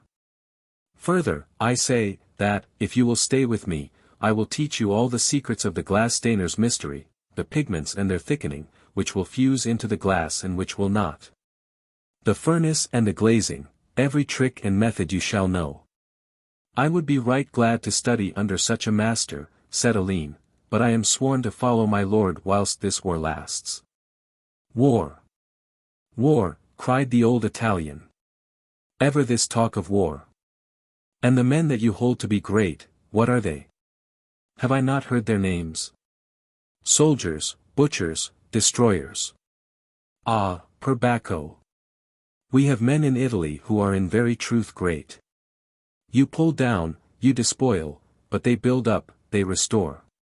Ah, if you could but see my own dear Pisa, the Duomo, the cloisters of Campo Santo, the high campanile, with the mellow throb of her bells upon the warm Italian air. Those are the works of great men. And I have seen them with my own eyes, these very eyes which look upon you. I have seen Andrea Orcagna, Taddeo Gaddi, Giottino, Stefano, Simone Memmi, men whose very colors I am not worthy to mix. And I have seen the aged Giotto, and he in turn was pupil to Cimabue, before whom there was no art in Italy, for the Greeks were brought to paint the chapel of the Gondi at Florence. Ah, signori, there are the real great men whose names will be held in honor when your soldiers are shown to have been the enemies of humankind. Faith, sir, said Ford, there is something to say for the soldiers also, for, unless they be defended, how are all these gentlemen whom you have mentioned to preserve the pictures which they have painted? And all these, said Alleyne. Have you indeed done them all, and where are they to go? Yes, signor, they are all from my hand. Some are, as you see, upon one sheet, and some are in many pieces which may fasten together. There are some who do but paint upon the glass, and then, by placing another sheet of glass upon the top and fastening it, they keep the air from their painting. Yet I hold that the true art of my craft lies as much in the furnace as in the brush. See this rose window, which is from the model of the Church of the Holy Trinity at Vendôme, and this other of the Finding of the Grail, which is for the apse of the Abbey Church. Time was when none but my countrymen could do these things. But there is Clement of Chartres and others in France who are very worthy workmen. But, ah! There is that ever-shrieking brazen tongue which will not let us forget for one short hour that it is the arm of the savage, and not the hand of the master, which rules over the world. A stern, clear bugle call had sounded close at hand to summon some following together for the night. It is a sign to us as well, said Ford. I would fain stay here forever amid all these beautiful things, staring hard at the blushing Tita as he spoke, but we must be back at our Lord's hostel ere he reach it. Amid renewed thanks and with promises to come again, the two squires bade their leave of the old Italian glass stainer and his daughter. The streets were clearer now, and the rain had stopped, so they made their way quickly from the Rue du Roi, in which their new friends dwelt, to the Rue des Apôtres, where the hostel of the Half Moon was situated. Chapter 22. How the bowman held wassail at the Rose de Guienne. Mon Dieu! Alleyne, saw you ever so lovely a face, cried Ford as they hurried along together. So pure, so peaceful, and so beautiful. In sooth, yes. And the hue of the skin the most perfect that ever I saw. Marked you also how the hair curled round the brow? It was wonder fine. Those eyes, too, cried Ford.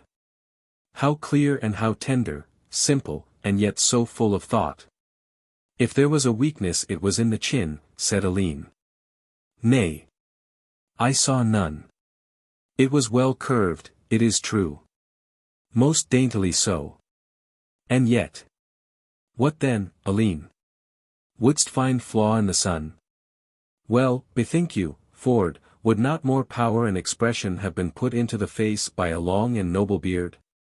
Holy Virgin, cried Ford, the man is mad. A beard on the face of little Tita. Tita. Who spoke of Tita? Who spoke of aught else? It was the picture of Saint Remy, man, of which I have been discoursing. You are indeed, cried Ford, laughing, a Goth, Hun, and Vandal, with all the other hard names which the old man called us. How could you think so much of a smear of pigments, when there was such a picture painted by the good God himself in the very room with you? But who is this? If it please you, sirs, said an archer, running across to them, Aylward and others would be right glad to see you. They are within here. He bade me say to you that the Lord Loring will not need your service tonight, as he sleeps with the Lord Chandos. By my faith, said Ford, we do not need a guide to lead us to their presence. As he spoke there came a roar of singing from the tavern upon the right, with shouts of laughter and stamping of feet. Passing under a low door, and down a stone-flagged passage, they found themselves in a long narrow hall lit up by a pair of blazing torches, one at either end. Trusses of straw had been thrown down along the walls, and reclining on them were some 20 or 30 archers, all of the company, their steel caps and jacks thrown off, their tunics open and their great limbs sprawling upon the clay floor. At every man's elbow stood his leathern blackjack of beer, while at the further end a hogshead with its end knocked and promised an abundant supply for the future.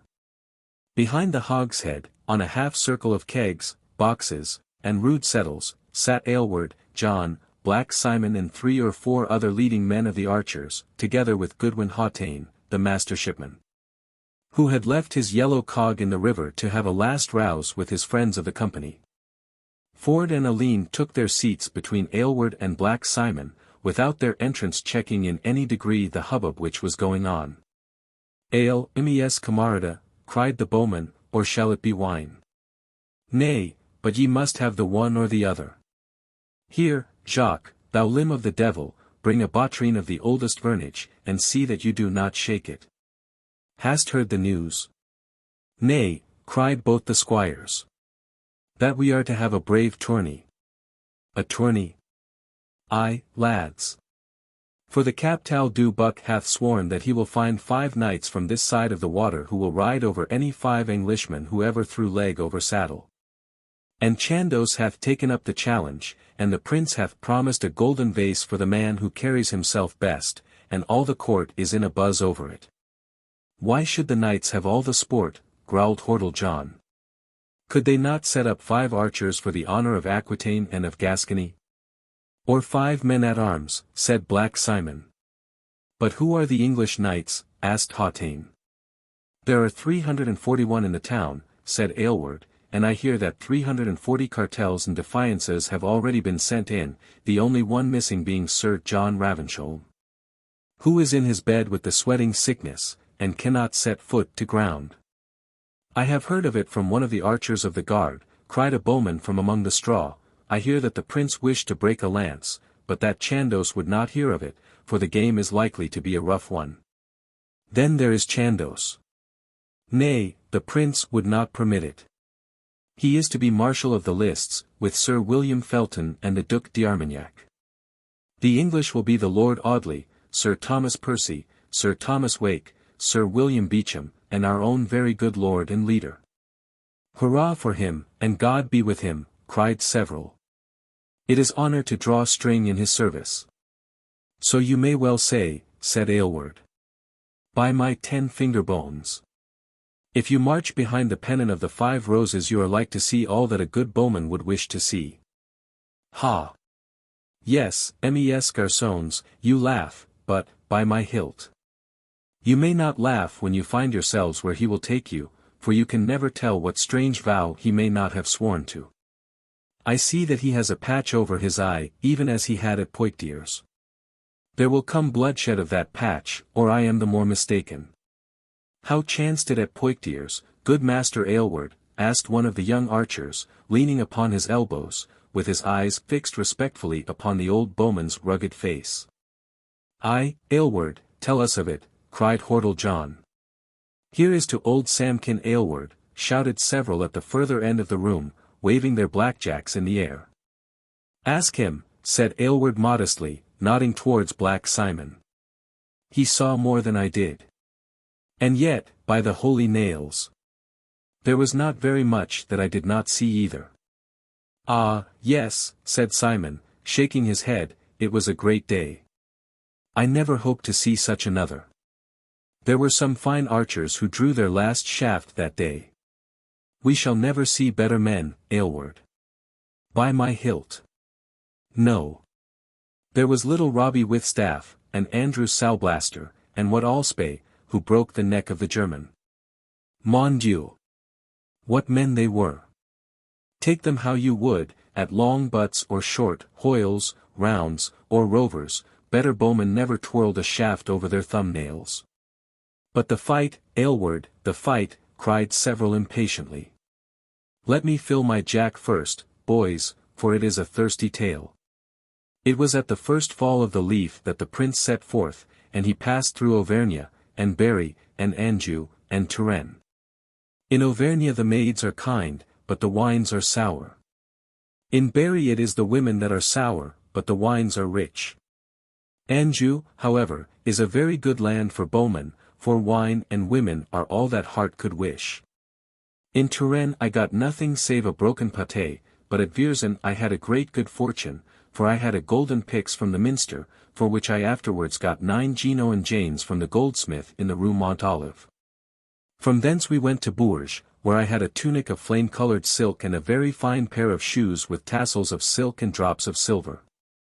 From a stall, Aylward? Asked one of the young archers. Nay, from a man's feet, lad. I had reason to think that he might not need them again, seeing that a 30-inch shaft had feathered in his back. And what then, Aylward? On we went, some 6,000 of us, until we came to Issoudun, and there again a very great thing befell. A battle, Aylward? Nay, nay, a greater thing than that. There is little to be gained out of a battle, unless one have the fortune to win a ransom. At Issoudun I and 3 Welshmen came upon a house which all others had passed, and we had the profit of it to ourselves. For myself, I had a fine feather bed, a thing which you will not see in a long day's journey in England. You have seen it, Alleyne, and you, John. You will bear me out that it is a noble bed. We put it on a sutler's mule, and bore it after the army. It was on my mind that I would lay it by until I came to start house of mine own, and I have it now in a very safe place near Lyndhurst. And what then, Master Bowman? Asked Hautayne. By Street Christopher. It is indeed a fair and goodly life which you have chosen, for you gather up the spoil as a Warsash man gathers lobsters, without grace or favour from any man. You are right, Master Shipman, said another of the older archers. It is an old bowyer's rede that the second feather of a fenny goose is better than the pinion of a tame one. Draw on, old lad, for I have come between you and the clout.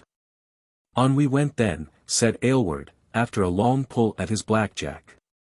There were some 6,000 of us, with the prince and his knights, and the feather bed upon a sutler's mule in the centre. We made great havoc in Touraine, until we came into Romorantin, where I chanced upon a gold chain and 2 bracelets of jasper, which were stolen from me the same day by a black-eyed wench from the Ardennes. Mon Dieu! There are some folk who have no fear of doomsday in them, and no sign of grace in their souls, for ever clutching and clawing at another man's chattels. "But the battle, Aylward, the battle," cried several, amid a burst of laughter. "I come to it, my young war-pups. Well, then, the King of France had followed us with 50,000 men, and he made great haste to catch us, but when he had us he scarce knew what to do with us, for we were so drawn up among hedges and vineyards that they could not come nigh us, save by one lane. On both sides were archers, men-at-arms and knights behind, and in the centre the baggage, with my feather bed upon a sutler's mule. 300 chosen knights came straight for it, and, indeed, they were very brave men, but such a drift of arrows met them that few came back. Then came the Germans, and they also fought very bravely, so that one or two broke through the archers and came as far as the feather bed, but all to no purpose. Then out rides our own little hothead with the patch over his eye, and my Lord Audley with his 4 Cheshire squires, and a few others of like kidney, and after them went the prince and Chandos, and then the whole throng of us, with axe and sword. For we had shot away our arrows.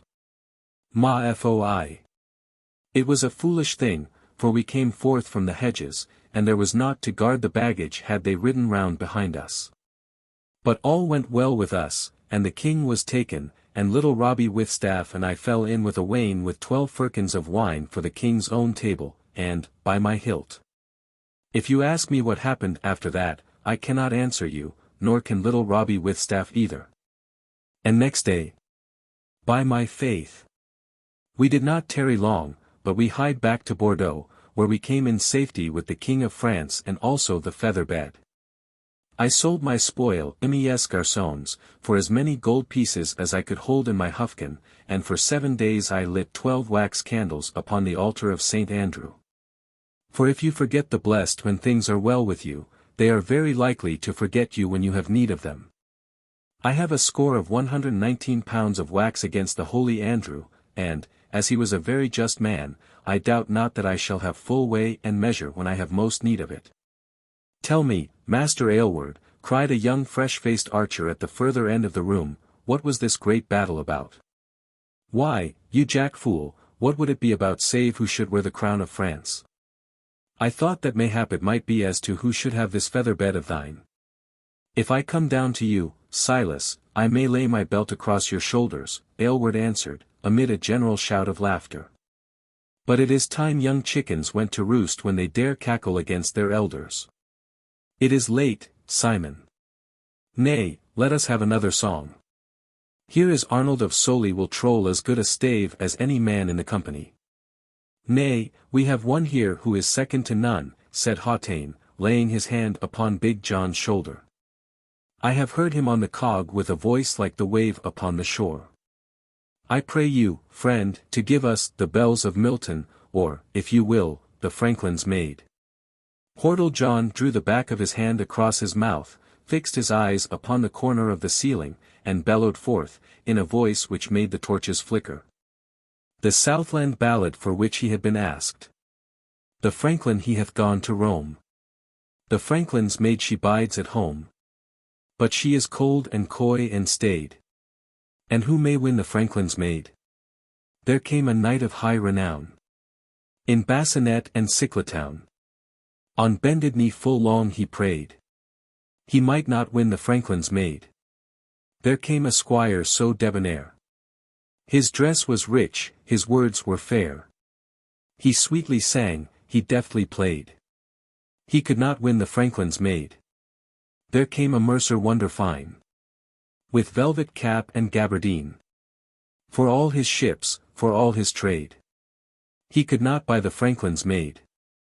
There came an archer bold and true, with bracer guard and stave of yew.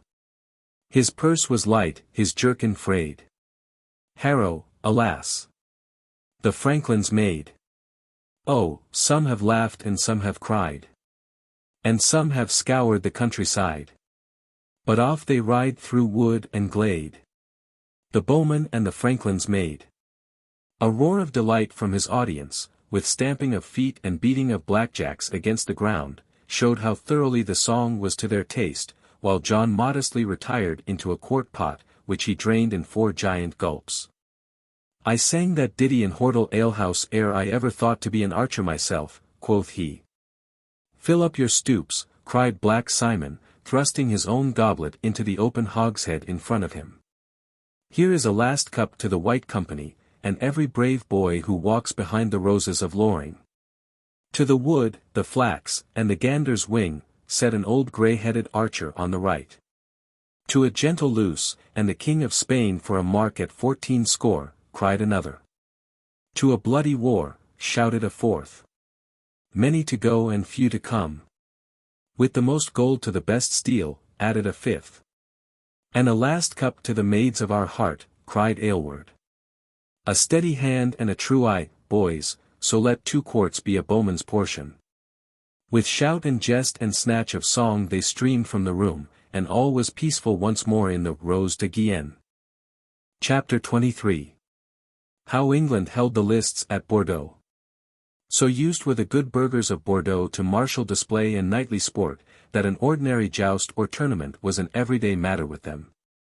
The fame and brilliancy of the prince's court had drawn the knights-errant and pursuivants of arms from every part of Europe. In the long lists by the Garonne on the landward side of the northern gate there had been many a strange combat, when the Teutonic knight, fresh from the conquest of the Prussian heathen, ran a course against the knight of Calatrava.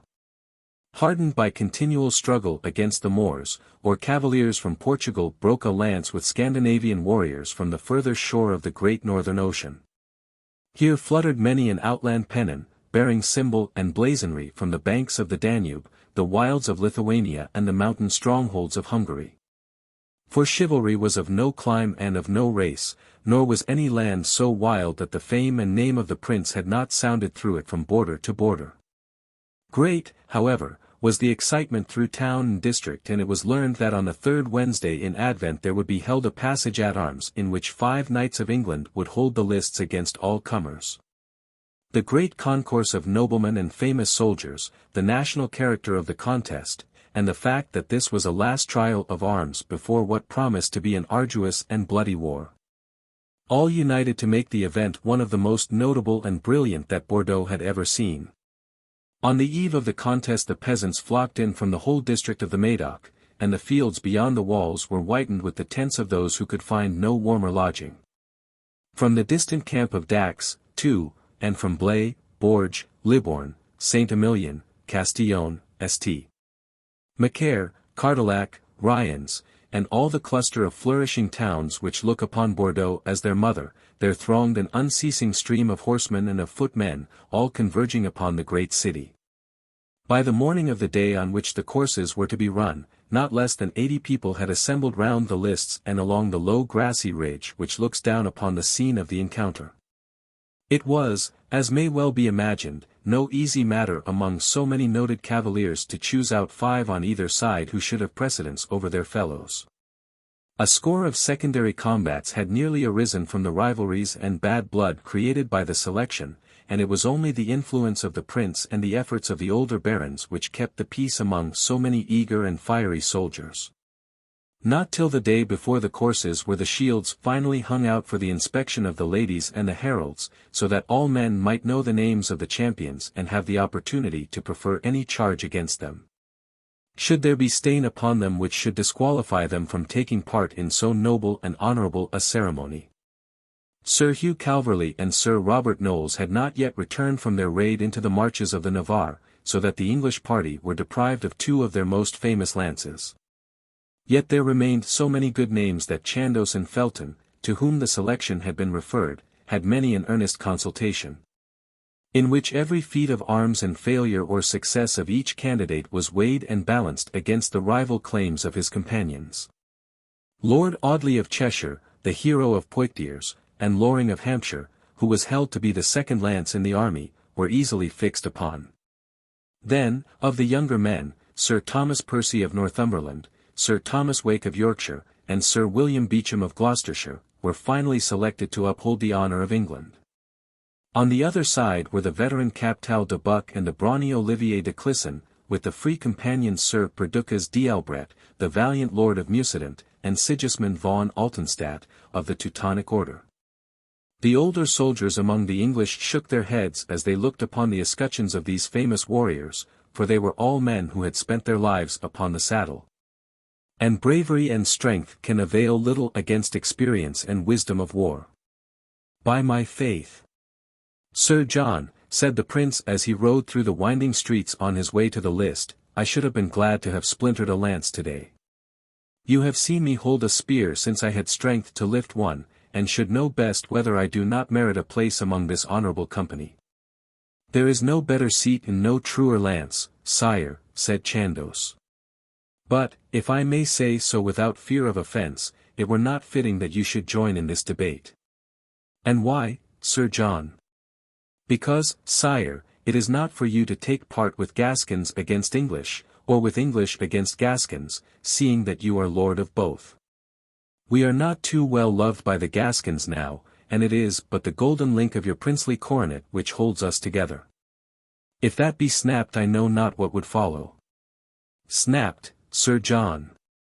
Cried the prince, with an angry sparkle in his dark eyes. What manner of talk is this? You speak as though the allegiance of our people were a thing which might be thrown off or on like a falcon's jessel.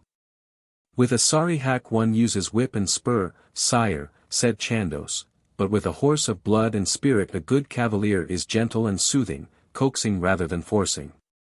These folk are strange people, and you must hold their love, even as you have it now, for you will get from their kindness what all the pennons in your army could not wring from them. You are overgrave today, John, the prince answered. We may keep such questions for our council chamber. But how now, my brothers of Spain, and of Majorca, what think you of this challenge? I look to see some handsome joisting, said Don Pedro, who rode with the king of Majorca upon the right of the prince, while Chandos was on the left.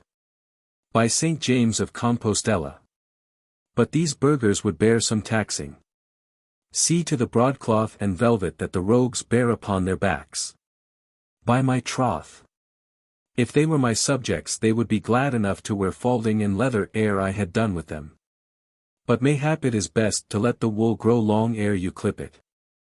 It is our pride, the prince answered coldly, that we rule over freemen and not slaves. Every man to his own humour, said Pedro carelessly. Carajo!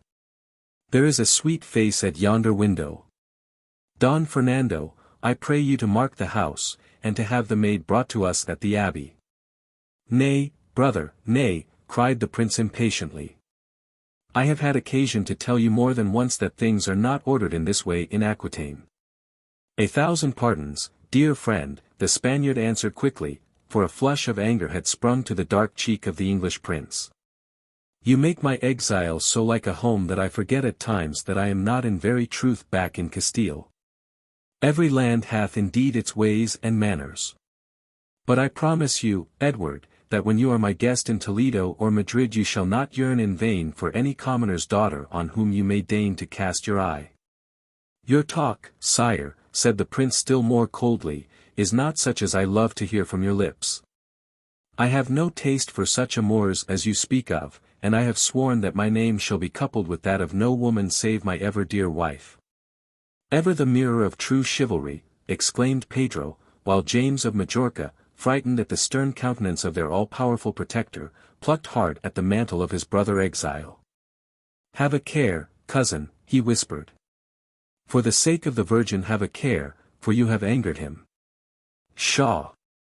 Fear not, the other answered in the same low tone. If I miss one stoop I will strike him on the next. Mark me else. Fair cousin, he continued, turning to the prince, these be rare men-at-arms and lusty bowmen. It would be hard indeed to match them. They have journeyed far, sire, but they have never yet found their match. Nor ever will, I doubt not. I feel myself to be back upon my throne when I look at them. But tell me, dear coz, what shall we do next, when we have driven this bastard Henry from the kingdom which he hath filched? We shall then compel the King of Aragon to place our good friend and brother James of Majorca upon the throne. Noble and generous prince, cried the little monarch. That done, said King Pedro, glancing out of the corners of his eyes at the young conqueror, we shall unite the forces of England, of Aquitaine, of Spain and of Majorca. It would be shame to us if we did not do some great deed with such forces ready to our hand. You say truly, brother, cried the prince, his eyes kindling at the thought. Methinks that we could not do anything more pleasing to Our Lady than to drive the heathen Moors out of the country. I am with you, Edward, as true as hilt to blade. But, by St. James, we shall not let these Moors make mock at us from over the sea. We must take ship and thrust them from Africa. By heaven, yes, cried the prince. And it is the dream of my heart that our English pennons shall wave upon the Mount of Olives, and the lions and lilies float over the holy city. And why not, dear coz? Your bowmen have cleared a path to Paris, and why not to Jerusalem? Once there, your arms might rest. Nay, there is more to be done, cried the prince, carried away by the ambitious dream. There is still the city of Constantine to be taken, and war to be waged against the Soldan of Damascus. And beyond him again there is tribute to be levied from the Cham of Tartary and from the Kingdom of Castile. Ha! John, what say you? Can we not go as far eastward as Richard of the Lion Heart? Old John will bide at home, sire, said the rugged soldier. By my soul! As long as I am seneschal of Aquitaine I will find enough to do in guarding the marches which you have entrusted to me. It would be a blithe day for the King of France when he heard that the seas lay between him and us. By my soul! John, said the prince, I have never known you turn laggard before. The babbling hound, sire, is not always the first at the mort, the old knight answered. Nay, my true heart. I have tried you too often not to know. But, by my soul, I have not seen so dense a throng since the day that we brought King John down Cheapside. It was indeed an enormous crowd which covered the whole vast plain from the line of vineyards to the river bank. From the northern gate the prince and his companions looked down at a dark sea of heads, brightened here and there by the colored hoods of the women, or by the sparkling headpieces of archers and men-at-arms. In the center of this vast assemblage the lists seemed but a narrow strip of green marked out with banners and streamers, while a gleam of white with a flutter of pennons at either end showed where the marquees were pitched which served as the dressing-rooms of the combatants. A path had been staked off from the city gate to the stands which had been erected for the court and the nobility. Down this, amid the shouts of the enormous multitude, the prince cantered with his 2 attendant kings, his high officers of state, and his long train of lords and ladies, courtiers, councillors, and soldiers, with toss of plume and flash of jewel, sheen of silk and glint of gold, as rich and gallant a show as heart could wish. The head of the cavalcade had reached the lists ere the rear had come clear of the city gate, for the fairest and the bravest had assembled from all the broad lands which are watered by the Dordogne and the Garonne. Here rode dark-browed cavaliers from the sunny south, fiery soldiers from Gascony, graceful courtiers of Limousin or Saintonge, and gallant young Englishmen from beyond the seas.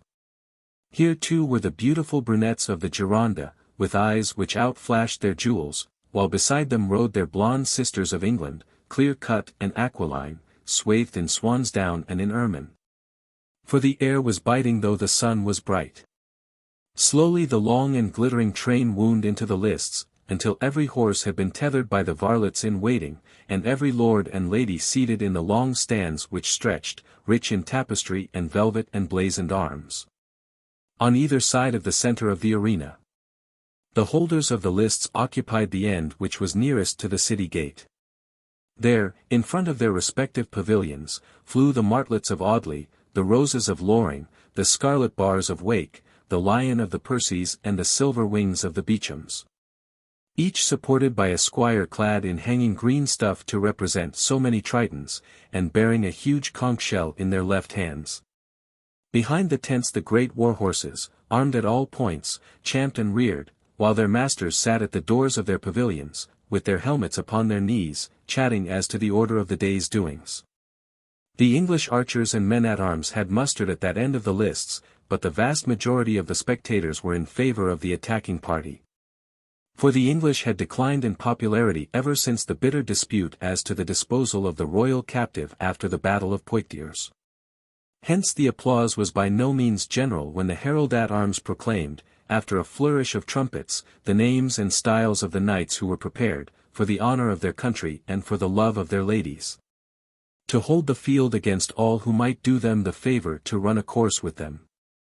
On the other hand, a deafening burst of cheering greeted the rival herald, who, advancing from the other end of the lists, rolled forth the well-known titles of the 5 famous warriors who had accepted the defiance. "Faith, John," said the prince, "it sounds as though you were right." "Ha! My Grace d'Armagnac, it seems that our friends on this side will not grieve if our English champions lose the day."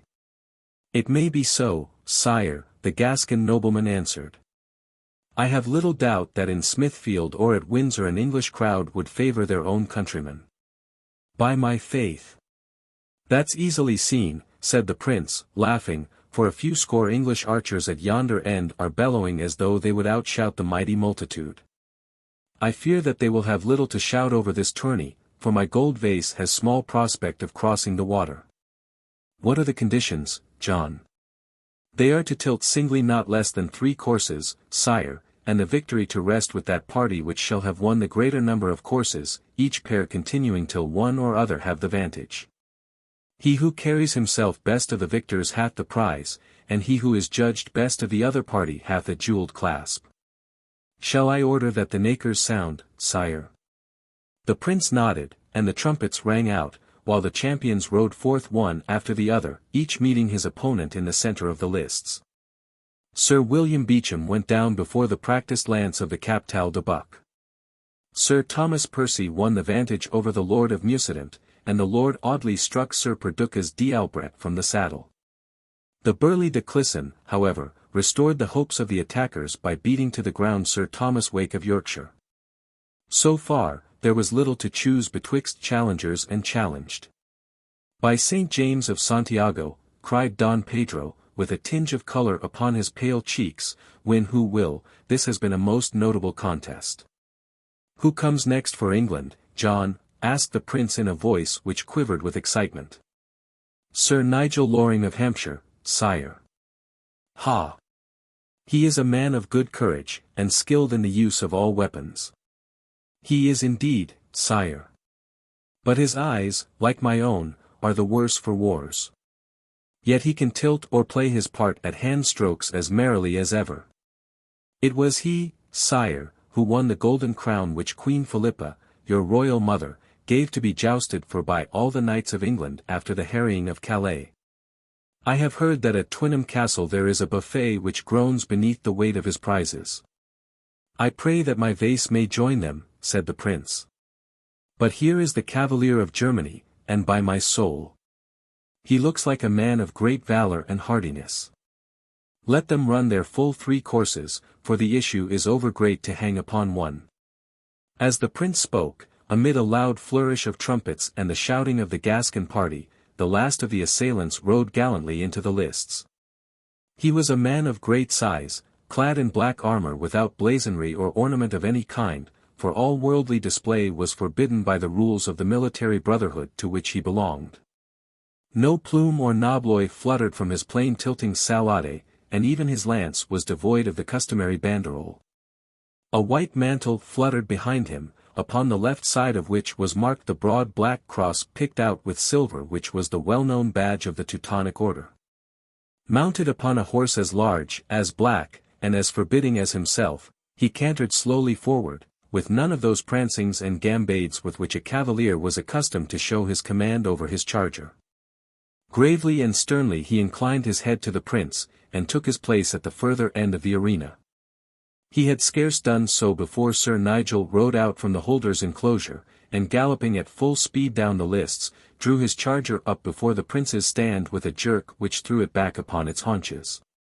With white armour, blazoned shield, and plume of ostrich feathers from his helmet, he carried himself in so jaunty and joyous a fashion, with tossing pennon and curveting charger, that a shout of applause ran the full circle of the arena.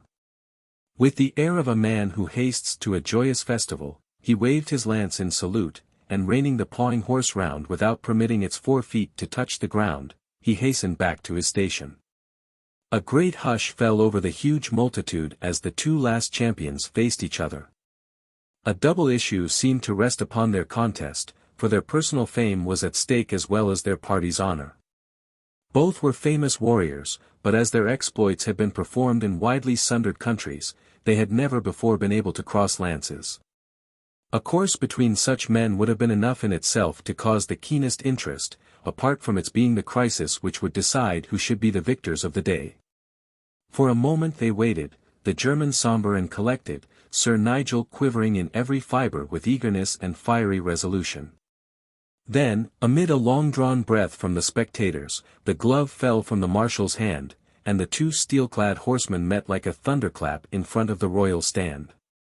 The German, though he reeled for an instant before the thrust of the Englishman, struck his opponent so fairly upon the visor that the laces burst, the plumed helmet flew to pieces.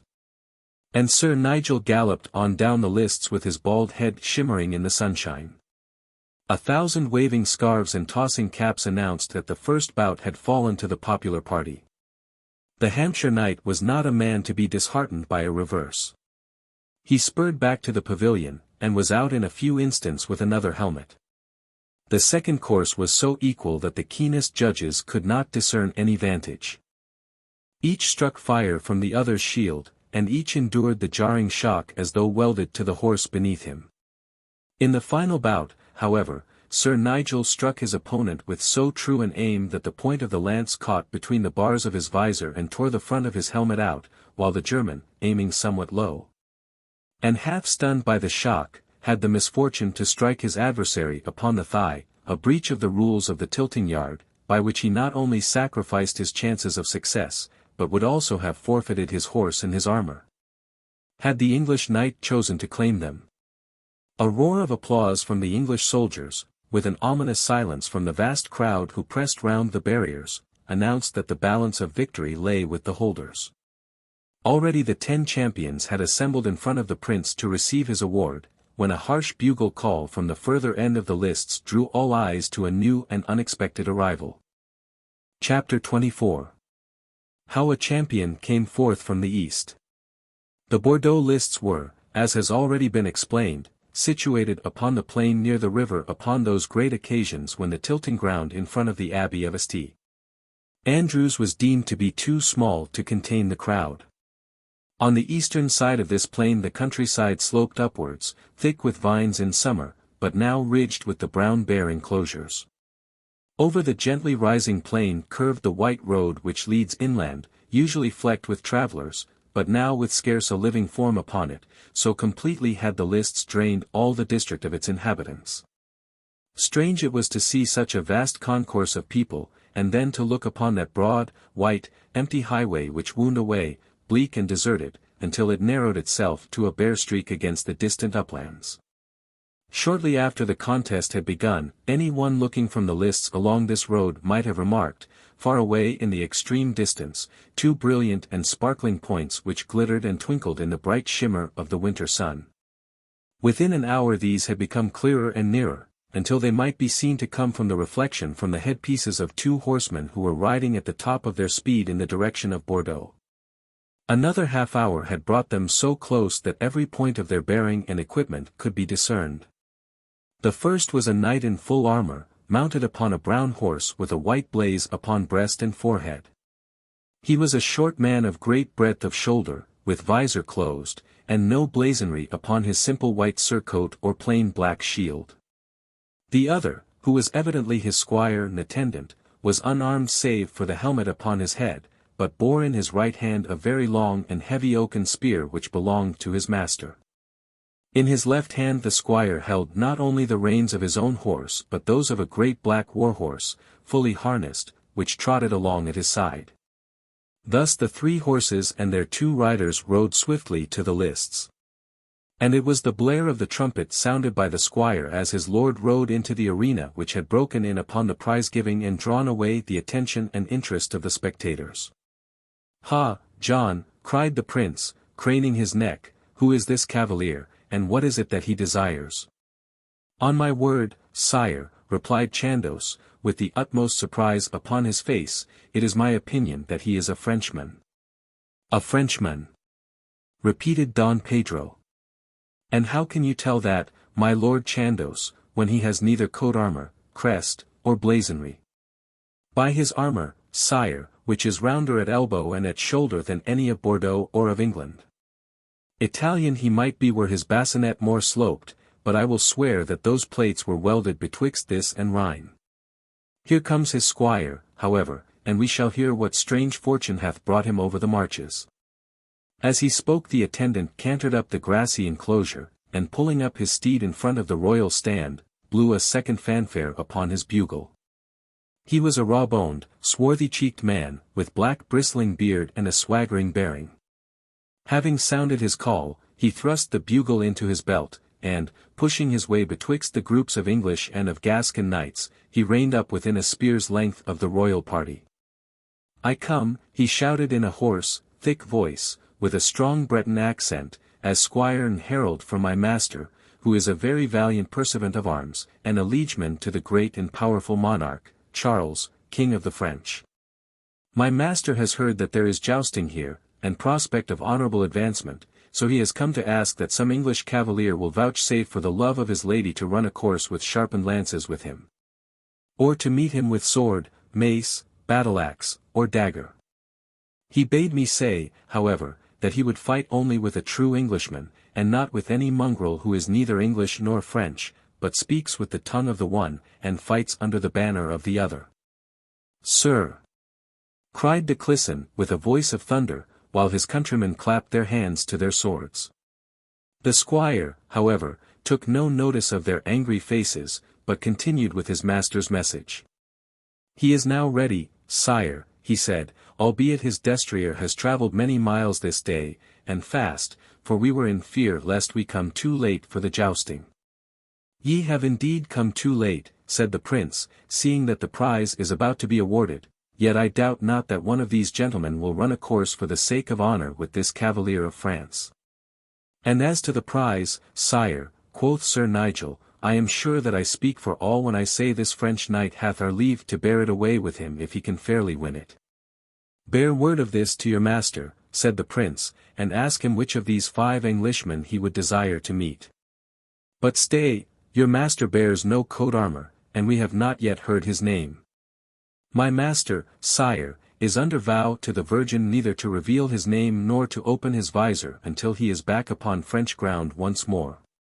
Yet what assurance have we, said the prince, that this is not some varlet masquerading in his master's harness, or some caitiff knight, the very touch of whose lance might bring infamy upon an honourable gentleman? It is not so, sire, cried the squire earnestly. There is no man upon earth who would demean himself by breaking a lance with my master. You speak out boldly, squire, the prince answered. But unless I have some further assurance of your master's noble birth and gentle name I cannot match the choicest lances of my court against him. You refuse, sire? I do refuse. Then, sire, I was bidden to ask you from my master whether you would consent if Sir John Chandos, upon hearing my master's name, should assure you that he was indeed a man with whom you might yourself cross swords without indignity. I ask no better, said the prince. Then I must ask, Lord Chandos, that you will step forth. I have your pledge that the name shall remain ever a secret, and that you will neither say nor write one word which might betray it. The name is. He stooped down from his horse and whispered something into the old knight's ear which made him start with surprise, and stare with much curiosity at the distant knight, who was sitting his charger at the further end of the arena. Is this indeed sooth? He exclaimed. It is, my lord, and I swear it by Saint Ives of Brittany. I might have known it, said Chandos, twisting his moustache, and still looking thoughtfully at the cavalier. What then, Sir John? Asked the prince. Sire, this is a knight whom it is indeed great honour to meet, and I would that your grace would grant me leave to send my squire for my harness, for I would dearly love to run a course with him. Nay, nay, Sir John, you have gained as much honour as one man can bear, and it were hard if you could not rest now. But I pray you, squire, to tell your master that he is very welcome to our court, and that wines and spices will be served him, if he would refresh himself before jousting. My master will not drink, said the squire. Let him then name the gentleman with whom he would break a spear. He would contend with these 5 knights, each to choose such weapons as suit him best. I perceive, said the prince, that your master is a man of great heart and high of enterprise. But the sun already is low in the west, and there will scarce be light for these courses. I pray you, gentlemen, to take your places, that we may see whether this stranger's deeds are as bold as his words. The unknown knight had sat like a statue of steel, looking neither to the right nor to the left during these preliminaries. He had changed from the horse upon which he had ridden, and bestrode the black charger which his squire had led beside him. His immense breadth, his stern composed appearance, and the mode in which he handled his shield and his lance, were enough in themselves to convince the thousands of critical spectators that he was a dangerous opponent. Aylward, who stood in the front row of the archers with Simon, Big John, and others of the company, had been criticizing the proceedings from the commencement with the ease and freedom of a man who had spent his life under arms and had learned in a hard school to know at a glance the points of a horse and his rider. He stared now at the stranger with a wrinkled brow and the air of a man who is striving to stir his memory. By my hilt! I have seen the thick body of him before today. Yet I cannot call to mind where it could have been. At Nogent belike, or was it at Ori? Mark me, lads, this man will prove to be one of the best lances of France, and there are no better in the world. It is but child's play, this poking game, said John. I would fain try my hand at it, for, by the black rood, I think that it might be amended. What then would you do, John? Asked several. There are many things which might be done, said the forester thoughtfully. Methinks that I would begin by breaking my spear. So they all strive to do. Nay, but not upon another man's shield. I would break it over my own knee. And what the better for that, old beef and bones? Asked Black Simon. So I would turn what is but a lady's bodkin of a weapon into a very handsome club. And then, John. Then I would take the other's spear into my arm or my leg, or where it pleased him best to put it, and I would dash out his brains with my club. By my 10 finger bones. Old John, said Aylward, I would give my feather bed to see you at a spear running. This is a most courtly and gentle sport which you have devised. So it seems to me, said John seriously. Or, again, one might seize the other round the middle, pluck him off his horse and bear him to the pavilion, there to hold him to ransom. Good, cried Simon, amid a roar of laughter from all the archers round. By Thomas of Kent. We shall make a camp martial of thee, and thou shalt draw up rules for our jousting. But, John, who is it that you would uphold in this knightly and pleasing fashion? What mean you? Why, John, so strong and strange a tilter must fight for the brightness of his lady's eyes or the curve of her eyelash, even as Sir Nigel does for the Lady Loring. I know not about that, said the big archer, scratching his head in perplexity. Since Mary hath played me false, I can scarce fight for her. Yet any woman will serve. There is my mother then, said John. She was at much pains at my upbringing, and, by my soul, I will uphold the curve of her eyelashes, for it tickleth my very heart-root to think of her. But who is here? It is Sir William Beauchamp. He is a valiant man, but I fear that he is scarce firm enough upon the saddle to bear the thrust of such a tilter as this stranger promises to be. Aylward's words were speedily justified, for even as he spoke the 2 knights met in the centre of the lists. Beauchamp struck his opponent a shrewd blow upon the helmet, but was met with so frightful a thrust that he whirled out of his saddle and rolled over and over upon the ground.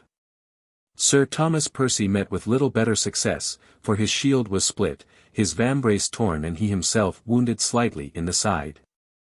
Lord Audley and the unknown knight struck each other fairly upon the helmet. But, while the stranger sat as firm and rigid as ever upon his charger, the Englishman was bent back to his horse's crupper by the weight of the blow, and had galloped halfway down the lists ere he could recover himself.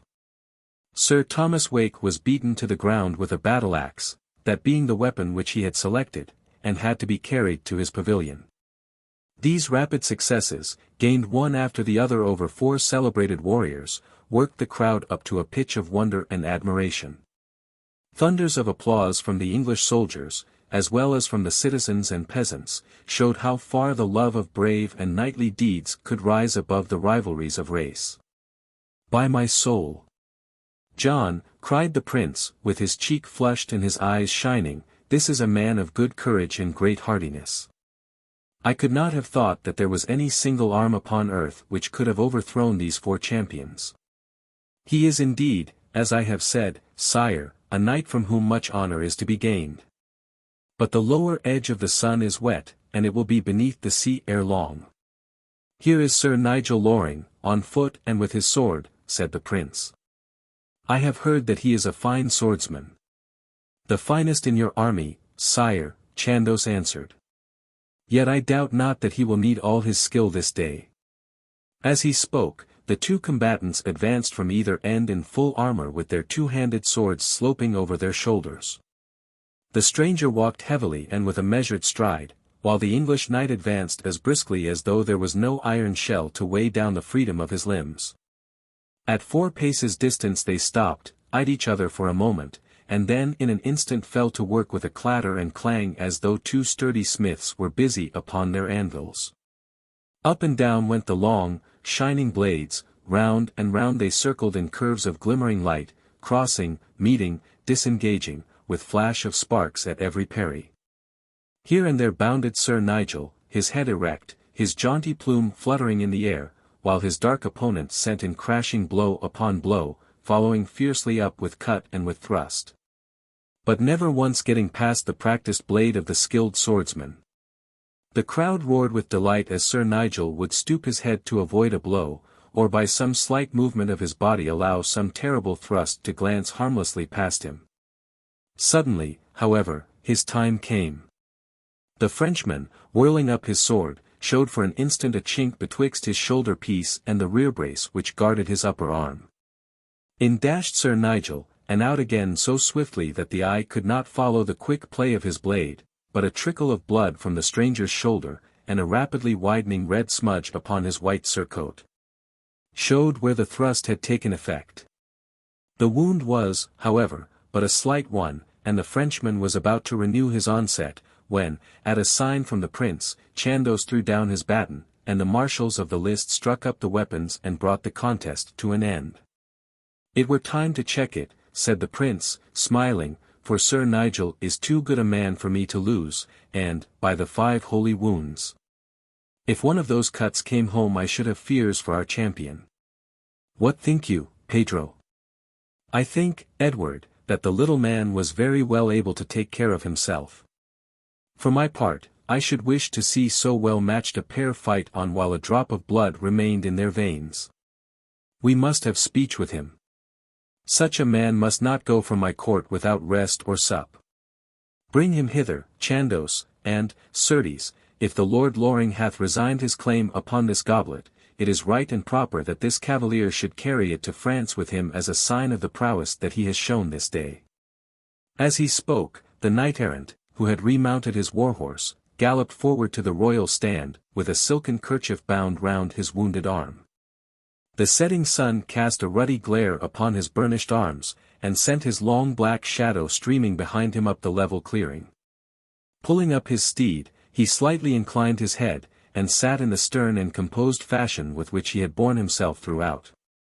Heedless of the applauding shouts and the flutter of kerchiefs from the long lines of brave men and of fair women who were looking down upon him. "Sir Knight," said the prince, "we have all marveled this day at this great skill and valor with which God has been pleased to endow you. I would fain that you should tarry at our court, for a time at least, until your hurt is healed and your horses rested." "My hurt is nothing, sire, nor are my horses weary," returned the stranger in a deep, stern voice. "Will you not at least hie back to Bordeaux with us, that you may drain a cup of muscadine and sup at our table?" "I will neither drink your wine nor sit at your table," returned the other. "I bear no love for you or for your race, and there is naught that I wish at your hands until the day when I see the last sail which bears you back to your island vanishing away against the western sky." These are bitter words, Sir Knight, said Prince Edward, with an angry frown. And they come from a bitter heart, answered the unknown knight. How long is it since there has been peace in my hapless country? Where are the steadings, and orchards, and vineyards, which made France fair? Where are the cities which made her great?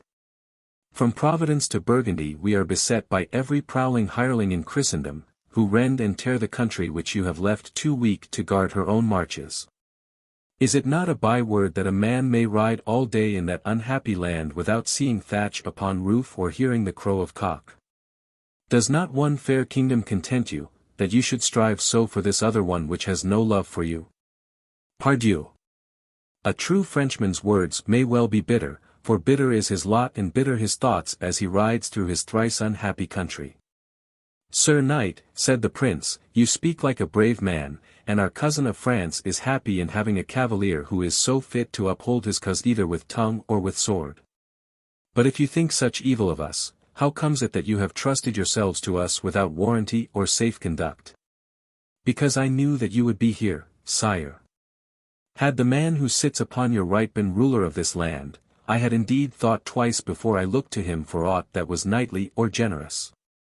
With a soldierly salute, he wheeled round his horse, and, galloping down the lists, disappeared amid the dense crowd of footmen and of horsemen who were streaming away from the scene of the tournament. The insolent villain! Cried Pedro, glaring furiously after him. I have seen a man's tongue torn from his jaws for less. Would it not be well even now, Edward, to send horsemen to hale him back? Bethink you that it may be one of the royal house of France, or at least some knight whose loss would be a heavy blow to his master. Sir William Felton, you are well mounted, gallop after the caitiff, I pray you. Do so, Sir William, said the prince, and give him this purse of 100 nobles as a sign of the respect which I bear for him, for, by St. George, he has served his master this day even as I would wish liegemen of mine to serve me.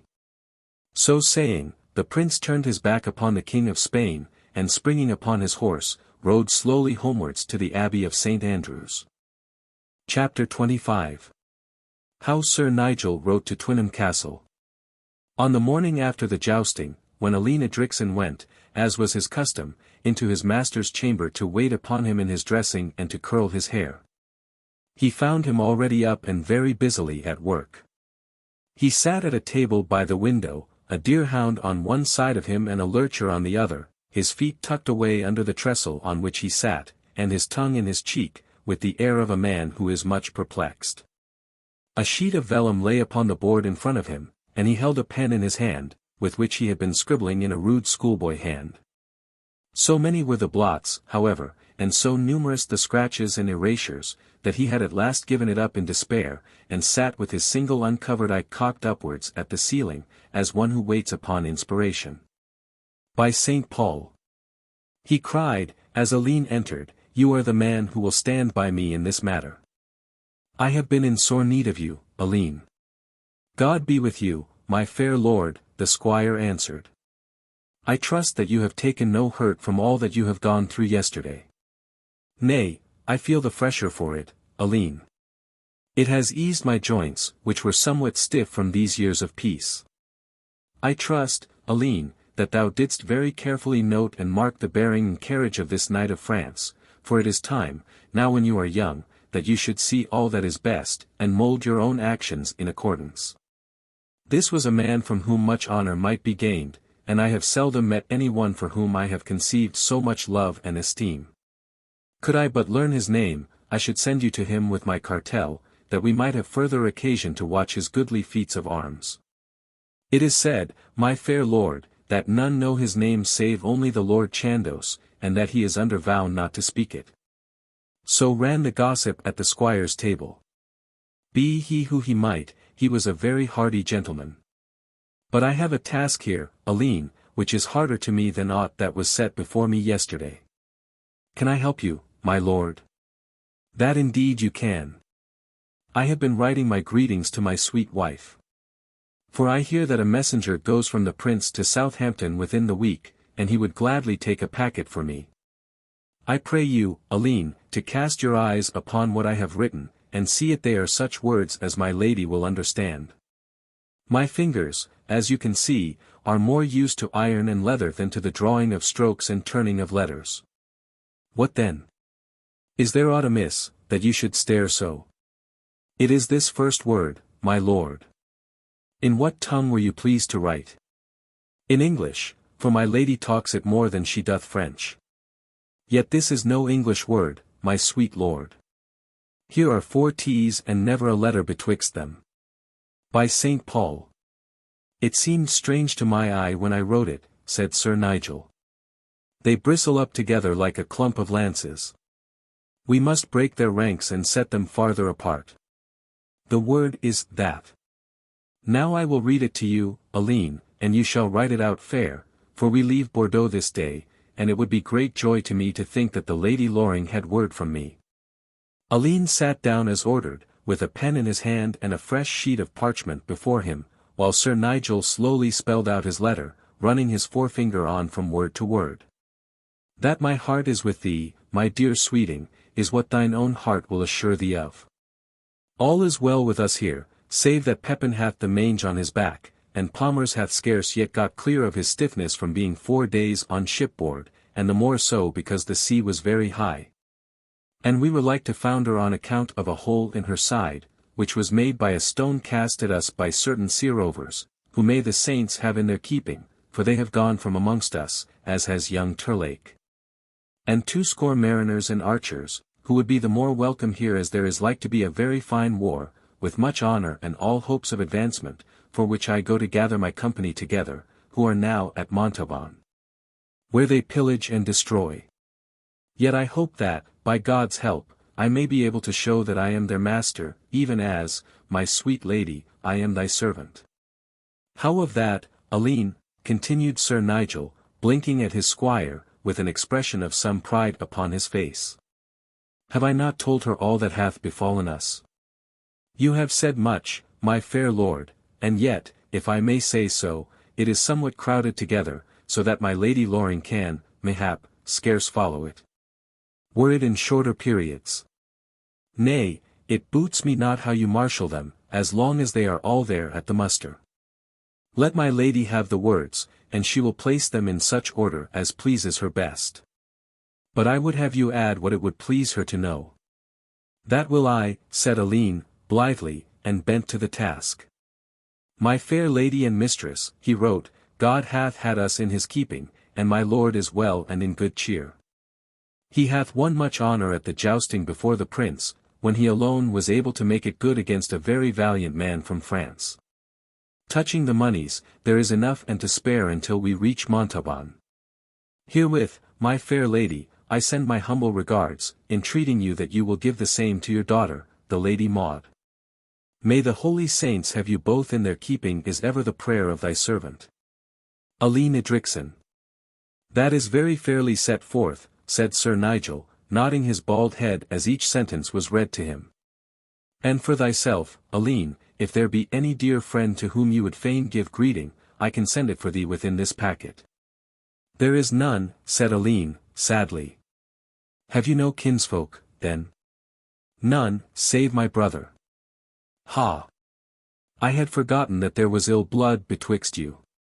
But are there none in all England who love thee? None that I dare say so. And none whom you love? Nay, I will not say that, said Alleyne. Sir Nigel shook his head and laughed softly to himself. I see how it is with you, he said. Have I not noted your frequent sighs and vacant eye? Is she fair? She is indeed, cried Alleyne from his heart, all tingling at this sudden turn of the talk. And good? As an angel. And yet she loves you not? Nay, I cannot say that she loves another. Then you have hopes. I could not live else. Then must you strive to be worthy of her love. Be brave and pure, fearless to the strong and humble to the weak. And so, whether this love prosper or no, you will have fitted yourself to be honored by a maiden's love, which is, in sooth, the highest guerdon which a true knight can hope for. Indeed, my lord, I do so strive, said Alleyne. But she is so sweet, so dainty, and of so noble a spirit, that I fear me that I shall never be worthy of her. By thinking so you become worthy. Is she then of noble birth?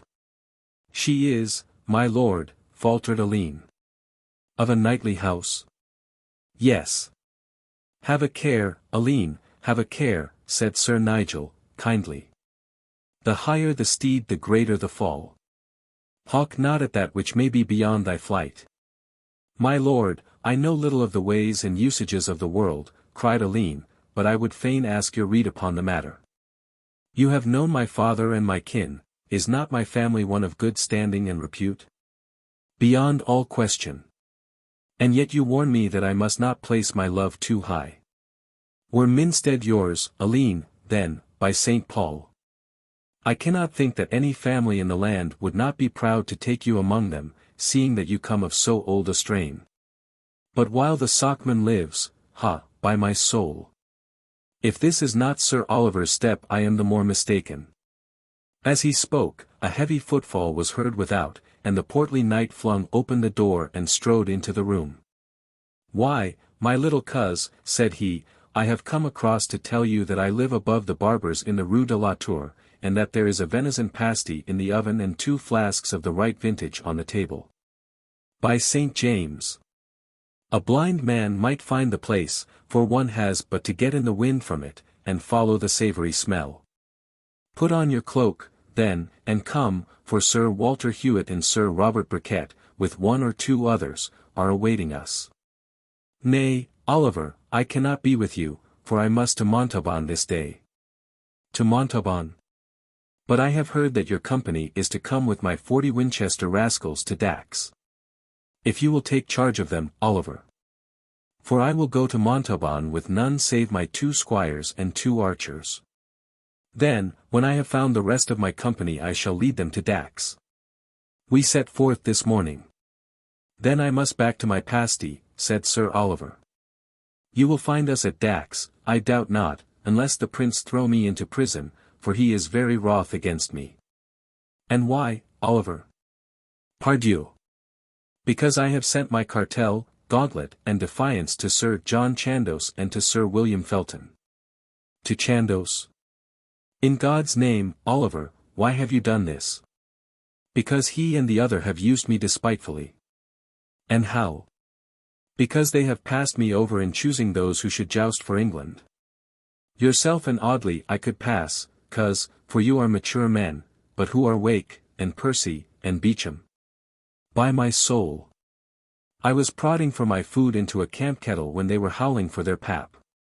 Is a man of my weight and substance to be thrown aside for the first 3 half-grown lads who have learned the trick of the tilt-yard? But hark ye, cos, I think of sending my cartel also to the prince. Oliver! Oliver! You are mad. Not I, faith. I care not a denier whether he be prince or no. By St. James! I see that your squire's eyes are starting from his head like a trussed crab. Well, friend, we are all 3 men of Hampshire, and not lightly to be jeered at. Has he jeered at you then? Pardieu! Yes, old Sir Oliver's heart is still stout, said one of his court. Else had it been out of keeping with the rest of him, quoth the prince. And his arm is strong, said another. So is the backbone of his horse, quoth the prince. This very day I will send him my cartel and defiance.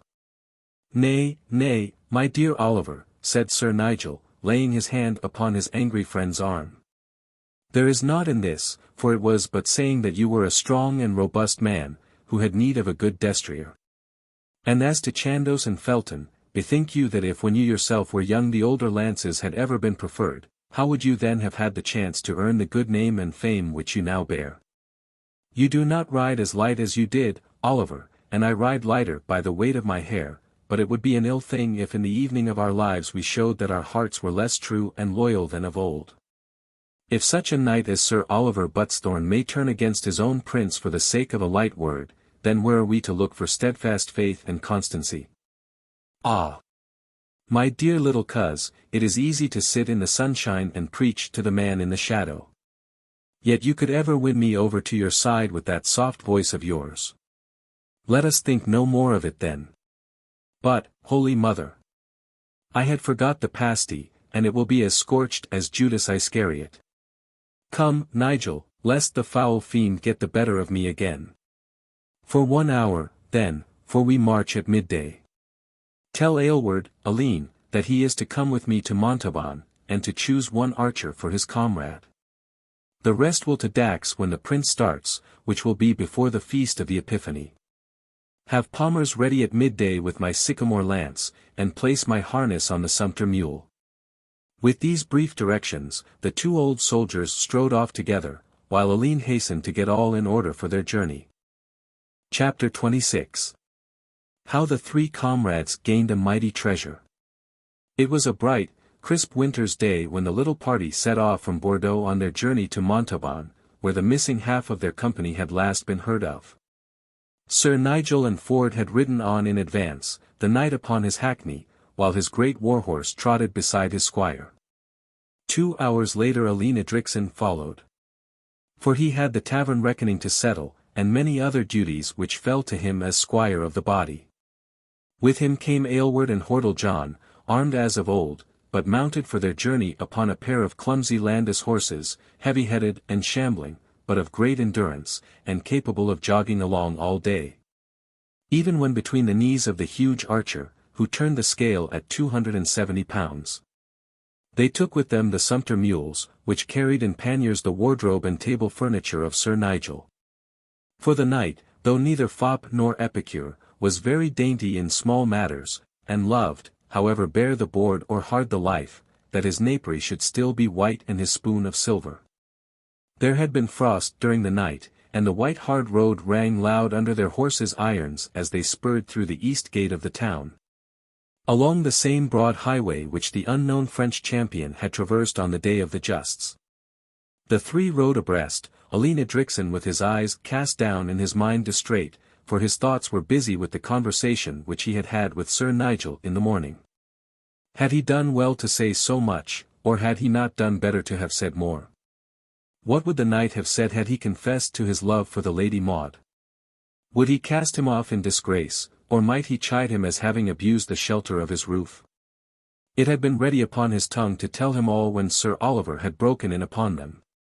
Perchance Sir Nigel, with his love of all the dying usages of chivalry, might have contrived some strange ordeal or feat of arms by which his love should be put to the test.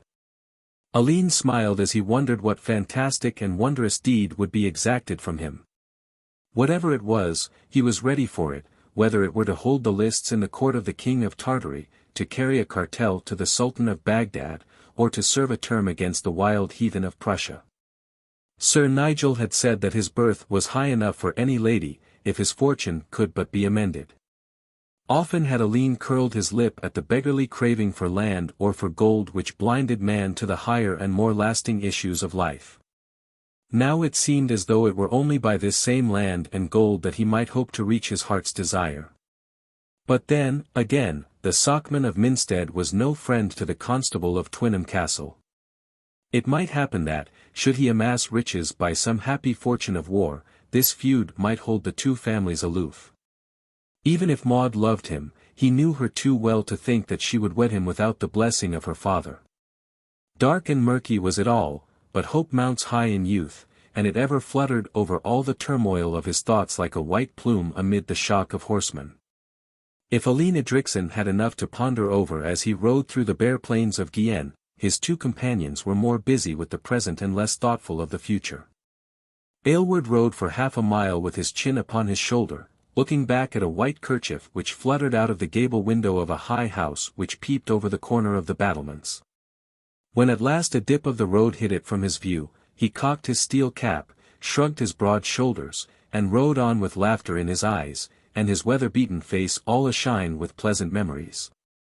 John also rode in silence, but his eyes wandered slowly from one side of the road to the other, and he stared and pondered and nodded his head like a traveler who makes his notes and saves them up for the retelling. By the rood!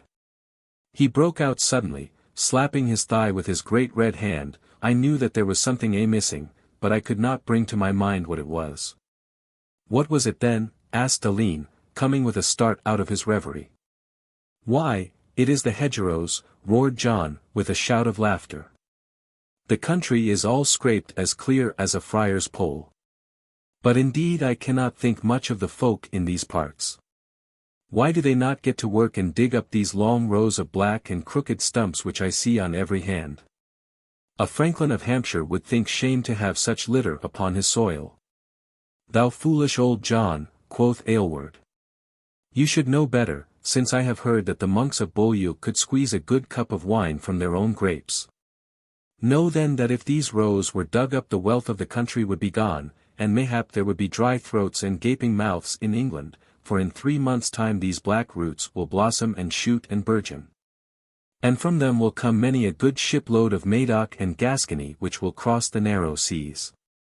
But see the church in the hollow, and the folk who cluster in the churchyard. By my hilt! It is a burial, and there is a passing bell. He pulled off his steel cap as he spoke and crossed himself, with a muttered prayer for the repose of the dead. There too, remarked Alleyne, as they rode on again, that which seems to the eye to be dead is still full of the sap of life, even as the vines were.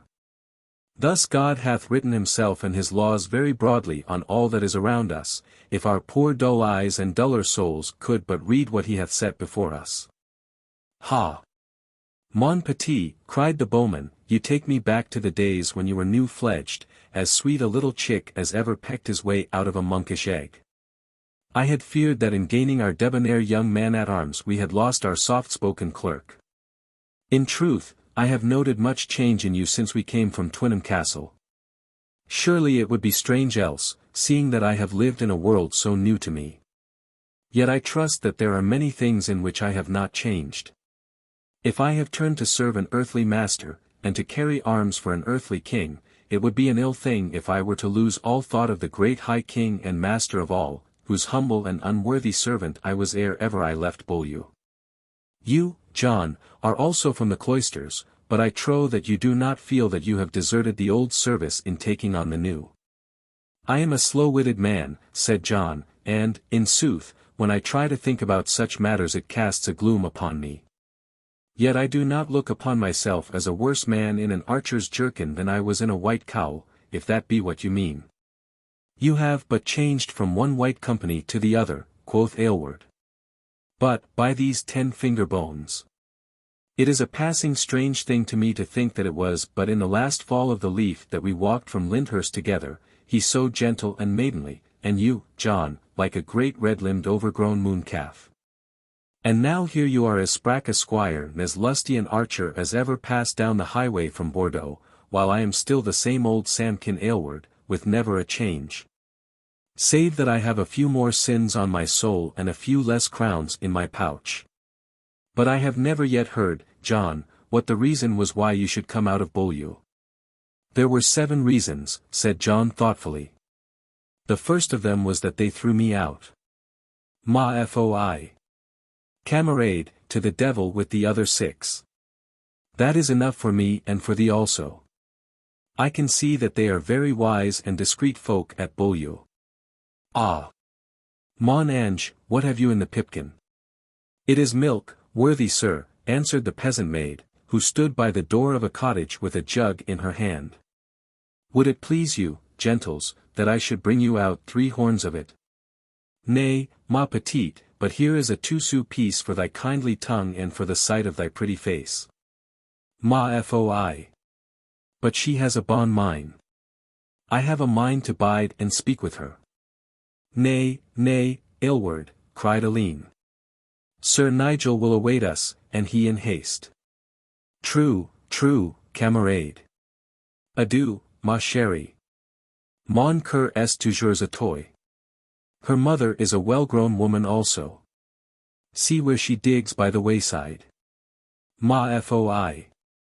The riper fruit is ever the sweeter. Bonjour, ma belle dame. God have you in his keeping. Said Sir Nigel where he would await us. At Marmande or Aiguillon. He said that we could not pass him, seeing that there is but the one road. Aye, and it is a road that I know as I know the Midhurst parish butts, quoth the bowman. 30 times have I journeyed it, forward and backward, and, by the twang of string, I am wont to come back this way more laden than I went. I have carried all that I had into France in a wallet, and it hath taken 4 sumpter mules to carry it back again. God's benison on the man who first turned his hand to the making of war. But there, down in the dingle, is the church of Cardillac, and you may see the inn where 3 poplars grow beyond the village. Let us on, for a stoup of wine would hearten us upon our way. The highway had lain through the swelling vineyard country, which stretched away to the north and east in gentle curves, with many a peeping spire and feudal tower, and cluster of village houses, all clear-cut and hard in the bright wintry air. To their right stretched the blue Garonne, running swiftly seawards, with boats and barges dotted over its broad bosom. On the other side lay a strip of vineyard, and beyond it the desolate and sandy region of the Landis, all tangled with faded gorse and heath and broom, stretching away in unbroken gloom to the blue hills which lay low upon the furthest sky-line. Behind them might still be seen the broad estuary of the Gironde, with the high towers of Saint André and Saint Remy shooting up from the plain. In front, amid radiating lines of poplars, lay the riverside townlet of Cardillac, grey walls, white houses, and a feather of blue smoke. "This is the Mouton d'Or," said Aylward, as they pulled up their horses at a whitewashed straggling hostel. "What ho there," he continued, beating upon the door with the hilt of his sword. "Tapster, ostler, varlet, hark hither, and a wannion on your lazy limbs. Ha! Michel, as red in the nose as ever. 3 jacks of the wine of the country, Michel, for the air bites shrewdly. I pray you, Alleyne, to take note of this door, for I have a tale concerning it." "Tell me, friend," said Alleyne to the portly red-faced innkeeper, "has a knight and a squire passed this way within the hour?" "Nay, sir, it would be 2 hours back." "Was he a small man, weak in the eyes, with a want of hair, and speaks very quiet when he is most to be feared?" "The same," the squire answered. "But I marvel how you should know how he speaks when he is in wrath, for he is very gentle-minded with those who are beneath him." "Praise to the saints! It was not I who angered him," said the fat Michel. "Who, then?" "It was young Sieur de Crespigny of Saintonge, who chanced to be here, and made game of the Englishman, seeing that he was but a small man and hath a face which is full of peace. But indeed this good knight was a very quiet and patient man, for he saw that the Sieur de Crespigny was still young and spoke from an empty head, so he sat his horse and quaffed his wine, even as you are doing now, all heedless of the clacking tongue." "And what then, Michel?" "Well, messers, it chanced that the Sieur de Crespigny, having said this and that, for the laughter of the varlets, cried out at last about the glove that the knight wore in his coif, asking if it was the custom in England for a man to wear a great archer's glove in his cap. Pardieu! I have never seen a man get off his horse as quick as did that stranger Englishman. Ere the words were past the other's lips he was beside him, his face nigh touching, and his breath hot upon his cheeks. I think, young sir," quoth he softly, looking into the other's eyes, "that now that I am nearer you will very clearly see that the glove is not an archer's glove." "Perchance not," said the Sieur de Crespigny with a twitching lip. "Nor is it large, but very small," quoth the Englishman. "Less large than I had thought," said the other, looking down, for the knight's gaze was heavy upon his eyelids. "And in every way such a glove as might be worn by the fairest and sweetest lady in England," quoth the Englishman. "It may be so," said the Sieur de Crespigny, turning his face from him. "I am myself weak in the eyes, and have often taken one thing for another," quoth the knight, as he sprang back into his saddle and rode off, leaving the Sieur de Crespigny biting his nails before the door. "Ha! By the 5 wounds, many men of war have drunk my wine, but never one was more to my fancy than this little Englishman. By my hilt! He is our master, Michel," quoth Aylward, "and such men as we do not serve under a laggart. But here are 4 deniers, Michel, and God be with you. En avant, camarada. For we have a long road before us." At a brisk trot the 3 friends left Cardillac and its wine-house behind them, riding without a halt past Asti. Macaire, and on by ferry over the river Dorpt. At the further side the road winds through La Real, Bazeille, and Marmande, with the sunlit river still gleaming upon the right, and the bare poplars bristling up upon either side. John and Alleyne rode silent on either side, but every inn, farmsteading, or castle brought back to Aylward some remembrance of love, foray, or plunder, with which to beguile the way. There is the smoke from Bazas, on the further side of Garonne, quoth he. There were 3 sisters yonder, the daughters of a farrier, and, by these 10 finger bones, a man might ride for a long June day and never set eyes upon such maidens. There was Marie, tall and grave, and Blanche petite and gay, and the dark Agnes, with eyes that went through you like a waxed arrow. I lingered there as long as 4 days, and was betrothed to them all. For it seemed shame to set one above her sisters, and might make ill blood in the family. Yet, for all my care, things were not merry in the house, and I thought it well to come away. There, too, is the mill of L'Ossuris. Old Pierre Le Caron, who owned it, was a right good comrade, and had ever a seat and a crust for a weary archer. He was a man who wrought hard at all that he turned his hand to. But he heated himself in grinding bones to mix with his flour, and so through over-diligence he brought a fever upon himself and died. Tell me, Aylward, said Alleyne, what was amiss with the door of yonder inn that you should ask me to observe it? Pardieu. Yes, I had well nigh forgot. What saw you on yonder door? I saw a square hole, through which doubtless the host may peep when he is not too sure of those who knock. And saw you naught else? I marked that beneath this hole there was a deep cut in the door, as though a great nail had been driven in. And naught else? No. Had you looked more closely you might have seen that there was a stain upon the wood. The first time that I ever heard my comrade Black Simon laugh was in front of that door. I heard him once again when he slew a French squire with his teeth, he being unarmed and the Frenchman having a dagger. And why did Simon laugh in front of the inn door? Asked John. Simon is a hard and perilous man when he hath the bitter drop in him, and, by my hilt, he was born for war, for there is little sweetness or rest in him. This inn, the Mouton d'Or, was kept in the old days by one François Gourvel, who had a hard fist and a harder heart. It was said that many an archer coming from the wars had been served with wine with simples in it, until he slept, and had then been stripped of all by this Gourvel. Then on the morrow, if he made complaint, this wicked Gourvel would throw him out upon the road or beat him, for he was a very lusty man, and had many stout varlets in his service. This chanced to come to Simon's ears when we were at Bordeaux together, and he would have it that we should ride to Cardillac with a good hempen cord, and give this Gourvel such a scourging as he merited. Forth we rode then, but when we came to the Mouton d'Or, Gourvel had had word of our coming and its purpose, so that the door was barred, nor was there any way into the house. Let us in, good Master Gourvel, cried Simon, and let us in, good Master Gourvel, cried I, but no word could we get through the hole in the door, save that he would draw an arrow upon us unless we went on our way. Well, Master Gourvel, quoth Simon at last, this is but a sorry welcome, seeing that we have ridden so far just to shake you by the hand.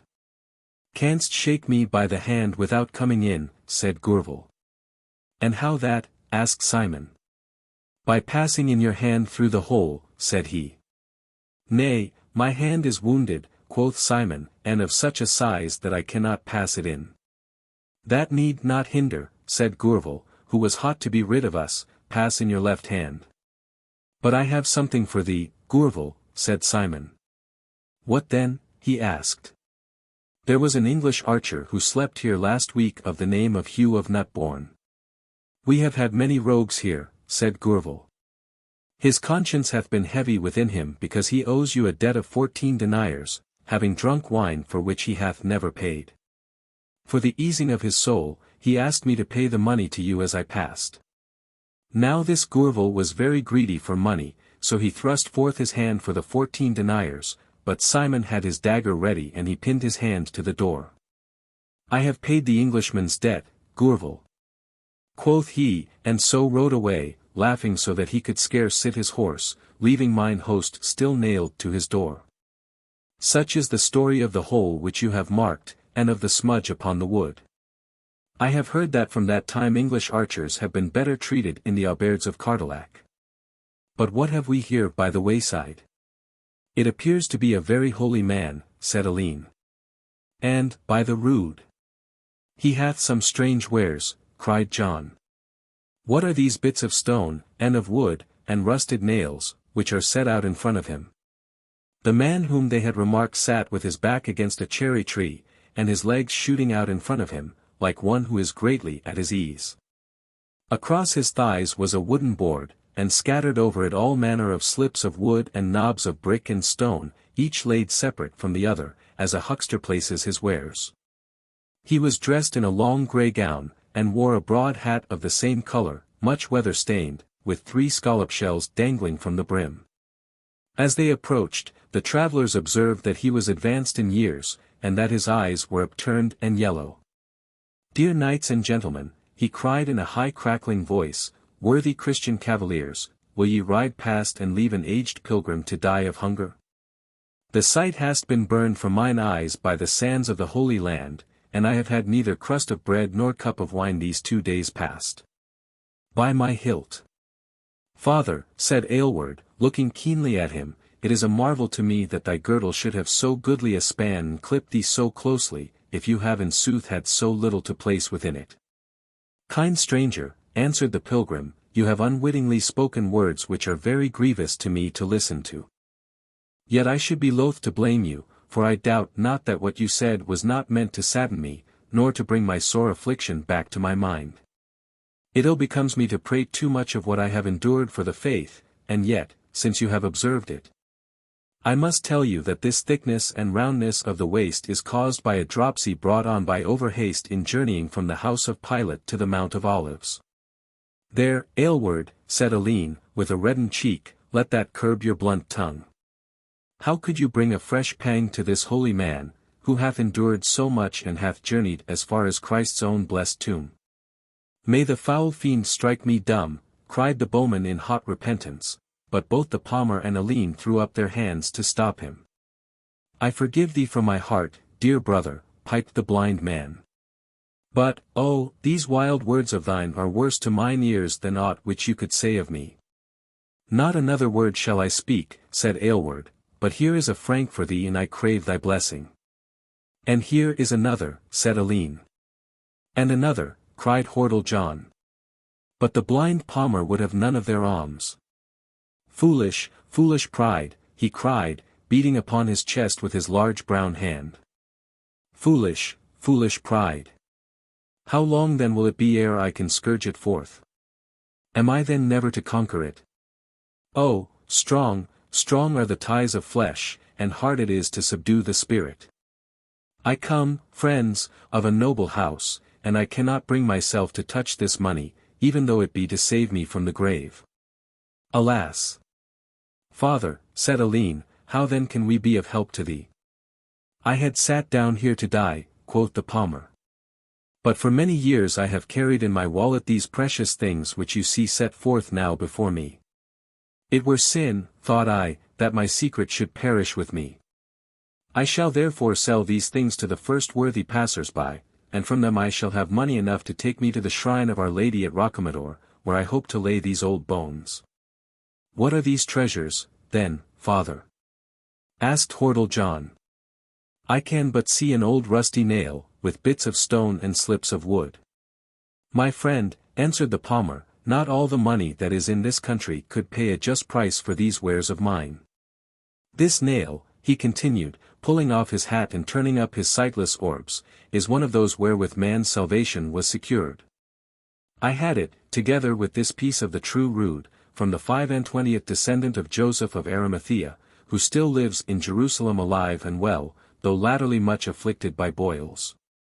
Aye, you may well cross yourselves, and I beg that you will not breathe upon it or touch it with your fingers. And the wood and stone, holy father, asked Alleyne, with bated breath, as he stared awestruck at his precious relics. This cantle of wood is from the true cross, this other from Noah his ark, and the third is from the doorpost of the temple of the wise King Solomon. This stone was thrown at the sainted Stephen, and the other two are from the Tower of Babel. Here, too, is part of Aaron's rod, and a lock of hair from Elisha the prophet. But, father, quoth Alleyne, the holy Elisha was bald, which brought down upon him the revilements of the wicked children. It is very true that he had not much hair, said the palmer quickly, and it is this which makes this relic so exceeding precious. Take now your choice of these, my worthy gentlemen, and pay such a price as your consciences will suffer you to offer, for I am not a chapman nor a huckster, and I would never part with them, did I not know that I am very near to my reward. Aylward, said Alleyne excitedly, this is such a chance as few folk have twice in one life. The nail I must have, and I will give it to the Abbey of Beaulieu, so that all the folk in England may go thither to wonder and to pray. And I will have the stone from the temple, cried Hordle John. What would not my old mother give to have it hung over her bed? And I will have Aaron's rod, quoth Aylward. I have but 5 florins in the world, and here are 4 of them. Here are 3 more, said John. And here are 5 more, added Alleyne. Holy Father, I hand you 12 florins, which is all that we can give, though we well know how poor a pay it is for the wondrous things which you sell us. Down, pride, down, cried the pilgrim, still beating upon his chest. Can I not bend myself then to take this sorry sum which is offered me for that which has cost me the labors of a life? Give me the dross. Here are the precious relics, and, oh, I pray you that you will handle them softly and with reverence, else had I rather left my unworthy bones here by the wayside.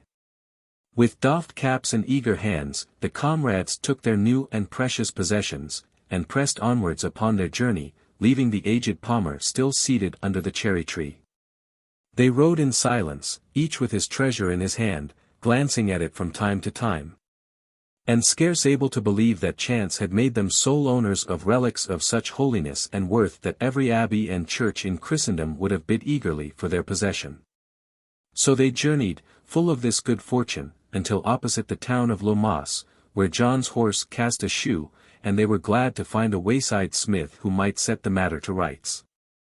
To him Aylward narrated the good hap which had befallen them, but the smith, when his eyes lit upon the relics, leaned up against his anvil and laughed, with his hand to his side, until the tears hopped down his sooty cheeks. Why, masters, quoth he, this man is a coquillart, or seller of false relics, and was here in the smithy not 2 hours ago. This nail that he hath sold you was taken from my nail-box, and as to the wood and the stones, you will see a heap of both outside from which he hath filled his scrip. Nay, nay, cried Alleyne, this was a holy man who had journeyed to Jerusalem, and acquired a dropsy by running from the house of Pilate to the Mount of Olives. I know not about that, said the smith.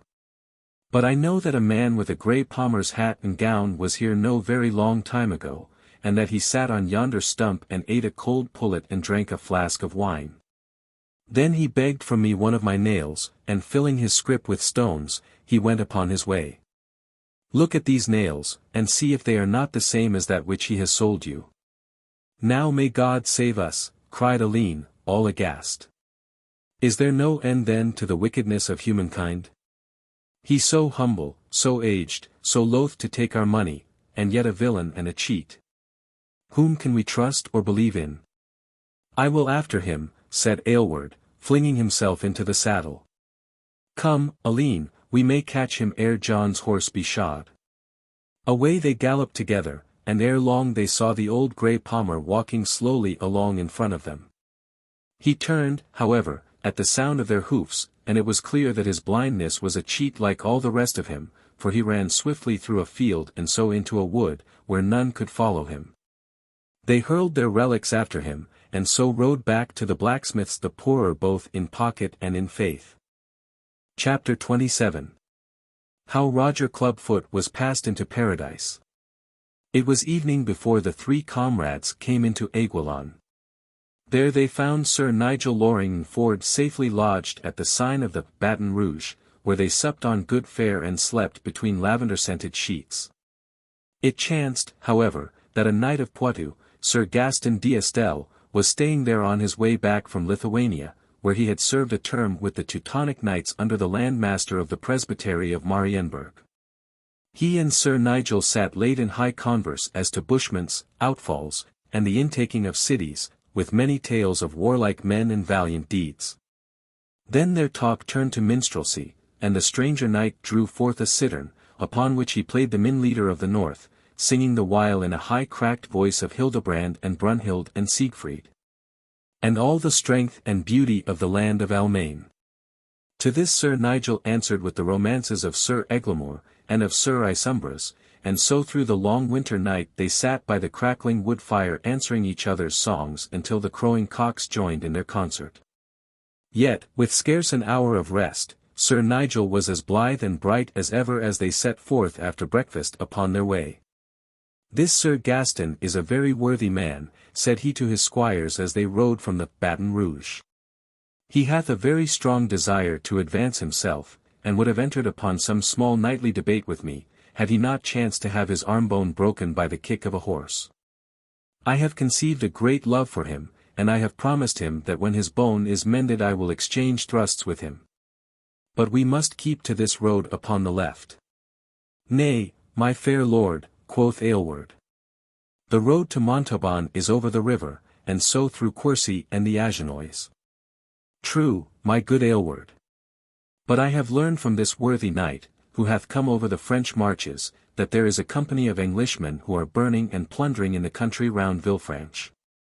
I have little doubt, from what he says, that they are those whom we seek." "By my hilt! It is like enough," said Aylward. By all accounts they had been so long at Montauban, that there would be little there worth the taking. Then as they have already been in the south, they would come north to the country of the Aveyron. "We shall follow the lot until we come to Cahors, and then cross the marches into Villefranche," said Sir Nigel. "By St. Paul! As we are but a small band, it is very likely that we may have some very honourable and pleasing adventure, for I hear that there is little peace upon the French border." All morning they rode down a broad and winding road, barred with the shadows of poplars. Sir Nigel rode in front with his squires, while the two archers followed behind with the sumpter mule between them.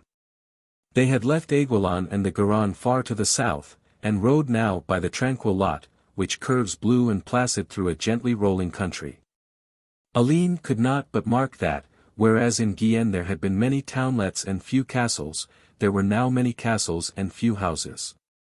On either hand grey walls and square grim keeps peeped out at every few miles from amid the forests, while the few villages which they passed were all ringed round with rude walls, which spoke of the constant fear and sudden foray of a wild frontier land.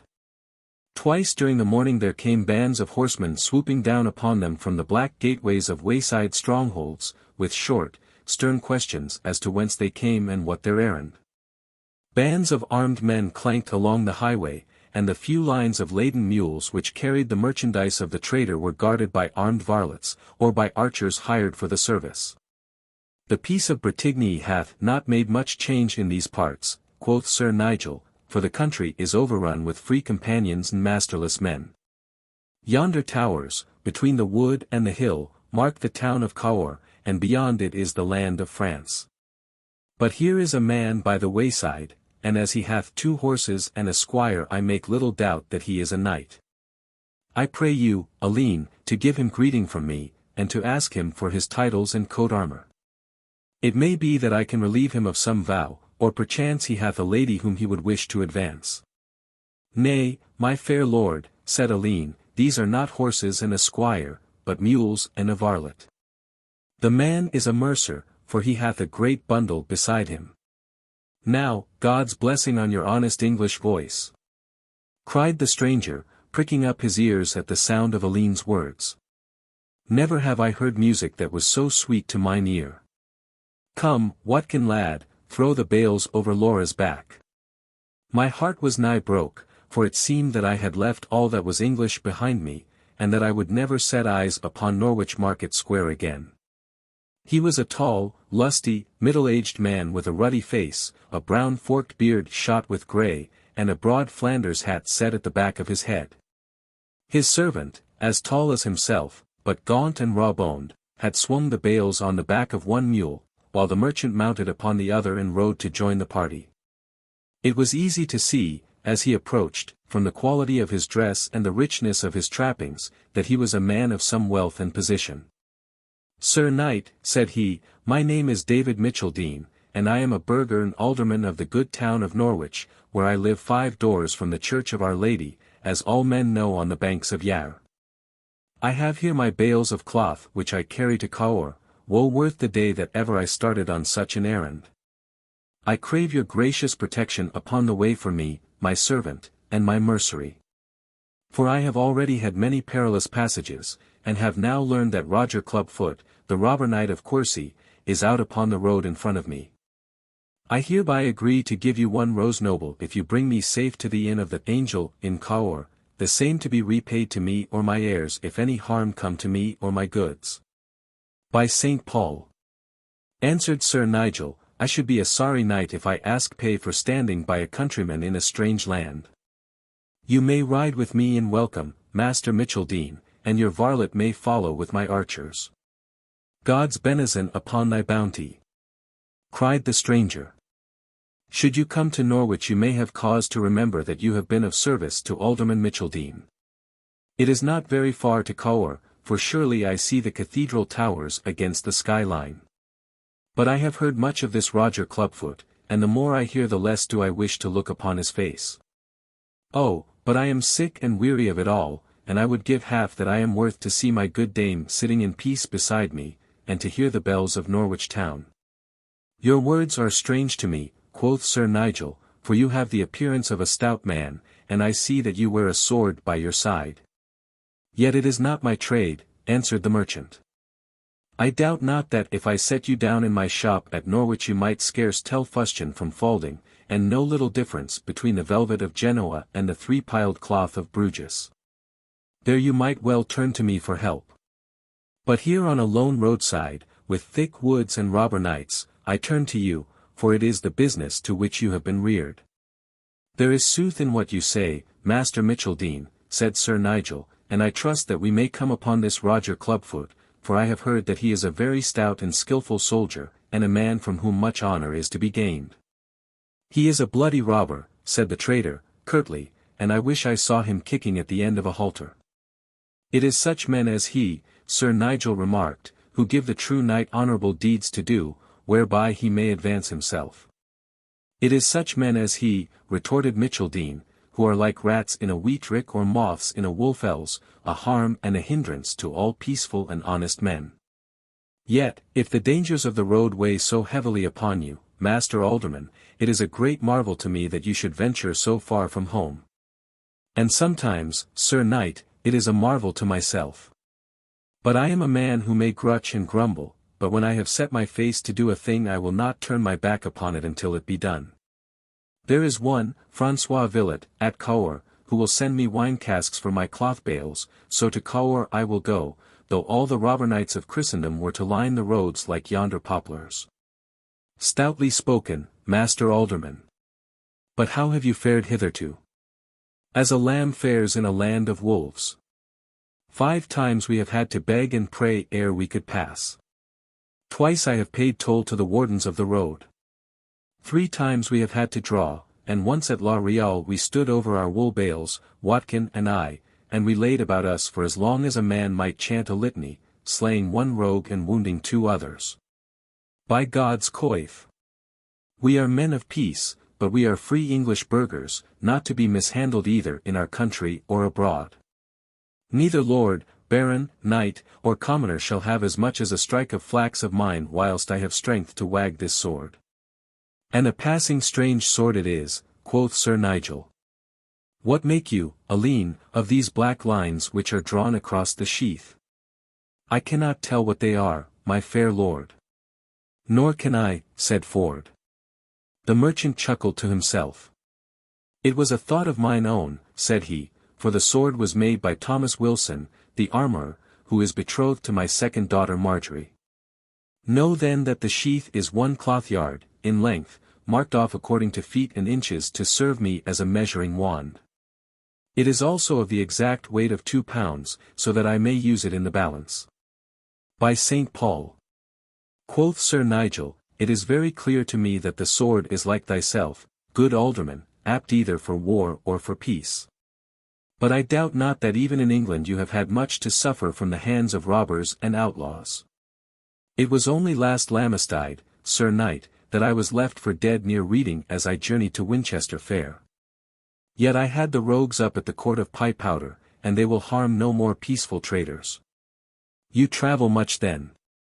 To Winchester, Lynn Mart, Bristol Fair, Stourbridge, and Bartholomew's in London town. The rest of the year you may ever find me 5 doors from the Church of Our Lady, where I would from my heart that I was at this moment, for there is no air like Norwich air, and no water like the Yare. Nor can all the wines of France compare with the beer of old Sam Yelverton who keeps the Dun Cow. But, out and alack, here is an evil fruit which hangs upon this chestnut tree. As he spoke they had ridden round a curve of the road and come upon a great tree which shot one strong brown branch across their path. From the centre of this branch there hung a man, with his head at a horrid slant to his body and his toes just touching the ground. He was naked save for a linen undershirt and pair of woolen drawers. Beside him on a green bank there sat a small man with a solemn face, and a great bundle of papers of all colours thrusting forth from the scrip which lay beside him. He was very richly dressed, with furred robes, a scarlet hood, and wide hanging sleeves lined with flame-coloured silk. A great gold chain hung round his neck, and rings glittered from every finger of his hands. On his lap he had a little pile of gold and of silver, which he was dropping, coin by coin, into a plump pouch which hung from his girdle. May the saints be with you, good travellers, he shouted, as the party rode up. May the 4 evangelists watch over you. May the 12 apostles bear you up. May the blessed army of martyrs direct your feet and lead you to eternal bliss. Gramercy for these good wishes, said Sir Nigel. But I perceive, Master Alderman, that this man who hangs here is, by mark of foot, the very robber knight of whom we have spoken. But there is a cartel pinned upon his breast, and I pray you, Alleyne, to read it to me. The dead robber swung slowly to and fro in the wintry wind, a fixed smile upon his swarthy face, and his bulging eyes still glaring down the highway of which he had so long been the terror. On a sheet of parchment upon his breast was printed in rude characters: Roger Pied Beote. Par l'ordre du Sénéchal de Castelnau, et de l'Échevinda. Cor, Cervantes Fideles du Trace Valiant et Trace Puissant. Edouard, Prince de Galles et d'Aquitaine. Ne touchez pas. Ne coûtez pas. Ne dépêchez pas. He took a sorry time in dying, said the man who sat beside him. He could stretch one toe to the ground and bear himself up, so that I thought he would never have done. Now at last, however, he is safely in paradise, and so I may jog on upon my earthly way. He mounted, as he spoke, a white mule which had been grazing by the wayside, all gay with fustian of gold and silver bells, and rode onward with Sir Nigel's party. How know you then that he is in paradise? asked Sir Nigel. All things are possible to God, but, certes, without a miracle, I should scarce expect to find the soul of Roger Clubfoot amongst the just. I know that he is there because I have just passed him in there, answered the stranger, rubbing his bejewelled hands together in placid satisfaction. It is my holy mission to be a Sompner or pardoner. I am the unworthy servant and delegate of him who holds the keys. A contrite heart and 10 nobles to Holy Mother Church may stave off perdition. But he hath a pardon of the first degree, with a 25-livre benison, so that I doubt if he will so much as feel a twinge of purgatory. I came up even as the seneschal's archers were tying him up, and I gave him my foreword that I would bide with him until he had passed. There were 2 leaden crowns among the silver, but I would not for that stand in the way of his salvation. By St. Paul, said Sir Nigel, if you have indeed this power to open and to shut the gates of hope, then indeed you stand high above mankind. But if you do but claim to have it, and yet have it not, then it seems to me, Master Clerk, that you may yourself find the gate barred when you shall ask admittance. Small of faith. Small of faith, cried the Sompnour. Ah, Sir Didymus yet walks upon earth.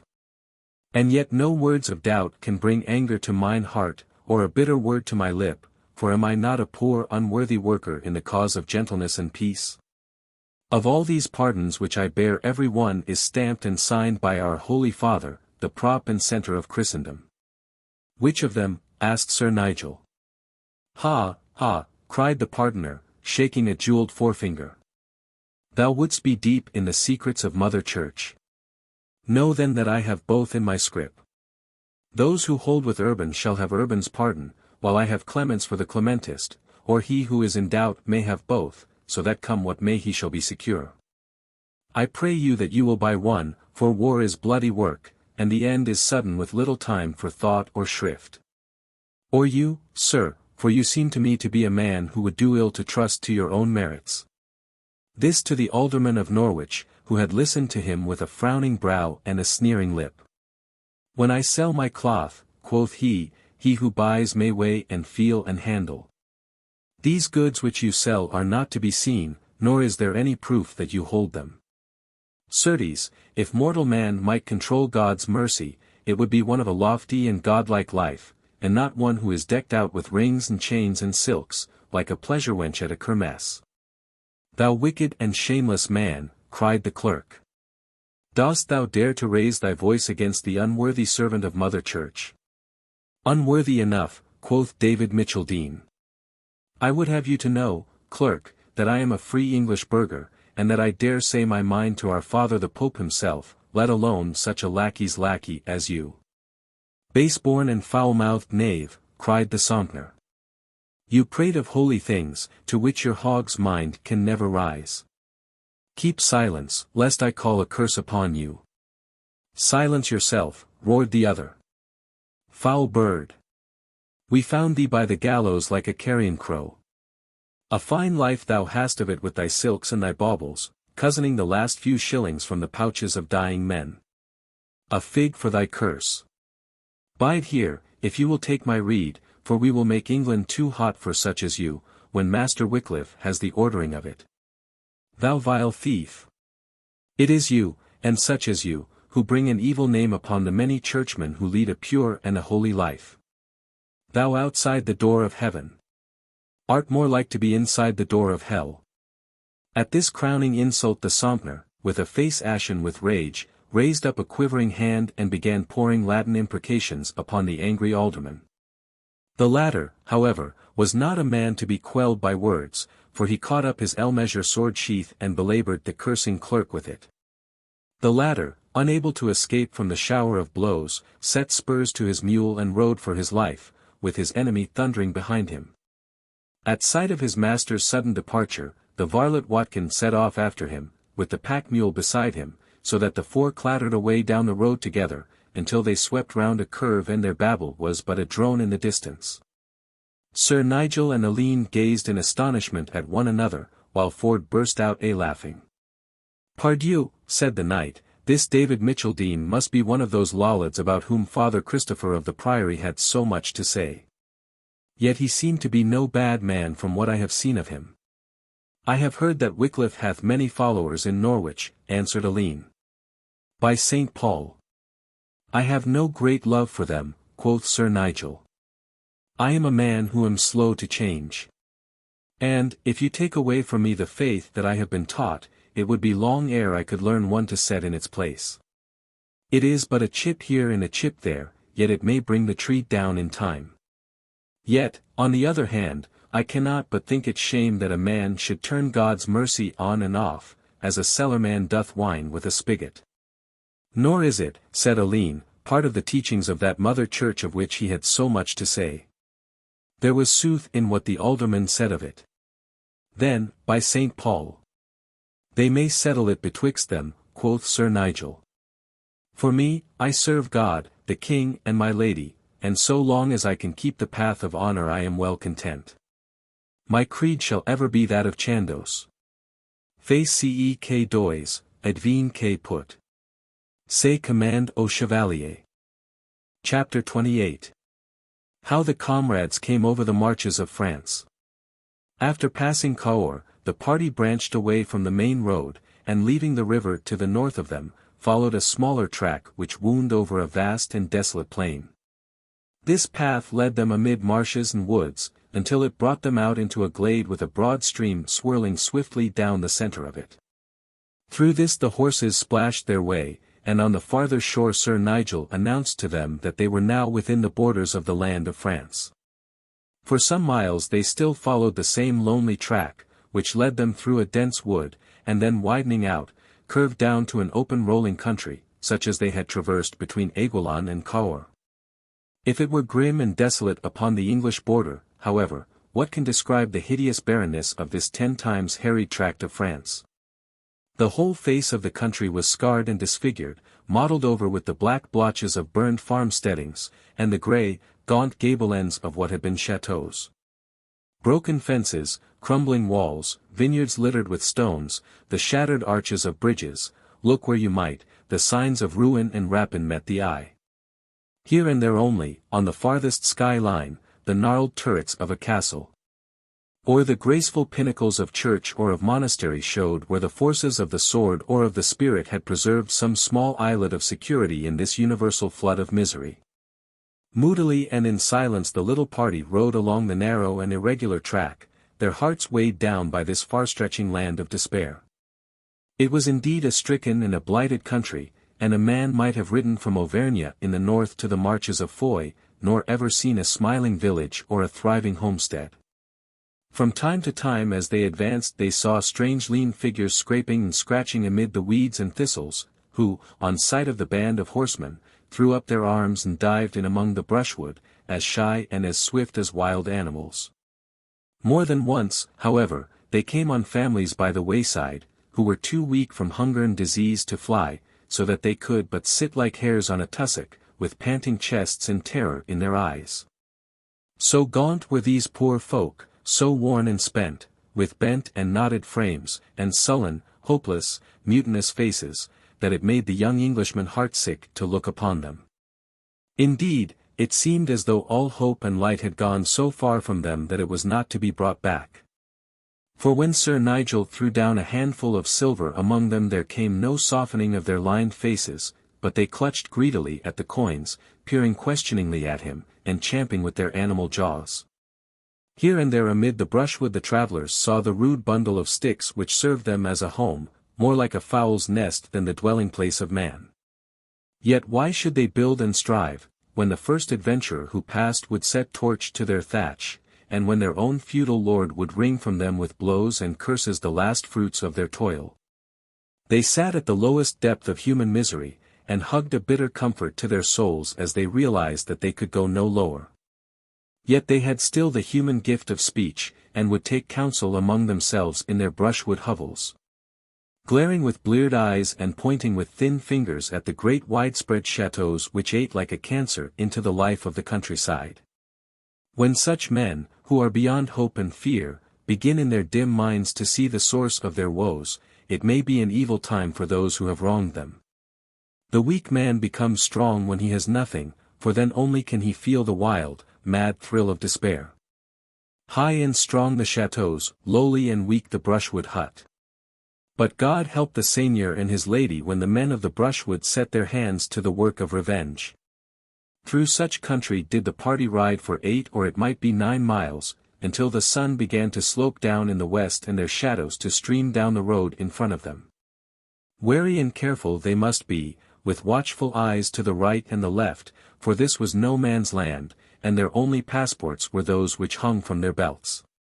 Frenchmen and Englishmen, Gascon and Provençal, Brabanter, Tardvenu, Scorcher, Flayer, and Free Companion, wandered and struggled over the whole of this accursed district.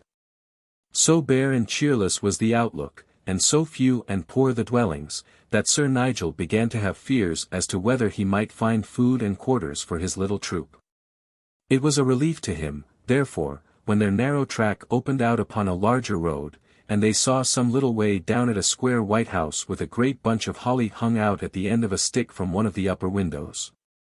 "By'st, Paul," said he, "I am right glad, for I had feared that we might have neither provant nor herbergage." Ride on, Alleyne, and tell this innkeeper that an English knight with his party will lodge with him this night. Alleyne set spurs to his horse and reached the inn door a long bow shot before his companions. Neither varlet nor ostler could be seen, so he pushed open the door and called loudly for the landlord. 3 times he shouted, but, receiving no reply, he opened an inner door and advanced into the chief guest room of the hostel. A very cheerful wood fire was sputtering and cracking in an open grate at the further end of the apartment. At one side of this fire, in a high-backed oak chair, sat a lady, her face turned towards the door. The firelight played over her features, and Alleyne thought that he had never seen such queenly power, such dignity and strength, upon a woman's face. She might have been 35 years of age, with aquiline nose, firm yet sensitive mouth, dark curving brows, and deep-set eyes which shone and sparkled with a shifting brilliancy. Beautiful as she was, it was not her beauty which impressed itself upon the beholder, it was her strength, her power, the sense of wisdom which hung over the broad white brow, the decision which lay in the square jaw and delicately molded chin. A chaplet of pearls sparkled amid her black hair, with a gauze of silver network flowing back from it over her shoulders, a black mantle was swathed round her, and she leaned back in her chair as one who is fresh from a journey. In the opposite corner there sat a very burly and broad-shouldered man, clad in a black jerkin trimmed with sable, with a black velvet cap with curling white feather cocked upon the side of his head. A flask of red wine stood at his elbow, and he seemed to be very much at his ease, for his feet were stuck up on a stool, and between his thighs he held a dish full of nuts. These he cracked between his strong white teeth and chewed in a leisurely way, casting the shells into the blaze. As Alleyne gazed in at him he turned his face half round and cocked an eye at him over his shoulder. It seemed to the young Englishman that he had never seen so hideous a face, for the eyes were of the lightest green, the nose was broken and driven inwards, while the whole countenance was seared and puckered with wounds. The voice, too, when he spoke, was as deep and as fierce as the growl of a beast of prey. "Young man," said he, "I know not who you may be, and I am not much inclined to bestir myself, but if it were not that I am bent upon taking my ease, I swear, by the sword of Joshua, that I would lay my dog-whip across your shoulders for daring to fill the air with these discordant bellowings." Taken aback at this ungentle speech, and scarce knowing how to answer it fitly in the presence of the lady, Alleyne stood with his hand upon the handle of the door, while Sir Nigel and his companions dismounted. At the sound of these fresh voices, and of the tongue in which they spoke, the stranger crashed his dish of nuts down upon the floor, and began himself to call for the landlord until the whole house re-echoed with his roarings. With an ashen face the white-aproned host came running at his call, his hands shaking and his very hair bristling with apprehension. "For the sake of God, sirs," he whispered as he passed, "speak him fair and do not rouse him. For the love of the Virgin, be mild with him." "Who is this, then?" asked Sir Nigel. Alleyne was about to explain, when a fresh roar from the stranger interrupted him. "Thou villain innkeeper," he shouted, "did I not ask you when I brought my lady here whether your inn was clean?" "You did, sire." "Did I not very particularly ask you whether there were any vermin in it?" "You did, sire." "And you answered me?" "That there were not, sire." "And yet ere I have been here an hour I find Englishmen crawling about within it. Where are we to be free from this pestilent race? Can a Frenchman upon French land not sit down in a French auberge without having his ears pained by the clack of their hideous talk? Send them packing, innkeeper, or it may be the worse for them and for you." "I will, sire, I will," cried the frightened host, and bustled from the room, while the soft, soothing voice of the woman was heard remonstrating with her furious companion. "Indeed, gentlemen, you had best go," said mine host. "It is but 6 miles to Villefranche, where there are very good quarters at the sign of the Lion Rouge." "Nay," answered Sir Nigel, "I cannot go until I have seen more of this person, for he appears to be a man from whom much is to be hoped." "What is his name and title?" "It is not for my lips to name it unless by his desire. But I beg and pray you, gentlemen, that you will go from my house, for I know not what may come of it if his rage should gain the mastery of him."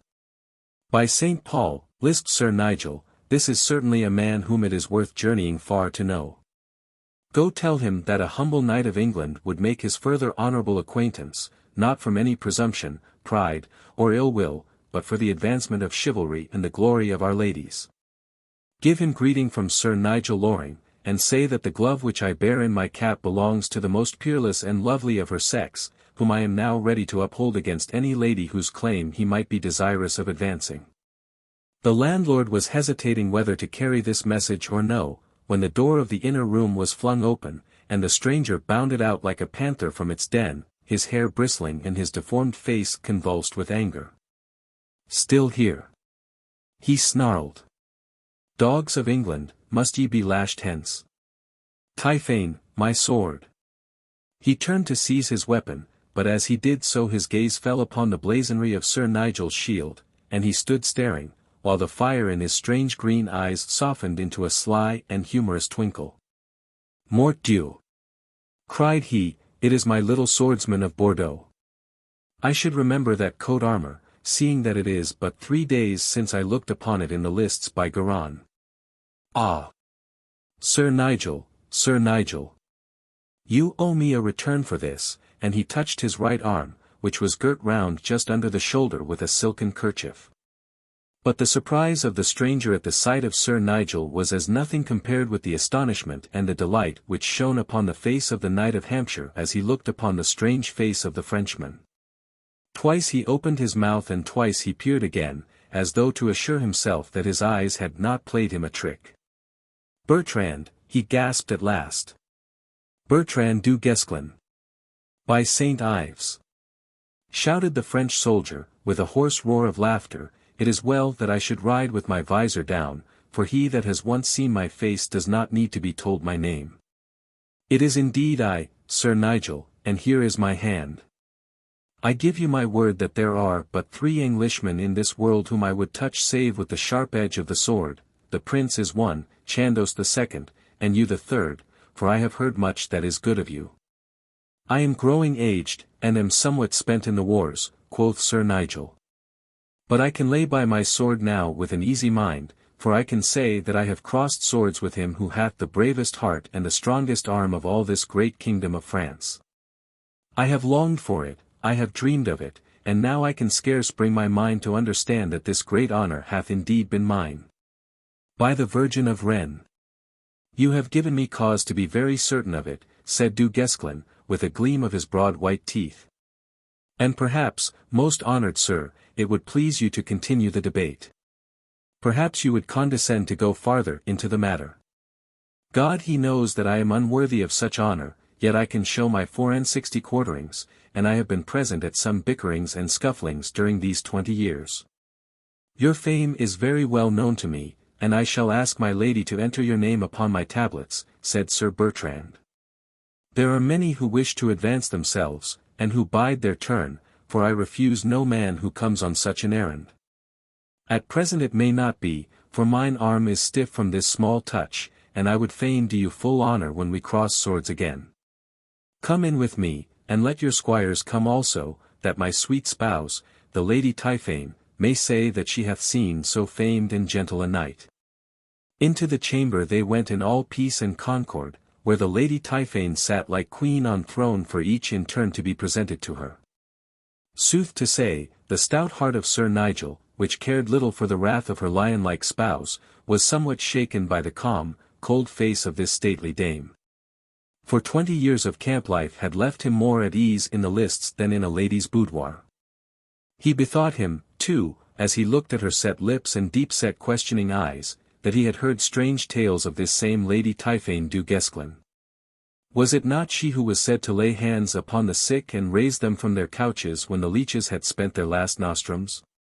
Had she not forecast the future, and were there not times when in the loneliness of her chamber she was heard to hold converse with some being upon whom mortal eye never rested, some dark familiar who passed where doors were barred and windows high? Sir Nigel sunk his eye and marked a cross on the side of his leg as he greeted this dangerous dame, and yet ere 5 minutes had passed he was hers, and not he only but his 2 young squires as well. The mind had gone out of them, and they could but look at this woman and listen to the words which fell from her lips, words which thrilled through their nerves and stirred their souls like the battle call of a bugle. Often in peaceful afterdays was Alleyne to think of that scene of the wayside inn of Auvergne. The shadows of evening had fallen, and the corners of the long, low, wood-panelled room were draped in darkness. The sputtering wood fire threw out a circle of red flickering light which played over the little group of wayfarers, and showed up every line and shadow upon their faces. Sir Nigel sat with elbows upon knees, and chin upon hands, his patch still covering one eye, but his other shining like a star, while the ruddy light gleamed upon his smooth white head. Ford was seated at his left, his lips parted, his eyes staring, and a fleck of deep color on either cheek, his limbs all rigid as one who fears to move.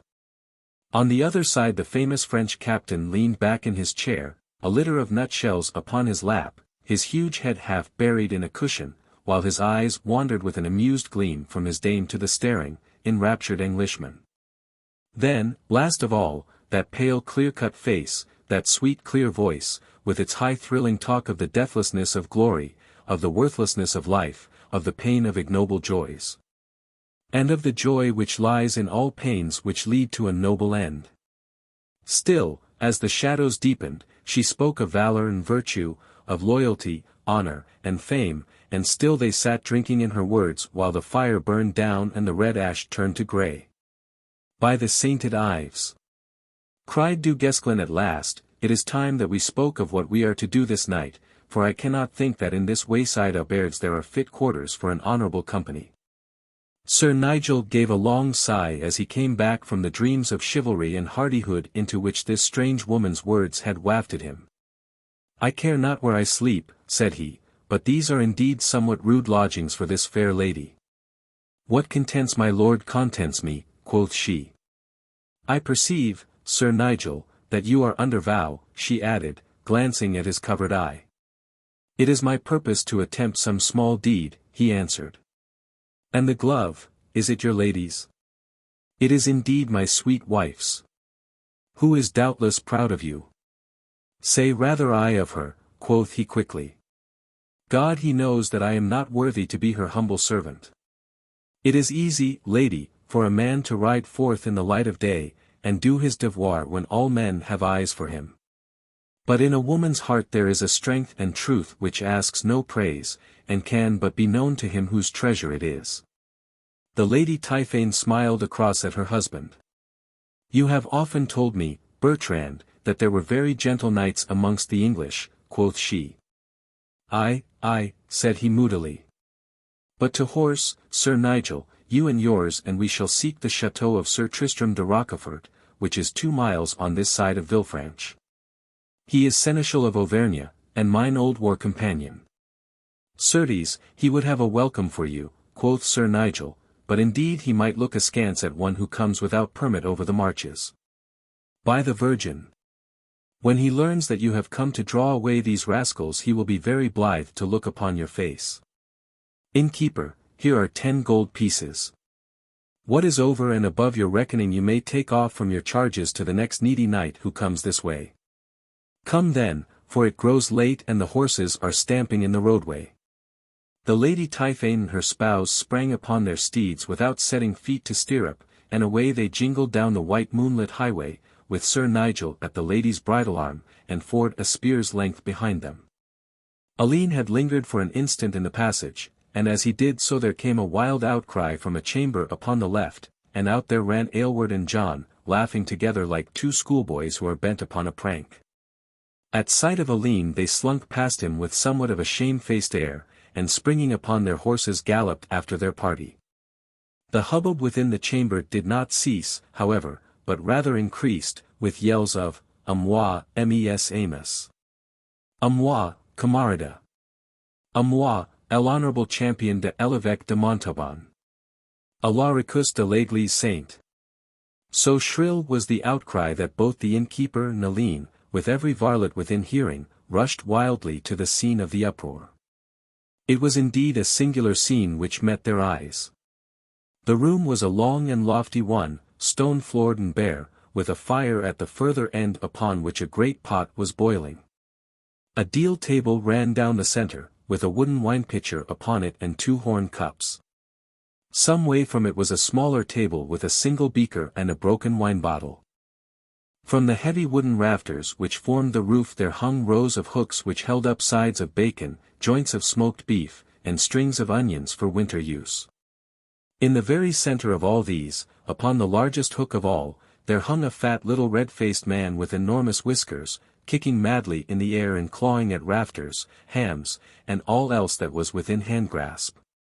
The huge steel hook had been passed through the collar of his leather jerkin, and there he hung like a fish on a line, writhing, twisting, and screaming, but utterly unable to free himself from his extraordinary position.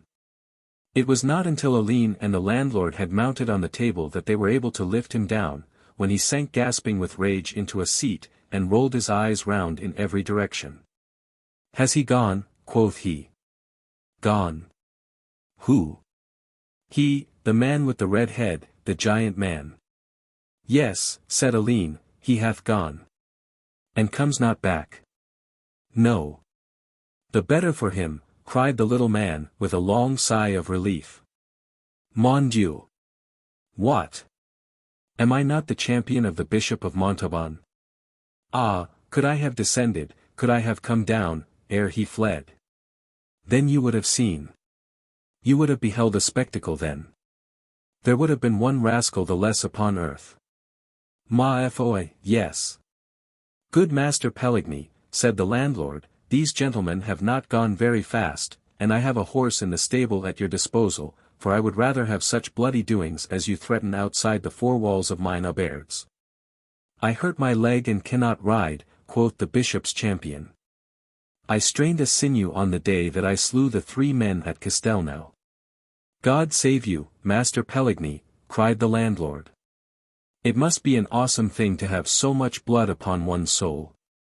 And yet I do not wish to see so valiant a man mishandled, and so I will, for friendship's sake, ride after this Englishman and bring him back to you."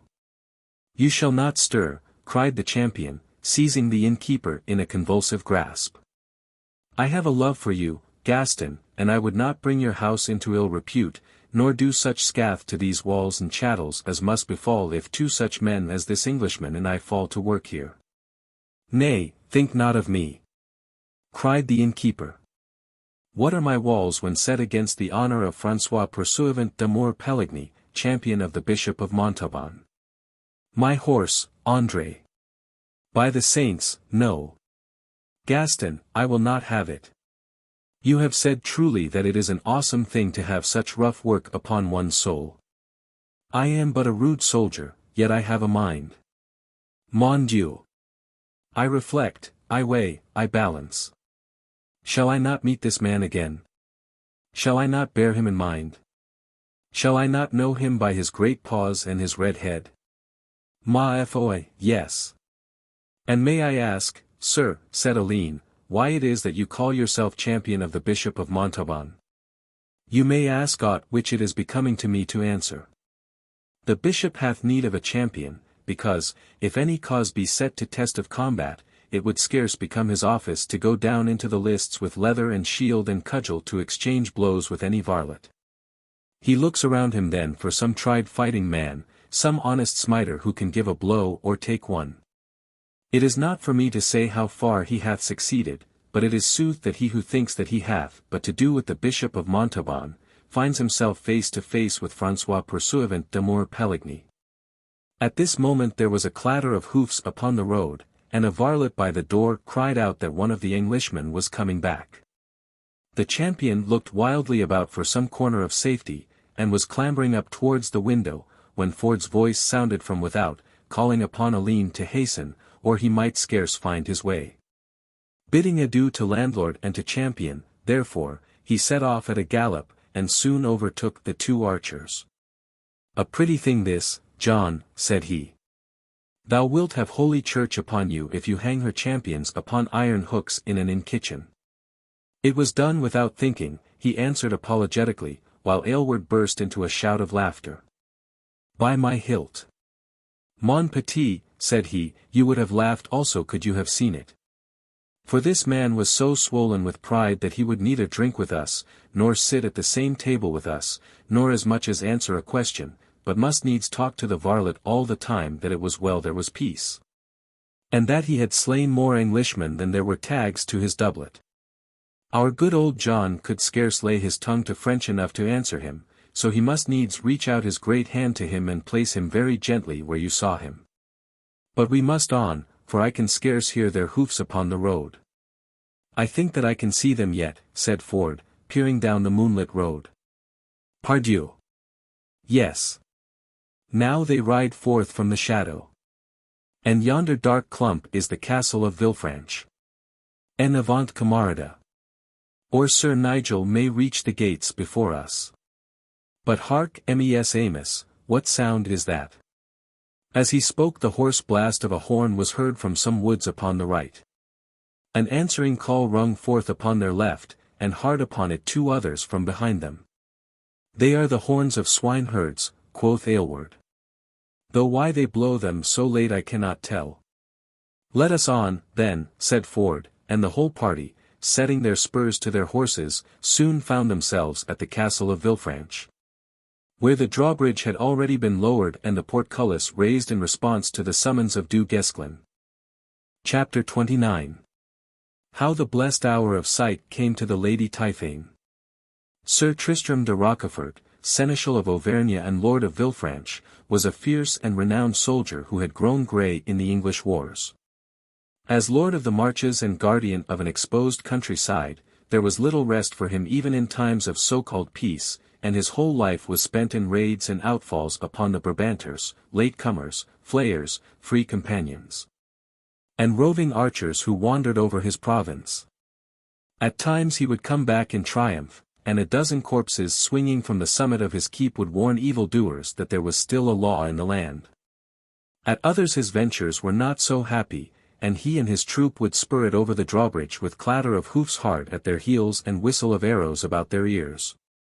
Hard he was of hand and harder of heart, hated by his foes, and yet not loved by those whom he protected, for twice he had been taken prisoner. And twice his ransom had been wrung by dint of blows and tortures out of the starving peasants and ruined farmers. Wolves or watchdogs, it was hard to say from which the sheep had most to fear. The castle of Villefranche was harsh and stern as its master. A broad moat, a high outer wall turreted at the corners, with a great black keep towering above all, so it lay before them in the moonlight. By the light of two flambeaux, protruded through the narrow slit-shaped openings at either side of the ponderous gate, they caught a glimpse of the glitter of fierce eyes and of the gleam of the weapons of the guard. The sight of the two-headed eagle of Du Guesclin, however, was a passport into any fortalice in France, and ere they had passed the gate the old border knight came running forwards with hands outthrown to greet his famous countryman.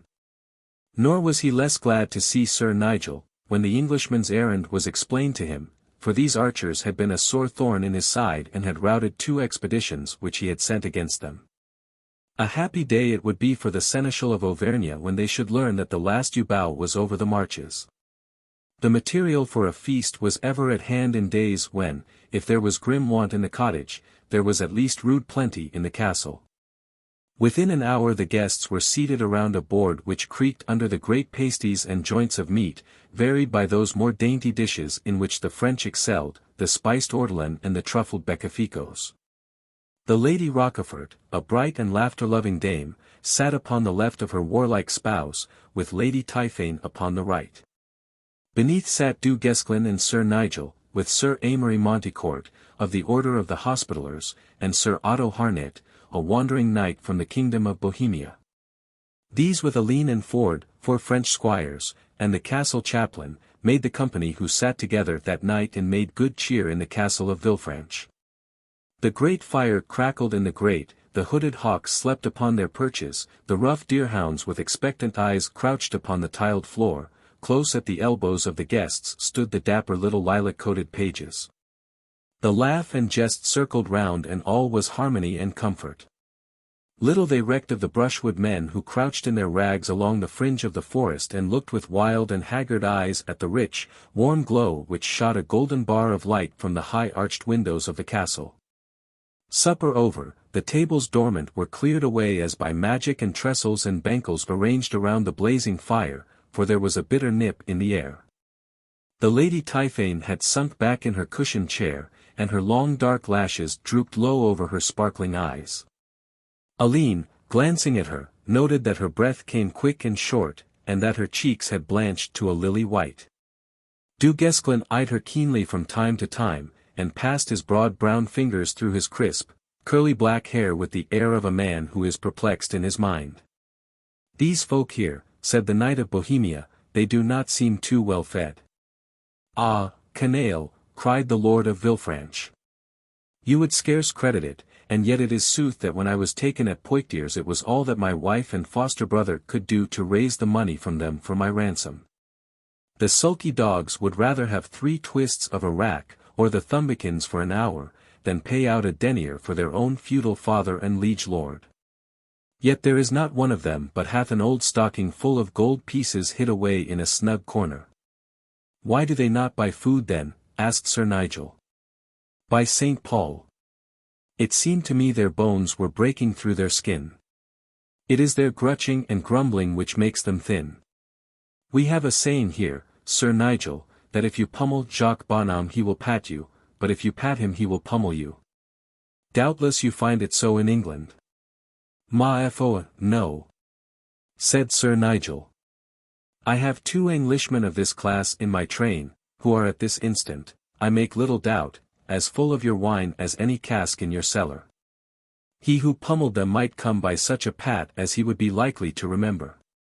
"I cannot understand it," quoth the seneschal, "for the English knights and nobles whom I have met were not men to brook the insolence of the base-born." "Perchance, my fair lord, the poor folk are sweeter and of a better countenance in England," laughed the Lady Rochefort. "Mon Dieu! You cannot conceive to yourself how ugly they are. Without hair, without teeth, all twisted and bent. For me, I cannot think how the good God ever came to make such people. I cannot bear it, and so my trusty Raoul goes ever before me with a cudgel to drive them from my path. Yet they have souls, fair lady, they have souls," murmured the chaplain, a white-haired man with a weary, patient face. "So I have heard you tell them," said the lord of the castle. "And for myself, father, though I am a true son of Holy Church, yet I think that you were better employed in saying your mass and in teaching the children of my men-at-arms, than in going over the countryside to put ideas in these folks' heads which would never have been there but for you. I have heard that you have said to them that their souls are as good as ours, and that it is likely that in another life they may stand as high as the oldest blood of Auvergne.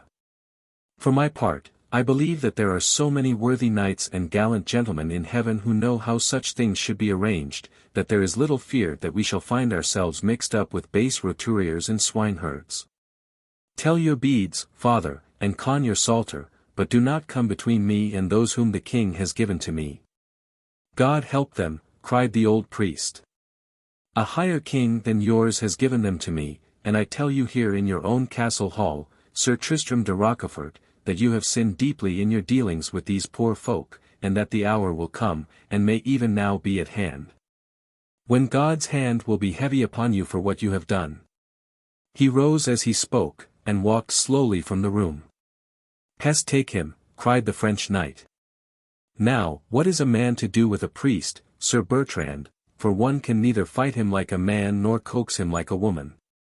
"Ah, Sir Bertrand knows, the naughty one," cried the Lady Rochefort. "Have we not all heard how he went to Avignon and squeezed 50,000 crowns out of the Pope?" "Ma foi," said Sir Nigel, looking with a mixture of horror and admiration at Du Guesclin. "Did not your heart sink within you? Were you not smitten with fears? Have you not felt a curse hang over you?" "I have not observed it," said the Frenchman carelessly. "But by St. Ives, Tristram, this chaplain of yours seems to me to be a worthy man, and you should give heed to his words, for though I care nothing for the curse of a bad pope, it would be a grief to me to have aught but a blessing from a good priest." "Hark to that, my fair lord," cried the Lady Rochefort. "Take heed, I pray thee, for I do not wish to have a blight cast over me, nor a palsy of the limbs." I remember that once before you angered Father Stephen, and my tire-woman said that I lost more hair in 7 days than ever before in a month. If that be sign of sin, then, by St. Paul. I have much upon my soul, said Sir Nigel, amid a general laugh. But in very truth, Sir Tristram, if I may venture a word of counsel, I should advise that you make your peace with this good man. He shall have 4 silver candlesticks, said the seneschal moodily. And yet I would that he would leave the folk alone. You cannot conceive in your mind how stubborn and brainless they are. Mules and pigs are full of reason beside them. God he knows that I have had great patience with them. It was but last week that, having to raise some money, I called up to the castle Jean Goubert, who, as all men know, has a casketful of gold pieces hidden away in some hollow tree. I give you my word that I did not so much as lay a stripe upon his fool's back, but after speaking with him, and telling him how needful the money was to me, I left him for the night to think over the matter in my dungeon. What think you that the dog did? Why, in the morning we found that he had made a rope from strips of his leathern jerkin, and had hung himself to the bar of the window. For me, I cannot conceive such wickedness, cried the lady. And there was Gertrude Lauberf, as fair a maiden as I could see, but as bad and bitter as the rest of them.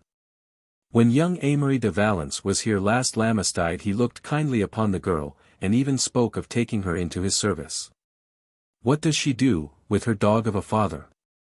Why, they tie themselves together and leap into the Linden pool, where the water is 5 spears' lengths deep. I give you my word that it was a great grief to young Amory, and it was days ere he could cast it from his mind. But how can one serve people who are so foolish and so ungrateful? Whilst the Seneschal of Villefranche had been detailing the evil doings of his tenants, Alleyne had been unable to take his eyes from the face of Lady Typhane. She had lain back in her chair, with drooping eyelids and bloodless face, so that he had feared at first her journey had weighed heavily upon her, and that the strength was ebbing out of her. Of a sudden, however, there came a change, for a dash of bright color flickered up onto either cheek, and her lids were slowly raised again upon eyes which sparkled with such luster as Alleyne had never seen in human eyes before. While their gaze was fixed intently, not on the company, but on the dark tapestry which draped the wall. So transformed and so ethereal was her expression, that Alleyne, in his loftiest dream of archangel or of seraph, had never pictured so sweet, so womanly, and yet so wise a face. Glancing at Du Guesclin, Alleyne saw that he also was watching his wife closely, and from the twitching of his features, and the beads upon his brick-colored brow, it was easy to see that he was deeply agitated by the change which he marked in her. "How is it with you, lady?" he asked at last, in a tremulous voice. Her eyes remained fixed intently upon the wall, and there was a long pause ere she answered him. Her voice, too, which had been so clear and ringing, was now low and muffled as that of one who speaks from a distance. "All is very well with me, Bertrand," said she. "The blessed hour of sight has come round to me again. I could see it come. I could see it come," he exclaimed, passing his fingers through his hair with the same perplexed expression as before. "This is untoward, Sir Tristram," he said at last. "And I scarce know in what words to make it clear to you, and to your fair wife, and to Sir Nigel Loring, and to these other stranger knights. My tongue is a blunt one, and fitter to shout word of command than to clear up such a matter as this, of which I can myself understand little. This, however, I know, that my wife is come of a very sainted race, whom God hath in his wisdom endowed with wondrous powers, so that Typhane Raquenel was known throughout Brittany ere ever I first saw her at Dinan. Yet these powers are ever used for good, and they are the gift of God and not of the devil, which is the difference betwixt white magic and black. Perchance it would be as well that we should send for Father Stephen," said Sir Tristram. "It would be best that he should come," cried the Hospitaller. "And bring with him a flask of holy water," added the Knight of Bohemia. "Not so, gentlemen," answered Sir Bertrand. "It is not needful that this priest should be called, and it is in my mind that in asking for this ye cast some slight shadow or slur upon the good name of my wife, as though it were still doubtful whether her power came to her from above or below. If ye have indeed such a doubt I pray that you will say so, that we may discuss the matter in a fitting way. For myself, said Sir Nigel, I have heard such words fall from the lips of this lady that I am of the opinion that there is no woman, save only one, who can be in any way compared to her in beauty and in goodness. Should any gentleman think otherwise, I should deem it great honor to run a small course with him, or debate the matter in whatever way might be most pleasing to him. Nay, it would ill become me to cast a slur upon a lady who is both my guest and the wife of my comrade in arms, said the Seneschal of Villefranche. I have perceived also that on her mantle there is marked a silver cross, which is surely sign enough that there is naught of evil in these strange powers which you say that she possesses. This argument of the Seneschal's appealed so powerfully to the Bohemian and to the Hospitaller that they at once intimated that their objections had been entirely overcome, while even the Lady Rochefort, who had sat shivering and crossing herself, ceased to cast glances at the door, and allowed her fears to turn to curiosity. Among the gifts which have been vouchsafed to my wife, said Du Guesclin, there is the wondrous one of seeing into the future, but it comes very seldom upon her, and goes as quickly, for none can command it. The blessed hour of sight, as she hath named it, has come but twice since I have known her, and I can vouch for it that all that she hath told me was true. For on the evening of the Battle of Auray she said that the morrow would be an ill day for me and for Charles of Blois. Ere the sun had sunk again he was dead, and I the prisoner of Sir John Chandos. Yet it is not every question that she can answer, but only those. Bertrand, Bertrand, cried the lady in the same muttering far-away voice, the blessed hour passes. Use it, Bertrand, while you may. I will, my sweet. Tell me, then, what fortune comes upon me. Danger, Bertrand, deadly, pressing danger, which creeps upon you and you know it not. The French soldier burst into a thunderous laugh, and his green eyes twinkled with amusement. At what time during these 20 years would not that have been a true word, he cried. Danger is in the air that I breathe. But is this so very close, Typhane? Here, now, close upon you. The words came out in broken, strenuous speech, while the lady's fair face was writhed and drawn like that of one who looks upon a horror which strikes the words from her lips. Du Guesclin gazed round the tapestried room, at the screens, the tables, the abbase, the credence, the buffet with its silver salver, and the half-circle of friendly, wondering faces. There was an utter stillness, save for the sharp breathing of the Lady Typhane and for the gentle soughing of the wind outside, which wafted to their ears the distant call upon a swineherd's horn. The danger may bide, said he, shrugging his broad shoulders. And now, Typhane, tell us what will come of this war in Spain. I can see little, she answered, straining her eyes and puckering her brow, as one who would fain clear her sight. There are mountains, and dry plains, and flash of arms and shouting of battle cries. Yet it is whispered to me that by failure you will succeed. Ha! Sir Nigel, how like you that, quoth Bertrand, shaking his head. It is like mead and vinegar, half sweet, half sour. And is there no question which you would ask my lady? Certes there is. I would fain know, fair lady, how all things are at Twynham Castle, and above all how my sweet lady employs herself.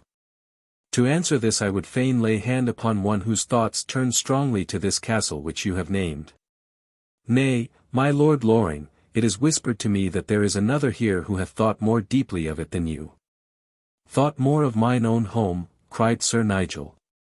Lady, I fear that in this matter at least you are mistaken.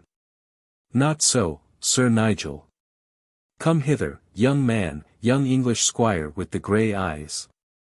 Now give me your hand, and place it here across my brow, that I may see that which you have seen. What is this that rises before me? Mist, mist, rolling mist with a square black tower above it.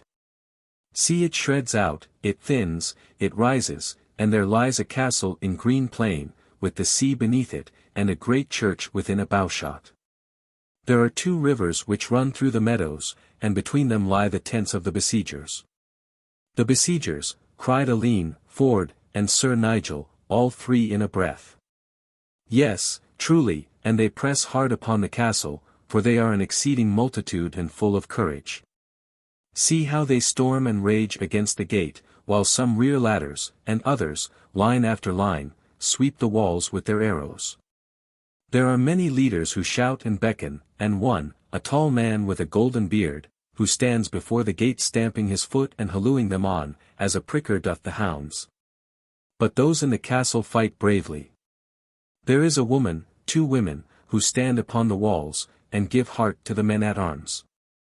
They shower down arrows, darts and great stones. Ah! They have struck down the tall leader, and the others give back. The mist thickens and I can see no more. By St. Paul, said Sir Nigel, I do not think that there can be any such doings at Christchurch, and I am very easy of the Fort Alice so long as my sweet wife hangs the key of the outer bailey at the head of her bed. Yet I will not deny that you have pictured the castle as well as I could have done myself, and I am full of wonderment at all that I have heard and seen. I would, Lady Typhane, cried the Lady Rochefort, that you would use your power to tell me what hath befallen my golden bracelet which I wore when hawking upon the 2nd Sunday of Advent, and have never set eyes upon since.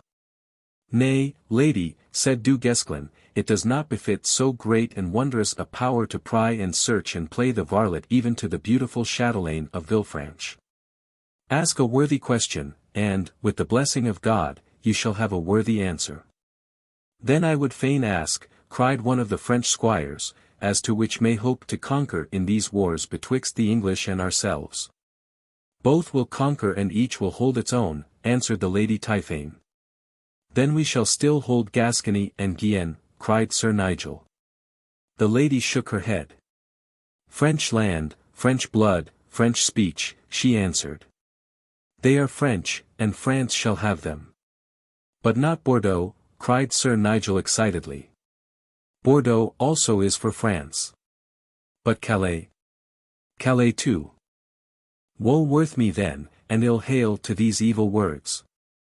If Bordeaux and Calais be gone, then what is left for England? It seems indeed that there are evil times coming upon your country, said Du Guesclin. In our fondest hopes we never thought to hold Bordeaux. By St. Ives! This news hath warmed the heart within me. Our dear country will then be very great in the future, Typhane. Great, and rich, and beautiful, she cried. Far down the course of time I can see her still leading the nations, a wayward queen among the peoples, great in war, but greater in peace, quick in thought, deft in action, with her peoples will for her sole monarch. From the sands of Calais to the blue seas of the south. Ha! Cried Du Guesclin, with his eyes flashing in triumph, you hear her, Sir Nigel, and she never yet said word which was not sooth. The English knight shook his head moodily. What of my own poor country, said he. I fear, lady, that what you have said bodes but small good for her. The lady sat with parted lips, and her breath came quick and fast. My God, she cried, what is this that is shown me? Whence come they, these peoples, these lordly nations, these mighty countries which rise up before me? I look beyond, and others rise, and yet others, far and farther to the shores of the uttermost waters. They crowd. They swarm. The world is given to them, and it resounds with the clang of their hammers and the ringing of their church bells. They call them many names, and they rule them this way or that, but they are all English, for I can hear the voices of the people. On I go, and onwards over seas where man hath never yet sailed, and I see a great land under new stars and a stranger sky, and still the land is England. Where have her children not gone? What have they not done? Her banner is planted on ice. Her banner is scorched in the sun. She lies athwart the lands, and her shadow is over the seas. Bertrand, Bertrand! We are undone, for the buds of her bud are even as our choicest flower. Her voice rose into a wild cry, and throwing up her arms she sank back white and nerveless into the deep oaken chair. It is over, said Du Guesclin moodily, as he raised her drooping head with his strong brown hand. Wine for the lady, squire. The blessed hour of sight hath passed. Chapter 30. How the brushwood men came to the chateau of Villefranche. It was late ere Alleyne Edricson, having carried Sir Nigel the goblet of spiced wine which it was his custom to drink after the curling of his hair, was able at last to seek his chamber. It was a stone-flagged room upon the second floor, with a bed in a recess for him, and two smaller pallets on the other side, on which Aylward and Hordle John were already snoring. Alleyne had knelt down to his evening orisons, when there came a tap at his door, and Ford entered with a small lamp in his hand. His face was deadly pale, and his hand shook until the shadows flickered up and down the wall. "What is it, Ford?" cried Alleyne, springing to his feet. "I can scarce tell you," said he, sitting down on the side of the couch, and resting his chin upon his hand. "I know not what to say or what to think. Has aught befallen you, then?"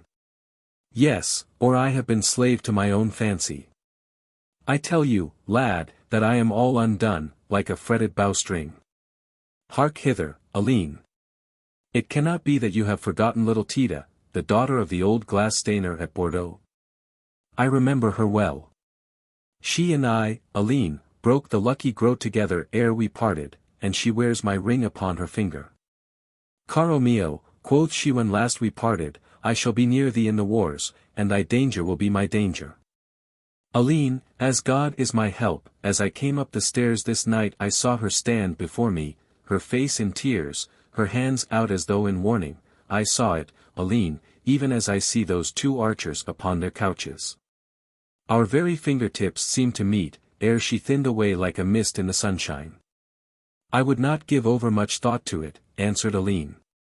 Our minds will play us strange pranks, and bethink you that these words of the Lady Typhane du Guesclin have wrought upon us and shaken us.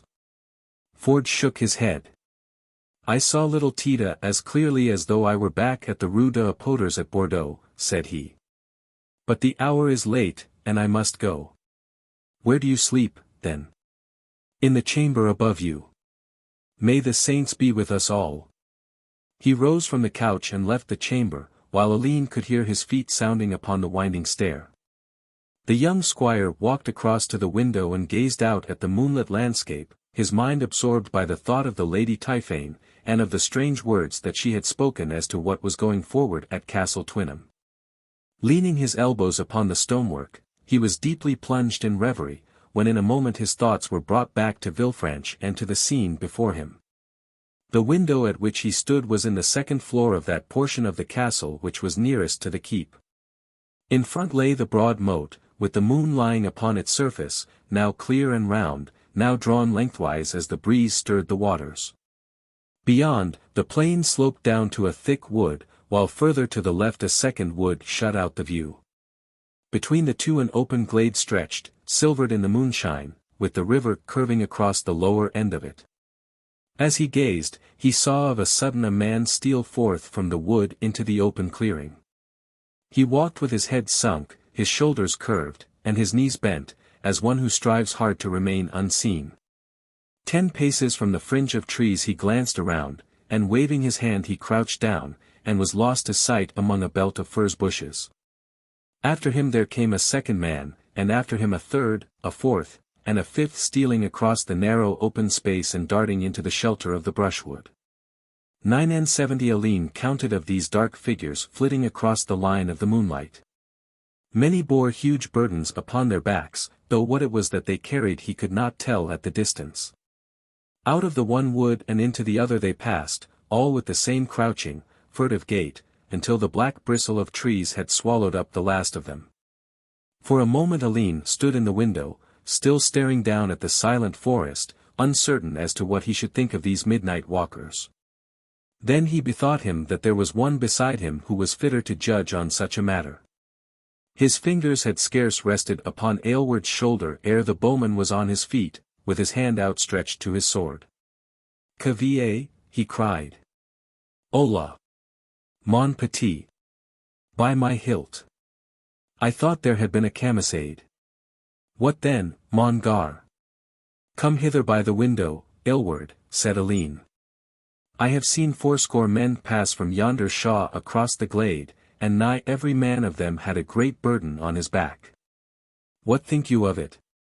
"I think nothing of it, mon camarade.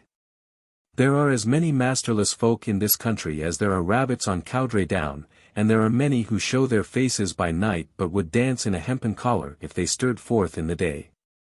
On all the French marches are droves of outcasts, reivers, spoilers, and drawlatches, of whom I judge that these are some, though I marvel that they should dare to come so nigh to the castle of the seneschal. All seems very quiet now, he added, peering out of the window. They are in the further wood, said Alleyne. And there they may bide. Back to rest, mon petit, for, by my hilt, each day now will bring its own work. Yet it would be well to shoot the bolt in yonder door when one is in strange quarters. So. He threw himself down upon his pallet and in an instant was fast asleep. It might have been about 3 o'clock in the morning when Alleyne was aroused from a troubled sleep by a low cry or exclamation. He listened, but, as he heard no more, he set it down as the challenge of the guard upon the walls, and dropped off to sleep once more. A few minutes later he was disturbed by a gentle creaking of his own door, as though someone were pushing cautiously against it, and immediately afterwards he heard the soft thud of cautious footsteps upon the stair which led to the room above, followed by a confused noise and a muffled groan.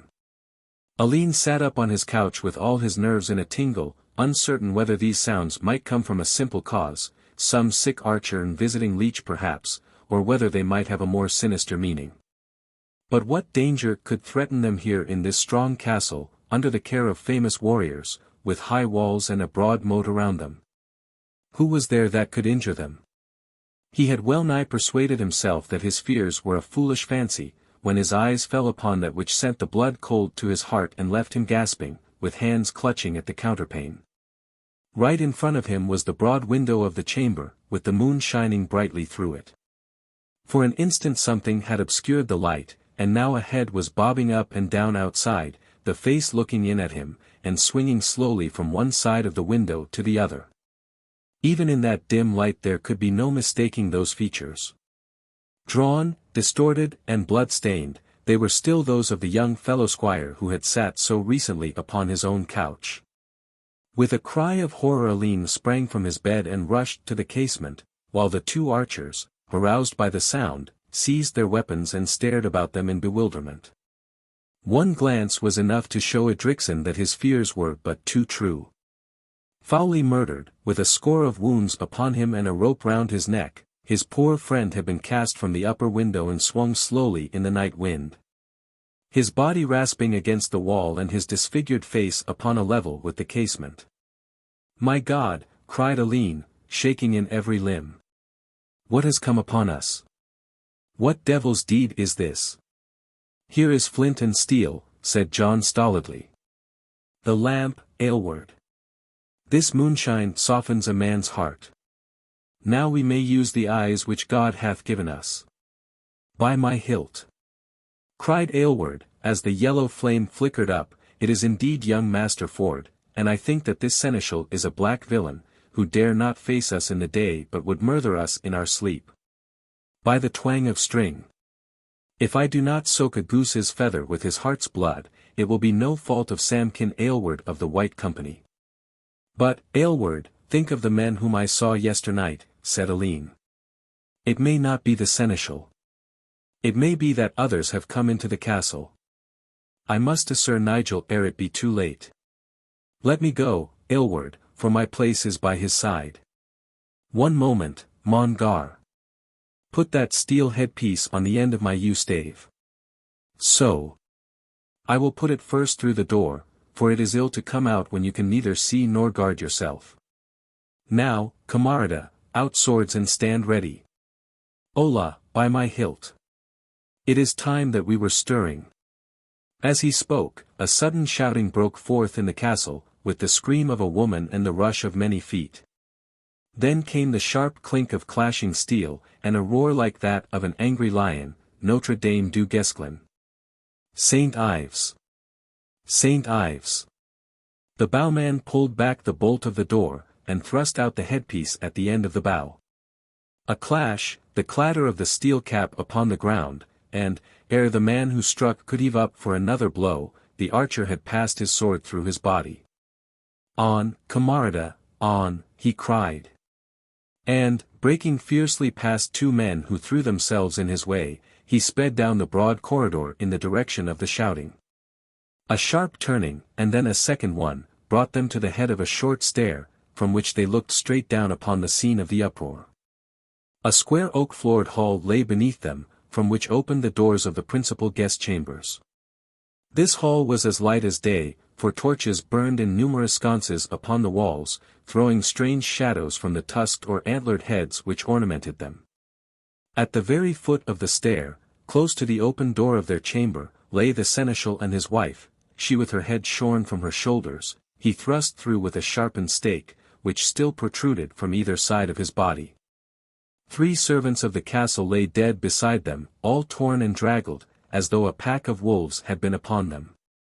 In front of the central guest chamber stood Du Guesclin and Sir Nigel, half-clad and unarmored, with the mad joy of battle gleaming in their eyes. Their heads were thrown back, their lips compressed, their blood-stained swords poised over their right shoulders, and their left feet thrown out. 3 dead men lay huddled together in front of them, while a fourth, with the blood squirting from a severed vessel, lay back with updrawn knees, breathing in wheezy gasps. Further back, all panting together, like the wind in a tree, there stood a group of fierce, wild creatures, bare-armed and bare-legged, gaunt, unshaven, with deep-set murderous eyes and wild beast faces. With their flashing teeth, their bristling hair, their mad leapings and screamings, they seemed to Alleyne more like fiends from the pit than men of flesh and blood. Even as he looked, they broke into a hoarse yell and dashed once more upon the 2 knights, hurling themselves madly upon their sword points. Clutching, scrambling, biting, tearing, careless of wounds if they could but drag the 2 soldiers to earth. Sir Nigel was thrown down by the sheer weight of them, and Sir Bertrand with his thunderous war-cry was swinging round his heavy sword to clear a space for him to rise, when the whistle of 2 long English arrows, and the rush of the squire and the 2 English archers down the stairs, turned the tide of the combat. The assailants gave back, the knights rushed forward, and in a very few moments the hall was cleared, and Hordle John had hurled the last of the wild men down the steep steps which led from the end of it. "Do not follow them," cried Du Guesclin. "We are lost if we scatter. For myself I care not a denier, though it is a poor thing to meet one's end at the hands of such scum, but I have my dear lady here, who must by no means be risked. We have breathing space now, and I would ask you, Sir Nigel, what it is that you would counsel." "By St. Paul," answered Sir Nigel, "I can by no means understand what hath befallen us, save that I have been woken up by your battle cry, and, rushing forth, found myself in the midst of this small bickering. Harrow and alas for the lady and the seneschal. What dogs are they who have done this bloody deed? They are the Jacks, the men of the brushwood. They have the castle, though I know not how it hath come to pass. Look from this window into the bailey. By heaven!" cried Sir Nigel, "it is as bright as day with the torches. The gates stand open, and there are 3,000 of them within the walls. See how they rush and scream and wave. What is it that they thrust out through the postern door? My God! It is a man-at-arms, and they pluck him limb from limb like hounds on a wolf. Now another, and yet another. They hold the whole castle, for I see their faces at the windows. See, there are some with great bundles on their backs. It is dried wood from the forest. They pile them against the walls and set them in a blaze. Who is this who tries to check them? By St. Ives! It is the good priest who spake for them in the hall. He kneels, he prays, he implores. What? Villains, would ye raise hands against those who have befriended you? Ah, the butcher has struck him. He is down. They stamp him under their feet. They tear off his gown and wave it in the air. See now, how the flames lick up the walls. Are there none left to rally round us? With 100 men we might hold our own. Oh, for my company, cried Sir Nigel. But where is Ford, Alleyne? He is foully murdered, my fair lord. The saints receive him. May he rest in peace. But here comes some at last who may give us counsel, for amid these passages it is ill to stir without a guide. As he spoke, a French squire and the Bohemian knight came rushing down the steps, the latter bleeding from a slash across his forehead. "All is lost," he cried. "The castle is taken and on fire, the seneschal is slain, and there is naught left for us." "On the contrary," quoth Sir Nigel, "there is much left to us, for there is a very honourable contention before us, and a fair lady for whom to give our lives. There are many ways in which a man might die, but none better than this." "You can tell us, Godfrey," said Du Guesclin to the French squire, "how came these men into the castle, and what succours can we count upon?" "By St. Ives. If we come not quickly to some counsel we shall be burned like young rooks in a nest." The squire, a dark, slender stripling, spoke firmly and quickly, as one who was trained to swift action. "There is a passage under the earth into the castle," said he, and through it some of the Jacks made their way, casting open the gates for the others. "They have had help from within the walls, and the men-at-arms were heavy with wine, they must have been slain in their beds, for these devils crept from room to room with soft step and ready knife. Sir Amory the Hospitaller was struck down with an axe as he rushed before us from his sleeping chamber. Save only ourselves, I do not think that there are any left alive. What, then, would you counsel? That we make for the keep. It is unused, save in time of war, and the key hangs from my poor lord and master's belt. There are 2 keys there. It is the larger. Once there, we might hold the narrow stair. And at least, as the walls are of a greater thickness, it would be longer ere they could burn them. Could we but carry the lady across the bailey, all might be well with us. Nay. The lady hath seen something of the work of war, said Typhane coming forth, as white, as grave, and as unmoved as ever. I would not be a hamper to you, my dear spouse and gallant friend. Rest assured of this, that if all else fail I have always a safeguard here, drawing a small silver-hilted poniard from her bosom, which sets me beyond the fear of these vile and blood-stained wretches. Typhane, cried Du Guesclin, I have always loved you, and now, by Our Lady of Rennes, I love you more than ever. Did I not know that your hand will be as ready as your words, I would myself turn my last blow upon you, ere you should fall into their hands. Lead on, Godfrey. A new golden pyx will shine in the minster of Dinan if we come safely through with it. The attention of the insurgents had been drawn away from murder to plunder, and all over the castle might be heard their cries and whoops of delight as they dragged forth the rich tapestries, the silver flagons, and the carved furniture. Down in the courtyard half-clad wretches, their bare limbs all mottled with blood-stains, strutted about with plumed helmets upon their heads, or with the Lady Rochefort's silken gowns girt round their loins and trailing on the ground behind them. Casks of choice wine had been rolled out from the cellars, and starving peasants squatted, goblet in hand, draining off vintages which de Rochefort had set aside for noble and royal guests. Others, with slabs of bacon and joints of dried meat upon the ends of their pikes, held them up to the blaze or tore at them ravenously with their teeth. Yet all order had not been lost amongst them, for some hundreds of the better armed stood together in a silent group, leaning upon their rude weapons and looking up at the fire, which had spread so rapidly as to involve one whole side of the castle. Already Alleyne could hear the crackling and roaring of the flames, while the air was heavy with heat and full of the pungent whiff of burning wood. Chapter 31. How 5 men held the keep of Villefranche. Under the guidance of the French squire the party passed down 2 narrow corridors. The first was empty, but at the head of the second stood a peasant sentry, who started off at the sight of them, yelling loudly to his comrades. Stop him, or we are undone. Cried Du Guesclin, and had started to run, when Aylward's great warbow twanged like a harp string, and the man fell forward upon his face, with twitching limbs and clutching fingers. Within 5 paces of where he lay a narrow and little-used door led out into the bailey. From beyond it came such a babel of hooting and screaming, horrible oaths and yet more horrible laughter, that the stoutest heart might have shrunk from casting down the frail barrier which faced them. Make straight for the keep, said Du Guesclin, in a sharp, stern whisper. The 2 archers in front, the lady in the centre, a squire on either side, while we 3 knights shall bide behind and beat back those who press upon us. So. Now open the door, and God have us in his holy keeping. For a few moments it seemed that their object would be attained without danger, so swift and so silent had been their movements. They were halfway across the bailey ere the frantic, howling peasants made a movement to stop them. The few who threw themselves in their way were overpowered or brushed aside, while the pursuers were beaten back by the ready weapons of the 3 cavaliers.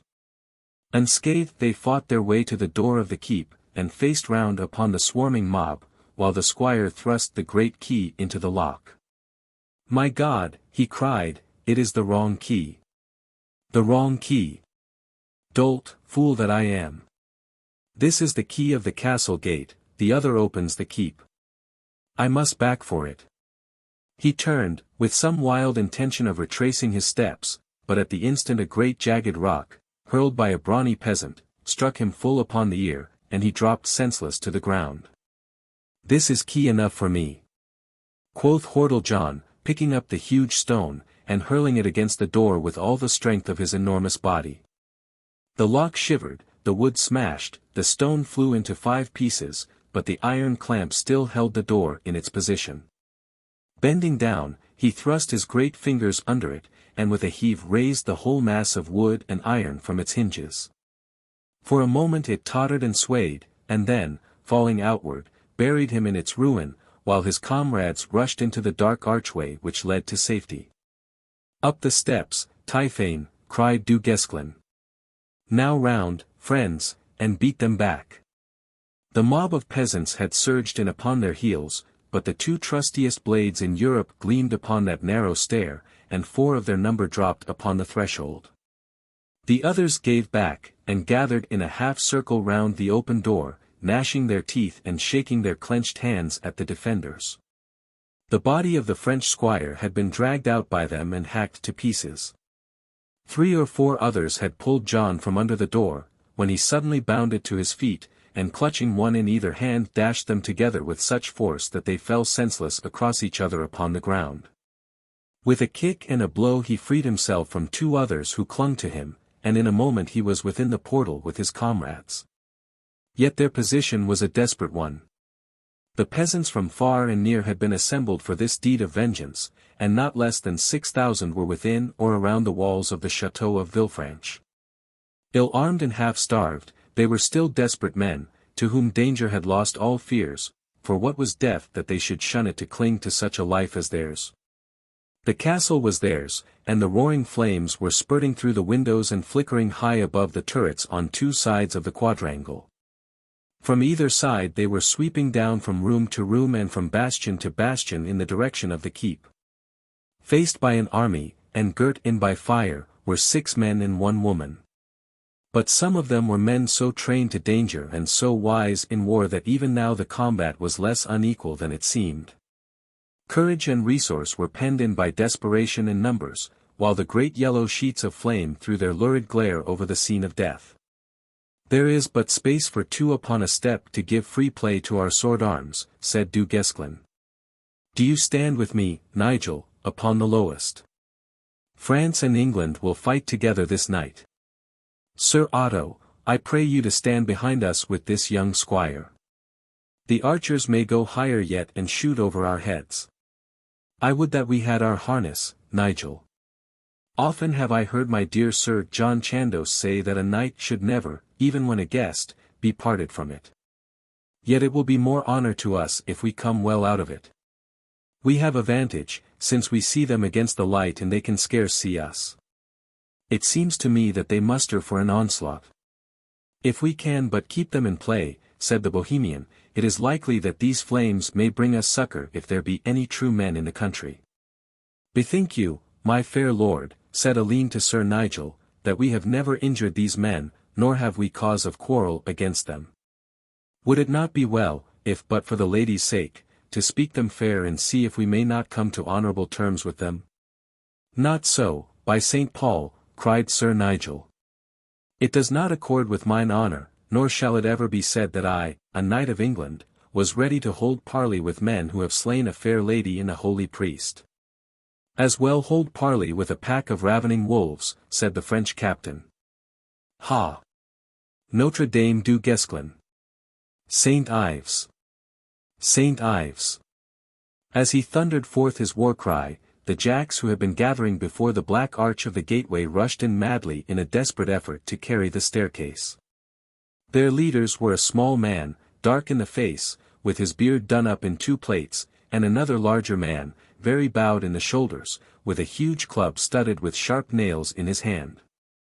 The first had not taken 3 steps ere an arrow from Aylward's bow struck him full in the chest, and he fell coughing and spluttering across the threshold. The other rushed onwards, and breaking between Du Guesclin and Sir Nigel he dashed out the brains of the Bohemian with a single blow of his clumsy weapon. With 3 swords through him he still struggled on, and had almost won his way through them ere he fell dead upon the stair. Close at his heels came 100 furious peasants, who flung themselves again and again against the 5 swords which confronted them. It was cut and parry and stab as quick as I could see or hand act. The door was piled with bodies, and the stone floor was slippery with blood. The deep shout of Du Guesclin, the hard, hissing breath of the pressing multitude, the clatter of steel, the thud of falling bodies, and the screams of the stricken, made up such a medley as came often in after years to break upon Alleyne's sleep. Slowly and sullenly at last the throng drew off, with many a fierce backward glance, while 11 of their number lay huddled in front of the stair which they had failed to win. "The dogs have had enough," said Du Guesclin. "By St. Paul! There appear to be some very worthy and valiant persons among them," observed Sir Nigel. "They are men from whom, had they been of better birth, much honour and advancement might be gained. Even as it is a great pleasure to have seen them. But what is this that they are bringing forward?" "It is as I feared," growled Du Guesclin. "They will burn us out, since they cannot win their way past us. Shoot straight and hard, archers, for, by St. Ives, our good swords are of little use to us." As he spoke, a dozen men rushed forward, each screening himself behind a huge fardel of brushwood. Hurling their burdens in one vast heap within the portal, they threw burning torches upon the top of it. The wood had been soaked in oil, for in an instant it was ablaze, and a long, hissing, yellow flame licked over the heads of the defenders, and drove them further up to the first floor of the keep. They had scarce reached it, however, ere they found that the wooden joists and planks of the flooring were already on fire. Dry and worm-eaten, a spark upon them became a smoulder, and a smoulder a blaze. A choking smoke filled the air, and the 5 could scarce grope their way to the staircase which led up to the very summit of the square tower. Strange was the scene which met their eyes from this eminence. Beneath them on every side stretched the long sweep of peaceful country, rolling plain, and tangled wood, all softened and mellowed in the silver moonshine. No light, nor movement, nor any sign of human aid could be seen, but far away the hoarse clangor of a heavy bell rose and fell upon the wintry air. Beneath and around them blazed the huge fire, roaring and crackling on every side of the bailey, and even as they looked the 2 corner turrets fell in with a deafening crash, and the whole castle was but a shapeless mass, spouting flames and smoke from every window and embrasure. The great black tower upon which they stood rose like a last island of refuge amid this sea of fire, but the ominous crackling and roaring below showed that it would not be long ere it was engulfed also in the common ruin. At their very feet was the square courtyard, crowded with the howling and dancing peasants, their fierce faces upturned, their clenched hands waving, all drunk with bloodshed and with vengeance. A yell of execration and a scream of hideous laughter burst from the vast throng, as they saw the faces of the last survivors of their enemies peering down at them from the height of the keep. They still piled the brushwood round the base of the tower, and gambled hand in hand around the blaze, screaming out the doggerel lines which had long been the watchword of the Jacquerie. Cesses, gens d'armes et pythons. De pillar et manger le bonhomme. Que de long temps Jacques bonhomme. C'est nami. Their thin, shrill voices rose high above the roar of the flames and the crash of the masonry, like the yelping of a pack of wolves who see their quarry before them and know that they have well nigh run him down. By my hilt, said Aylward to John, it is in my mind that we shall not see Spain this journey. It is a great joy to me that I have placed my feather bed and other things of price with that worthy woman at Lyndhurst, who will now have the use of them. I have 13 arrows yet, and if one of them fly unfleshed, then, by the twang of string, I shall deserve my doom. First at him who flaunts with my lady's silken frock. Clap in the clout, by God! Though a hand's breadth lower than I had meant. Now for the rogue with the head upon his pike. Ha! To the inch, John. When my eye is true, I am better at rovers than at longbutts or hoyles. A good shoot for you also, John. The villain hath fallen forward into the fire. But I pray you, John, to loose gently, and not to pluck with the drawing hand, for it is a trick that hath marred many a fine bowman. Whilst the two archers were keeping up a brisk fire upon the mob beneath them, Du Guesclin and his lady were consulting with Sir Nigel upon their desperate situation. "'Tis a strange end for one who has seen so many stricken fields," said the French chieftain. "For me one death is as another, but it is the thought of my sweet lady which goes to my heart." "Nay, Bertrand, I fear it as little as you," said she. "Had I my dearest wish, it would be that we should go together." "Well answered, fair lady," cried Sir Nigel. "And very sure I am that my own sweet wife would have said the same. If the end be now come, I have had great good fortune in having lived in times when so much glory was to be won, and in knowing so many valiant gentlemen and knights. But why do you pluck my sleeve, Alleyne? If it please you, my fair lord, there are in this corner 2 great tubes of iron, with many heavy balls, which may perchance be those bombards and shot of which I have heard. By St. Ives! It is true," cried Sir Bertrand, striding across to the recess where the ungainly, funnel-shaped, thick-ribbed engines were standing. "Bombards they are, and of good size. We may shoot down upon them." "Shoot with them, quotha!" cried Aylward in high disdain, for pressing danger is the great leveller of classes. "How is a man to take aim with these fools' toys, and how can he hope to do scath with them?" "I will show you," answered Sir Nigel. "For here is the great box of powder, and if you will raise it for me, John, I will show you how it may be used. Come hither, where the folk are thickest round the fire. Now, Aylward, crane thy neck and see what would have been deemed an old wife's tale when we first turned our faces to the wars. Throw back the lid, John, and drop the box into the fire." A deafening roar, a fluff of bluish light, and the great square tower rocked and trembled from its very foundations, swaying this way and that like a reed in the wind. Amazed and dizzy, the defenders, clutching at the cracking parapets for support, saw great stones, burning beams of wood, and mangled bodies hurtling past them through the air. When they staggered to their feet once more, the whole keep had settled down upon one side, so that they could scarce keep their footing upon the sloping platform. Gazing over the edge, they looked down upon the horrible destruction which had been caused by the explosion. For 40 yards round the portal the ground was black with writhing, screaming figures, who struggled up and hurled themselves down again, tossing this way and that, sightless, scorched, with fire bursting from their tattered clothing. Beyond this circle of death their comrades, bewildered and amazed, cowered away from this black tower and from these invincible men, who were most to be dreaded when hope was furthest from their hearts. "A sally, Du Guesclin, a sally!" cried Sir Nigel. "By St. Paul! They are in 2 minds, and a bold rush may turn them." He drew his sword as he spoke and darted down the winding stairs, closely followed by his 4 comrades. Ere he was at the first floor, however, he threw up his arms and stopped. "Mon Dieu," he said, "we are lost men."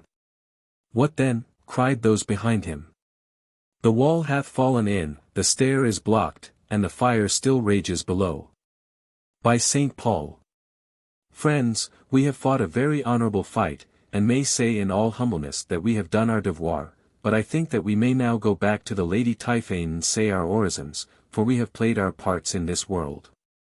And it is time that we made ready for another. The narrow pass was blocked by huge stones littered in wild confusion over each other, with the blue choking smoke reeking up through the crevices. The explosion had blown in the wall and cut off the only path by which they could descend. Pent in, 100 feet from earth, with a furnace raging under them and a ravening multitude all round who thirsted for their blood, it seemed indeed as though no men had ever come through such peril with their lives. Slowly they made their way back to the summit, but as they came out upon it the Lady Typhane darted forward and caught her husband by the wrist. "Bertrand," said she, "hush and listen. I have heard the voices of men all singing together in a strange tongue." Breathless they stood and silent, but no sound came up to them, save the roar of the flames and the clamour of their enemies. "It cannot be, lady," said Du Guesclin. "This night hath overwrought you, and your senses play you false. What men are there in this country who would sing in a strange tongue?" "Hola!" yelled Aylward, leaping suddenly into the air with waving hands and joyous face. "I thought I heard it ere we went down, and now I hear it again. We are saved, comrades. By these 10 finger bones, we are saved. It is the marching song of the White Company. Hush!" With upraised forefinger and slanting head, he stood listening. Suddenly there came swelling up a deep-voiced, rollicking chorus from somewhere out of the darkness. Never did choice or dainty ditty of Provence or Languedoc sound more sweetly in the ears than did the rough-tongued Saxon to the 6 who strained their ears from the blazing keep. "We'll drink all together. To the grey goose feather. And the land. Where the grey goose flew." "Ha, by my hilt," shouted Aylward, "it is the dear old bow song of the company. Here come 200 as tight lads as ever twirled a shaft over their thumbnails. Hark to the dogs, how lustily they sing." Nearer and clearer, swelling up out of the night, came the gay marching lilt. What of the bow? The bow was made in England. Of true wood, of yew wood. The wood of English bows. For men who are free. Love the old yew tree. And the land where the yew tree grows. What of the men? The men were bred in England. The bowmen, the yeomen. The lads of the dale and fell. Here's to you and to you. To the hearts that are true. And the land where the true hearts dwell. They sing very joyfully, said Du Guesclin, as though they were going to a festival. It is their wont when there is work to be done. By St. Paul. Quoth Sir Nigel, it is in my mind that they come too late, for I cannot see how we are to come down from this tower. There they come, the hearts of gold, cried Aylward. See, they move out from the shadow. Now they cross the meadow. They are on the further side of the moat. Hola camarada, hola. Johnston, Eccles, Cook, Harward, Bligh. Would ye see a fair lady and 2 gallant knights done foully to death? Who is there? Shouted a deep voice from below. Who is this who speaks with an English tongue? It is I, old lad. It is Sam Aylward of the company, and here is your captain, Sir Nigel Loring, and 4 others, all laid out to be grilled like an Easterling's herrings. Curse me if I did not think that it was the style of speech of old Samkin Aylward, said the voice, amid a buzz from the ranks. Wherever there are knocks going there is Sammy in the heart of it. But who are these ill-faced rogues who block the path? To your kennels, canaille. What? You dare look us in the eyes? Out swords, lads, and give them the flat of them. Waste not your shafts upon such runagate knaves. There was little fight left in the peasants, however, still dazed by the explosion, amazed at their own losses and disheartened by the arrival of the disciplined archers. In a very few minutes they were in full flight for their brushwood homes, leaving the morning sun to rise upon a blackened and blood-stained ruin, where it had left the night before the magnificent castle of the Seneschal of Auvergne. Already the white lines in the east were deepening into pink as the archers gathered round the keep and took counsel how to rescue the survivors. Had we a rope, said Alleyne, there is one side which is not yet on fire, down which we might slip. But how to get a rope? It is an old trick, quoth Aylward. Hola! Johnston, cast me up a rope, even as you did at Maupertuis in the war-time. The grizzled archer thus addressed took several lengths of rope from his comrades, and knotting them firmly together, he stretched them out in the long shadow which the rising sun threw from the frowning keep. Then he fixed the yew-stave of his bow upon end and measured the long, thin, black line which it threw upon the turf. A 6-foot stave throws a 12-foot shadow, he muttered.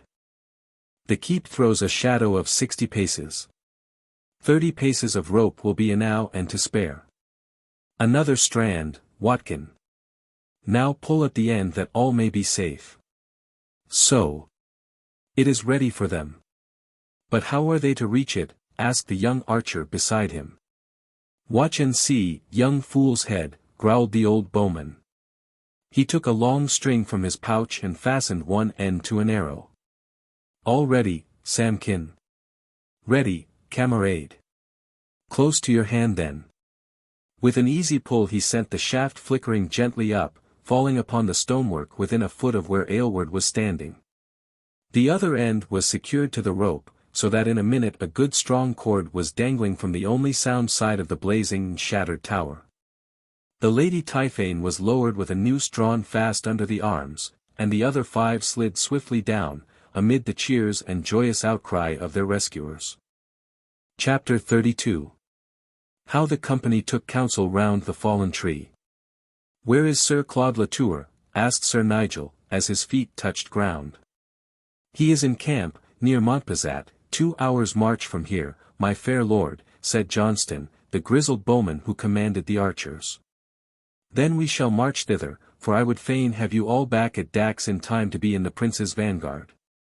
My lord, cried Alleyne, joyfully, here are our chargers in the field, and I see your harness amid the plunder which these rogues have left behind them. By St. Ives. You speak sooth, young squire, said Du Guesclin. There is my horse and my lady's jennet. The knaves led them from the stables, but fled without them. Now, Nigel, it is great joy to me to have seen one of whom I have often heard. Yet we must leave you now, for I must be with the King of Spain ere your army crosses the mountains. I had thought that you were in Spain with the valiant Henry of Trastamare. I have been there, but I came to France to raise succor for him. I shall ride back, Nigel, with 4,000 of the best lances of France at my back, so that your prince may find he hath a task which is worthy of him. God be with you, friend, and may we meet again in better times. I do not think, said Sir Nigel, as he stood by Alleyne's side looking after the French knight and his lady, that in all Christendom you will meet with a more stout-hearted man or a fairer and sweeter dame. But your face is pale and sad, Alleyne. Have you perchance met with some hurt during the ruffle? Nay, my fair lord, I was but thinking of my friend Ford, and how he sat upon my couch no later than yesternight. Sir Nigel shook his head sadly. 2 brave squires have I lost, said he. I know not why the young shoots should be plucked, and an old weed left standing, yet certes there must be some good reason, since God hath so planned it. Did you not note, Alleyne, that the Lady Typhane did give us warning last night that danger was coming upon us? She did, my lord. By St. Paul. My mind misgives me as to what she saw at Twynham Castle. And yet I cannot think that any Scottish or French rovers could land in such force as to beleaguer the Fort Alice. Call the company together, Aylward, and let us on, for it will be shame to us if we are not at Dax upon the trysting day. The archers had spread themselves over the ruins, but a blast upon a bugle brought them all back to muster, with such booty as they could bear with them stuffed into their pouches or slung over their shoulders. As they formed into ranks, each man dropping silently into his place, Sir Nigel ran a questioning eye over them, and a smile of pleasure played over his face. Tall and sinewy, and brown, clear-eyed, hard-featured, with the stern and prompt bearing of experienced soldiers, it would be hard indeed for a leader to seek for a choicer following. Here and there in the ranks were old soldiers of the French wars, grizzled and lean, with fierce, puckered features and shaggy, bristling brows. The most, however, were young and dandy archers, with fresh English faces, their beards combed out, their hair curling from under their close steel huffkins, with gold or jeweled earrings gleaming in their ears, while their gold-spangled baldricks, their silken belts, and the chains which many of them wore round their thick brown necks, all spoke of the brave times which they had had as free companions. Each had a yew or hazel stave slung over his shoulder, plain and serviceable with the older men, but gaudily painted and carved at either end with the others. Steel caps, male brigandines, white surcoats with the red lion of St. George, and sword or battle-axe swinging from their belts, completed this equipment, while in some cases the murderous maul or 5-foot mallet was hung across the bow-stave, being fastened to their leathern shoulder-belt by a hook in the centre of the handle. Sir Nigel's heart beat high as he looked upon their free-bearing and fearless faces. For 2 hours they marched through forest and marshland, along the left bank of the river of Arun. Sir Nigel riding behind his company, with Alleyne at his right hand, and Johnston, the old master bowman, walking by his left stirrup. Ere they had reached their journey's end the knight had learned all that he would know of his men, their doings and their intentions. Once, as they marched, they saw upon the further bank of the river a body of French men-at-arms, riding very swiftly in the direction of Villefranche. "It is the Seneschal of Toulouse, with his following," said Johnston, shading his eyes with his hand. "Had he been on this side of the water he might have attempted something upon us."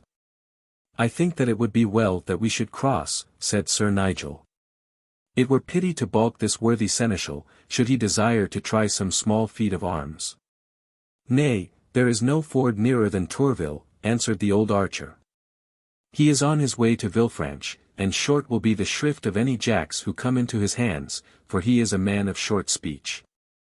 It was he and the Seneschal of Beaucaire who hung Peter Wilkins, of the company, last Lamistide. For which, by the black rood of Waltham, they shall hang themselves, if ever they come into our power. But here are our comrades, Sir Nigel, and here is our camp." As he spoke, the forest pathway along which they marched opened out into a green glade, which sloped down towards the river. High, leafless trees girded in on 3 sides, with a thick undergrowth of holly between their trunks. At the farther end of this forest clearing there stood 40 or 50 huts, built very neatly from wood and clay, with the blue smoke curling out from the roofs. A dozen tethered horses and mules grazed around the encampment, while a number of archers lounged about, some shooting at marks, while others built up great wooden fires in the open, and hung their cooking kettles above them. At the sight of their returning comrades there was a shout of welcome, and a horseman, who had been exercising his charger behind the camp, came cantering down to them. He was a dapper, brisk man, very richly clad, with a round, clean-shaven face, and very bright black eyes, which danced and sparkled with excitement. "Sir Nigel," he cried. "Sir Nigel Loring, at last. By my soul we have awaited you this month past. Right welcome, Sir Nigel. You have had my letter." "It was that which brought me here," said Sir Nigel.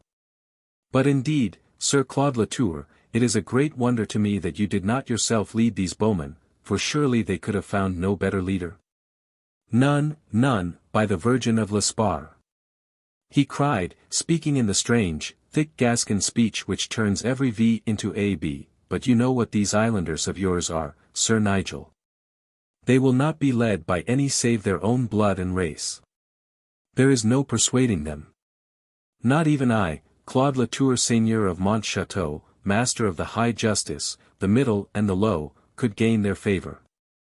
They must needs hold a council and put their 200 thick heads together, and then there comes this fellow Aylward and another, as their spokesman, to say that they will disband unless an Englishman of good name be set over them. There are many of them, as I understand, who come from some great forest which lies in Hampy, or Hampty, I cannot lay my tongue to the name. Your dwelling is in those parts, and so their thoughts turn to you as their leader. But we had hoped that you would bring 100 men with you." "They are already at Dax, where we shall join them," said Sir Nigel. "But let the men break their fast, and we shall then take counsel what to do." "Come into my hut," said Sir Claude. "It is but poor fare that I can lay before you, milk, cheese, wine, and bacon, yet your squire and yourself will doubtless excuse it. This is my house where the pennon flies before the door, a small residence to contain the Lord of Montchateau. Sir Nigel sat silent and distrait at his meal, while Alleyne hearkened to the clattering tongue of the Gascon, and to his talk of the glories of his own estate, his successes in love, and his triumphs in war. "And now that you are here, Sir Nigel," he said at last, "I have many fine ventures all ready for us. I have heard that Montpezat is of no great strength, and that there are 200,000 crowns in the castle. At Castelnau also there is a cobbler who is in my pay, and who will throw us a rope any dark night from his house by the town wall. I promise you that you shall thrust your arms elbow deep among good silver pieces ere the nights are moonless again. For on every hand of us are fair women, rich wine, and good plunder, as much as heart could wish." "I have other plans," answered Sir Nigel curtly. "For I have come hither to lead these bowmen to the help of the prince, our master, who may have sore need of them ere he set Pedro upon the throne of Spain. It is my purpose to start this very day for Dax upon the Adour, where he hath now pitched his camp." The face of the Gascon darkened, and his eyes flashed with resentment. "For me," he said, "I care little for this war, and I find the life which I lead a very joyous and pleasant one. I will not go to Dax." "Nay, think again, Sir Claude," said Sir Nigel gently. "For you have ever had the name of a true and loyal knight. Surely you will not hold back now when your master hath need of you." "I will not go to Dax," the other shouted. "But your devoir, your oath of fealty?" "I say that I will not go." "Then, Sir Claude, I must lead the company without you."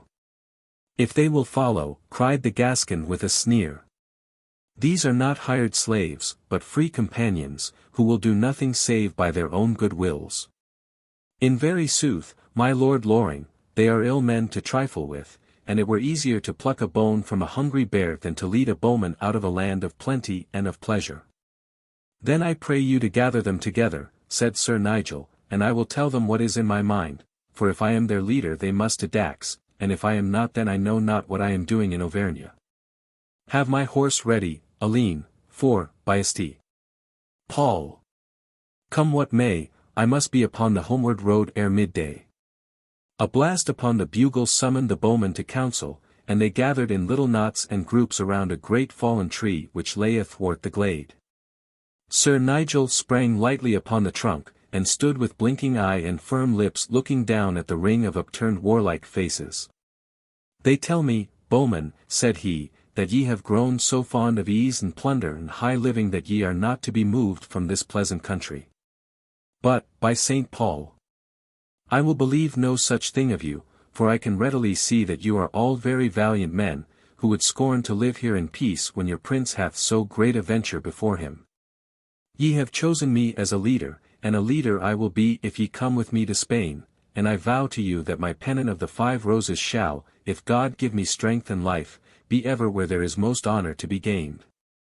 But if it be your wish to loll and loiter in these glades, bartering glory and renown for vile gold and ill-gotten riches, then ye must find another leader, for I have lived in honor, and in honor I trust that I shall die. If there be forest men or Hampshire men amongst ye, I call upon them to say whether they will follow the banner of Loring." "Here's a Romsey man for you," cried a young bowman with a sprig of evergreen set in his helmet. "And a lad from Alresford," shouted another. "And from Milton." "And from Burley." "And from Lymington." "And a little one from Brockenhurst," shouted a huge-limbed fellow who sprawled beneath a tree. "By my hilt." "Lads," cried Aylward, jumping upon the fallen trunk, "I think that we could not look the girls in the eyes if we let the prince cross the mountains and did not pull string to clear a path for him. It is very well in time of peace to lead such a life as we have had together, but now the war banner is in the wind once more, and, by these 10 finger bones, if he go alone, old Samkin Aylward will walk beside it." These words from a man as popular as Aylward decided many of the waverers, and a shout of approval burst from his audience. "Far be it from me," said Sir Claude Latour suavely, "to persuade you against this worthy archer, or against Sir Nigel Loring. Yet we have been together in many ventures, and perchance it may not be amiss if I say to you what I think upon the matter. Peace for the little Gascon, cried the archers. Let every man have his word. Shoot straight for the mark, lad, and fair play for all. Bethink you, then, said Sir Claude, that you go under a hard rule, with neither freedom nor pleasure, and for what? For 6 pence a day, at the most. While now you may walk across the country and stretch out either hand to gather in whatever you have a mind for. What do we not hear of our comrades who have gone with Sir John Hawkwood to Italy? In one night they have held to ransom 600 of the richest noblemen of Mantua. They camp before a great city, and the base burghers come forth with the keys, and then they make great spoil. Or, if it please them better, they take so many horse-loads of silver as a composition, and so they journey on from state to state, rich and free and feared by all. Now, is not that the proper life for a soldier? The proper life for a robber? Roared Hordle John, in his thundering voice. And yet there is much in what the Gascon says, said a swarthy fellow in a weather-stained doublet, and I for one would rather prosper in Italy than starve in Spain. You were always a cur and a traitor, Mark Shaw, cried Aylward. By my hilt! If you will stand forth and draw your sword I will warrant you that you will see neither one nor the other. Nay, Aylward, said Sir Nigel, we cannot mend the matter by broiling. Sir Claude, I think that what you have said does you little honor, and if my words aggrieve you I am ever ready to go deeper into the matter with you. But you shall have such men as will follow you, and you may go where you will, so that you come not with us. Let all who love their prince and country stand fast, while those who think more of a well-lined purse step forth upon the farther side.